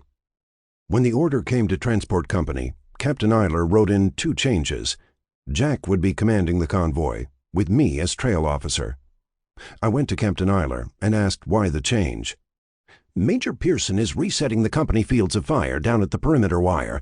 I have to draw up the revised plan for Transport Company." I said, "Captain, that can be done in a few hours, possibly less." He shook his head, shuffling memos on his desk. "No, I'm needed here. You and Carmetti will have the convoy tomorrow." With boiling anger, I decided to chance it. "Captain, you haven't commanded a convoy since Fujia Pass." "Frank, I'm the commander of this company, responsible for everything it does or fails to do. There's more to this company than running convoys." He was echoing Major Pearson's philosophy. "Captain, running convoys, supporting the infantry and artillery units is the primary mission of this battalion. As company commander, I have the option to change the command structure of any convoy that's assigned to us." He paused and looked up. "Jack will be in command tomorrow, and you'll ride trail." "I thought that I wasn't to be participating in any more convoys," I said. Again he shook his head. "I'm negating that for this convoy." Another pause. "Now, is there anything else?" I stared at him for a moment, gritting my teeth. Then I softly said, "No, there isn't anything else." I turned and left him to his memos. That night, Jack gave his convoy briefing in the conference room. I sat in the back with Captain Eiler. At the end of the briefing, Jack had Sergeant Thomas and me stand to introduce us, respectively, as the X-ray and trail officer. During the question and answer period, Captain Eiler got up and left the room. Instead of going to the Staff Officers Club after the briefing, Jack and I got a six-pack of Schlitz and went back to our hooch. Both of us knew that we were on a convoy that Captain Eiler should be commanding. By now, we were used to his rationale, coming up with an excuse to remain behind. We cracked a few cans as we prepared our convoy bags for the morning. Jack explained that he had checked the intelligence reports late in the afternoon. There were some NVA sightings along the ridge line in the bowling alley area. After staging at Red Beach for about an hour, we got the green light from Defend, and off we went, climbing up into the High Van Pass, winding through the checkpoints that we knew by heart now, not even referring to the maps, because we knew the area. Again, I looked down on that beautiful crescent-shaped beach out of a travelogue. On the north side of the High Van Pass, a CB tractor and low-bed trailer with a heavy load broke down. We were about 45 miles from Fubai. Jack made the decision to leave the tractor-trailer behind at an Army engineer compound. The load couldn't be towed by a wrecker for 45 miles, and we had no bobtailed tractors in the convoy. A bobtail is a tractor vehicle without a trailer load. I supervised the job, pulling my trail jeep out of line with a truck of infantry security, one squad. In less than 15 minutes, we were back on the road. I had no idea how this decision would later affect me. At Fubai that night, we dropped in at the 1st Medical Battalion. Here I got to catch up with Chief Nyman Harris from the Ticonderoga. He gave me a quick rundown of what happened to some of the corpsmen from the medical department. It was a nice chat. He wished me well. Other than the breakdown with the CB tractor-trailer, it was one of the most uneventful convoys I had been on, textbook, up and back. I didn't know it at the time, but it would be the last time I went through the High Van Pass. After returning from the convoy, Jack and I grabbed a quick shower and then a meal at the mess hall. We then took in the movie at the club that night. All was well down at the perimeter. I remember sleeping soundly that night. Several days later, I was at my desk going through the monthly training schedule when Top Duncan said that Major Pearson was on the landline phone for me. After I picked up the phone, Major Pearson said he wanted to see me in his office immediately and to bring my Officer Qualification Record, OQR.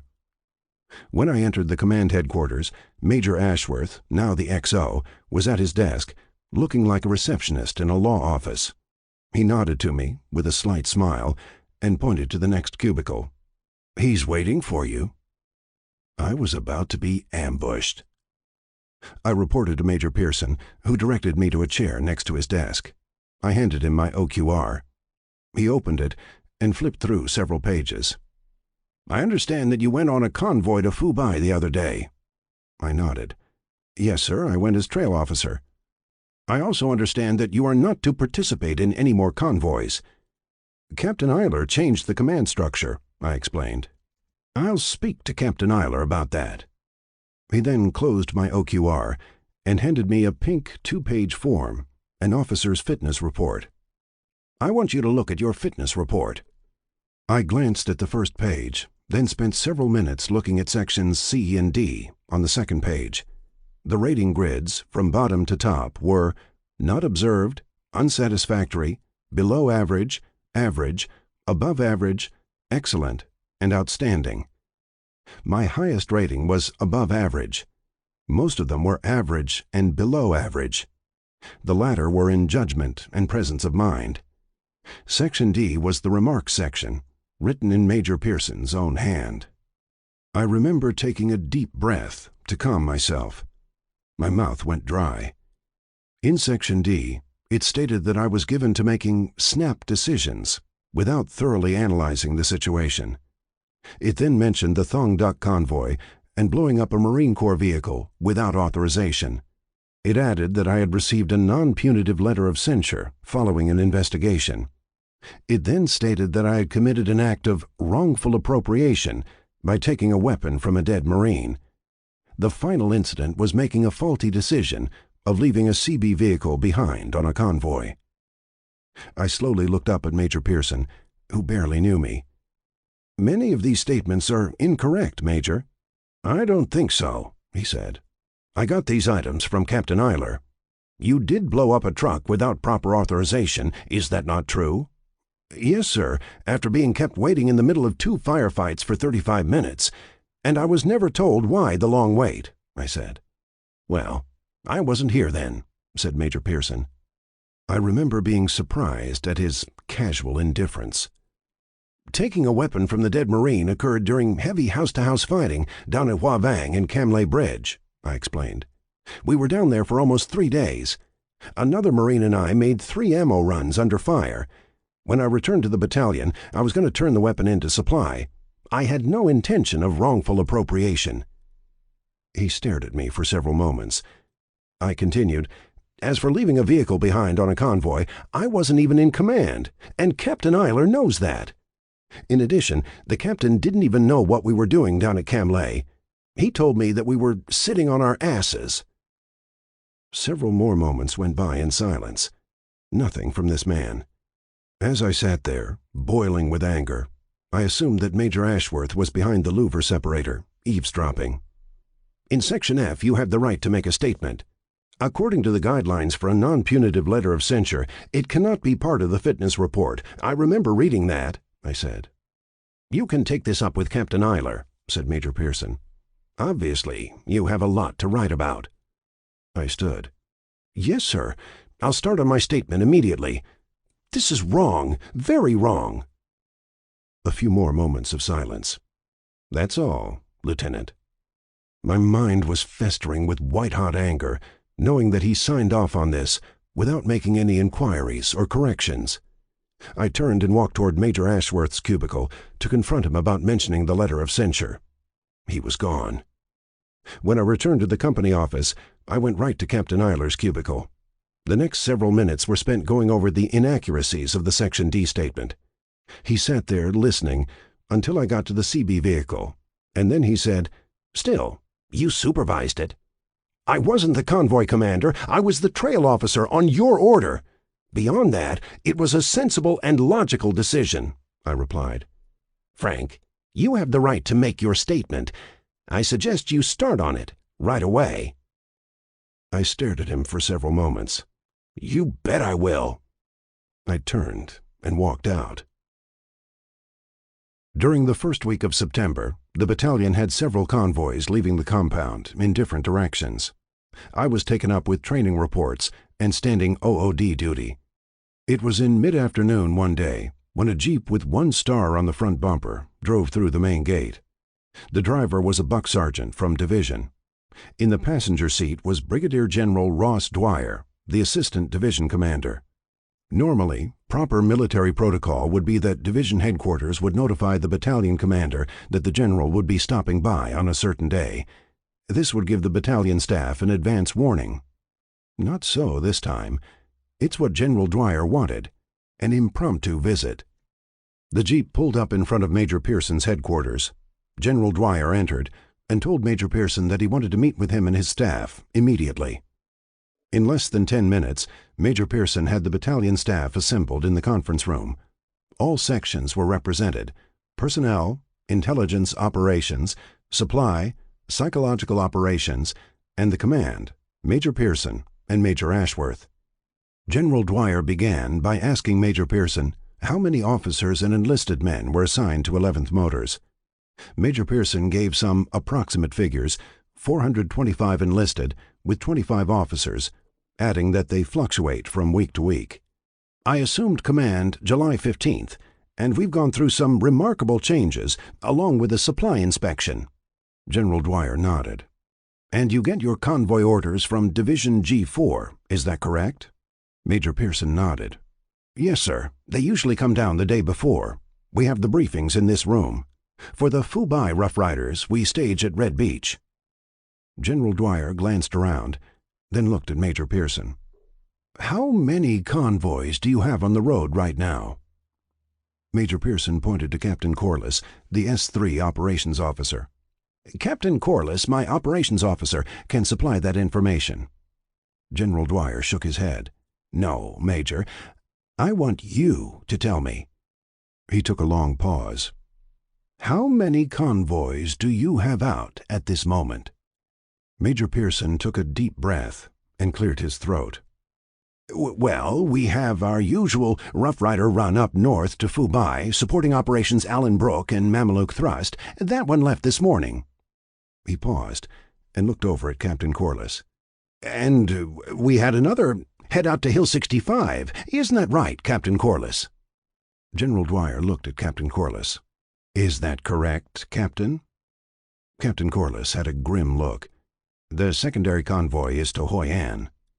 "That's right, Hoi An," added Major Pearson quickly. "And we have another going out to Deepwater Pier." "That was yesterday, Major. The third convoy went to Aplock," corrected Captain Corliss. General Dwyer looked around the room. "Very well. Thank you, gentlemen." He got up and left the room. A strange silence settled into the conference room. Then Major Pearson said, "Let's get back to work, gents." Several moments later, General Dwyer's jeep left the compound. The entire incident took less than 20 minutes. Naturally, no one knew how pivotal that meeting was. The next day, we were told that Major Pearson was being transferred stateside. Because there was no scheduled change of command ceremony, a sayonara party was held for him at the Staff Officers Club. At the end of the party, one of the officers drove him to the 5th Aerial Port, where he was scheduled to fly out early the next morning. He had held command for 6.5 weeks. The following day, Lieutenant Colonel John A. Kinneberg arrived to assume command of 11th Motors. His previous assignment was being the aide to General Leonard F. Chapman, 24th Commandant of the Marine Corps, CMC. He was a man of medium height, with short black hair, given to using a stern glare before saying anything. Before putting his personal gear in the battalion commander's hooch, he called for a staff and company commanders' meeting in the conference room. Colonel Kinneberg said he was coming in to clean up this battalion. He added that there were going to be major changes immediately, and that if any man, staff, or company commander couldn't measure up to those changes, "I'll relieve the whole fucking lot of you. That's not a threat. It's a fact." He took a stage pause. "Now get back to your jobs while I unpack." The meeting ended. We had a new battalion commander without a change of command. My first handwritten draft of the fitness report statement was 3.5 pages, single-spaced. The second and third drafts were just as long. I had expected Captain Eiler to call me in to rewrite certain sections. Surprisingly, that didn't happen. I typed it myself and signed off. I finally got a meeting with Major Ashworth about the mention of the non-punitive letter of censure in Section D of my fitness report. He explained that was not a regulation, merely a guideline. Besides, Lieutenant McAdams, that's all behind us. He smiled. We have a new battalion commander. Within 2 weeks, I was called to the S1 personnel office and informed that I was being transferred to Headquarters Company. Lieutenant Colonel Kinneberg, I was told, had selected me to supervise an ambitious maintenance and camp update program that would make our battalion compound one of the best-looking in the I-Corps area. I cleaned out my desk in the company office. Then I said goodbye to Top Duncan and the office staff. Jack Carmetti was now the XO. I was told that Captain Eiler was doing some work in his hooch, that he'd be gone for the rest of the afternoon. Translation: he was sleeping during the day and working in the office at night. It was just as well. No need to say farewell to him. I'd see him in the club, at a preferred distance. I walked out of the office with Jack, feeling regretful that I hadn't done anything about my moral dilemma with Captain Eiler. In all honesty, I was letting it slide, washing my hands. "I hate to see you leave," said Jack. "I'm here with Green and Vodar, and God knows what the captain is going to pull next. It's getting worse, with him sleeping during the day, afraid that some troop is going to roll in a grenade at night." I laughed. I almost feel sorry for the man. "I don't," said Jack. "Captain Hansen, the new supply officer, had the hooch next to him.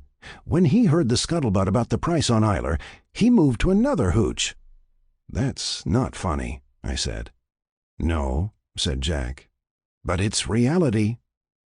I had an empty feeling as I took my OQR down to Headquarters Company. Previously, I had promised to do something about the situation with Captain Eiler, and I was leaving it swinging in the wind. At Headquarters Company, I was given the new title as S4 Alpha, Camp Maintenance Officer. I would have a crew of 5 Marines and 5 Vietnamese carpenters.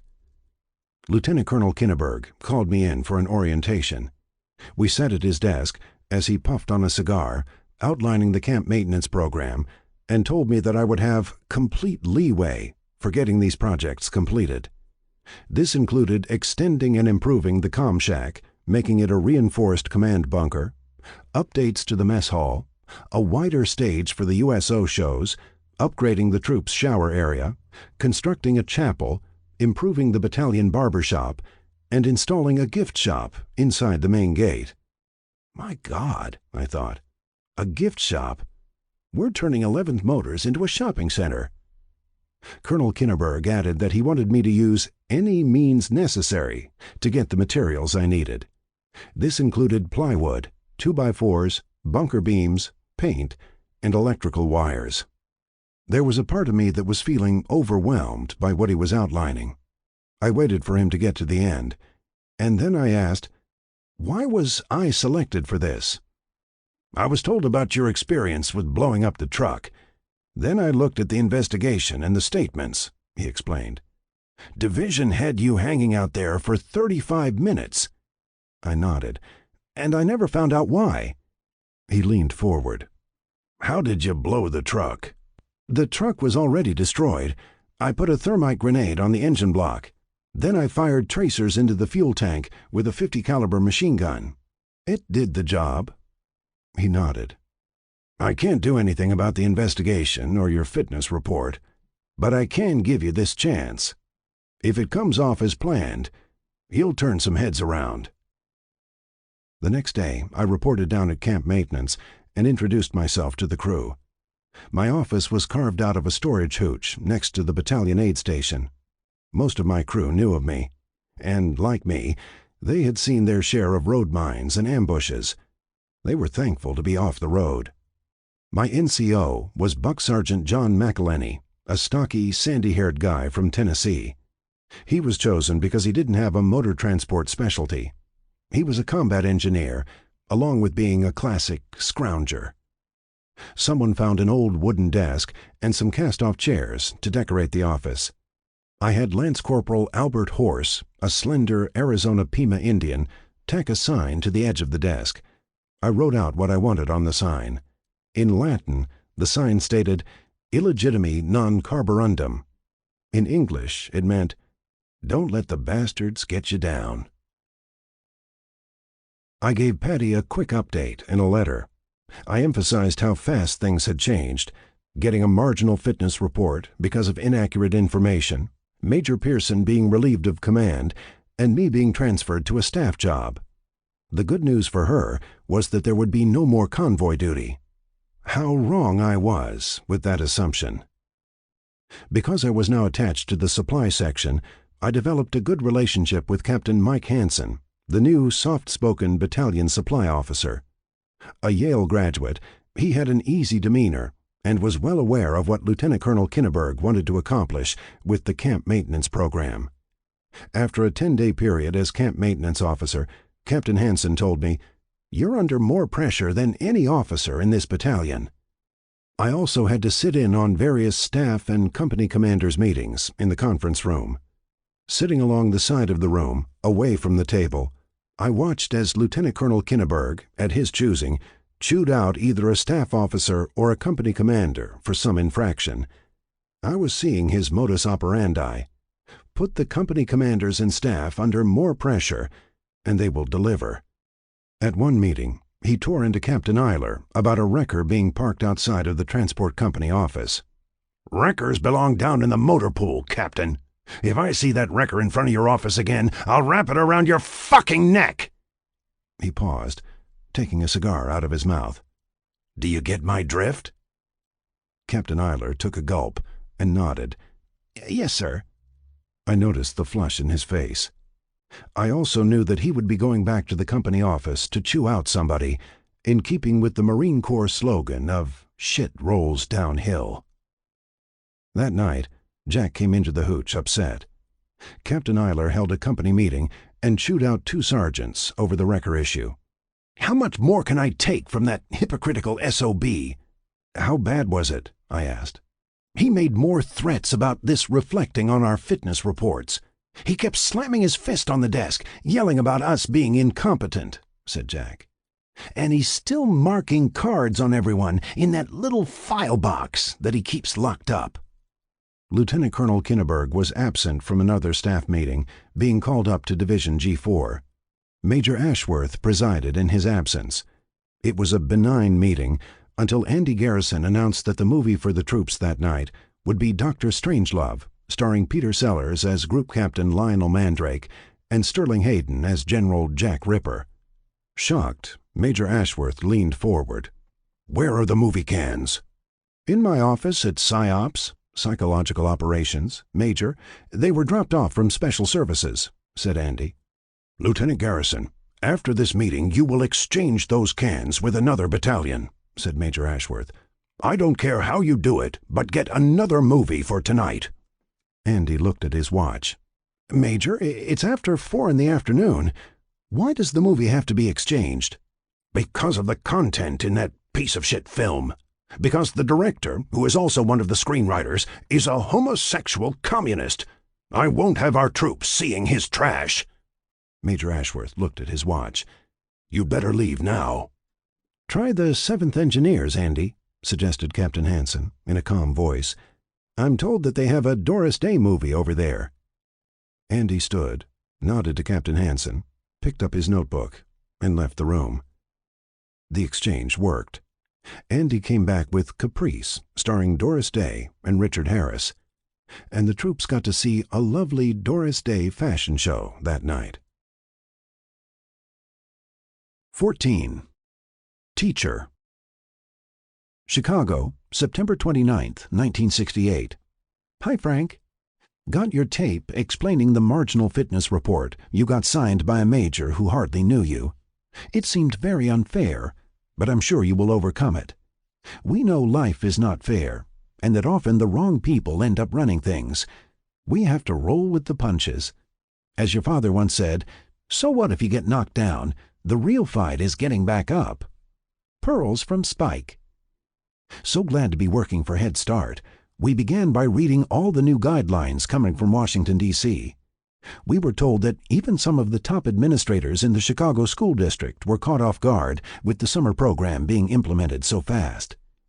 They pushed us through a training program that had our heads spinning.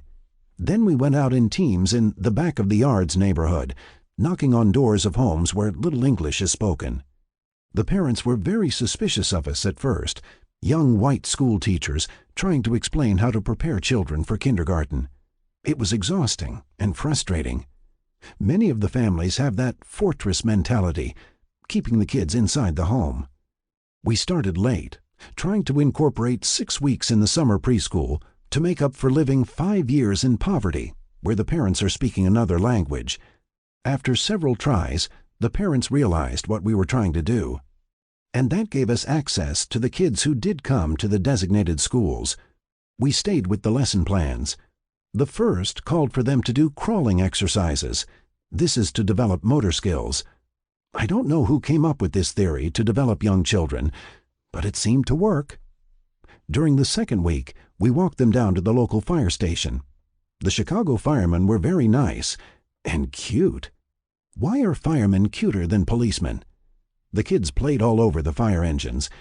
It's nice to see the social skills develop. My teacher's aide is a real character. She has some wild stories. This is because she's a former hooker, if you can believe that. She told me yesterday that this work is way too hard. She's thinking of going back on the street, where the money is better. I hope I don't lose her, because she's a good assistant. We walked the kids down the block and showed them Mayor Daley's house, explaining how the city is run. For some of them, it was the first time they had heard the word mayor. You guys over there are not the only ones who have to win hearts and minds. Head Start is still in its infancy. There is a lot more work to be done, but I'm sure the kids will be ready to learn when they start school. They love to learn new things. Hard to believe they were so shy at the start. Mom and I did some day sailing over the weekend out on Lake Michigan with Joe Trindle. It was a fun sail. However, his boat doesn't have a head. After a couple of beers, we had to use a bucket down below. He saw nothing wrong with that. Ugh. It gave me an idea to send you a present. You got my tape that I've been assigned to Bradwell Elementary to teach 4th grade. Can't wait to have my own class. My lesson plans will follow the Chicago Public School guidelines, but of course I'll include art and music to make learning fun. Maybe I'll have them make a tape for you like you had the Vietnamese kids do for me. Wish you were here to teach them history. They'd love you. And now I can breathe easier because you won't have any more convoy duty. Somebody is watching over you. Stay well. Love and kisses, Patty. XO. 15. Kilo Mike Alpha. By the first week of October 1968, the camp maintenance program was in high gear. Sergeant McElhenney traded a bulk amount of paint with some people in the 11th Marine Regiment, the artillery unit across the road. He also came into an SKS semi-automatic World War II Russian rifle that he used to barter for a huge supply of 3/4-inch exterior plywood from the Seabees down at Deepwater Pier. I never asked how he acquired the rifle, knowing that we would never get that much plywood through normal channels. When I mentioned to Lieutenant Colonel Kinneberg that we managed to scrounge plywood from the Seabees, he said, "Don't tell me how you did it. Just don't leave any tracks." I drew up a list of items that we could get through Captain Hanson's office. This was balanced by a list of items that we couldn't get but could barter with other units. One of my assets at camp maintenance was an old M38 Jeep and a 6x truck that we used for supply runs. Soon the area outside of my camp maintenance office looked like a storage yard. I now had sergeants from the other companies making inquiries about what they could trade for. I was becoming a wholesale businessman. The camp maintenance program was moving forward, even sparking competition among the companies. We had started on a new wing for the troops in the mess hall, which already had a reputation as one of the best in the 1st Marine Division. The stage work in the camp theater was extended in both directions to accommodate larger rock bands. The previous dressing room behind the stage was to accommodate both male and female performers. A separate dressing room for the female performers was quickly constructed, complete with vanity tables and mirrors. Sergeant McElhenney, through his contacts at the air wing, got several cast-off jet fuel pods to be installed for holding water in the troop shower area.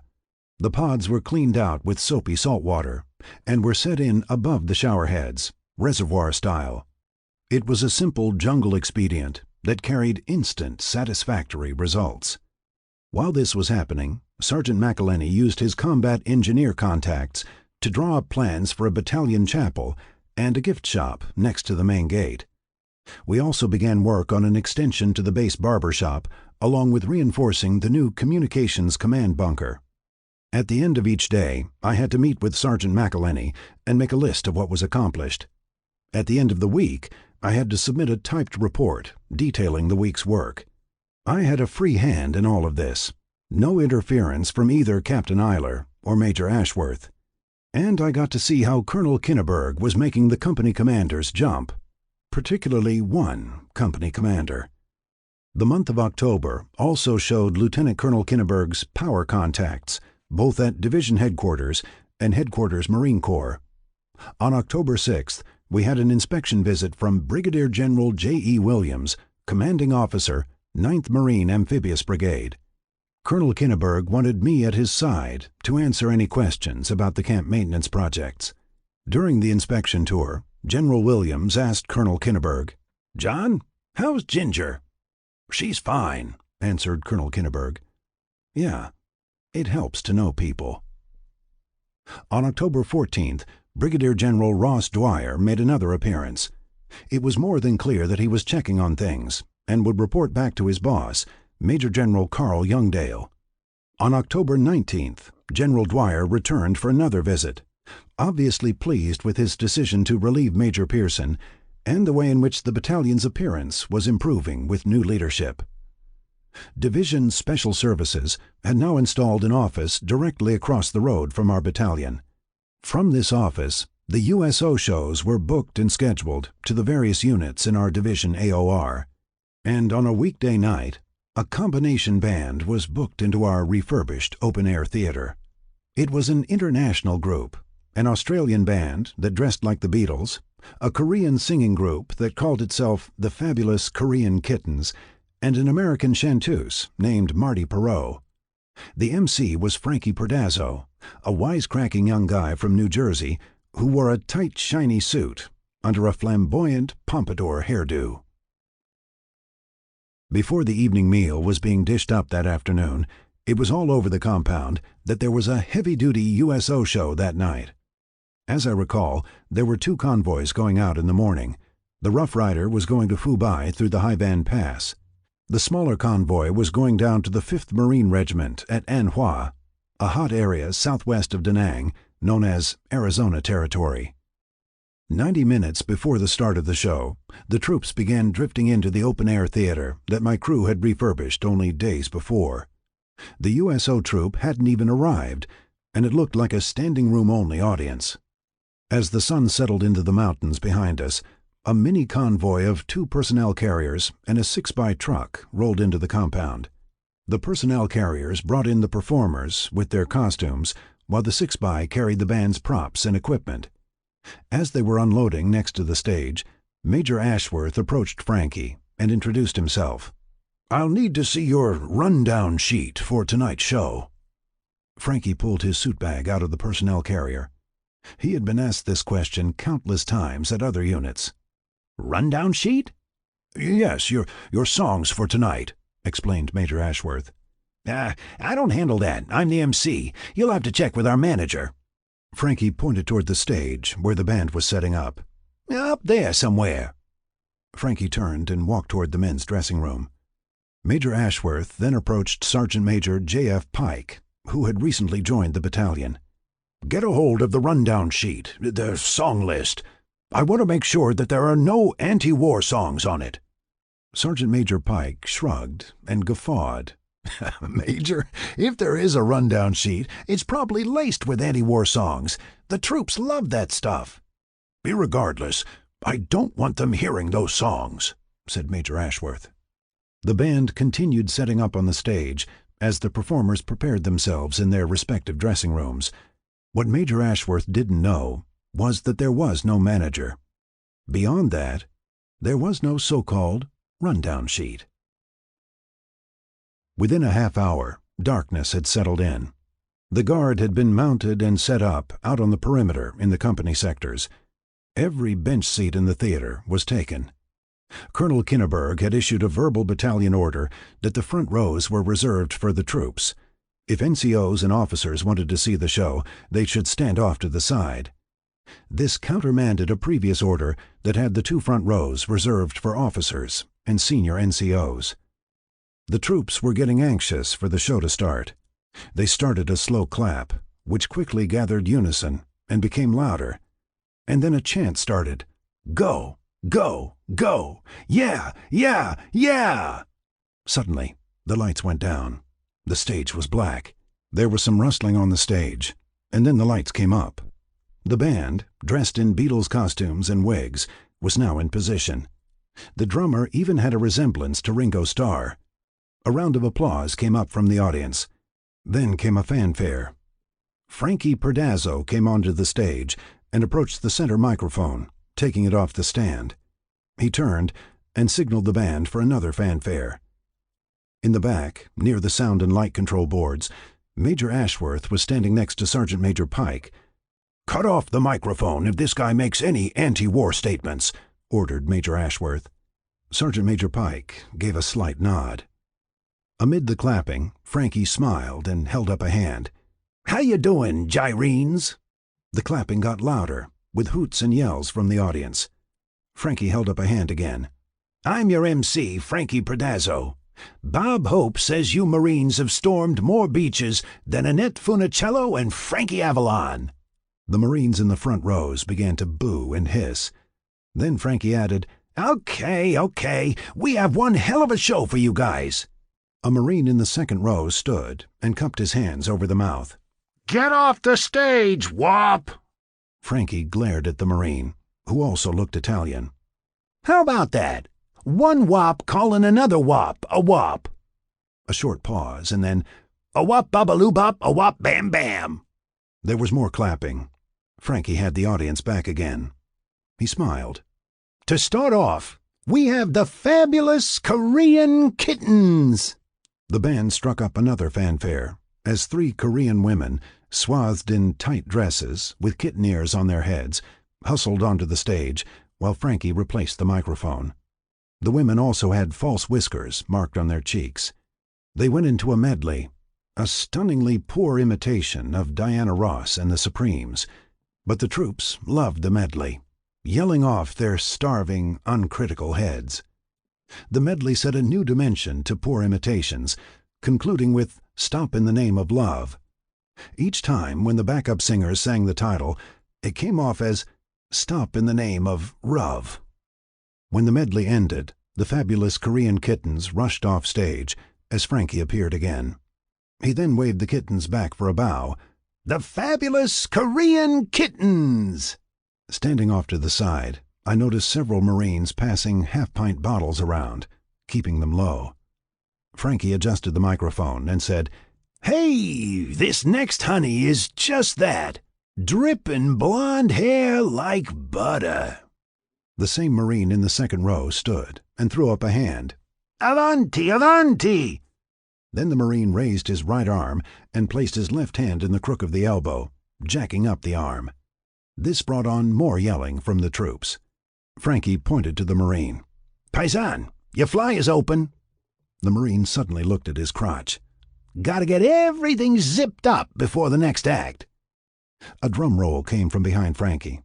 The Marine sat down.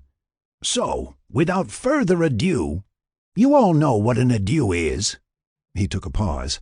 "That's what you do when she says don't." The drummer gave several strokes on the snare drum. Groans and moans came from the audience. They wanted the next act. Frankie asked, "I want to know something. Does USMC stand for Uncle Sam's Misguided Children?" This line got some mild laughing. Then Frankie went to the punch. "Or is it Uniformed Shit and Mass Confusion?" The audience jumped to their feet, clapping and yelling, throwing V signs into the air. Frankie raised a hand, bringing on another drum roll. Then the Marine settled back down. "And now I present Miss Marty Perot." Marty came out in a tight-fitting, gold-sequined evening gown. She took the microphone and blew a kiss to the audience. "Hi, guys." The Marines gave off a quick applause. Then Marty said, "We were told that this battalion runs convoys all over the Da Nang area and through the notorious Haivan Pass." She paused. "And we were told that you have rolled through a lot of ambushes and firefights. They call you Rough Riders, the Rolling 11th. Another pause, as more applause came. "We at the USO can't do anything about the ambushes. We'll leave the convoys to you. What we can give you is a little bit of home and a little bit of what you've been missing. This is for you guys, the troops fighting this war." Marty then went into her first song. A soft quiet settled in over the Marines as Marty began singing a love ballad. There was no more yelling and clapping. She had quickly captivated every troop in the audience with the spell of her voice. It was remarkable at how the tone in the theater had changed in minutes. As Marty continued singing, Frankie was enjoying a cigarette off to the side of the stage, wiping his forehead with a hand towel. Major Ashworth had worked his way from the back of the theater and approached him. "You're pretty cute with those remarks about the Marine Corps." Frankie nodded, exhaling. "It's part of our standard repertoire. Gets a lot of laughs, every show. Any more cracks about the Marine Corps, and we'll cut off your microphone. Understand me?" snapped Major Ashworth. Frankie smiled. They tried that down in Chulai." He paused. "It caused a small riot. Had to call in the MPs. That officer got reprimanded.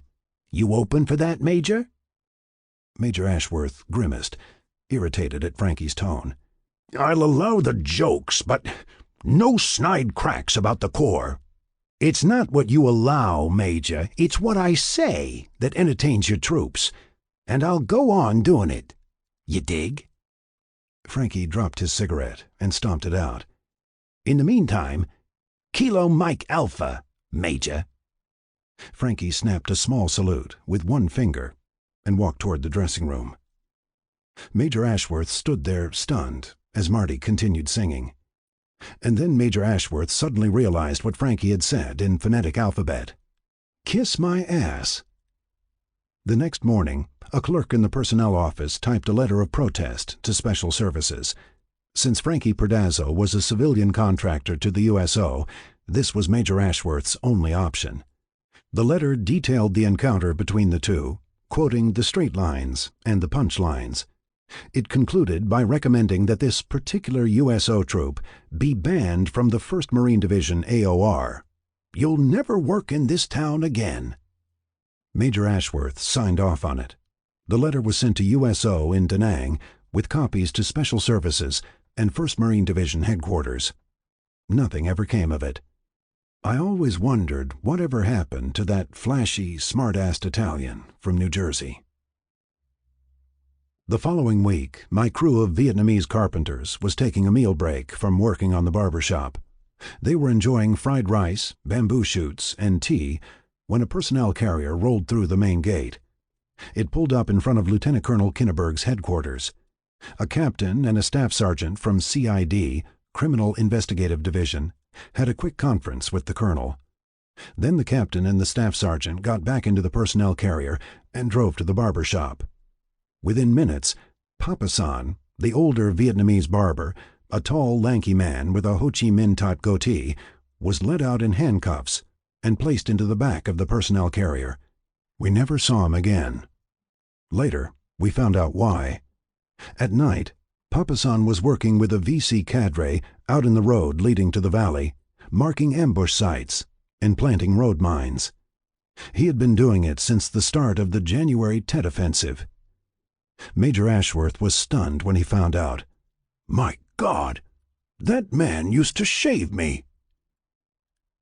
Overall, Papa-san was an aberration. It happened to be pure luck that he was discovered as a result of our people-to-people program. In addition to the MedCap operations, medical civic action programs, the people-to-people program included the building of an orphanage in Kon San, along with various PSYOPs, which came under Lieutenant Andy Garrison's S5 office. One of the colorful elements that came from this program was the showing of American cartoons to the villagers, which many had never seen. After showing the first series of cartoons, it soon became evident that the unquestioned favorite was the Roadrunner series, which began as a supporting show to the Warner Brothers Bugs Bunny cartoons. In 1965, Warner Brothers began distributing Roadrunner as an independent cartoon character, just in time to parallel the U.S. Marines landing in Vietnam. Roadrunner became an instant hit with the villagers because of the repeated sight gags and pratfalls of its nemesis, Wile E. Coyote. 16. Kriegspiel. A week after getting Patty's letter on the Head Start program, a package appeared on my bunk one afternoon. I opened it and pulled out a plastic urinal. It had 2 Velcro tags on the back, at top and bottom. Not only did I not believe what I was holding, I didn't know where to put it. The most obvious place would be at one of the piss tubes around the compound, but that was too obvious. No, I thought. The next best place to put this bugger is on the door to the officer's shower, and let the chips, or in this case the urine, fall where it may. That night I was working late in the camp maintenance office. It was dark when I got back to the hooch. Most of the NCOs and officers were down at the club watching the movie. Within a short period, the front of the door to the officer's shower was now decorated with the plastic urinal. The next morning I started my normal routine, checking and supervising the various camp maintenance projects. In the afternoon, a staff and company commanders meeting was called at 1600, 4 p.m. We were all sitting at the table when Lieutenant Colonel Kinneberg entered with Major Ashworth, Sergeant Major Pike, and Captain Corliss, who quickly set up a covered easel. The colonel sat down, holding his cigar, and led off by saying that somebody tacked a fake urinal onto the door of the officer's shower. He took the cigar out of his mouth and looked around the room. "When I saw it this morning, it looked real. Then I wondered who had the wherewithal to put it there instead of at one of the piss tubes." I let a few moments go by. Then I said, "Colonel, I'll own up to it." Captain Eiler, sitting across the table, chimed in with a sneer. "Oh, for Christ's sake, Frank, still the college boy." Colonel Kinneberg held up a hand. "Let that go. I'm not mad that Lieutenant McAdams tacked up a fake urinal on our shower door." He took a pause. "I want to know which one of us was stupid enough to use it." He paused again. "That's what I'm pissed about. Pardon the pun." There were several muffled laughs and snickers around the table. I looked over at Captain Eiler, who was glaring at me, aware that his criticism had fallen flat. Then Colonel Kinneberg added, "When we're finished here, Lieutenant McAdams, you'll need to perform a plumbing extraction on the officer's shower door." Another pause. "I'm only glad that it wasn't a fake commode." I nodded with a smile. Colonel Kinneberg then went to the agenda. His first item was a surprise, and the reason for the easel. "Gents, since we have no convoys tomorrow, I'm scheduling a Kriegspiel for tonight. The company commanders are hereby on notice." He turned to Andy Garrison. "Lieutenant Garrison, you'll cancel tonight's movie. We're all going to be on perimeter or in our respective bunkers.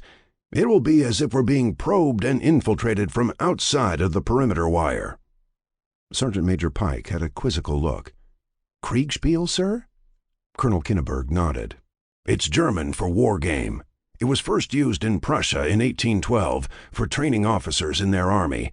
Now, I'll acknowledge that we're in a relatively safe area, but I have no idea what would happen if suddenly we got probed or had to deal with an outright night attack." He took another pause. "Gentlemen, we've got the time, and I'm going to find out." He turned and nodded to Captain Corliss, the S3 operations officer. Captain Corliss stood, holding a notebook. He walked to the easel and threw back the cover, revealing a map of Kansan, the road through it, and the rice paddy to our front. He then went through the 5-paragraph order for the war game, Operation Tripwire. The situation was that the 11th Motors compound was being infiltrated and hit from 3 sides. He gave the grid coordinates for the enemy sightings to our left front, directly on our front, and along the road going through the village of Kansan, out to Happy Valley, Route 542. Since this was a battalion exercise, there would be no friendly attachments. The mission was next. We will defend the battalion compound by repulsing any enemy probes and night attacks. We will also deploy 2 night patrols with the missions to reconnoiter and inform the battalion as to any further enemy movement. Next was the execution. Captain Corliss continued, "Alpha Company will launch a squad-sized patrol, 10 Marines, consisting of a sergeant patrol leader, radio man with a Prick 25, and a corpsman. The patrol route, checkpoints, and coordinates will be issued to the company commander. A second squad-sized patrol will originate with Transport Company in the same manner. Bravo and Charlie companies will remain intact along their perimeter sectors." I watched as the company commanders took notes, while Captain Corliss used his pen as a pointer along our perimeter. Alpha and Transport Company commanders will designate their respective patrol leaders, who will select the patrol members. Each Marine will carry his M16 and a bandolier of ammunition. Alpha Company patrol will head out at 1900. Transport Company patrol will depart at 1930. Captain Corliss took a pause and continued, "Command and communications. The battalion commander will be present in the command bunker with the sergeant major, psychological operations, camp maintenance, supply and operations section. The battalion executive officer will take up a position to monitor radio traffic directly between the Bravo and Charlie command bunkers." I sat there listening to the operations order as it unfolded. It now became apparent as to why Colonel Kinneberg wanted a command bunker built, something his predecessors never considered. Periodically, I looked over at the company commanders, feverishly taking notes. I noted the concerned look on Captain Eiler's face, and thanked the stars in my alignment that I would not have to participate with Transport Company in this exercise. How was he going to handle this? I wondered. There was a tense silence in the officers' mess that night. Everyone was concerned about their role in the Kriegspiel. Only hours before, we seemed to be passing another quiet day on our combat tours, and now we were to participate in a sudden war game, also in a combat zone. The suddenness of the combat order gave it a feeling of the real thing. As twilight came, I headed toward the command bunker. When I arrived, carrying helmet and flak jacket, along with my .45 pistol and a notebook, the furniture was set up.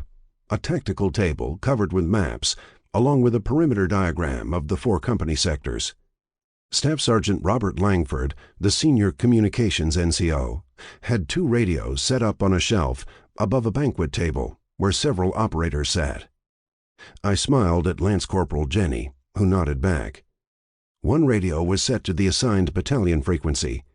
The second was to be used for communications with the 2 patrols on another frequency. At 1800, 6 p.m., the exercise kicked off. Captain Corliss and Lieutenant Colonel Kinneberg had several scenarios to be sent to Bravo and Charlie companies at different times while the Alpha and Transport patrols were out. The patrol members were at their respective command bunkers getting the combat order and organizing their lines of march. The Alpha patrol went out first, heading north along the road behind our compound toward the 7th Engineer Battalion. At a marked checkpoint, they were to turn east and continue along a dirt path toward the rice paddy. As the patrol leader called in the first 2 checkpoints, Captain Corliss and Colonel Kinneberg plotted them on the map. Colonel Kinneberg then turned to Andy Garrison. "Lieutenant Garrison, the village chief is at the front gate with a problem." Andy then left the command bunker with a Prick 10 handheld radio and headed to the front gate, where a clerk from the operations section was waiting with a scenario. Andy then radioed back what he had learned. The village chief was reporting movement on the north side of the creek, where it intersects with the village road at Consan on Route 542. Andy then relayed the grid coordinates. As soon as the sighting was reported, Captain Corliss contacted the Transport Company command bunker and issued a fragmentary order, modifying the previous patrol order. The previous order had the transport patrol heading southwest along the road to Happy Valley. Down that road was an abandoned pagoda, which was a checkpoint. That direction was now changed, with the patrol to head out northeast along Route 542 in the opposite direction. The patrol was given the call sign Tango 7. Their first checkpoint would be where the creek intersected with the road. In the meantime, Alpha Patrol called in another checkpoint. Major Ashworth, who was down between Bravo and Charlie companies, was now issuing scenarios to those company commanders and reporting in. The Marines at the radio table were taking messages from all 4 companies, the patrols, and Andy Garrison at the village gate. I drifted back and forth from the radio table to the tactical maps.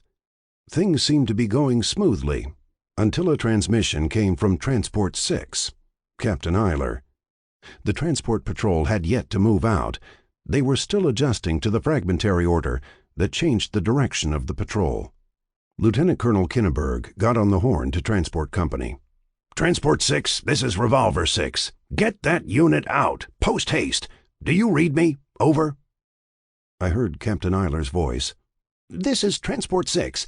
Roger and out." By this time, the Alpha Patrol had reached its objective point, so it was turning around and heading back. The Transport Patrol was still adjusting to the change in direction. Captain Corliss went to the battalion radio this time and requested a situation report from Captain Eiler. Several moments went by as we waited for the answer. Then Captain Eiler came on the net. "This is Transport 6 actual. Tango 7 is departing the Charlie Papa." Colonel Kinneberg grabbed the handset from Captain Corliss. Transport 6, this is Revolver 6. Be advised that Tango 7 is 15 mics, minutes, behind schedule. Do you roger? Over. Roger, Revolver 6. Tango 7 is departing. Out. Colonel Kinneberg gave the handset back to the operator and turned to Captain Corliss. God damn it. This is exactly what I didn't want. The Alpha Patrol is on its way back, and the Transport Patrol has yet to leave.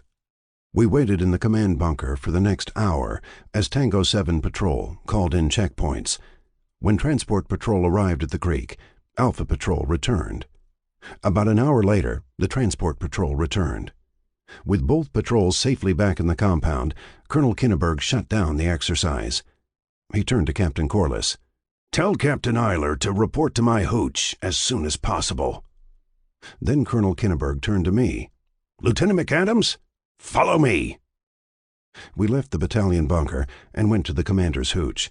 It was the first time I was inside the CO's living quarters.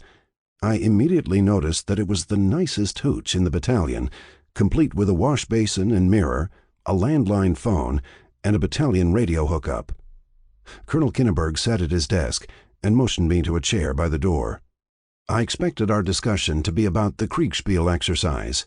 Instead, it was about the construction of the battalion chapel. He explained that his request for a Navy chaplain came through. Father Matthew Horvat, a Jesuit priest and a full lieutenant in the Navy Chaplain Corps, had reported earlier in the day. I explained how the framing was up, with the sides and roof sections next in line. The wooden foundation was on supports that raised it several feet above ground because of a nearby slope that could cause water damage during the monsoons. While discussing this, there was a knock on the door. It was Captain Eiler. Captain Eiler entered and stood a few feet inside the doorway. I was behind him, off his right shoulder, an interesting triangular configuration. Captain Eiler didn't even know that I was sitting only feet from him. Okay, right to it, began Colonel Kinneberg. What the fuck happened to your patrol? Colonel, we had to adjust after getting the frag order. Initially, the patrol was supposed to go out in... I know where the fuck the patrol was supposed to go. Captain Corliss and I drew up this exercise. Your company was issued a frag order, a change in direction because of a supposed enemy sighting. Time was allotted for that, yet the patrol was still late getting off. Colonel Kinneberg leaned forward. I want to know why. Colonel, we, had to plot the new direction, said Captain Eiler. You had time for that, said the colonel. That's why the transport patrol was scheduled to leave 30 minutes behind the Alpha Patrol. He paused, waiting for an answer. There was none. 15 minutes, 15 crucial minutes, where nothing was happening in your sector. There was more silence. Several thoughts went through my mind. I thought of my Thong Duc convoy, with division keeping me waiting for 35 minutes in an actual combat situation. And then I thought of Fujia Pass, where Captain Eiler was off the radio net for more than 10 minutes. I was feeling sorry for the guy as he stood there. I have 4 companies in this battalion. 3 of them performed well during this exercise. 1 of them fell short, explained Colonel Kinneberg. Colonel, it was because of the change in the patrol's direction. I explained that to the patrol leader. He was the one who... You are the transport company commander, Captain Eiler, said Colonel Kinneberg, his voice getting louder. What your company does or fails to do is the fault of one man. He took a pause. Am I coming through to you? Captain Eiler softly said, Yes, sir. Very well. That's all, said Colonel Kinneberg. Captain Eiler nodded, turned, and walked out. Colonel Kinneberg then looked at me. Now then, we were talking about the chapel. After leaving Lieutenant Colonel Kinneberg's hooch, I went back to my camp maintenance office. I checked the agenda for the next day, put my notebook in the desk drawer, and headed back to my hooch. It had been a long day, and I was aching for some sleep. At the hooch, I was putting my helmet and flak jacket away when Jack Carmetti entered and went to his bunk. He took off his flak jacket and helmet. Then he threw his helmet against the locker It hit with a loud bang and rolled over on the desk. I looked over at him. "What's with you?" Jack gave off an angry look. "What do you think?" "The captain?" He nodded. "He called a company meeting and reamed everybody. We are all total fuck-ups and incompetents, and it will reflect when the time comes." "Who was the patrol leader?" I asked. "Sergeant Shipley," said Jack. "Good man, but he got his ass royally chewed. It was all his fault, according to our fearless captain." Jack sat on the edge of his bunk, staring at the desk. "I bet Eiler's in his cubicle right now, writing on those card files that he keeps on all of us." "The colonel called him up to his hooch and gave him a butt chewing. I was sitting next to the door. Eiler didn't even know I was there," I said. "There was confusion when the patrol's direction got changed," said Jack. "He was given the grid coordinates," I said. "I was in the command bunker when the frag order went down." Jack took a deep breath. "Apparently, Captain Eiler transposed 2 digits on the grid coordinates from the first order to the frag order. The correction caused the delay. It was his fault, and, true to form, he blamed us." The next morning, I was coming back from the construction on the chapel and found Jack waiting for me in my office. He didn't have to say anything. I could tell the mood from his expression. "Bad morning?" I asked. He nodded. "It's getting worse at the company office. Even the clerks are afraid to say anything. One of them, along with Sergeant Shipley, has requested a transfer. We ask Eiler a question, and he yells at us." "Captain Corliss is writing the after-action report on the exercise," I said. "I'm sure we'll hear about that when it comes down." He shook his head. "Is he still sleeping in his flak jacket?" I asked. Jack nodded. "From what I hear, yes. And that's not all." I cringed. "What now?" "During the exercise, Gunnery Sergeant Rayhorn saw a trooper turn and line up Captain Eiler in his sights." I shook my head. "Oh, shit! What did Sergeant Rayhorn do?" "He yelled at him. Some of the troops thought it was funny. It happened just before we got the frag order." "I like the irony in all of that. A frag order to Captain Eiler," observed Jack. "In the military, and especially during the Vietnam War, the intentional killing of an officer by someone under his command was known as fragging. The term came from the weapon, an M26 fragmentation hand grenade with an effective casualty radius of 15 meters. We chatted for about 10 more minutes. Then Jack got up and left. I looked at my day's agenda and saw that I had a time gap in the afternoon between 1400 and 1500 hours. I had avoided this issue for too long. The situation in Transport Company was escalating at frightening speed. I recalled Captain Hansen moving to another hooch. The reports on the Transport Company meetings were getting out of hand. The false grave marker, screaming and yelling at people, fist slamming on the desk, and the never-ending excuses for not commanding a convoy. Something had to be done, now. If someone did get to the captain, particularly inside the compound, there would be an immediate investigation. The standard 3 questions would be asked. What did you know? When did you know it? And what did you do about it? The last question would be the most incriminating. I had endured a lot over the months. To date, I had ducked doing anything about it. Nice shot, McAdams. I purposefully took a late lunch, sitting alone at a table in my own thoughts. When I got back to the camp maintenance office, my Marines were out at different job sites. The Vietnamese carpenters were cutting plywood panels for the chapel. Good, I thought. I got into the old M38 Jeep and headed out to division headquarters. It was time to meet with Major Brent Bradley in the G4 office. I got to know Major Bradley after he reported in as the operations officer under Lieutenant Colonel Arnold. He had an easygoing attitude. Things, however bad, never seemed to upset him. The operations clerks gave him the nickname Major BB out of affection. With the latest changes in the G4 section, he was the only contact I had there. I parked the Jeep in the visitors section of the division parking lot. The G4 offices were in 2 Quonset huts. The radio room, monitoring the convoys, was in the division headquarters complex. I told one of the clerks who I was and that I needed to see Major Bradley. Within moments, Major Bradley appeared, and I followed him to a rear cubicle, where he motioned me to a chair. "I hear that they have you on staff now. How do you like it?" "It's different. I have a lot of leeway with Colonel Kinneberg," I said. "He's wasted no time making changes," said Major Bradley. "Your battalion has been inspected a lot lately, with good results, I'm told." "Yes, sir," I said, "and I've met all the inspectors." "So, what brings you here?" he asked, with a smile. I paused, thinking for a few moments. "Can this meeting be off the record, Major?" He nodded. The smile was gone. "It's the situation in Transport Company. It was bad when I transferred out, and it's gotten worse. Much worse."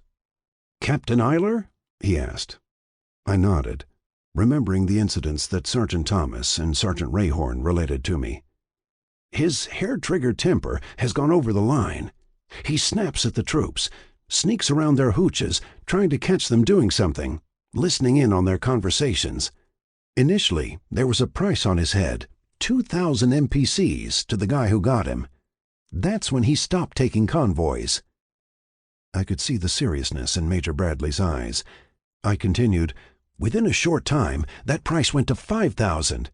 He's even keeping a secret card file on the sergeants and junior officers." "How do you know that?" asked Major Bradley. "The office clerks and the sergeants, it's common knowledge," I explained. "He's sleeping part of the day in his flak jacket, with a loaded pistol nearby. He does most of his office work at night." "Mac, is it possible that this is trooper frustration? Young kids blowing off hot air?" "Oh, I wish," I said. "A couple of months back, he was checking the line down at the perimeter.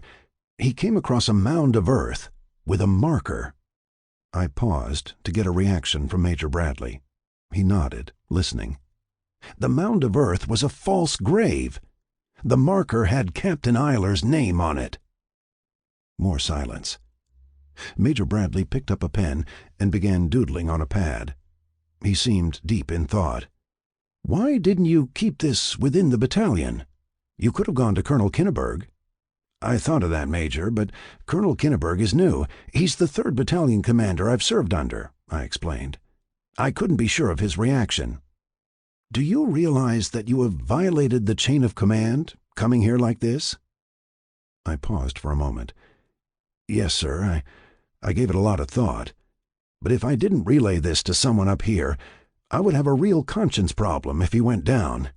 Major, if nothing is done, they're going to get him, sooner or later." Major Bradley held up his hand. "Okay, you've made your case." He shook his head. "Now then, young lieutenant, you get your college-educated butt out of my office." Another pause. "And this meeting never took place." I nodded, stood up, and walked out of his cubicle. I wondered, what have I done? Driving back to the compound, I felt empty. I deliberately went out of the chain of command, met with Major Bradley in confidence, and had nothing to show for it. The only thing I did was get it off my chest to someone who could possibly change something. It felt like a fruitless effort. I gave some thought to the possibility that Major Bradley would call Colonel Kinneberg, and the meeting would suddenly be on the record. Then I would be called on it. And an old Marine Corps expression would kick in. This will reflect. The chapel was completed just before Thanksgiving. Even though it was a non-denominational chapel, the first service held was a Catholic Mass. It was impressive. The Vietnamese carpenters had done good work. 3 of them even attended the Mass. It was about a week later when I entered the headquarters company office to check the camp maintenance mailbox. The chief personnel clerk, Sergeant Ralston, approached me. "Headquarters is getting a new company commander, Lieutenant." I remember not even looking up, glancing at some memos. "Where's he coming from?" "Your old outfit. Transport Company," said Sergeant Ralston. He shook his head and went back to his desk. Did I hear him correctly? My surprise was sudden and joyful. Captain Eiler was being transferred to Headquarters Company. Who would know why? Maybe there was a God after all. Later, I was told that there was a huge celebration in the Transport Company hooches that night. By contrast, the office clerks in Headquarters Company assumed a grin-and-bear-it attitude, preceded by a reputation. The movie that night was Mel Brooks's hit, The Producers, with Zero Mostel and Gene Wilder, a satirical comedy about two men who set out to produce a Broadway flop about Adolf Hitler, intending to abscond with the funds after the play closes to terrible reviews. Instead, the flop becomes a comedy hit. The film was the most talked-about one in the I-Corps area. The club was packed that night, with several officers coming down from division to see the film. Among them was Major Bradley. Jack and I were at one end of the bar with several of the new lieutenants who were learning the Rough Rider ropes, snapping in. At the other end of the bar was Major Bradley. I locked eyes with him. He gave me a slight smile, raised a glass, and winked. I smiled and nodded back. Nothing more was said between us about Captain Eiler. His relief, a new captain, assumed command the next day. As we got closer to the Christmas season, Lieutenant Andy Garrison combined two projects with the villagers in Consan. He scheduled a late-afternoon luau with the village elders.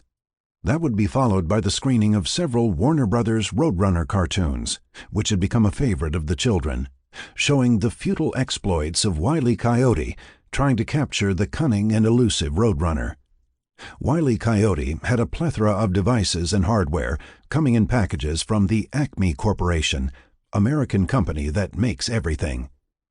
Despite the sophisticated equipment, Wile E. Coyote was foiled at every turn.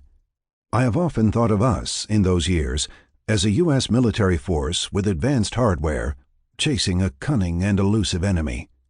And I'm still surprised that it had parallels to those Warner Brothers cartoon characters. After the luau, the PSYOPs crew set up a portable generator and a projector with the sound system. As soon as the sun went down, the cartoon show began.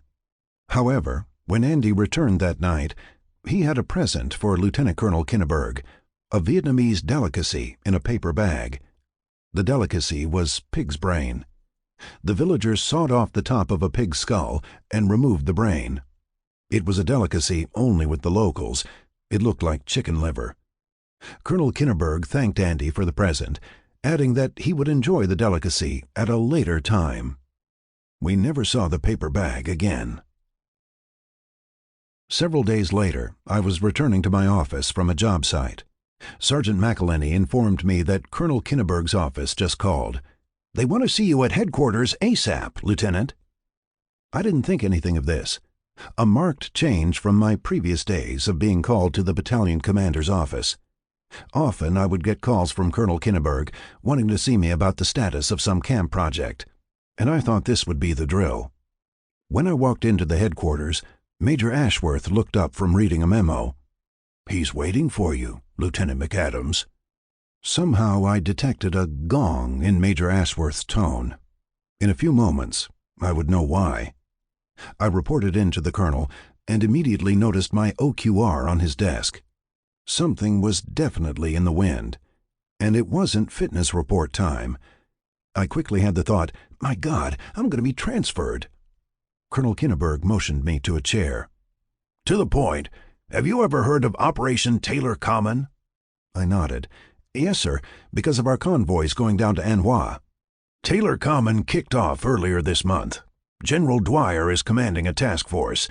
They had a lieutenant from Force Logistics handling the convoys, coordinating the turnarounds down there." I wondered where this was going. "Well, that lieutenant somehow got himself wounded and was medevaced." Uh-oh, red flag. "Since then, there's been no convoy coordination. Division wants a lieutenant with convoy experience who has at least 3 months left on his tour. That lieutenant not only has to have convoy experience, but will have been through his share of shit." He paused. "Do you get my drift?" My mouth went dry. Suddenly, I recalled several times being told that my convoy days were over. "Tilt?" "Yes, sir, I get your drift." "Lieutenant, this is a call from Division and me. You are to get down there and unfuck that mess so that the convoys go in and out with more efficiency." "It's almost Christmas, Colonel. I still have some projects to finish," I said.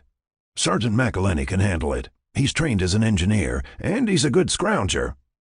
"How much time before I leave?" I asked. "You go on temporary duty with the task force the day after Christmas."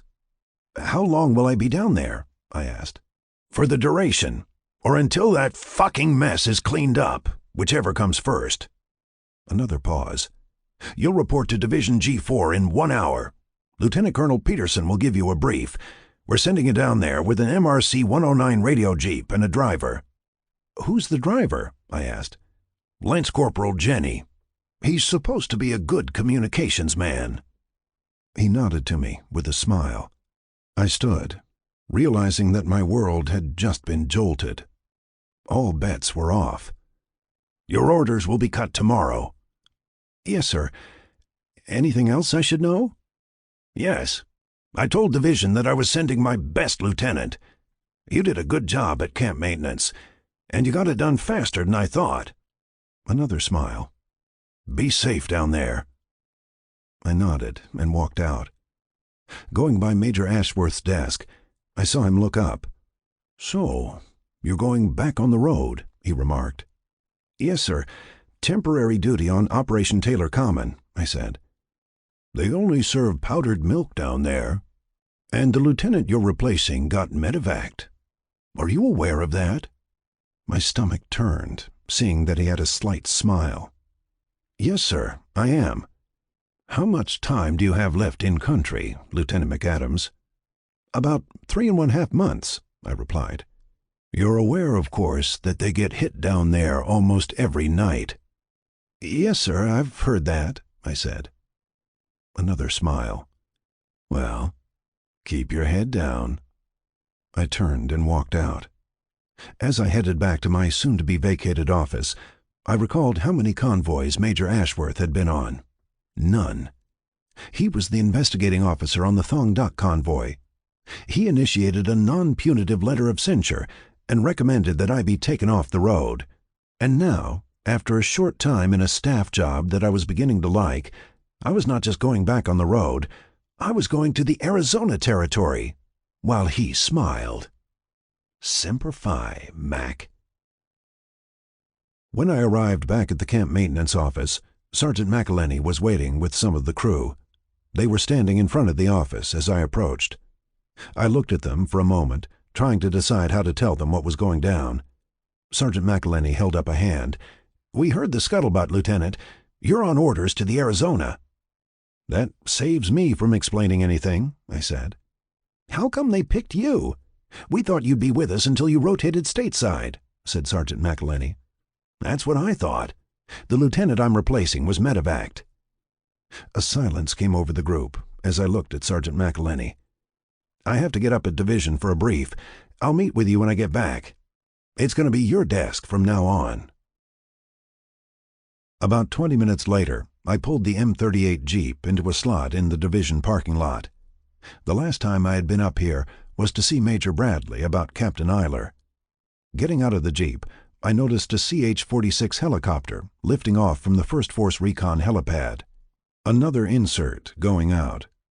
At the door to the G4 office, I met Lieutenant Robinson coming out. He nodded to me. "Hey, McAdams, going back on the road, I hear." "You heard right," I said. Walking off, he quipped, "Don't blow up any trucks down there." "I will, if they keep me waiting.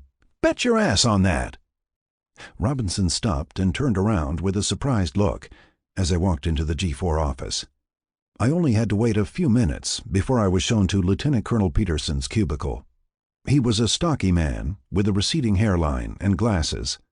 He looked like a typical staff officer, efficient and intellectual, good at his job. He motioned me to a chair next to his desk. "I've already spoken to Colonel Kinneberg, so you know why you're here." I nodded. "You were picked for this because of convoy experience with enough time left in country." "Yes, sir, that's what I've been told." I paused. "I began this day knowing that I would have no convoy duty, doing my job as a staff officer." Lieutenant Colonel Peterson smiled and pointed to a framed quote hanging nearby. The quote was in bold Gothic. "In the beginning was the Word, and the Word was changed." "Lieutenant McAdams, you're being assigned to this because of a logistical nightmare that is a total cluster. You heard about the other lieutenant?" I nodded. "He was just getting things organized when he got hit." "Yes, sir, I know," I said. "Okay, you're here to learn what you're walking into. You better take some notes," suggested Colonel Peterson.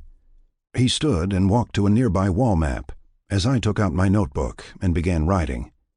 Lieutenant Colonel Peterson began explaining that VC and NVA forces were using various regions, called base areas, for training and support facilities.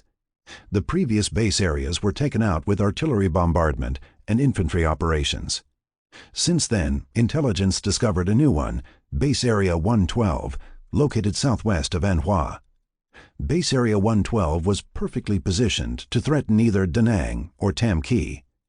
MAC-V, Military Assistance Command, Vietnam, in Saigon, suggested that an operation be conducted to clean out this area.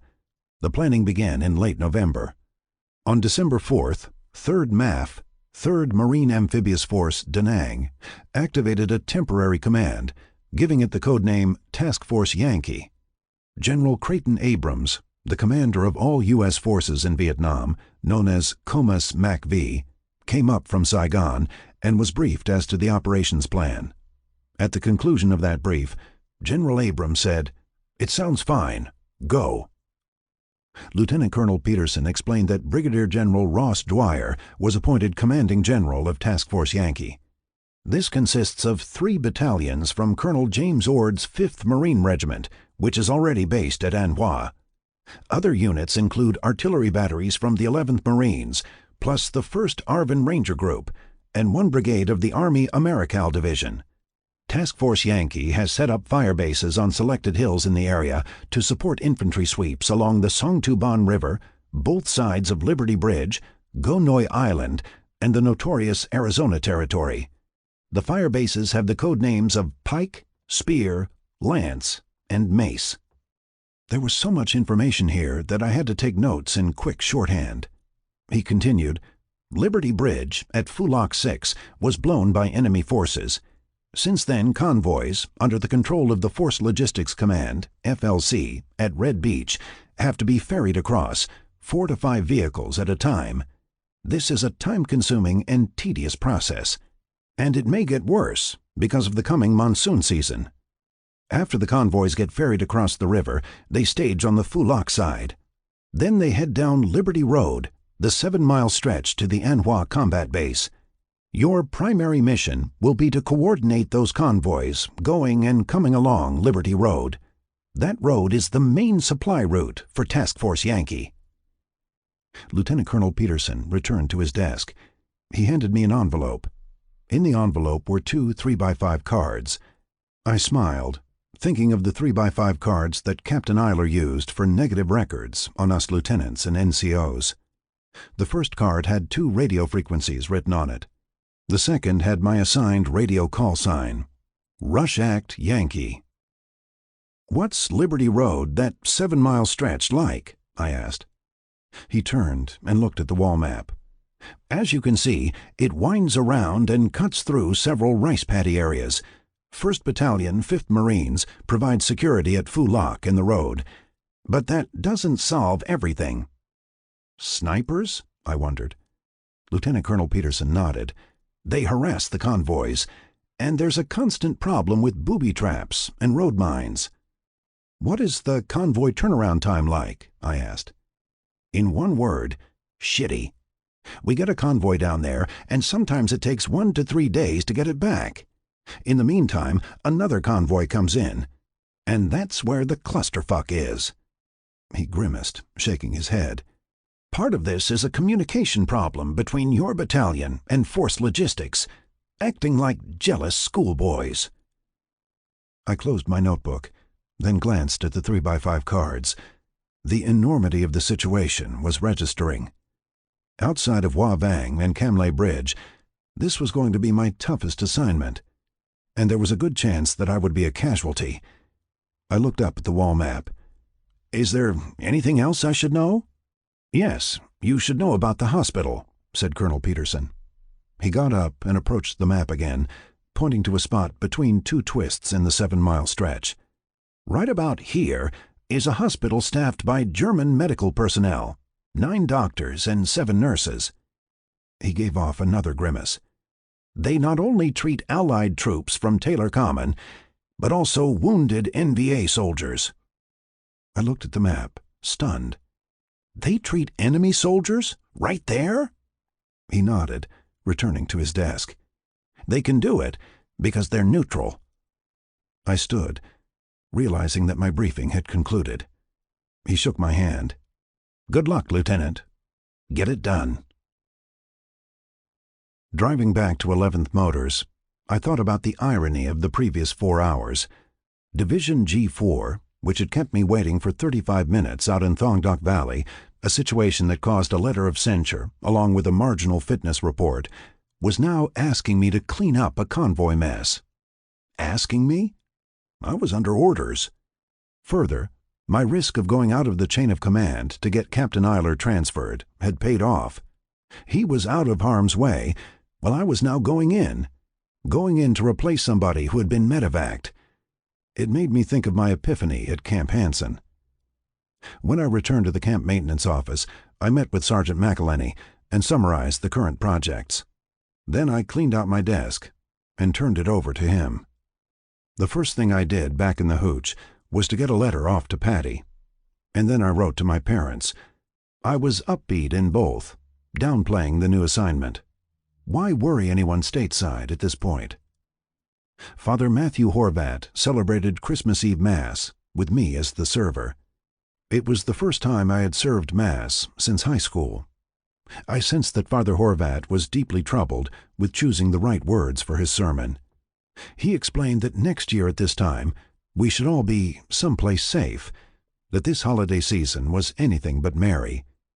He concluded by wishing us a blessed Christmas.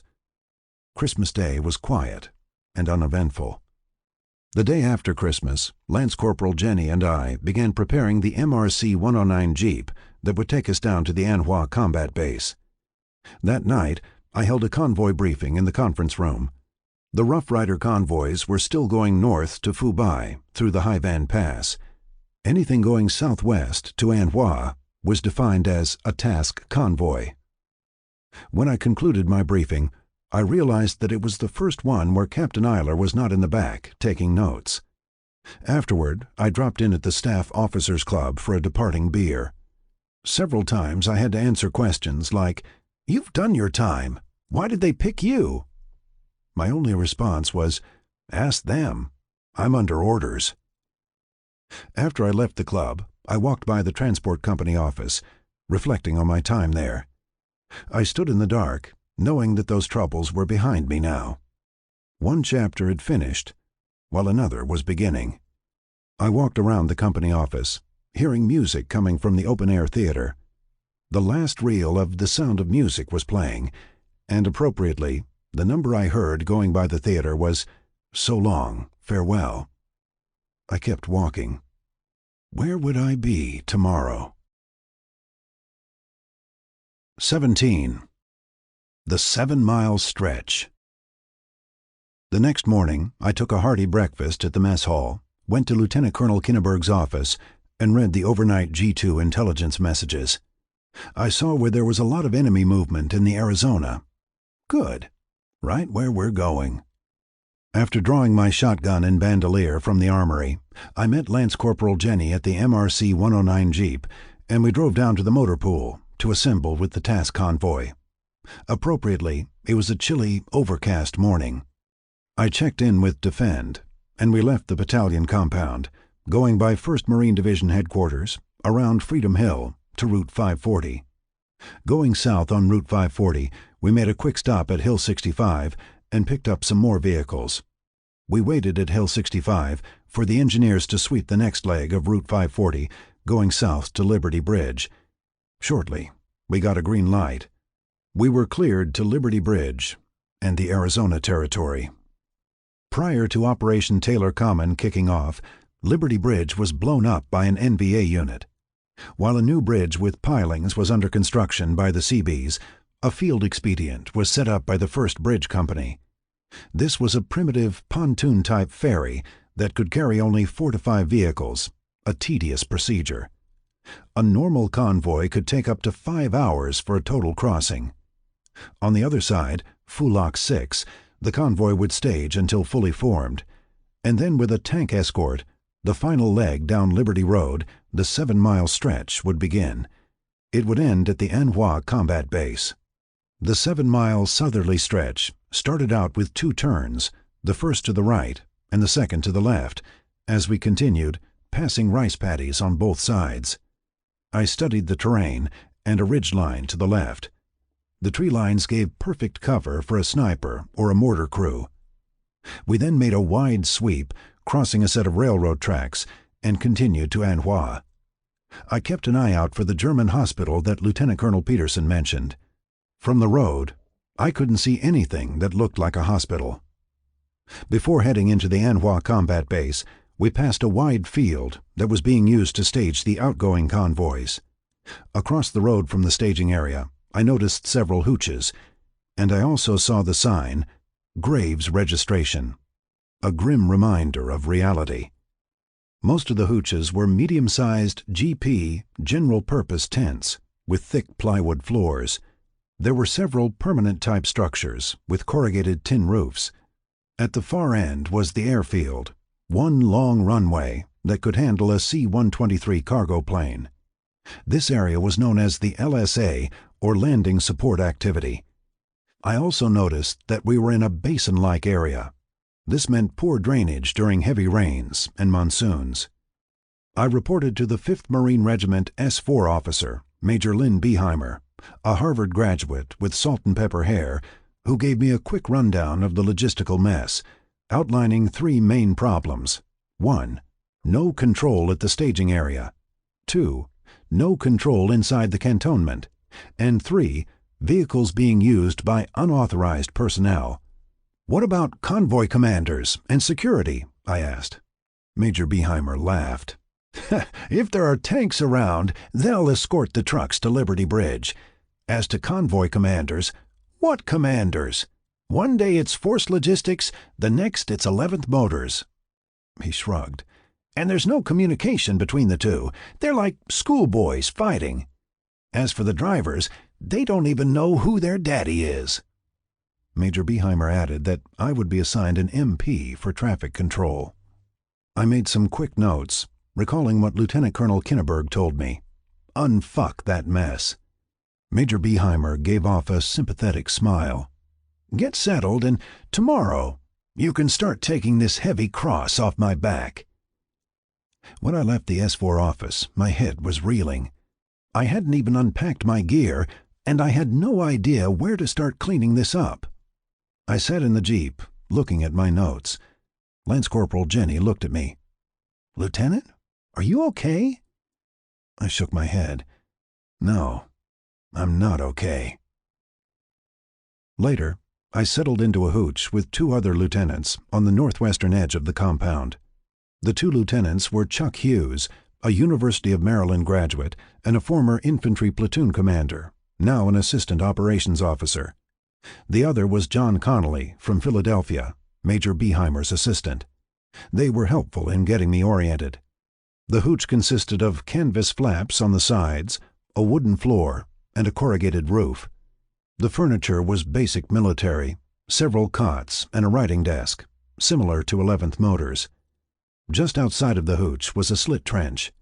Beyond the slit trench was the perimeter wire covering our sector. John accompanied me to the mess hall late that afternoon. After we sat down, he pointed to another table. Sitting there was a heavy-set Anglo woman. "She's one of the nurses from the German hospital." "They take their meals here?" I asked. John nodded. "They're polite, but keep their distance. Still, it's nice to see a Western woman." When I got back to the hooch, I dashed off a letter to Patty, telling her that I arrived intact. Then I looked at my briefing notes from Lieutenant Colonel Peterson and Major Beheimer. I knew that people would be watching my moves within the coming days. Who's this new lieutenant who will be handling the convoys? It had been a long day, and I had no trouble sleeping, until we got hit with a rocket and mortar attack around 2 a.m. The first rounds hit off in the distance. Then more came in closer. By this time, we were in the slit trenches, with helmets, flak jackets, and weapons. Several more rounds came closer to our wire. And then somewhere, a machine gun and some small arms fire responded. This went on sporadically for the next half hour. I decided to stretch out on the bottom of the slit trench for some sleep. Within a few minutes, I had nodded off. I was half asleep when I felt something on my leg. I thought it was some dirt that had toppled in. Then I felt something moving up my right leg. It wasn't dirt. It was moving up my calf. By this time I knew what it was, a goddamn rat, looking for something to munch on. I slowly maneuvered my right hand next to my thigh. The rat then moved closer and started crawling over my hand and up my right arm. Oh my God, if this guy takes a bite! Within a quick second, I flung my right arm up in the air, flinging the guy out of the slit trench. Then I was up, with my .45 pistol out. In the moonlight, I could see him getting his bearings. I took aim and squeezed off 3 quick rounds.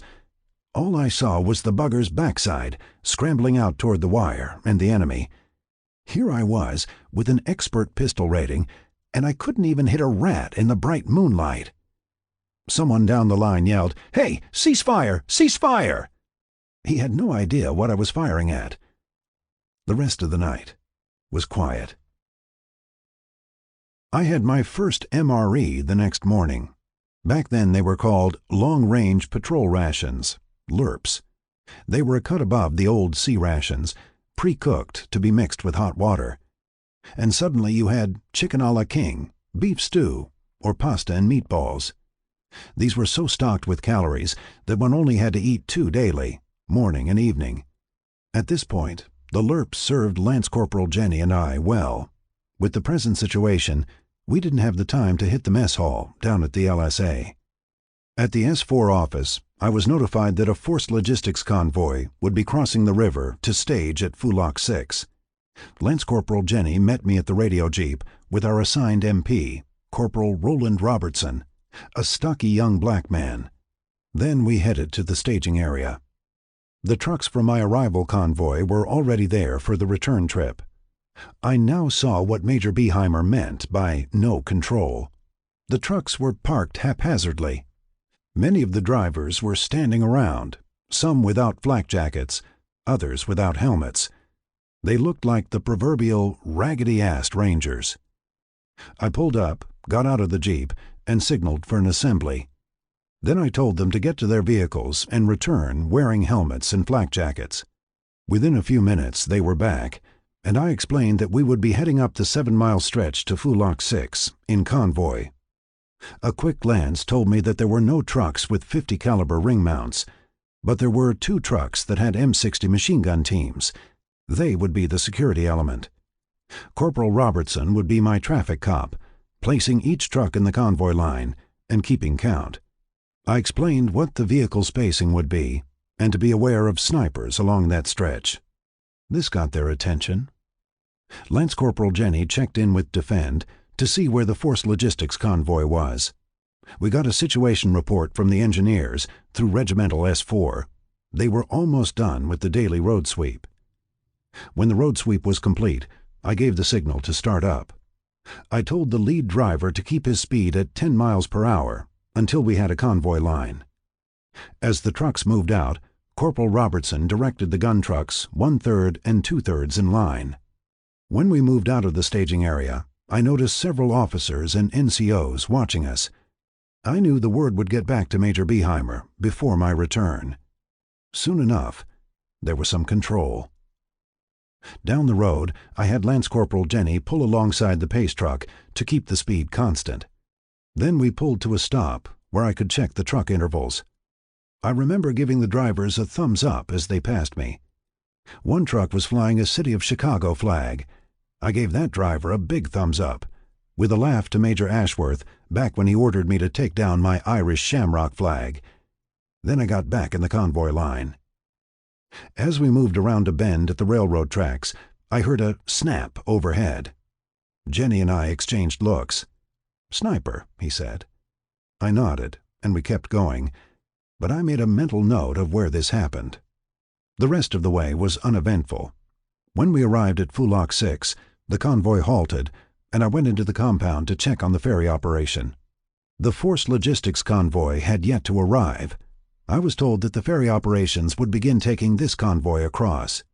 I then grabbed a senior NCO and informed him that he was now the convoy commander on the other side, along Route 540 to Hill 65, and to keep the speed down, along with the proper intervals. I stood on the hill, watching the slow and tedious process as the first set of trucks crossed on the ferry. This was going to be at least several hours. For the first morning on the job, I had turned a gaggle of trucks into a convoy. The only incident along the way was a sniper, a harbinger of things to come. It was hours later when the Force Logistics convoy was fully staged on the Foulok side. I met the convoy commander, First Lieutenant Caldwell, and explained who I was, that I would coordinate his convoy into Anhoi, and that he would have a tank escort at pace and trail down the 7-mile stretch.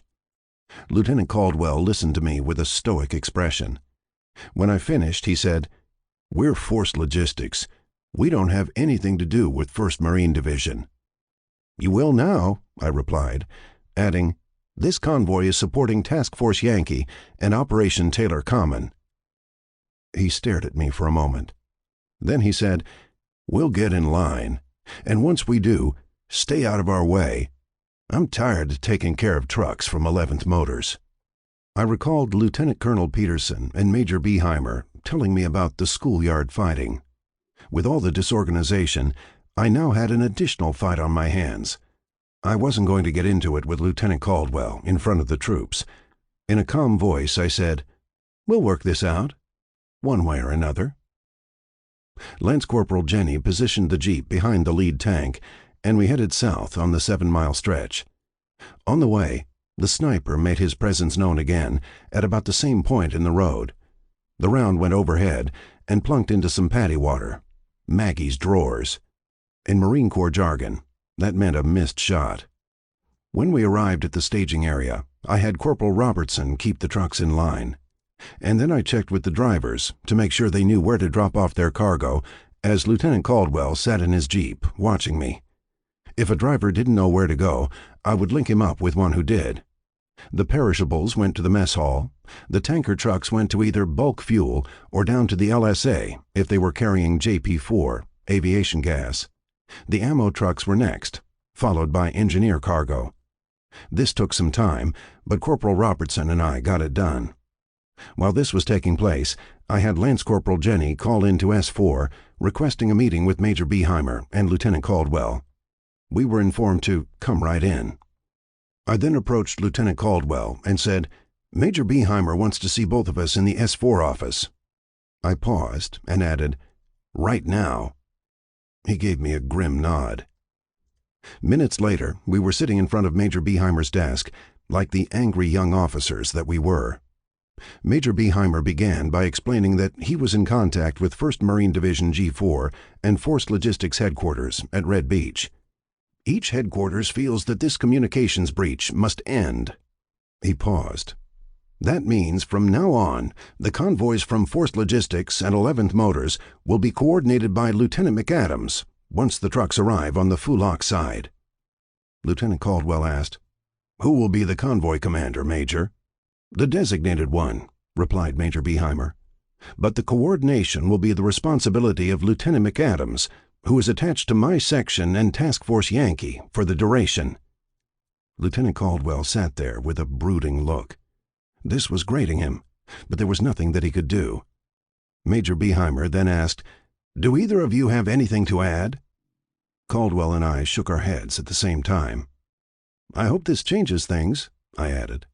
Major Beheimer said, "These convoys, whether from 11th Motors or Force Logistics, are to accomplish one thing, and only one thing: Support Task Force Yankee and Operation Taylor Common. Lieutenant Caldwell and I walked out together. In front of the S4 office, I said, "You need to check with Lieutenant Chuck Hughes in operations." I pointed to the sandbagged operations bunker. "For what?" he asked. "Your convoy is down here for the night. The gun trucks need to be set in at strategic places on the perimeter." Caldwell gave me a reluctant nod. Then he walked off to the operations bunker. I knew he felt that I was impinging on his convoy control. I also knew we'd never be friends, but I hoped that we could work together. Within 2 days of that meeting, the convoy operations showed improvement. In the morning, I would coordinate the return convoy, making sure all cargo was offloaded at its proper point. After the road sweep, I would accompany the convoy down the 7-mile stretch, with or without a tank escort. Again, at the bend crossing the railroad tracks, we would take another shot from our sniper friend. He was obviously using our whip antenna as an aiming point. As usual, the round would crack overhead or hit off to the side. I remember Lance Corporal Jenny saying, "Lieutenant, that guy couldn't hit a barn if he was inside of it." "Tell you what," I said, "next time, we bet as to which side the round hits, over our heads or in front of us." Lance Corporal Jenny smiled. "You're on." New Year's Eve was quiet until after the 11 o'clock hour, when we heard small arms fire. This was followed by a steady shower of flares, turning night into day. It was all friendly fire as we welcomed the new year. Chuck Hughes, John Connolly, and I stood near the perimeter wire, watching as one of the most historic years in the 20th century ended. The next day, I was informed that the Division Motor Transport Officer wanted a memo from me summarizing the state of motor transport operations at the Anhua Combat Base from December 27, 1968 to January 5, 1969. I began writing an outline, knowing that everyone on the 1st Marine Division G4 staff would see it. I looked at this memo not as an entrance exam or a midterm, but as a final. Back at 11th Motors, during this time, Captain Eiler's character traits surfaced in his new command. It was an especially dark night when he began moving in between two of the troops' hooches in Headquarters Company. He was holding an unlit flashlight. Then he saw several troops walking toward a 4-holer outhouse. It looked suspicious to him. A possible pot party about to take place. He waited several minutes, then approached the 4-holer, holding the flashlight. He opened the screen door and entered. And he was quickly jumped from the rafters. Captain Eiler went down, dropping the flashlight. The flashlight was then picked up by someone and repeatedly used as a blackjack. 2 more troops then entered the 4-holer as the beating continued, with severe blows to the head and face, along with several kicks to the ribs. And then the troops scurried off into the night shadows. One of them even took the flashlight. Several minutes later, Captain Eiler grabbed his softcover and struggled to his feet. Then he made his way, bloody and bowed, back to his hooch. The irony was that this occurred in Headquarters Company, not Transport Company. Despite the ill feeling from FLC, the convoy coordination at Anhua continued with improvement. Although the convoys alternated between 11th Motors and Force Logistics, I made sure that the truckloads and drivers were treated equally. Each day, I made additional notes to organize in my memo to the Division Motor Transport Officer. This would be the only way my efforts would be known at Division Headquarters. Beyond that, the staff needed to know that the communication breakdown was being corrected. I was also getting to know the other convoy commanders from Force Logistics. These lieutenants didn't carry the same attitude that Lieutenant Caldwell had. Each morning, I had Corporal Robertson prepare a list of outgoing vehicles. When the day's convoy came in, the convoy commander would have a manifest of cargo. The trucks would pull into the staging area and be grouped according to their destinations, and then they would head to their unloading points. The 50 caliber gun trucks would be assigned to strategic points on our side of the perimeter. Before my arrival, this security aspect hadn't been employed. I was astounded at this, but it symbolized the communication breakdown, and now it was corrected. As things were falling into place, the basin got hit with a torrential downpour, a vanguard of the coming monsoons. The staging area turned into a sea of brown mud. As the rain continued, the 7-mile stretch was closed. It was a respite for me. I used the downtime to complete my memo to Division. The rain also affected the NVA. The rocket and mortar attacks abruptly stopped. It was hammered into me as a history major at Loyola University that the best writing is in rewriting, constant editing and rewording. With enough changes, I sat down in Major Beheimer's office and began transferring my notes to a single-spaced, typed memo. 2 days and 3 drafts later, I had a completed draft with 2 carbon copies. I gave Major Beheimer the first copy, and I kept the second. With the original, I got in the Jeep with Lance Corporal Jenny and went down to the LSA. The memo went out in a Huey helicopter with the afternoon guard mail. As the monsoons continued that week, a curtain of inactivity settled in at the Anhua Combat Base. No convoys in or out, and at times, flight operations were halted. A force logistics convoy was stuck in the compound for the duration. The convoy commander was Lieutenant Kurt Sanderson, a tall, sandy-haired guy who played safety for a small eastern college. I checked with Chief Warrant Officer Bruce down at the LSA and got some Red Cross kits for the drivers and gunners. It looked like another day or two before the road would be open. Late one afternoon, Sanderson came into the hooch with a couple of 6-packs, and before long, we found ourselves in a literary trivia game. To this day, I can't remember exactly who came up with the idea or who set up the rules. The 4 of us sat in a circle, me, John Connolly, Chuck Hughes, and Sanderson, a diverse quartet. The rules were simple. One would recite the opening line from a famous classic. If someone recognized it within 30 seconds, he got 2 points. If it took under a minute, he got 1 point. If nobody got the title, the guy who quoted it got 5 points. We started slow and built on it. Sanderson gave the first line, "Call me Ishmael." We all got it, Moby Dick. 2 points all. Next came Hughes. "Whether I shall turn out to be the hero of my own life, or whether that station will be held by anybody else, these pages must show." We all got that, David Copperfield. Again, 2 points all. Connolly was in deep thought for a moment.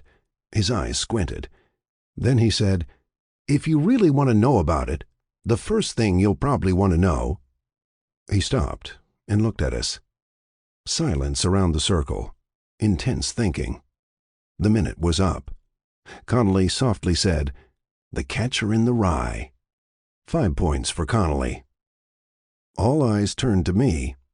I already had my line prepared. "In my younger and more vulnerable years, my father gave me some advice." Silence at first. I was sure that I had them. Then Hughes blurted out, "The Great Gatsby." 2 points for Hughes. It went back to Sanderson. He grinned and said, "Last night I dreamt that I was back at Manderley." We all got it. Rebecca. 2 points around. Hughes came up with another one. "When he was 13, my brother Jem got his arm badly broken at the elbow." More silence for several moments. Connolly began jabbing his index finger in the air in frustration. "Jem! Jem!" Then he held up a hand. "To Kill a Mockingbird." 1 point for Connolly. It came back to me. I had another line ready. It was Love at First Sight. They all stared at me. Then Sanderson said, "Romeo and Juliet." I shook my head. Sanderson was docked 2 points. Hughes gave off a smile and said, "Catch-22." 2 more points for Hughes. We went on for the next hour, getting more competitive and eclectic, and we started on the second 6-pack. We tapped into Hemingway, Orwell, Faulkner, Carson McCullers, James Joyce, and Stephen Crane. And the rain continued. In the end, that afternoon, I came up last, jumping in with too many quick answers, while Chuck Hughes won. Connolly and Sanderson finished in the muddling middle. Jenny and I were up early the next morning. The word came down that the road had been opened. Convoy traffic was to resume. But we had time to get a hot breakfast at the mess hall down at the flight line.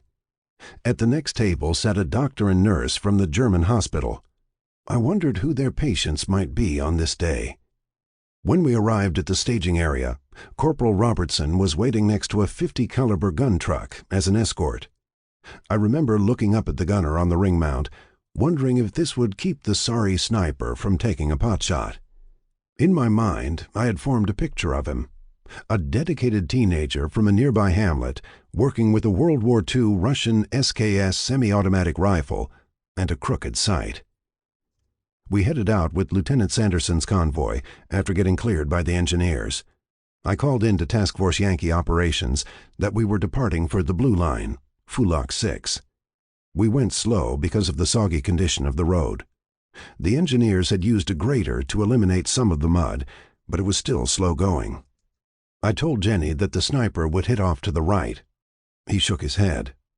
We slowed down at the railroad track bend, and then we heard it. Crack! The round went overhead, somewhere. Jenny looked at me. "Off to the left. That's 2 bits you owe me, Lieutenant." I nodded, making a vow to do something. That bugger was getting on my nerves.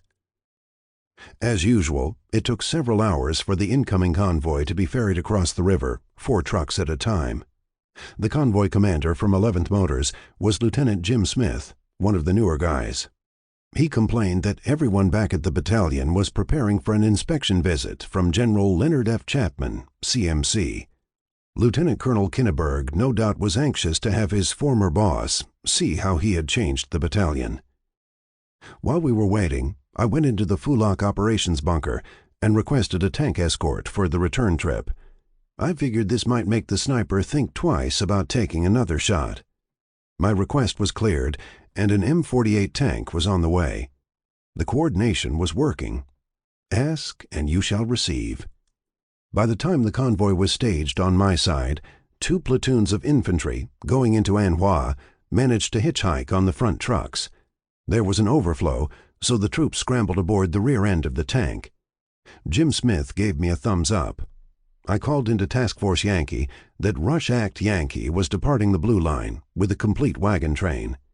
We headed south on the 7-mile stretch. As we came around the second wide bend, some Marines from Alpha Company, who were manning the roadside security, signaled for the tank to stop. After talking with the tank commander, a Marine approached my Jeep, which was between the tank and the convoy pace truck. I asked, "What's the problem?" "We have a KIA, Lieutenant," said a sergeant. "He needs to get to Graves registration." I got out and looked over at the closest tree line. "Was it a sniper?" The sergeant shook his head. "No, he tripped a grenade can booby trap near the tree line." I knew the booby trap well. It was a time-tested jungle trick. They would take one of our grenades, pull the pin, and stuff it into a C-ration can, spoon intact. Then they would tack the can, right side up, to a tree or a branch, and run a tripwire across a nearby path. When the wire was tripped, the can would turn upside down, depositing the armed grenade on the ground with an 8-second fuse. Simple and deadly. The tank and the first trucks were jammed with people. I looked at the sergeant and said, "Put him in the back of my Jeep. Is he wearing dog tags?" The sergeant nodded, turned and signaled to his men. The young Marine was brought to my Jeep, wrapped in a poncho liner. He had no helmet or flak jacket, just jungle trousers and a green T-shirt. He was set into the back seat. One would have mistaken him for being asleep. For some reason, the sniper held his fire on the return trip. I'm sure it wasn't out of respect for the dead. Just seeing a tank come rumbling down that road, with a convoy trailing, would give any shooter second thoughts. At the staging area, Jim Smith coordinated with Corporal Robertson on offloading the cargo. And then Jenny and I exchanged dreaded looks. Graves' registration was across the road. The closest we could get with the radio Jeep was about 30 yards because of the mud. If we went any farther, the Jeep was sure to get stuck. Jenny pulled up to a stop. We said nothing for a few moments. Then I said, "You stay with the radio." I'll take him in." Jenny helped me get the body out of the back seat. At first I thought of doing a fireman's carry, but one look at the mud field told me that there was too much of a chance for him to slip off or for me to stumble. Instead, I decided on a cradle carry. I took off my flak jacket. Then the body was adjusted in my arms. He was about my size and weight. I shifted my weight and began the slog through the thick mud field, which looked like a chocolate milkshake lagoon. Each step was unsteady, with my feet sinking into the mud. I would pull up a foot, followed by a deep sucking sound. Then I would put that foot back into the mud, trying to keep my balance. When my feet went in, they would sink beyond my boot level, halfway up the calf. I kept looking at the Graves registration hooch, which didn't seem to be getting any closer. I kept thinking that I was carrying a young Marine who was alive earlier this morning, and that his family would be receiving the tragic news within 48 hours. This made me realize that I didn't even know his name or hometown. I was feeling his weight all the more, and it wasn't just his weight. With my feet sinking into the mud and coming back up for another step, my calf and thigh muscles were tiring. I kept slogging forward, keeping my eyes on the door at Graves registration. "Can't drop him," I kept saying to myself. I envisioned what he would look like, covered with brown mud. "No," I said to myself, "he's not gonna be muddied. He's not gonna be muddied." The irony of this suddenly hit me. Here I was, struggling physically, with all sorts of thoughts running through my head, and he couldn't feel a thing, not even knowing who was carrying him or where we were going. I remember saying out loud, "Don't worry, we're almost there." As my body shifted, trying to pull a foot out of that thick, sucking mud, his head moved, as if to nod approval at my comment. When we arrived at the base of the hooch steps, I gave an exhale, went up the steps, maneuvered the screen door open with a muddy boot, and entered. Then I set him on the floor and rested for several moments. The screen door suddenly opened. I turned and was looking at a Navy corpsman. I remember him as a heavy-set guy, working a toothpick between his teeth. He shook his head. "Hey, man, this is our office." He pointed to his right. "The morgue's next door." For an instant, I wanted to punch him in the face. He didn't see the bars on my collar. At that point, I didn't care. I just wanted this Marine settled. I bent down and picked him up. We went back out and over to the next hooch, the morgue. Inside there was a line of stretchers on a wooden floor. On the last stretcher was a body. My Marine would have company. I set him on the closest stretcher and eased his head down at the end. When I pulled my hand away, I saw that it was matted with blood and brain matter. That's where he was hit with the grenade shrapnel. Then I noticed that his eyes were half opened, staring at the ceiling. Often, the eyes don't shut all the way during the death process. With my clean hand, I reached over and gently shut his eyes. Then I looked at his dog tags. I stared at the name for several moments, committing it to memory. My mind drifted back to that moment on the Ticonderoga when I closed the eyes of dispersing clerk Marino, who had shot himself. I stood and looked at him for a final moment, a young Marine felled by a crude booby trap. His war was over, without any mud, a Marine I never met. At the Jeep, I pulled out my notebook and entered the Marine's name and service number. When we arrived back at the staging area, Corporal Robertson had dispatched most of the trucks to their unloading points. Jenny and I followed several of the trucks down to the LSA, where I needed to talk to Chief Warrant Officer Bruce. Off to my right were several sergeants sitting on lawn chairs, enjoying the break in the weather. Right in the middle of my conversation with CWO Bruce, the airfield began to get hit. Whizzing and whining sounds came overhead and slammed into the tarmac. And then came the mortars, getting closer. Wham! Wham! Wham! They were out there, beyond the wire along the river, raining that stuff in on us. Everyone took off, heading for the nearby bunkers. One of the sergeants, a stocky, overweight man, couldn't free himself from his lawn chair. He wrestled with it for several moments. Then he gave up and took off for the bunker with the lawn chair still attached to his butt. I had a difficult time running behind him, laughing as the rounds continued coming in. Inside the bunker, as the pounding continued, 2 sergeants tried to pull the lawn chair off the hunkers of the other sergeant. I even reached over to give them a hand. Another round landed nearby, shaking the ground, and with that, the lawn chair popped loose. Then the attack suddenly stopped. The sergeant, now out of the lawn chair, was obviously embarrassed. He kicked the chair with his foot, looked around the bunker, and softly said, "I thank you, gents, and my ass thanks you." The next day, we staged Lieutenant Smith's convoy and moved out after getting the green light from the engineers at the road sweep. The only event on the way up to Fulak 6 was the sniper, and I was wrong again as to which side he would hit on. Jenny quickly reminded me that I owed him a $50. What I did notice was that the sniper's aim was getting better. Maybe he got a rifle with a better sight. As we were waiting for the forced logistics convoy to be ferried across from the other side, I got into a conversation with some of the tankers. They were talking about the Super Bowl upset. With the mention of upset, I asked, "You mean the Jets won?" One of the tankers was laughing. "Damn straight, Lieutenant. The Jets came in 18-point underdogs. Baltimore and Johnny Unitas couldn't do anything.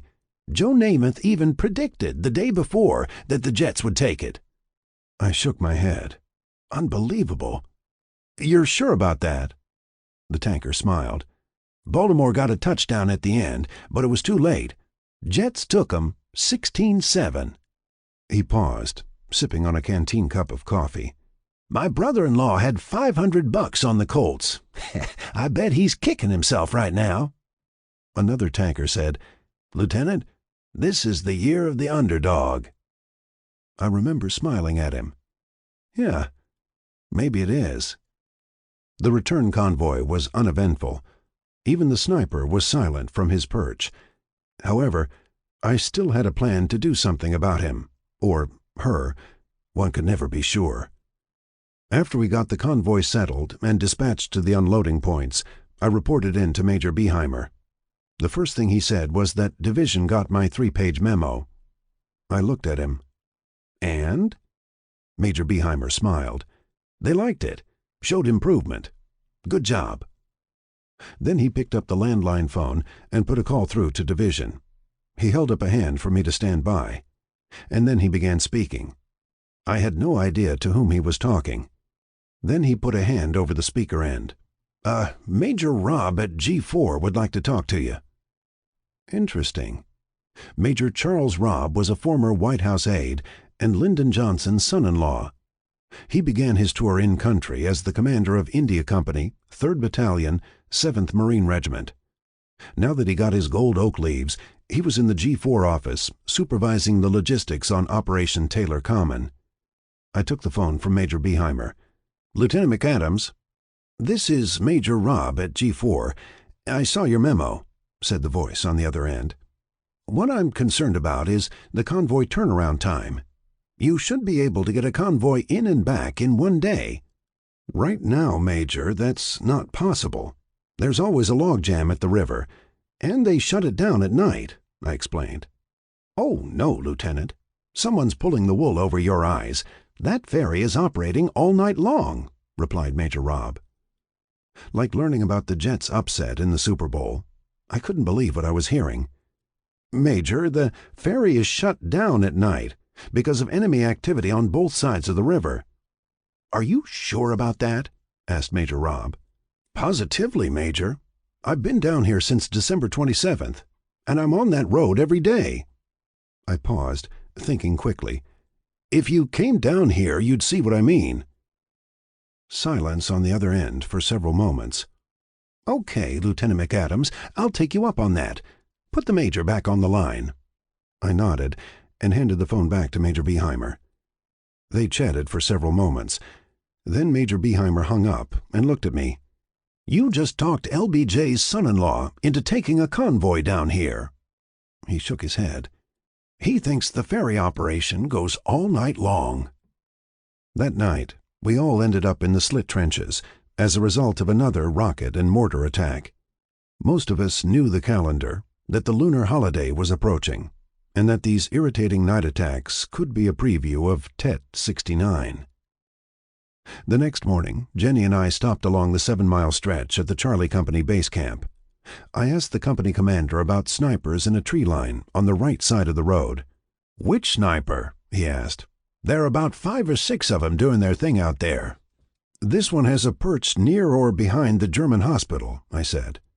We went to a map table, and I showed him the approximate location. The captain nodded. "Yeah, we know about that guy. He's been moving around, usually fires 1 round and takes off. That's why we've never been able to get him." I made a motion with my right hand. "What about a patrol going parallel to the road and coming up behind him?" "That might work," he answered. "But you'd have to be sure that he's out there. He knows your convoy schedule. That's why he takes pot shots." My mind was already planning something. I thanked the captain, went back out, and got into the jeep. We headed out to catch up with the Force Logistics convoy.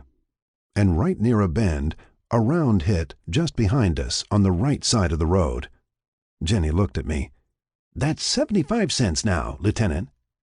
The ferry procedure at Fulok 6 was just as long and tedious as before, but this time Major Robb from G4 was able to see it firsthand and even talk with some of the people at the CP on the hill.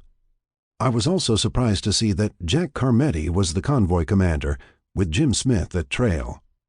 Jack explained that as soon as division headquarters announced that Major Robb would be an observer on the convoy, certain people took notice.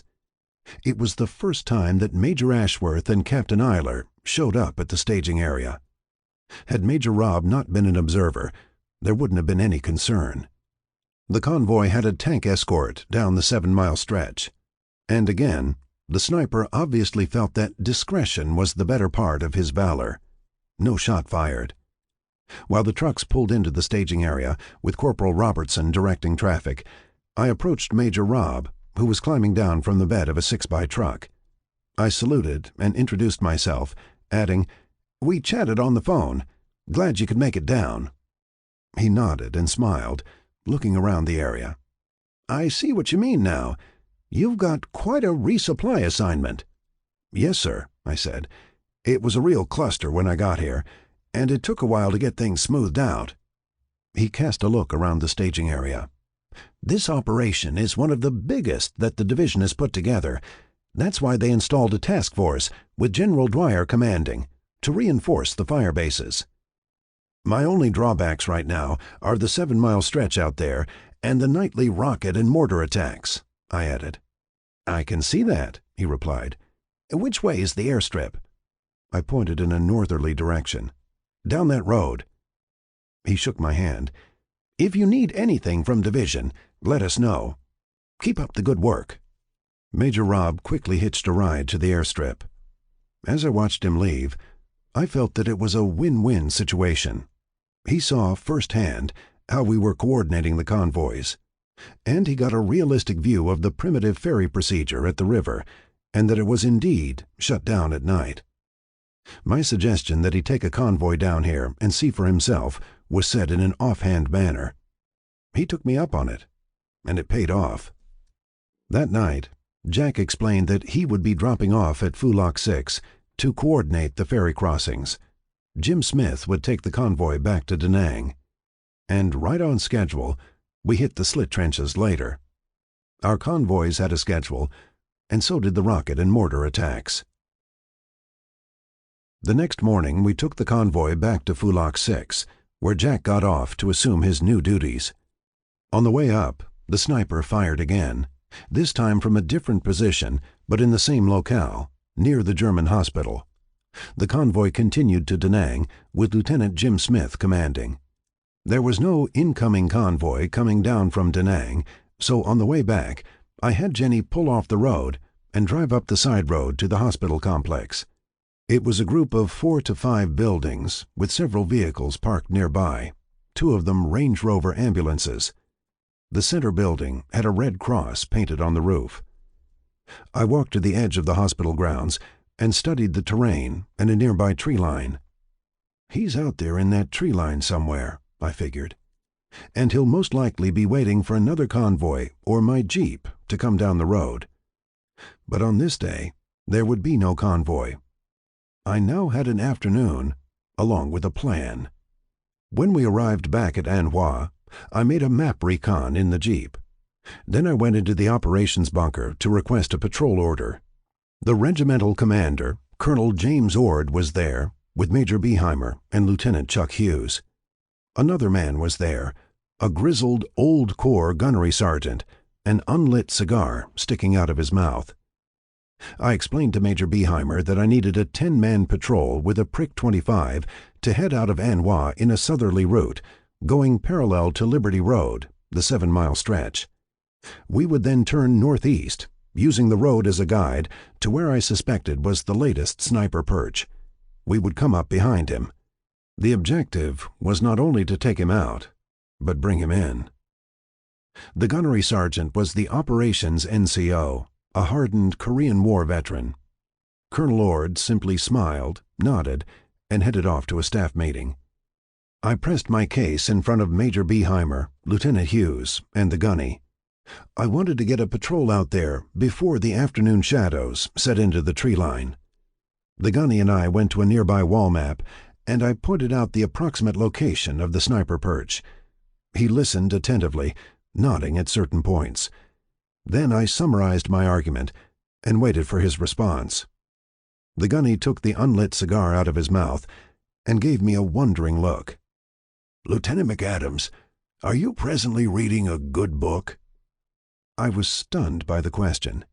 What did a book have to do with a sniper harassing our convoys? Maybe the gunny had gone around the bend, I thought. I replied, "It so happens that I am reading a good book." The book was James Jones's Some Came Running. The gunny said, "Then I suggest that you go back to your hooch and continue reading that good book." I looked over at Major Beheimer. He was silent, waiting for the gunny's rationale. I appealed my case. "That little bugger is out there taking potshots at the convoys. It's gone on for too long." "Has he hit anything?" asked the gunny. I paused. "Well, no, not yet." The gunny nodded.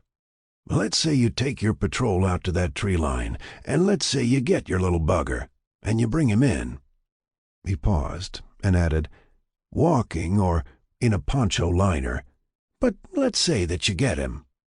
I nodded, waiting for the punchline. "Do you know what that will do?" "Yes," I replied.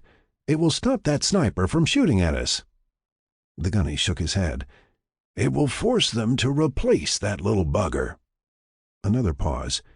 "With someone who no doubt will be a better shot." Tilt. The gunny smiled, putting the cigar back in his mouth.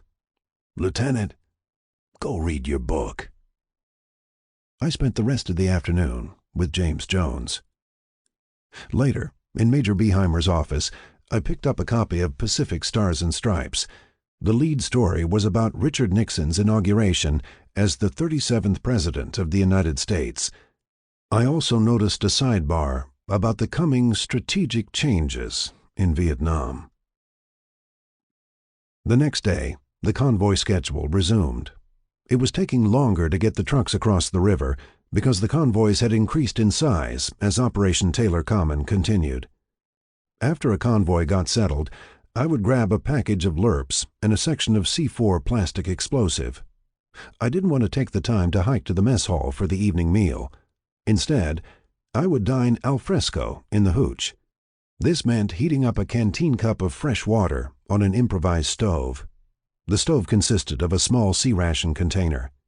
With my combat knife, I cut a small piece of C4 and placed it in the container stove. Then I lit it, causing an instant, high, crackling heat. In no time, the burning C4 had the water at a hot temperature. I then poured the water into a lerp pouch of chicken a la king. I swirled the hot water around for several moments, and then cracked a beer. My jungle entree was now ready. This would allow me time to work on writing letters. I was always careful not to stamp out the C4, because it would do what it was designed for: explode. A little water would extinguish the stove. On this night, I wanted to get the first letter off to my mother-in-law, Joan Rafferty. Before Patty and I left for staging battalion at Camp Pendleton, I wrote a series of instructions, steps to be carried out in case I was killed, insurance, burial, and so on. I sealed the instructions in an envelope and asked Joan to keep it. If I returned, she was to discard the envelope. When I went to the staff job at Camp Maintenance, I naturally assumed that my combat time had ended. So now I had to explain that I was back in harm's way for the duration of this operation. And I realized that each morning, heading down that 7-mile stretch of Liberty Road, could be my last. Or I could catch a load of shrapnel during a rocket and mortar attack. I'm not at 11th Motors. I'm in the Arizona, where one never do know. I remember being about halfway through the letter when I heard loud noises coming from the 1st Ranger Group hooch next door. At first, I didn't think anything of it. Then the voices became shouting. I wondered, what the hell is going on? Then came more shouting. Something definitely was going on next door. Getting up from the writing table, I grabbed my pistol belt and strapped it on. I went out the rear door of the hooch, facing the perimeter wire. The yelling was still going on. Before entering the 1st Ranger hooch, I quickly lifted up a canvas flap. For an instant, I thought of Captain Eiler back at Transport Company. Peering into the hooch, I saw a young, bare-headed Marine holding an M16 on 8 U.S. Army officers and South Vietnamese Rangers. He had them lined up against the screen door at the far end. The young Marine was waving the M16 back and forth, ranting about something. Each of the Army officers and South Vietnamese Rangers had their hands up, total fear etched on their faces.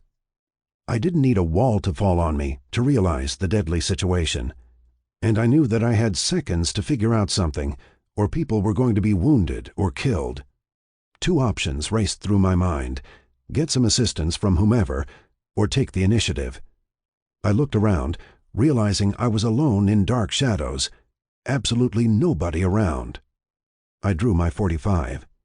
With stealth, I opened the back door to the hooch, holding the pistol in my right hand. The young Marine didn't hear me enter. He was still ranting about something, pointing the rifle at an Army officer. Quickly, I moved up behind him. As I got closer, he heard my boots thudding on the wooden floor. He started to turn, facing me. I was close enough to dart my left arm over his shoulder, grabbing the rifle stock and forcing it upward. Then I brought my pistol and placed it behind his right ear. "Let it go," I commanded. The young Marine released his grip on the M16 and sank onto a nearby cot. Then he put his face in his hands and began bawling like a baby. The Army officer rushed forward and grabbed the rifle, saying, "Oh, thank God!" He pulled the magazine from the well and ejected a round from the chamber. Then he looked at the selector. Christ! He had it on full automatic! The troops often referred to full automatic as rock and roll. The young Marine was now holding his face in his hands, swaying back and forth on the cot, babbling something about losing a buddy. It was obvious that he was on something, possibly several things. When I placed my .45 in the holster, I realized that it was empty. In the rush of things, I had forgotten to insert a magazine. Just as well, I thought. It made me think of the Convoy ambush, where I forgot to load the shotgun. Whatever deadly potential this incident had was now past. Several of the officers shook my hand, greatly relieved. I turned and looked at the young Marine. Earlier in the day, he was probably a proud warrior. Now, he was a sagging mess. With one quick burst, he could have taken out everyone. And if he survived, he would be facing a life sentence at the Portsmouth Naval Prison. Or worse. I identified myself and shook hands with the Army officer. Then I returned to my hooch, cracked a beer, and attempted to finish the letter to Joan. I decided to finish it some other time because my hand was shaking. I realized, once again, how close I came. In the morning, I would be going back on the road. It was almost the end of January, 1969. I had been down here for about a month. What more was going to happen? My God, I almost got killed tonight. By one of our own. I imagined what Patty would have thought, standing at a graveside, in widow's weeds, after taps had just been played for her brave husband, who had been killed by a fellow Marine. War isn't just hell. It's the dark side of humanity. 2 days later, Lieutenant Chuck Hughes came into the hooch during an afternoon break. He wanted to know my Social Security number. "What do you need my Social Security for?" I asked. "You're being written up for an award," he said. I gave Chuck my number. After he left, I thought of Hua Bang and Camley Bridge. I did so many things during that fight, including 3 ammo runs under fire, and I got nothing for it. Here, in a matter of minutes, I disarmed a young kid who had gone around the bend, and I get written up. Semper Fi. Several days later, I learned the backstory that led to the night of January 22nd. The young Marine was on a patrol in the Arizona when his unit came under fire. He was third in line. The point man and the man behind him were the first to fall, both KIA. After returning to An Hoa, he apparently got high on something, and when he saw the South Vietnamese Rangers enter the 1st Army hooch, he decided on some retaliation. I never saw him again. 18. Tet 69. By the first week of February 1969, I felt that the convoy coordination had shown a 75% improvement. There was nowhere to go but up. Materiel was rolling in on a steady convoy basis. Retrograde, spent artillery shells, was going back to Da Nang as scheduled, and Operation Taylor Common continued. When Lieutenant Caldwell came in on a forced logistics convoy, we kept our distance. I wasn't going to concern myself with his attitude, which hadn't changed. Lieutenant Jack Carmetti notified me that the ferry would be closed for repairs during the upcoming weekend. That gave me a window of downtime, and I could use it to get back to 11th Motors for a hot shower and a good meal. I asked Jenny if he was interested in flying back to the battalion for a respite. Jenny said that he'd rather stay in An Hoa and catch up on sleep. So the next morning, I packed a bag and strapped on my .45, leaving the shotgun behind. At flight operations down at the LSA, I didn't have to wait long. I hitched a ride on a Huey, telling the crew chief that my drop-off was the 11th Marine Regiment, the artillery battalion across the road from 11th Motors. On the way, we had to pick up an officer at a nearby fire base.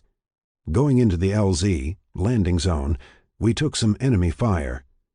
Then the door gunner opened up with several bursts from his M60, and that silenced whoever was firing at us. From the fire base, we headed up to Da Nang, and once again I saw what a beautiful country Vietnam is. Thick green foliage and thin rivers winding east to the Bay of Da Nang. What will become of this country? I wondered again. The Huey put down at the 11th Marines helipad. A thumbs up to the crew chief, and they were off again, heading north toward the Hai Van Pass. I changed from helmet to soft cover and headed across the road, through the main gate of 11th Motors. It was here where I realized that my clothes had that faded, dusty jungle look. I didn't look like a motor transport guy. I was with the infantry at a combat base in the Arizona, out on the road every day. As I headed to my old hooch, Major Ashworth came out of his office. He was surprised to see me. I saluted him. "Afternoon, Major." "Lieutenant McAdams, what are you doing back here?" "They shut down the ferry operations for 2 days. I hitched a ride on a Huey to get a hot shower and a decent meal," I explained. He gave me a close look, him with his boots shined by a hooch maid and neatly pressed utilities. "I hope you brought a clean uniform. We're having visitors from 3rd MAF for the evening meal." 3rd MAF was the 3rd Marine Amphibious Force, the main headquarters of all Marine forces in Vietnam. The visit was no doubt the result of one of Lieutenant Colonel Kinneberg's high-level invitations. I shook my head. "Major, all I have is a change of skivvies. I'm flying back in the morning." "Still, make sure you get cleaned up," said Major Ashworth. Mother Superior turned and walked off. I watched as he headed down to the motor pool. I thought of the Marine from Alpha Company, who I carried in through a mud field. And for a quick second, I saw the faces of the 8 Army officers and South Vietnamese Rangers facing a crazed Marine holding an M16 on full automatic. A month down at An Hoa, and all he cares about is my appearance, because the battalion has visitors. He didn't even inquire about the operation or what had been accomplished down there. I was halfway tempted to invite him down to see the operation firsthand, like Major Robb. I didn't, because I knew what his answer would be. Despite being gone for 5 weeks, my cot was still open. I quickly undressed, wrapped a towel around my waist, and headed to the showers. It was a treat to stand under a hot shower head for a change. I lathered up some soap and gave myself a close shave. At the mess hall, I dropped in on Staff Sergeant Hans Thunberg, the chief cook, who I worked with while the mess hall was being upgraded. Staff Sergeant Thunberg complained that Major Ashworth was all over him for 2 days to have chocolate ripple ice cream for the 3rd MAF people. The mess crew was frying steaks to order for them. I took an early meal with Andy Garrison in an attempt to keep out of the way of the VIPs. Andy explained that he was now the battalion defense counsel and had to prepare for an upcoming special court-martial. The charge was possession of marijuana. It was a kick to be back at the Staff Officers Club that night, hearing what was going on in the battalion, about the convoys north to Phu Bai and Hue City. Several people asked me about the operation at An Hoa, how long it would be going on. It was the NCOs, the senior sergeants, who wanted to know more about Operation Taylor Common, the ferry operations, and the Arizona. I connected with Staff Sergeant Thomas, Gunnery Sergeant Rayhorn, and Top Duncan. And then I heard about Captain Eiler's beating in the four-holer. Everyone seemed to think that the unnamed culprits were from Transport Company, despite the fact that the mugging occurred in the Headquarters Company area. I was also told that Captain Eiler stayed away from the Staff Officers Club until his facial wounds began healing. I was relieved that the beating didn't result in his death. Still, there was some residue that made me feel sorry for the man. Because of his character traits, he had to fear not only the war, but also the men he was commanding. There was a movie that night, but I can't recall the title. I settled in the hooch and got a good sleep. In the morning, I took an early breakfast, and then paid a courtesy call on Lieutenant Colonel Kinneberg. He had seen a copy of my memo, and related how Major Robb and the Division G4 office were coming around to appreciating the resupply convoys from our battalion and force logistics. As I left his office, I passed Major Ashworth's desk. He was working on some paperwork, and didn't even look up as I left. At Headquarters Company, I had to sign 2 forms. One of them was a confirmation of participating in Operation Taylor Common. The other was my qualification for the Combat Action Ribbon. I had never heard of this ribbon. One of the clerks told me that it was a newly approved ribbon to parallel the Army's Combat Infantryman's Badge, CIB. While I was signing the forms, Captain Eiler walked in. The first thing I noticed were the scrapes and bruises on his face. He nodded to me and went to his cubicle. What a strange war this is, I thought. At the 11th Marines helipad, I noticed 2 civilian types wearing bush hats and safari jackets. They were also packing .38 revolvers in shoulder holsters. I knew right away who they were: spooks, CIA field agents. I approached them and smiled. "Where you guys headed?" They turned and looked at me. One had a stoic expression. The other smiled. Nothing more from Laurel and Hardy. I nodded and went to another part of the helipad, and the 3 of us waited in jungle silence for a helicopter. War is strange and tragic, but it also has its ironic moments. Here we are on the same side, and they won't talk to me. At 11th Motors, the drug problem was escalating, and another Transport Company Marine, Lance Corporal Dan Crawford, was apprehended by the duty NCO one night outside of his hooch, smoking a joint. Crawford quickly stubbed the joint out with his foot. However, a second joint was found in his utility jacket pocket. He was brought up on office hours with the recommendation for a special court-martial. When Lieutenant Andy Garrison received the court file as defense counsel, he took note of the appointed board. This consisted of 5 officers, Major Ashworth, president, and members Captain Corliss, Captain Eiler, and 2 lieutenants. Andy was given a 2-week preparation time. After meeting Lance Corporal Crawford, Andy came away with a favorable impression. A nice kid who made a mistake and was willing to accept punishment. However, the mood against drugs had intensified both in the battalion and at 1st Marine Division headquarters. With Major Ashworth sitting as president of the court and Captain Eiler at his side, it was more than evident that Lance Corporal Crawford was going to be made an example of. A maximum sentence from a special court-martial for this offense could carry 6 months in the brig, 6 months loss of 2/3 base pay, and a bad conduct discharge, BCD. In Marine Corps jargon, it was termed 6-6 and a kick. With the current headquarters tempo in the battalion, Andy knew that the board would be going for the maximum sentence. His challenge was to prevent Lance Corporal Crawford from receiving bad paper, a BCD. Crawford realized his mistake and was willing to accept brig time, a bust, and loss of pay, and he was fully aware that a BCD would cause him to lose most of his VA benefits and possibly follow him for the rest of his life. Major Ashworth and Captain Eiler both felt that Lance Corporal Davis previously got a light sentence for the same offense, which was upheld in review. Davis, however, had possession, whereas Crawford was using. Still, both officers felt that it constituted the same offense. Andy began outlining his defense. Because of the facts, he decided upon pleading guilty, and then work on a strong extenuation and mitigation. His strategy was twofold: use Father Matthew Horvat, the battalion chaplain, as a character witness, and get Major Ashworth and Captain Eiler off the board. The former appeared easy enough. The latter was a thorny challenge. Lance Corporal Crawford was advised to make several visits to the chaplain's office so that Father Horvat could become more acquainted with the accused. While this was taking place, Andy pulled the OQRs on each court member. After perusing the records, he saw an opening. 3 of the 5 court members were Catholic. Major Ashworth and Captain Eiler were not Catholic. His defense strategy was taking shape. When the court convened, Andy had his proverbial ducks in a line. First Lieutenant Jim Smith, the trial counsel, swore in the members of the court and the defense.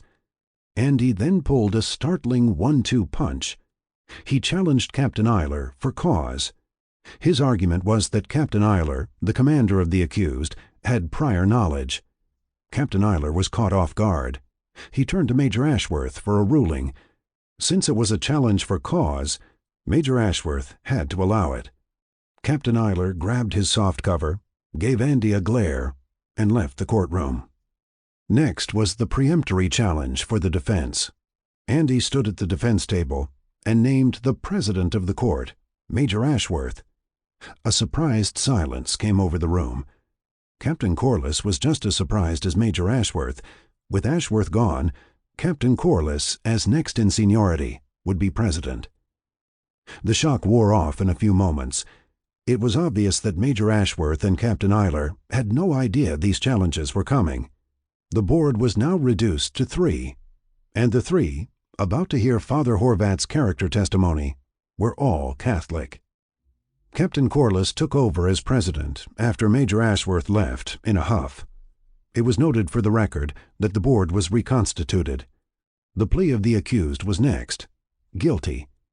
After that, the court went to extenuation and mitigation. The tribunal listened as Father Horvat gave his character testimony. Lance Corporal Crawford came off as a good Marine who made a mistake. He added, "Because of his character and record, Lance Corporal Crawford has the potential to serve the remainder of his tour and be a credit to the Corps. He is also willing to serve his punishment for this mistake." It took the court members 15 minutes to agree on a sentence. Lieutenant Andy Garrison and Lance Corporal Crawford stood at the defense table as the sentence was read. to be sentenced to 30 days in the Da Nang brig, to be reduced to private, E1, and to forfeit 2/3 of base pay for 3 months. Crawford turned to Andy and smiled. There would be no BCD. Later that afternoon, Major Ashworth called Andy into his office. "I didn't appreciate your courtroom trickery, Lieutenant. It was an underhanded stunt." Andy shook his head. "My defense was legal and above board, Major. I was granted a challenge for cause and a preemptory challenge, and I took advantage of both to give the best possible defense." Major Ashworth sneered. "We'll have to see how the convening authority reviews this. That young man deserved a BCD." "Not according to the court's decision," replied Andy. 2 weeks later, the convening authority upheld the sentence. Major Ashworth and Captain Eiler had no choice but to accept the ruling. When I returned to Anhoi, Lance Corporal Jenny and I went back on the road. Jack Carmetti was now coordinating the ferry operations at Phuloc 6, while I handled the coordination once the convoys got across. Naturally, there was increased radio traffic between him, Hansworth, and me, Rush Act Yankee. During these days, I saw more improvements in the operation. Jack had stepped in and hit the ground running. Each morning, the 7th Engineers would sweep from Santuban River down the 7-mile stretch to Anhoi. About halfway, they would meet with an engineer team sweeping the road coming up from Anhoi. While this was taking place, the 1st Bridge Company would be preparing the ferry for the day's crossings. The ferry would take local traffic across while waiting for the Da Nang convoy to arrive. When the convoy arrived, it had priority. A normal convoy crossing took at least 4 to 5 hours, with the one coming down alternating with the convoy going back. While this had become the daily routine at Phuloc 6, the Seabees were building a replacement 1-lane precast concrete bridge with pilings. Upon completion, a convoy crossing would take 15 to 20 minutes. We had heard that there was a buildup of intelligence information with Tet approaching. And this year, the holiday was to come later in the calendar. And it did. Not with a bang, but with several bangs, on the early morning of February 23rd. The NVA kicked off the 69 Tet offensive with several coordinated attacks in and around Da Nang. At the 1st Marine Division headquarters, they hit the reverse slope of Hill 327 with rockets and mortars, followed by a sapper attack, resulting in many casualties. Tet began for Anhoi shortly after 1:30 a.m. with a likewise rocket and mortar attack. The initial attack concentrated on the airstrip and the northeast corner of the perimeter, exactly to the opposite of where my hooch was. The observation tower down near the LSA was also a target, and soon was ablaze, while the occupants put up a valiant but mortal fight. I ended up in a slit trench with John Connolly, Chuck Hughes, and a number of others rousted out of sleep. We slept in our skivvies, with our utilities under our cots for a quick grab. Still, we found ourselves getting dressed in the slit trenches as the bombardment continued. I remember tightening my belt, lacing my boots, and putting on the flak jacket. Then I remembered that I forgot my helmet. I was always forgetting something in the rush of things. Suddenly, I remembered the MRC 109 radio jeep. It was parked in front of the S4 office. The thought of it being in such a vulnerable place, in a cluster of hooches, made me consider a quick run to get it to a safer area. When the rockets and mortars took a pause, I was up and out of the slit trench, doing a 40-yard bareheaded dash to the jeep. As I approached the jeep, I felt that the pause was for some distant NVA mortar crew to reposition and reload. I got to the jeep, jumped in, and started it. I saw the sandbagged operations bunker and quickly figured, no, too obvious a target.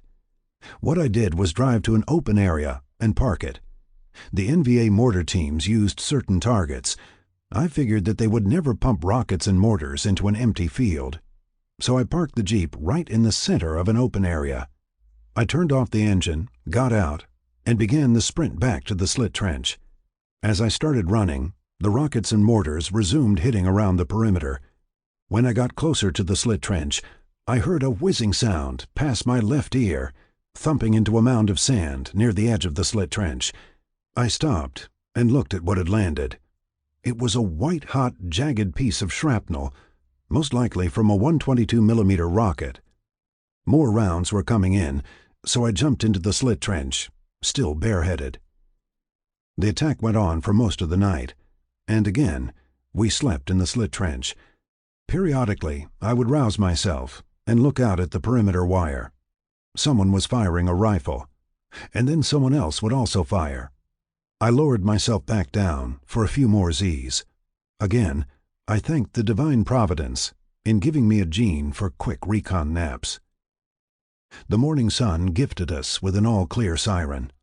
The first thing I did was return to the mound of sand and find the jagged piece of shrapnel that came so close to taking off the left temporal region of my head. It made me think of the first enemy dead body I saw, that Chinese advisor to the NVA unit that had made an attempt on a bridge security team near Fubai. I could have looked like that, 1/3 of my head missing. I bent down, picked up the piece of shrapnel, and brought it back to the hooch. As I write this, that 4-inch jagged piece of shrapnel rests on a marble base on my desk, a daily reminder of the fortunes of war, of how close I came. I went back to the open area and retrieved the MRC 109 radio jeep, sitting there in the morning sunshine, without a scratch. I got in and drove back to the S4 office. Then I opened the screen door and entered. It was eerie. Nobody was there. I stood next to the doorframe, looking at an office in shambles. It looked as if a team of marauders stormed through. Desks were canted to one side. Typewriters were dumped on the wooden floor. Papers, memos, and reports were strewn all over. One of the typewriters was the machine on which I had typed the final draft of my motor transport memo. As I stood there, I smelled the acrid stench of gunpowder. Then I realized it was a scent of leftover TNT blowing through the area. I bent down and picked up a picture frame. The picture was a reproduction of a celebrated cartoon in Bill Malden-esque. It showed a tough, grizzled infantry sergeant, a 3-day growth of beard, with helmet and flak jacket, .45 strapped on his hip, holding an M16 rifle. The caption stated, "Yea, though I walk through the valley of the shadow of death, I will fear no evil, because I'm the toughest motherfucker in the valley." As I held the picture frame in my hand, I noticed that the glass was cracked. I remember staring at the vertical crack for several moments. Then I placed it on a nearby desk. I always regretted not taking that picture frame with me. I felt it was a metaphor of the war. Actually, I already had my personal metaphor, the jagged piece of shrapnel. By the end of the day, we learned that major targets from Saigon up to Da Nang and farther north at Quang Tri came under coordinated attacks. In those places, the enemy was quickly beaten off. At An Hua, during the initial rocket and mortar attack, the enemy was able to cut the outer perimeter wire and toss explosive satchel charges into one of the ammo berms. As the ammo began to explode, it tossed shrapnel and fire into the other storage berms. After some sporadic fighting, the enemy broke contact and fled northeast across the river. Approximately 17 to 20 dead enemy soldiers were left hanging in the perimeter wire. Major Beheimer's office was notified that approximately 15,000 artillery rounds, along with 40,000 gallons of fuel, were destroyed. I was told that the convoys and numerous supply drops from C-123 cargo planes would have to make up the difference, and we needed to start immediately. At the same time, we knew that the nightly rocket and mortar attacks would continue. I was glad that I had taken the time to fly back to 11th Motors for a respite. It would be a while before this let up. The next 2 weeks were focused on getting the artillery and fuel supplies back to the previous levels. The mornings were spent getting the overnight convoy prepared, including retrograde. After the road sweep, the outgoing convoy would head up the 7-mile stretch and stage for the river crossing. Then I had to coordinate the incoming convoy from Da Nang. These were bigger convoys because of the artillery and fuel demands.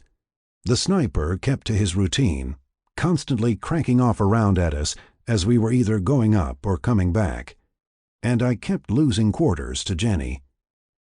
When the convoy arrived in Anhoi, I would meet with the convoy commander about the drop-off points and the places to position the 50 caliber gun trucks for the night. Each night, the gun trucks were placed at a different strategic point. When there was a break in the routine, I would head to the hooch for a quick recon nap, knowing that the night would be interrupted with a rocket and mortar attack. Jenny would do the same, and, on schedule, we usually ended up in the slit trenches until the break of dawn. With the artillery and fuel levels reaching where they were before the tent bombardments began, the convoy resupply was working on its own, better than ever. I began to see the results of my effect on the resupply for Operation Taylor Common. It made me think of Lieutenant Colonel Kinneberg's graphic prompt to unfuck that mess. Just after the middle of March, Defend in DCC called Rush Act Yankee. I was in the staging area when it came over the radio. I keyed the microphone and identified myself. "Defend, this is Rush Act Yankee, over." "Rush Act, we request that you call this station on Lima Lima, over." It was a voice I had never heard over the radio net. Lima Lima meant a landline phone. It was a red flag. Something was brewing higher up. When Jenny pulled up in front of the S4 office, I told him to wait for me. I went inside and told Major Beheimer that I had to call division on the landline phone.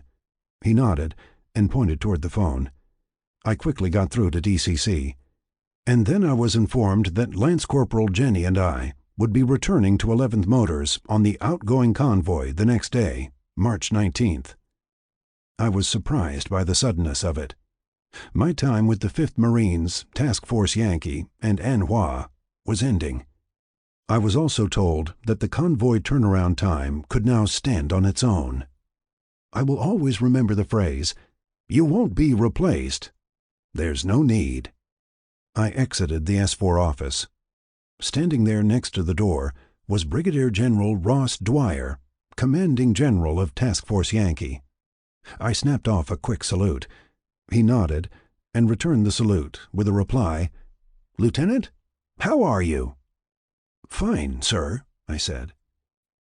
As I watched him walk to the operations bunker, I thought of that day down at Camley Bridge when I first saw him.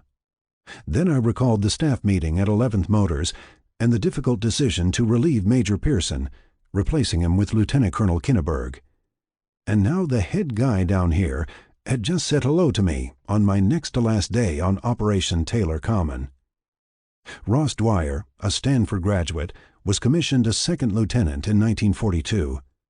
He personified so many multi-decorated Marine Corps officers who came out of civilian colleges and rose to flag rank without attending a service academy.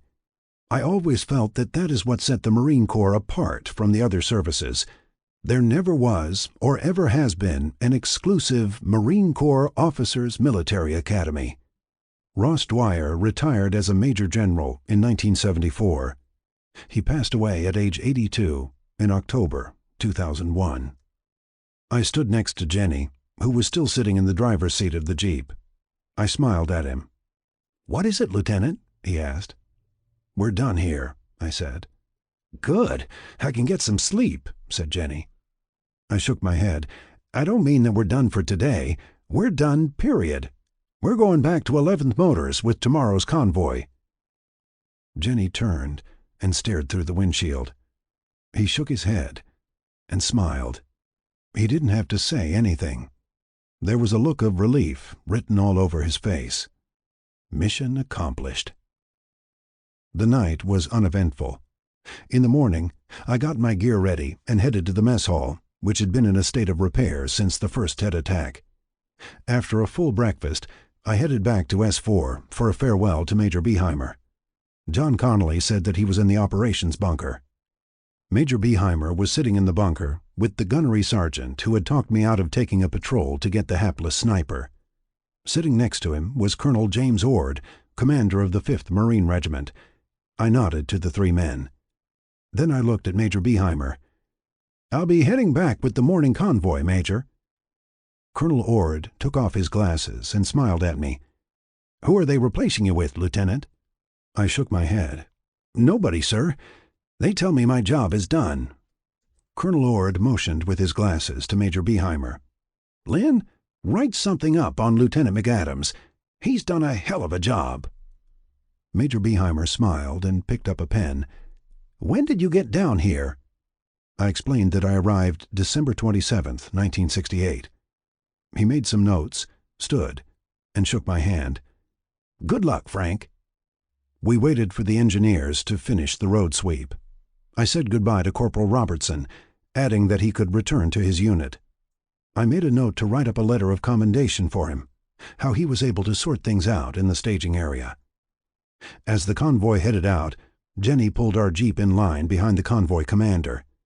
Before we approached the bend at the railroad tracks, I predicted that the sniper would ding something off to our right. After we turned at the bend, we heard a crack go overhead and land in some paddy water off to our left. "That's $3 you owe me, Lieutenant," said Jenny.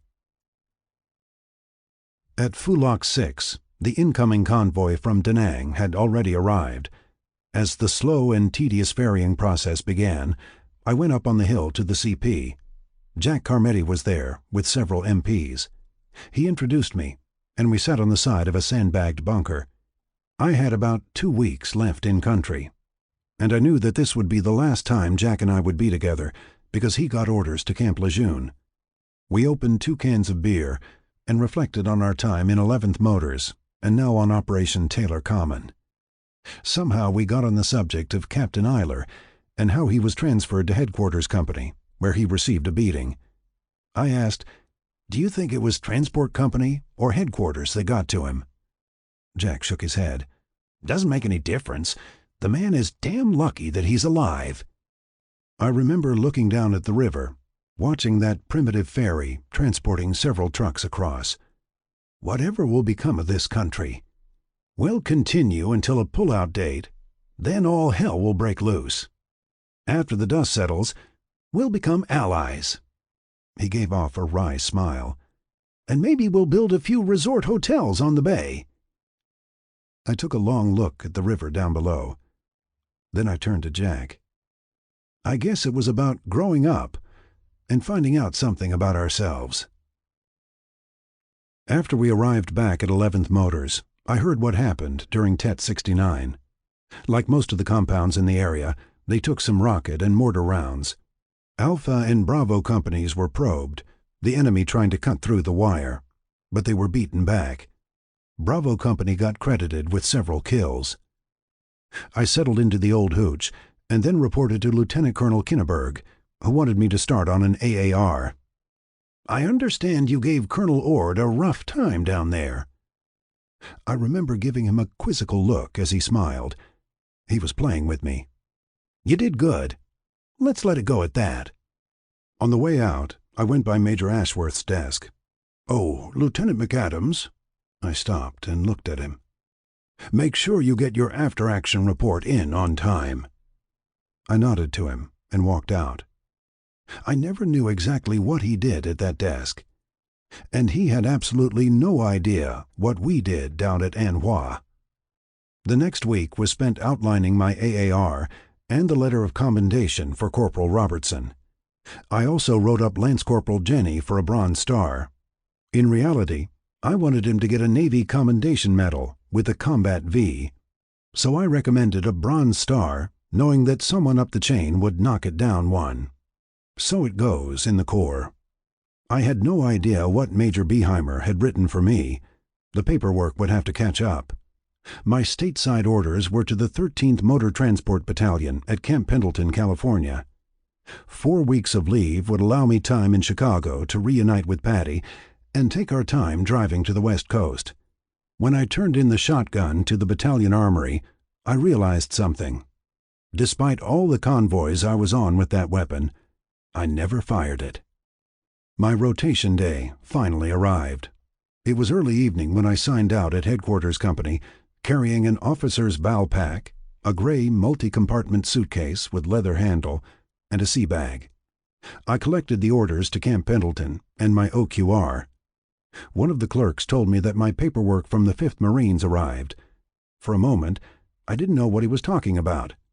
Then he added, "You're being written up for 2 awards, Lieutenant."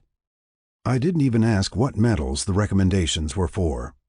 Operation Taylor Common would continue, along with the war. The convoys and the patrols would be going out in the morning. Had anything changed since I reported in as a green second lieutenant? What difference did I make? In a way, I balanced my own book, indirectly killing 8 enemy soldiers that day at Hoa Vang. Then I saved the lives of 8 South Vietnamese Rangers and Army officers. It was 1 step back and 1 forward. I thought it was ironic that I blew up a truck, yet saved a Jeep. I got nothing for saving the Jeep, but I did receive a letter of censure for the truck. Semper Fi. With my orders and OQR, I walked out of the office. It was dark as I picked up my Valpak and slung the sea bag over a shoulder.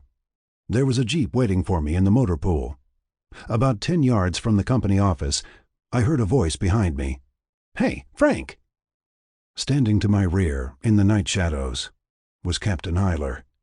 I could barely make out his face in the dark. I quickly thought of the things that came about because of him.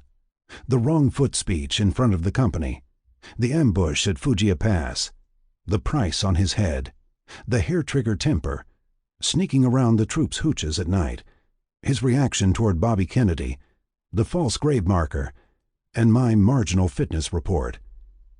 I looked at him for a final moment. And then he said, "Good luck."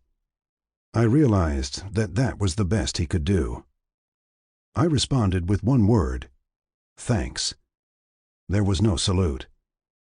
Then I adjusted my sea bag and headed down to the motor pool and a waiting Jeep. I stayed in transit barracks that night. The next morning, I boarded a Continental 707 for Kadena Air Force Base on Okinawa. As we settled into our seats, I recalled my arrival day, being greeted with the death march from a bugle. And now, we all waited anxiously as the jet lumbered on its taxi run. Then we headed down the runway to take off. A cheer went up inside the cabin. The lieutenant next to me raised a hand. I looked over at him. He had tears running down both cheeks. I didn't have tears, only memories. I turned and looked out the window. Below, a convoy was staging at Red Beach, preparing for the run to Phu Bai, through the Haivan Pass. I realized that the divine providence was giving me a second life. The challenge was to do something with it. I thought of a quatrain that Patty had sent me. "Remember the time, will I ever forget, the South China Sea and the people I met." 19. Homecoming. After several days of processing on Okinawa, my name finally appeared on a draft, the list of Marines slated to fly out in the morning. I spent the last night with some Marine officers in the club at Camp Hansen. Upon leaving, I passed the corkboard. There was a current list of Sea Service deaths posted. I gave it a cursory glance, not recognizing anyone. Outside, I noticed that the flags were at half-staff. Later, I found out why. Former President Dwight Eisenhower passed away at Walter Reed Army Hospital. It was March 28, 1969. The flight across the Pacific was long. I remember passing the hours, sleeping and reading. We made a fuel stop in Honolulu, where I phoned Patty to confirm my arrival time in Chicago. Walking back to the plane, I thought of our parting in the last hours of R&R. The last leg of the Pacific flight seemed to drag endlessly. We finally landed at George Air Force Base near Victorville, California. From there, 4 of us shared the taxi fare to Los Angeles International Airport, where we caught our flights to HOR, our home of record. At O'Hare International Airport, I walked off the plane in my Class A uniform with ribbons and badges. Patty and her mother were there, along with my mother. One of the first things I said to Joan, my mother-in-law, was to get rid of the instruction letter that I gave her 13 months prior. She nodded with a wide smile. On the way to baggage claim, I noticed several people in faded, tie-dyed clothes and long hair, giving my uniform ugly looks. I thought nothing of it. I had survived a combat situation. My parents had separated again. This time my mother had taken an apartment with my younger brother Brian in suburban Oak Park. Coincidentally, on the other side, Patty and her mother had moved into a newly constructed high-rise apartment building on South Shore Drive. It was the same address as the house where I spent my high school years, 6700. I remember spending the next 2 weeks greeting family members. My father treated me to a lunch at the Sherman Hotel downtown with some of his law associates. The conversation was mild. When the discussion turned to the war, someone at the table quickly moved it to another subject. I got the drift, as Lieutenant Colonel Kinneberg often suggested. Naturally, these men were glad that I had survived. However, it was evident that they did not want to discuss the war. After the lunch, my father remarked, "We're seeing the difference with our wars. I came back a hero. You simply came back." He was prophesying what I, and thousands of returning Vietnam veterans, were about to encounter. Patty and Joan scheduled a homecoming gathering with relatives and friends from high school and college in the high-rise's party room on the top floor. It was now strange and ironic to be living at the same address where I grew up, our house replaced with a high-rise. When people asked me what I did in Vietnam, I simply replied, "I ran truck convoys, didn't walk to the war." Then someone would ask, "Did you see much action?" I would nod and respond, "My share, and then some." It went no further. However, I did tell a humorous anecdote or two. My father used to do this with his World War II stories. He stayed away from the serious and tragic stuff. Now I was doing the same thing. A college acquaintance took me aside. "I want you to know that I wanted to go, but I failed the physical." I nodded, and he added, "Asthma." There was a pregnant pause. Then he said, "I still feel bad about it." "Don't," I said. I walked off, thinking of the hawkish student at Loyola who took the handball off-ramp. He supported President Johnson and didn't care for the politics of the dovish students, and he hid behind a fake physical exam. Enough said. During those days, I spent a lot of time reading and looking out of the apartment window that gave a commanding view of Lake Michigan, south to Rainbow Beach, and north to Jackson Park Harbor. I kept wondering who would be commanding the next convoy through the High Van Pass or south to An Hoa. I was glad to have this time to adjust. The afternoon before Patty and I were to leave for California, I broke away for a walk through the Jackson Park golf course. In the winter, as a young boy, I used to sled down the hill in front of the comfort station. In the fall, my friends and I used to play touch football on one of the adjoining fairways. It was early spring as I walked toward the little bridge that went across the lagoon. In my recurring nightmare, this was where the 4 VC soldiers, AK-47s at high port, used to chase me. And now, there was only a struggling soul peacefully practicing his chip shots. I nodded to myself, taking a final look. Then I turned and walked off. 20. Camp Pendleton. I will always remember the drive west to California as a soothing respite, a vacation through the heartland, and then diverting to the southern route through New Mexico and Arizona. We drove maybe 5 or 6 hours a day, calling ahead, using a tour guide for a good hotel-motel en route. Then we would look for a good restaurant. Part of me wanted it to never end. Previously, we had the looming prospect of a war, and that prospect was still present, but only if I opted to stay in the Marine Corps. If I signed on to that, I would be returning to Vietnam as a captain within 18 months. I already knew that I wasn't going to re-up. I had pushed fate far enough. There was a new world out there, and our generation was changing so fast that the older generation resented it.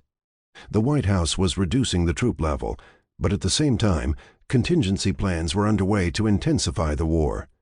These plans would lead to B-52 bombing raids over Hanoi as well as the incursion into Cambodia.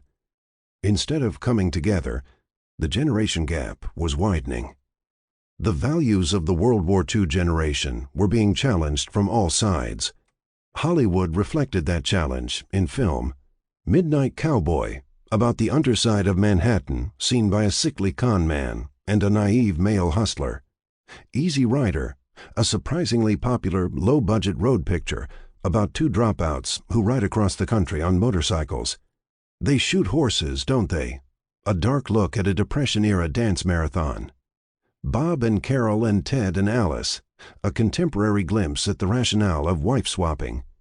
The Prime of Miss Jean Brodie, about a Scottish schoolteacher at a private girls' academy who imparts erroneous information to her impressionable students, and Butch Cassidy and the Sundance Kid, a chronicle of two real-life turn-of-the-century outlaws who were constantly challenged by a changing world that leads to their demise. American films have always reflected the tempo of the times. The world of rock music was drastically changing young people's attitudes. I saw it with the USO show troops that came through our battalion. The MC with the fabulous Korean kittens, Frankie Perdazzo, personified that. Patty had seen the change firsthand in the year I was gone. Now I was hearing it from her, as I was going to what the Marine Corps referred to as a stateside billet. With it came a different set of problems. We had to camp out in a motel in Oceanside for about 10 days. It was a difficult time, taking meals outside, constantly looking for the right apartment, and not knowing when this would end. We finally found a 2-story townhouse near the high school. This was fortunate, because I could use the track around the football stadium for morning runs. While Patty set up housekeeping, I reported in to my new command, Transport Company, 13th Motor Transport Battalion, 5th Marine Division. The company commander was Captain Bill Keller. His XO was First Lieutenant George McConnell, a Mustang. Another recent officer reporting in was First Lieutenant Steve Crittenden. It was through Steve that I heard about Jack Carmetti and what happened at Fulak 6 several hours after I left. Around 3:30 a.m. on March 19th, an NVA force managed to infiltrate the compound and blow the generator. The enemy began using flamethrowers and throwing satchel charges all over. Jack ran out the back of his tent and went to the aid station to assist with the wounded and dying. After a Huey landed and took off with casualties, Jack and Sergeant Major William Fales headed out to check on several MPs who assisted at the river crossing. Running down the finger from the hill, the group confronted 10 NVA soldiers. One was about to light up the area with a flamethrower. Jack and Sergeant Major Fales opened fire. Someone hit the flamethrower tank, and it exploded, sending flames all over. At each bunker, they found several more NVA soldiers and quickly dispatched them each time. By this time, a spooky C-47, a heavily armed transport prop plane, came on station and began laying down an incredible fire around the perimeter. The fight began to subside on the hill, but the nearby artillery battery was still blasting away. When first light came, a large patrol from the 1st Battalion, 5th Marines went out to check the area. Later, it was determined that the NVA unit was part of a reinforced battalion with the mission to overrun and destroy Fulak 6. After the enemy withdrew that morning, the Seabees, who were building the bridge replacement, dug a large trench on the Anhua side. In the trench went the bodies of 72 NVA soldiers. For their actions that night, Jack and Sergeant Major Fales were awarded the Silver Star. It was later reported that from the action on the other side of Fulak 6, Hospitalman 2nd Class David Robert Ray, a Navy corpsman with Delta Battery, 11th Marine Regiment, was posthumously awarded the Medal of Honor. About 2 weeks after reporting to 13th Motors, I was notified that an awards formation was scheduled for the coming Friday afternoon. I was also informed that I was the subject of the awards formation. My recommended awards from the 5th Marine Regiment had come through. The formation was initially scheduled for the grinder, the drill field. However, a sudden rainstorm forced it inside the headquarters. I remember feeling awkward, standing in front of a detachment of Marines who barely knew me. The battalion CO, Major Tom Collins, read the citations for a Navy Marine Corps Medal and the Navy Commendation Medal with Combat V. The Navy Marine Corps Medal was for disarming the Marine at An Hoa, saving the lives of 8 Army and South Vietnamese Rangers. The Navy Commendation Medal was for my overall performance on Operation Taylor Common, exposing myself to hostile fire on the 7-mile stretch. For whatever reason, there were no medals presented at that time, only the signed citations. I received the medals later. Afterward, George McConnell told me that I had something in common with President John Kennedy. "What's that?" I asked. "He was awarded the Navy Marine Corps Medal for saving the lives of his PT boat crew in the Solomon Islands." George smiled. "You're in good company." After the awards formation, for some reason, I thought of the young Marine who I carried in through the mud field. I had his name and hometown filed away. I looked it up. His home of record was in southern Los Angeles County. A quick check with Los Angeles information, and I had the home phone number. I waited for Patty to take a shopping trip.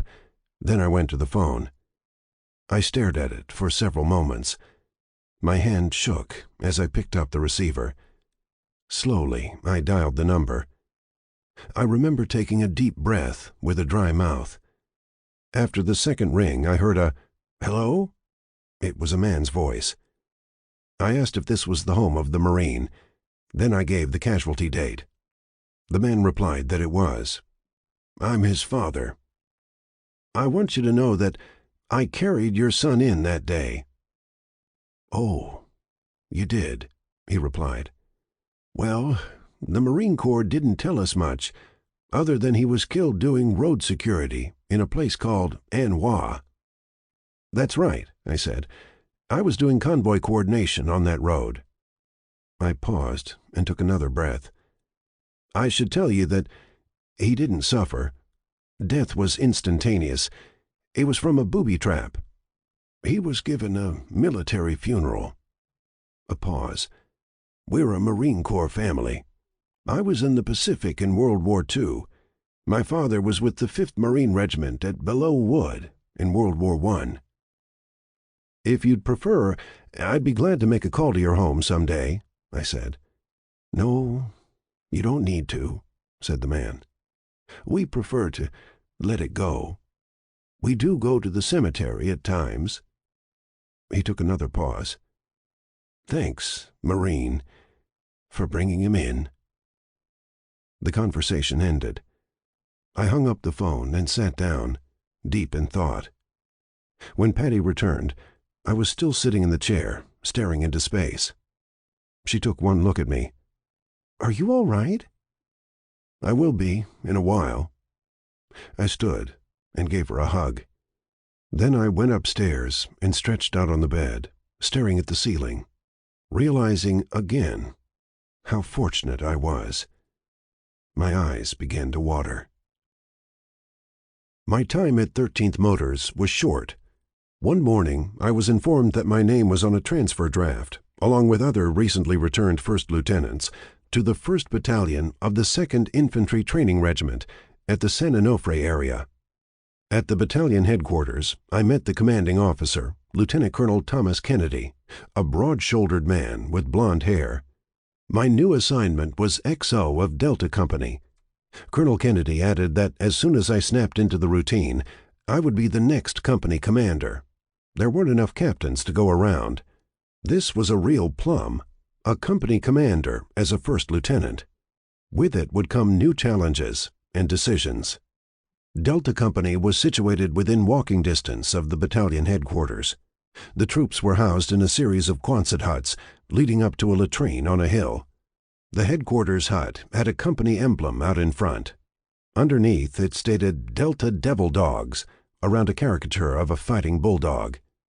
The company commander was First Lieutenant Douglas Cruz, who did his combat tour as an infantry platoon commander with the 3rd Marine Division around Quang Tri. He summarized the training schedule and introduced me to the office staff and sergeant instructors. Every 4 weeks, the training companies would pick up 4 platoons of young Marines, graduates of recruit training at San Diego. They would be billeted in the nearby Quonset huts. The next day, the infantry training would begin. This started with an orientation in an open-air theater where the company staff would be introduced. They would then be issued M14 rifles, which would be followed by care and cleaning instructions. The next morning, training would begin, covering such military subjects as Marine Corps history, squad and platoon tactics, patrolling, and setting a defensive perimeter. Classes would be held in each subject, with field exercises to follow. There was also a familiarization class with the M60 machine gun. On Fridays, a forced march with full field packs would take place, going up one of the nearby rugged hills. At the conclusion of the 4 weeks, the Marines would get orders either to the Fleet Marine Force in Vietnam or to specialty schools. They would graduate on a Friday morning. The staff would then take the noon meal in the mess hall. Afterward, a new company would be bussed in from San Diego, and the cycle would begin again. Doug also warned me about the battalion XO, Major Brant Holloway, a tall, dark-haired man. There are company commander meetings every Friday to check reports and training. Major Holloway is especially hard on new lieutenants coming in as company commanders. Why is that? I asked. Because Major Holloway is one of the few field-grade officers in the Marine Corps who has never served in Vietnam. He knows that he needs a combat tour to be considered for lieutenant colonel, explained Doug. He's particularly jealous of first lieutenants coming back with a heavy chest. He paused and added, I happen to know that he's checked your OQR. I don't get it, I said. Just give him a wide berth, cautioned Doug. The least little thing can set him off. For the next 2 weeks, I observed the training schedule of Delta Company. I stayed in the back during classroom sessions, and I got to know the office staff. The company headquarters was run by First Sergeant Alan Masters, a tall, lanky, soft-spoken man. He had 2 office clerks doing the typing and filing. Gunnery Sergeant Charles Roundtree, a genial, stocky black man with 15 years of experience, floated from office to the field. There were 4 sergeant instructors, each assigned to one of the platoons. By the end of the 2nd week, each of the sergeants would nominate a platoon guide. These would be the student leaders for the rest of the training cycle. The sergeants would also nominate a company guide. Final decisions would be approved by the company commander. At the end of this training cycle, graduation took place in the open-air theater. After graduation, the troops received orders to their next duty stations. That afternoon, I assumed command of Delta Company during a short staff formation where the change of command order was read. Afterward, Doug signed over the property inventory, cleared out his desk, and headed to his new position in the battalion personnel office. I was now commanding officer, Delta Company, 1st Battalion, 2nd Infantry Training Regiment. My XO was a Mustang, Warrant Officer Tom Farrington, a slim aficionado of tennis who was in the final months of a 24-year Marine Corps career. At the company commanders' meeting that afternoon, I was introduced to the other commanders. After the meeting, Major Holloway approached me with a warning. Do not deviate from the training schedule. Get your reports in on time, supervise your company staff, and we'll get along. At the orientation for the new company, I introduced the Delta Company office staff and the sergeant instructors. Then I gave a quick summary of the importance of their training in the coming 4 weeks. I remember summing it up. You are here to learn basic infantry tactics and methods. These will give you the tools to survive and come home. Pay attention in every class, learn everything you can, and God willing, you'll come back. I walked off the stage, satisfied, even thinking back to Captain Eiler's wrong foot speech in Vietnam, where he used the word I 5 times. What I didn't know was that Major Holloway was in the rear of the assembly. As the company was forming to march back to the Quonset huts, Major Holloway motioned me off to the side. Lieutenant McAdams, as an experienced officer, you should know the mission of the Marine Corps in combat. I nodded. That mission is to close with and destroy the enemy. Yes, sir, I recall that phrase from OCS, I said. You are not to use the word survive in your orientation address. That's not why we're here. You're to explain to these young Marines that they are to close with and destroy the enemy. Are we clear on that?" I took a deep breath, looking at the single National Defense Service ribbon on his chest. In the Marine Corps, it was referred to as the Shirley Highway Medal. The Shirley Highway is the 35-mile stretch of I-95 between Quantico, Virginia, and Washington, D.C. "Yes, sir," I replied. "I'll tailor my remarks accordingly." As he walked off, I wondered why I was always having philosophical disagreements with certain captains and majors. After I settled in as a company commander, I purchased a Honda off-road motorcycle. That weekend, Patty and I took a day trip down to La Jolla Cove and enjoyed a picnic lunch. The motorcycle helped us feel like we were dating again, back at Loyola University. I was feeling at ease now. As a company commander, I had a working staff that efficiently carried out a set training schedule. Or so I thought. My first leadership test surfaced that week. From the classes and field exercises, the 4 sergeant instructors kept close eyes on the young Marines, looking for leadership traits. During a meeting in my office, on their recommendations, 5 names came up. These were the selectees for the platoon and company guide positions. One young Marine stood out, PFC Victorian. He was the honor man of his platoon at the recruit depot in San Diego. His proficiency and conduct marks were in the outstanding category. He also had an Associate of Arts degree from Los Angeles City College. This was an easy decision. PFC Victorian, an impressive younger black man, would be the company guide, whereas the other 4 would be assigned to platoons.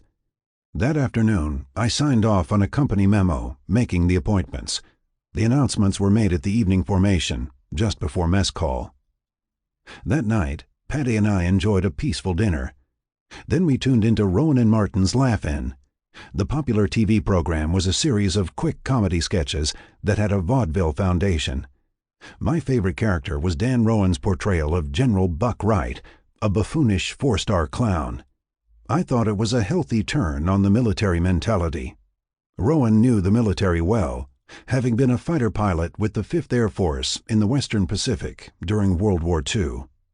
When I came into the office the next morning, First Sergeant Masters greeted me with a grim look. "Skipper, we have a problem." Translation: I have a problem. I gestured for him to meet me in the office. He followed me in and closed the door. I sat down, prepared for anything. First Sergeant Masters explained that one of the platoons was from a county in Alabama. They were recruited en masse at the county seat and stayed together through recruit training. I patiently listened as Masters unfolded the scenario. There was an ad hoc committee of 3 from this county platoon requesting to meet with me. I slowly nodded and added, "Because PFC Victorian is black." I could tell that First Sergeant Masters was angry and felt unsettled by bringing the situation to me. At this point, I knew that my staff was waiting to see how the company commander would handle it. I looked at my watch. We had about 20 minutes before the morning formation. "Bring them in now," I said. Within 5 minutes, First Sergeant Masters returned. In front of him marched 3 young white Marines. Masters handed me their enlisted record books, ERB. I motioned for First Sergeant Masters to remain. I wanted a witness. The 3 Marines stood at attention in front of my desk. I put them at parade rest and began looking at their record books. I went to their proficiency and conduct marks from recruit training. Then I scanned their formal education backgrounds. PFC Victorian was head and shoulders above them. None had any college courses. One was a high school dropout. "Who's the spokesman here?" I asked. The Marine in the center said, "I am, sir." He stated his name. "And what is your request?" I asked. "Well, sir, it's a company guide, PFC Victorian," said the Marine. "Has he done something wrong?" I asked. "No, sir. It's just that, well, sir, we're from Alabama, and—" His voice trailed off. I nodded, gesturing for him to continue. "Well, sir, we don't want to take orders from a guy like him." I nodded again, and exchanged looks with First Sergeant Masters. A guy like him is a Marine who was honor man in his recruit platoon. He already has a stripe of a PFC, plus an associate degree from Los Angeles City College. I paused. How many of you have taken college courses? Silence from the three. I continued. PFC Victorian has already demonstrated superior leadership traits and is more than qualified to be the company guide. With due respect, sir, the county platoon would like to see a white guy as the company guide. I could sense that this was getting very uncomfortable for the three Marines. I had to blunt this now, or I would lose it and my staff as a company commander. I exchanged another look with First Sergeant Masters. Okay, here's what I'm proposing. I pointed to the phone on my desk. In a few moments, I'm going to call the battalion commander, Lieutenant Colonel Kennedy. I'm going to request office time with him on this matter. And you three are going to come with me to stand tall in his office with the battalion sergeant major. I then picked up the phone. And you can state your request to the colonel. The Marine in the center quickly looked at the other two. They both shook their heads in frantic motions as I began to dial. Sir, I sat there, holding the phone. The committee, sir, would like to withdraw the request. I replaced the phone in the cradle. Very well. Then I looked at my watch. The matter is closed. I looked over at the First Sergeant. It's time for the formation.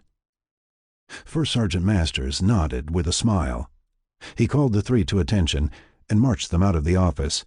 The day's training was about to begin, and I breathed a deep sigh. After the company marched out of the area, I ordered First Sergeant Masters to break up the Alabama County platoon. Change their bunk assignments checkerboard style. I don't want any hut to be all white or all black. Before the evening formation, the new bunk assignments were carried out. In the late spring, I registered with North Point Associates, a recruiting firm in San Diego that specialized in placing outgoing military officers with companies in the Southern California area. I thought it would be a good way to test my transition to civilian life. Here I met Ray Miller, a pleasant man in his early 40s who was one of the personnel administrators. I remember filling out a detailed personnel profile. Ray explained that the interviews would be conducted in their offices and that the interviewees should be in appropriate business attire. My first interview was with a large insurance company, searching for candidates for their executive training program. The two interviewers seemed nice enough, but I felt that the program they described was too structured for me, someone coming out of the Marines. After the interview, I thanked Ray for setting it up, but declined. He had an enthusiastic attitude and said, "We'll click somewhere. There's a communications company looking for people with writing skills. You interested?" I was definitely interested. This was a newly formed communications outfit setting up closed-circuit TV programs for large corporations across the United States and in Canada. This had potential, and my feature writing for the Loyola News would be an asset. Ray set up an interview for the following Monday afternoon. That weekend, a racial incident erupted in nearby Fox Company. When I heard the details, I became thankful for the Delta Ad Hoc Committee. The Fox Company commander had neglected to integrate his platoons. Racial feelings boiled over, causing several fistfights. The area OOD was forced to call out the guard to quell the disturbance and separate the groups. Several injured Marines were treated at sickbay. That Monday afternoon, Lieutenant Colonel Kennedy called an emergency company commanders meeting. Attending the meeting would be two investigators from the Naval Investigative Service, NIS, forerunner of NCIS. The Class A uniform, ribbons, and badges was called for all company commanders.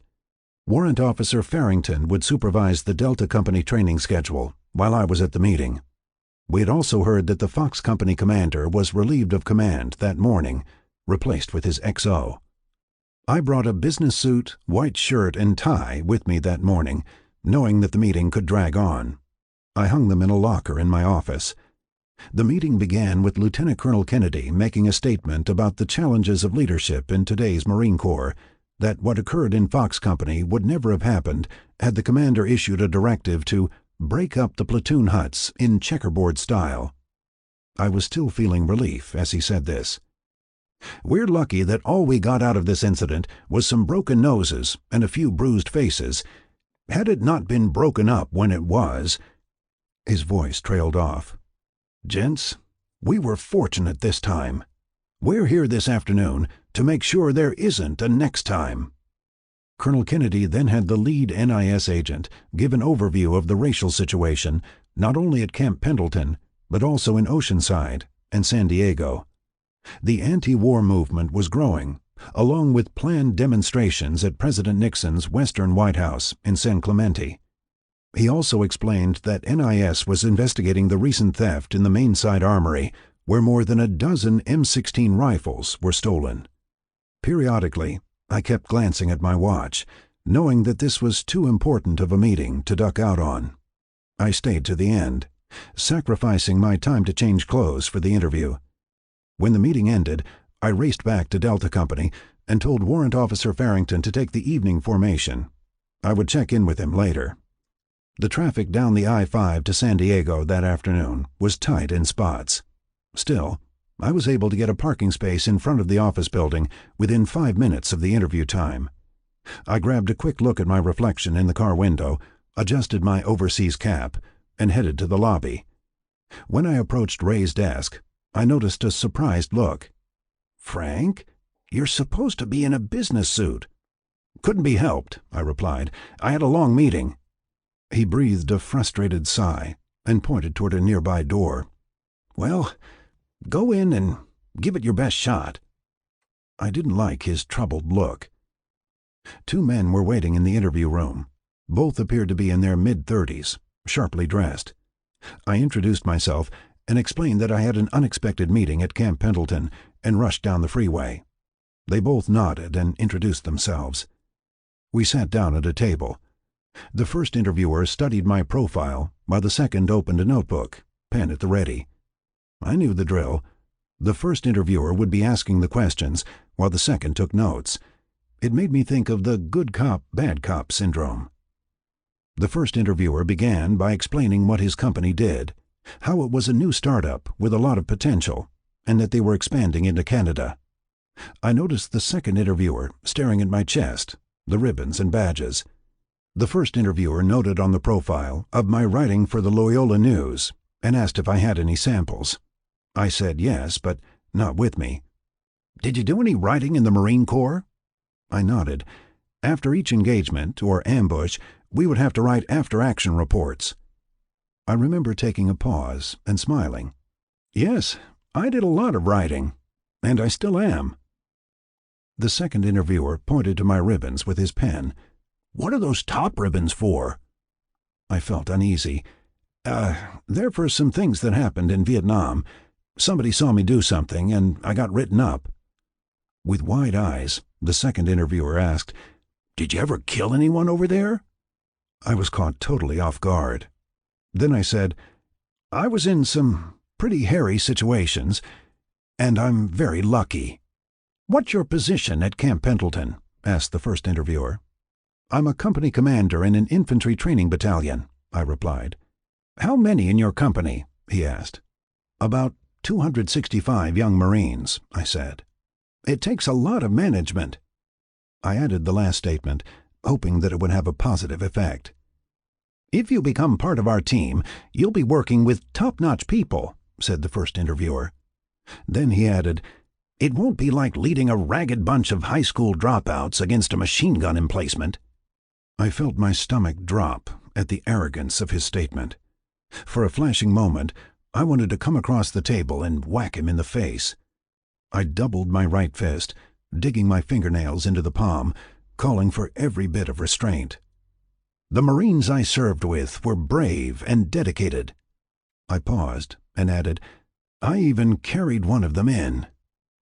The first interviewer gave off an indifferent shrug. "That happens in every war." There was a silence in the room. Then he added, Nobody's going to care what you did over there. They're going to be looking at how you can contribute to the company." I stood, breathing a disgusted sigh. I remember glaring at both of them. Then I said, "Gentlemen, I don't want to take up any more of your time." I walked out. In the outer office, I approached Ray's desk. "Sorry, Ray, that company's not for me." Ray stood, a surprised look on his face. "What happened?" "It didn't go well," I said. "Hold on." Ray turned and went into the interview room. About a minute later, he emerged. "Frank, you have to learn how to interview. They were testing you. Didn't you see that?" "If that's how they test, then I want nothing to do with them." Ray shook his head. "Frank, you're in Rome. Do as the Romans." Ray sat down and looked at his appointment book. There was one more company he wanted to schedule me for. I told him to give me a few days to think about it. All I wanted to do was get out of that building and get home to Patty. In the corridor, I went to the elevator and pushed the down button. I remember waiting for several minutes, wondering when the doors would open. Suddenly, Ray came around the corner with the two interviewers, going for a coffee break. When they saw me standing at the elevator, the first interviewer stopped and pulled them back around the corner. I continued waiting for the elevator, realizing that these three grown men did not want to ride down with me. I felt like peeking around the corner and giving them a wave. But the elevator doors opened. An older woman was inside with a frustrated look. The lobby button had already been pushed. The woman looked at me and said, "I'm trying to get to the restaurant on the top floor. Sometimes you have to go down before you can go up." I smiled. Naturally, she had no idea of the importance of her pithy comment. On the drive back to Oceanside, I got a sense of what was waiting for me on the outside. It would be more ugly stairs, like the ones I saw at O'Hare Airport upon arriving from Vietnam. It was here, driving from the civilian world back to the military, that I made a resolve to meet this syndrome and overcome it, even if it took years. How right I was. 21. A Moonlit Barbecue. The Delta training schedule continued. That Friday, I pulled my field pack out of the locker, adjusted it, strapped on my .45 pistol belt, and met the company formation. I gave them a left face and nodded to PFC Victorian, who was carrying the company guidon flag. Victorian took his position in front of the first platoon, behind me. I called, "Forward!" The platoon guides repeated, "Forward!" I took a breath and let out, "March!" I thought back to that first forced march in the Philippines as a Navy corpsman at the tail end of the column. Once more, the troops headed out of the fort. Again, there was no John Ford chorus. It was 4 platoons of young Marines completing a training week, heading up to Old Smoky, which gave a sweeping view of the Pacific Ocean. We would enjoy sea rations on the crest of the mountain. Then I would lead them back to the company area, where they would dress for their first Liberty Weekend.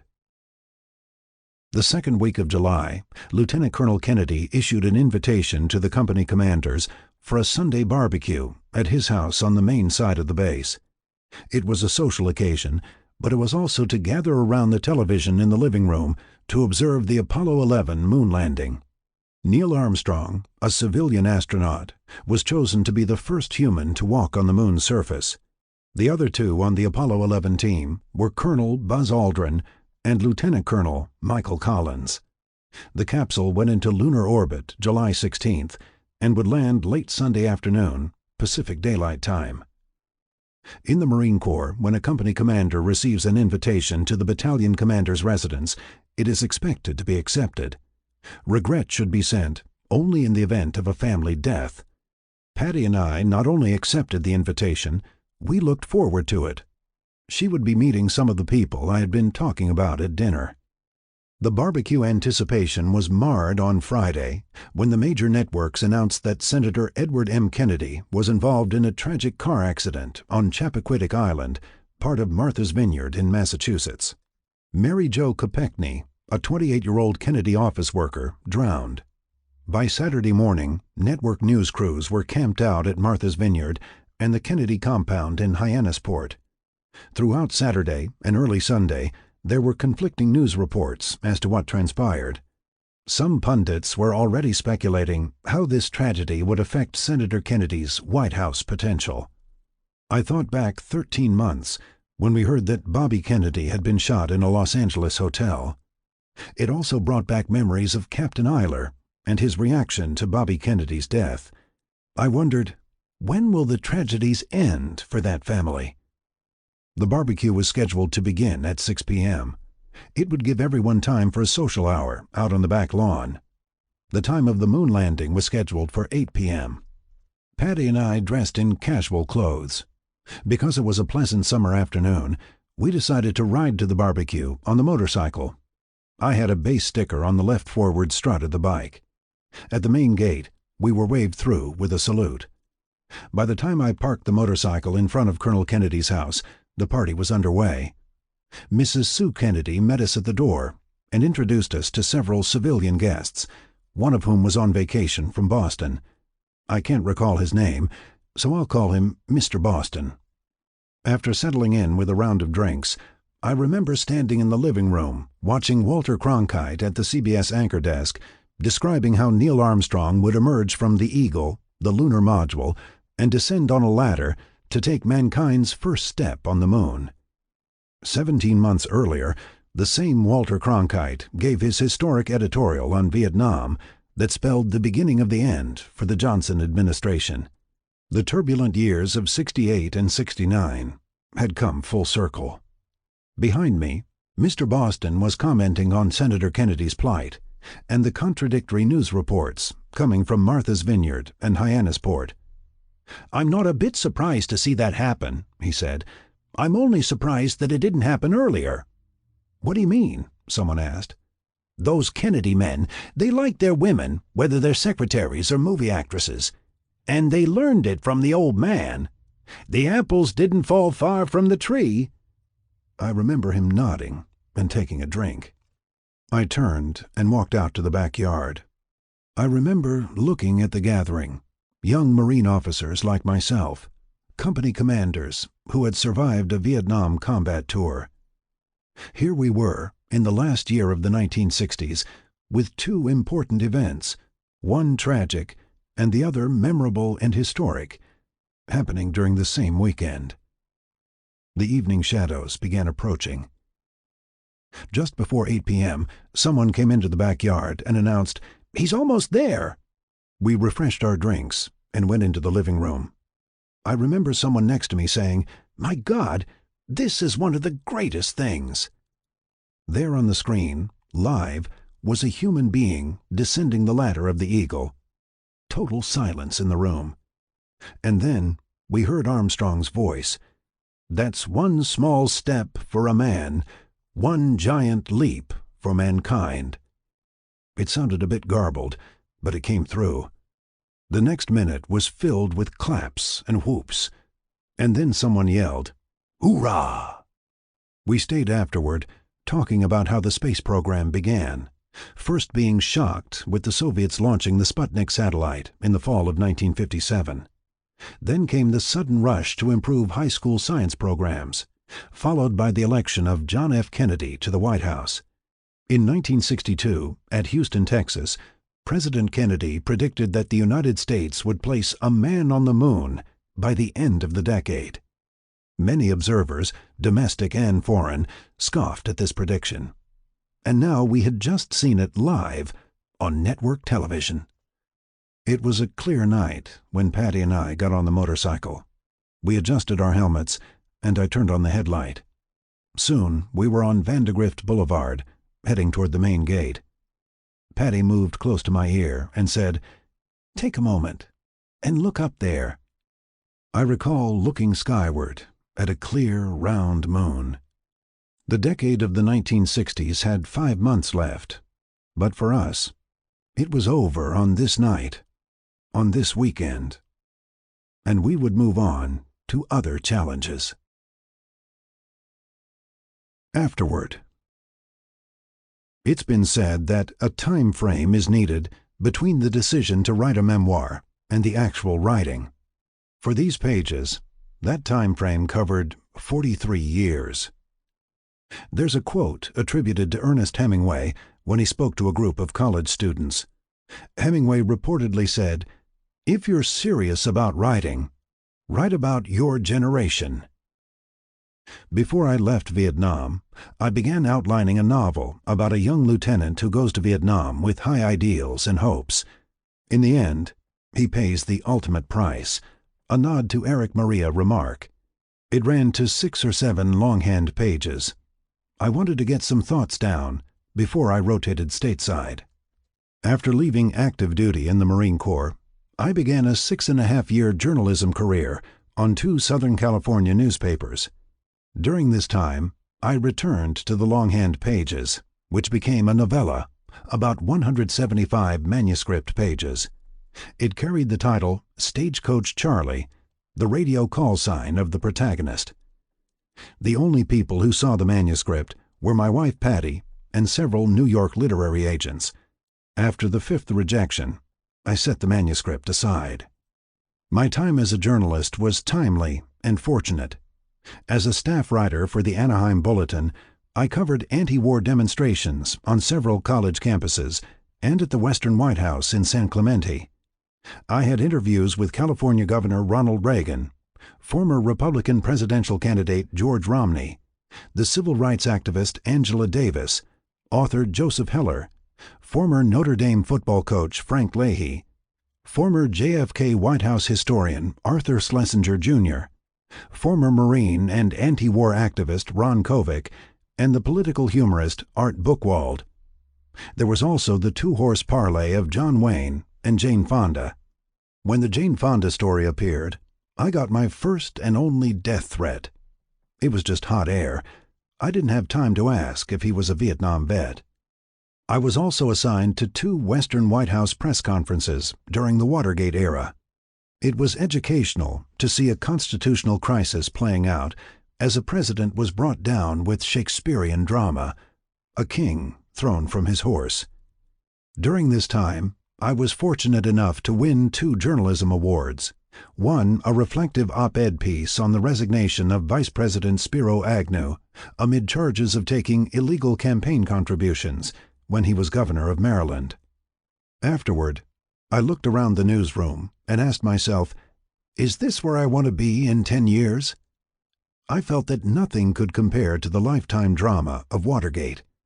And I always felt that Watergate, with its White House bombshells and lies, was the ultimate political experience of my generation. It was a back-and-forth and dramatic test for the United States Constitution. But now, it was time to move on. After leaving journalism, I sold several freelance magazine pieces. Then I applied to the graduate screenwriting program at UCLA. My eligibility for the GI Bill covered tuition and books. The first year on campus saw me as a closet vet. I didn't want anyone to know of my time in the Navy or seeing combat as a Marine lieutenant in Vietnam. Then I won first place in the Samuel Goldwyn screenwriting competition for California Rain, a murder mystery about an investigative reporter who uncovers a dark secret about a powerful Southern California family on the eve of an election where something from the past resurrects itself. My journalism experience helped for deep background. The story literally jumped at my typewriter. In my second year of graduate school, I got an assistantship, and I had to make a decision on my thesis screenplay. Stagecoach Charlie was still on a shelf in a cardboard box. I pulled the novella manuscript out, gave it a quick read, and decided to use it as an outline for my thesis screenplay. I changed the title to Stagecoach Bravo. The second word carried a better metaphor. I spent that Hollywood summer in Rewrite City, again reliving the Vietnam experience. That fall, I went in front of the thesis board and got approval. The screenplay won first place in the Samuel Goldwyn competition that spring of 1979. I was also informed that I was only the second person to win first place awards back-to-back since the competition was established in 1955. Reality quickly set in. I was no longer a closet vet. A few people thanked me for my service. Then, about a week after the award was announced, I was standing in the back of a full elevator in Milnitz Hall at UCLA. Someone up front asked, "Who won the Sam Goldwyn Award this year?" Another student replied, "A grad student. It was a Vietnam screenplay." The first student said, "Christ, not that shit again." I said nothing, surprised at my restraint. It's probably why I still remember it. I had one anchor in Patty. My other anchor was the start of a teaching career on several college campuses, along with working freelance as a story analyst for 4 Hollywood production companies. I continued with meetings at major studios and production companies that showed initial interest in Stagecoach Bravo. Carl Foreman, a noted producer and screenwriter, High Noon, The Bridge on the River Kwai, The Victors, Young Winston, made several valiant but futile attempts to set up Stagecoach. He believed in the story. Although nothing happened at that time, I thanked him for his loyalty and persistence. I was also part of the standing room only congregation at his Mount Sinai Memorial several years later. Eventually, Stagecoach Bravo was optioned twice, the latter by Columbia Pictures Television for a 2-part miniseries. Soon, that option expired. I'm still thankful for having a Master of Fine Arts degree as I continued teaching, and I never stopped writing. Fast forward to May 2011. By now, I had 3 book publications to my name. I had also written 2 manuscript reviews for Michael Briggs, editor-in-chief of the University Press of Kansas. After the second review, Michael asked if I would consider writing a Vietnam memoir. My response was a quick no. Vietnam was behind me. The next day, I was rearranging several file boxes and came across some letters and memos from Vietnam.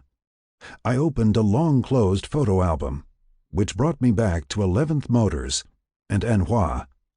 The next morning, I emailed Michael a message stating that I had changed my mind and wanted to pursue the idea of writing a memoir. His response was enthusiastic and very much welcomed. "Send me a proposal and an outline." I had accepted the challenge of going back to the Vietnam experience once again. The passing of 40-plus years since my service for the U.S. Navy and Marine Corps evokes many memories, especially the countless experiences engaging with many different people: military, civilian, friends, colleagues, family. Michael Briggs, like Carl Foreman, 2 men from different generations and worlds apart, thought that the story was worth telling. In sum, writing projects never die. They go to the shelf and come back, like the rain in California. FJM, Dana Point, California. This concludes Vietnam Rough Riders by Frank McAdams, narrated by David Drummond. Copyright 2013 by the University Press of Kansas.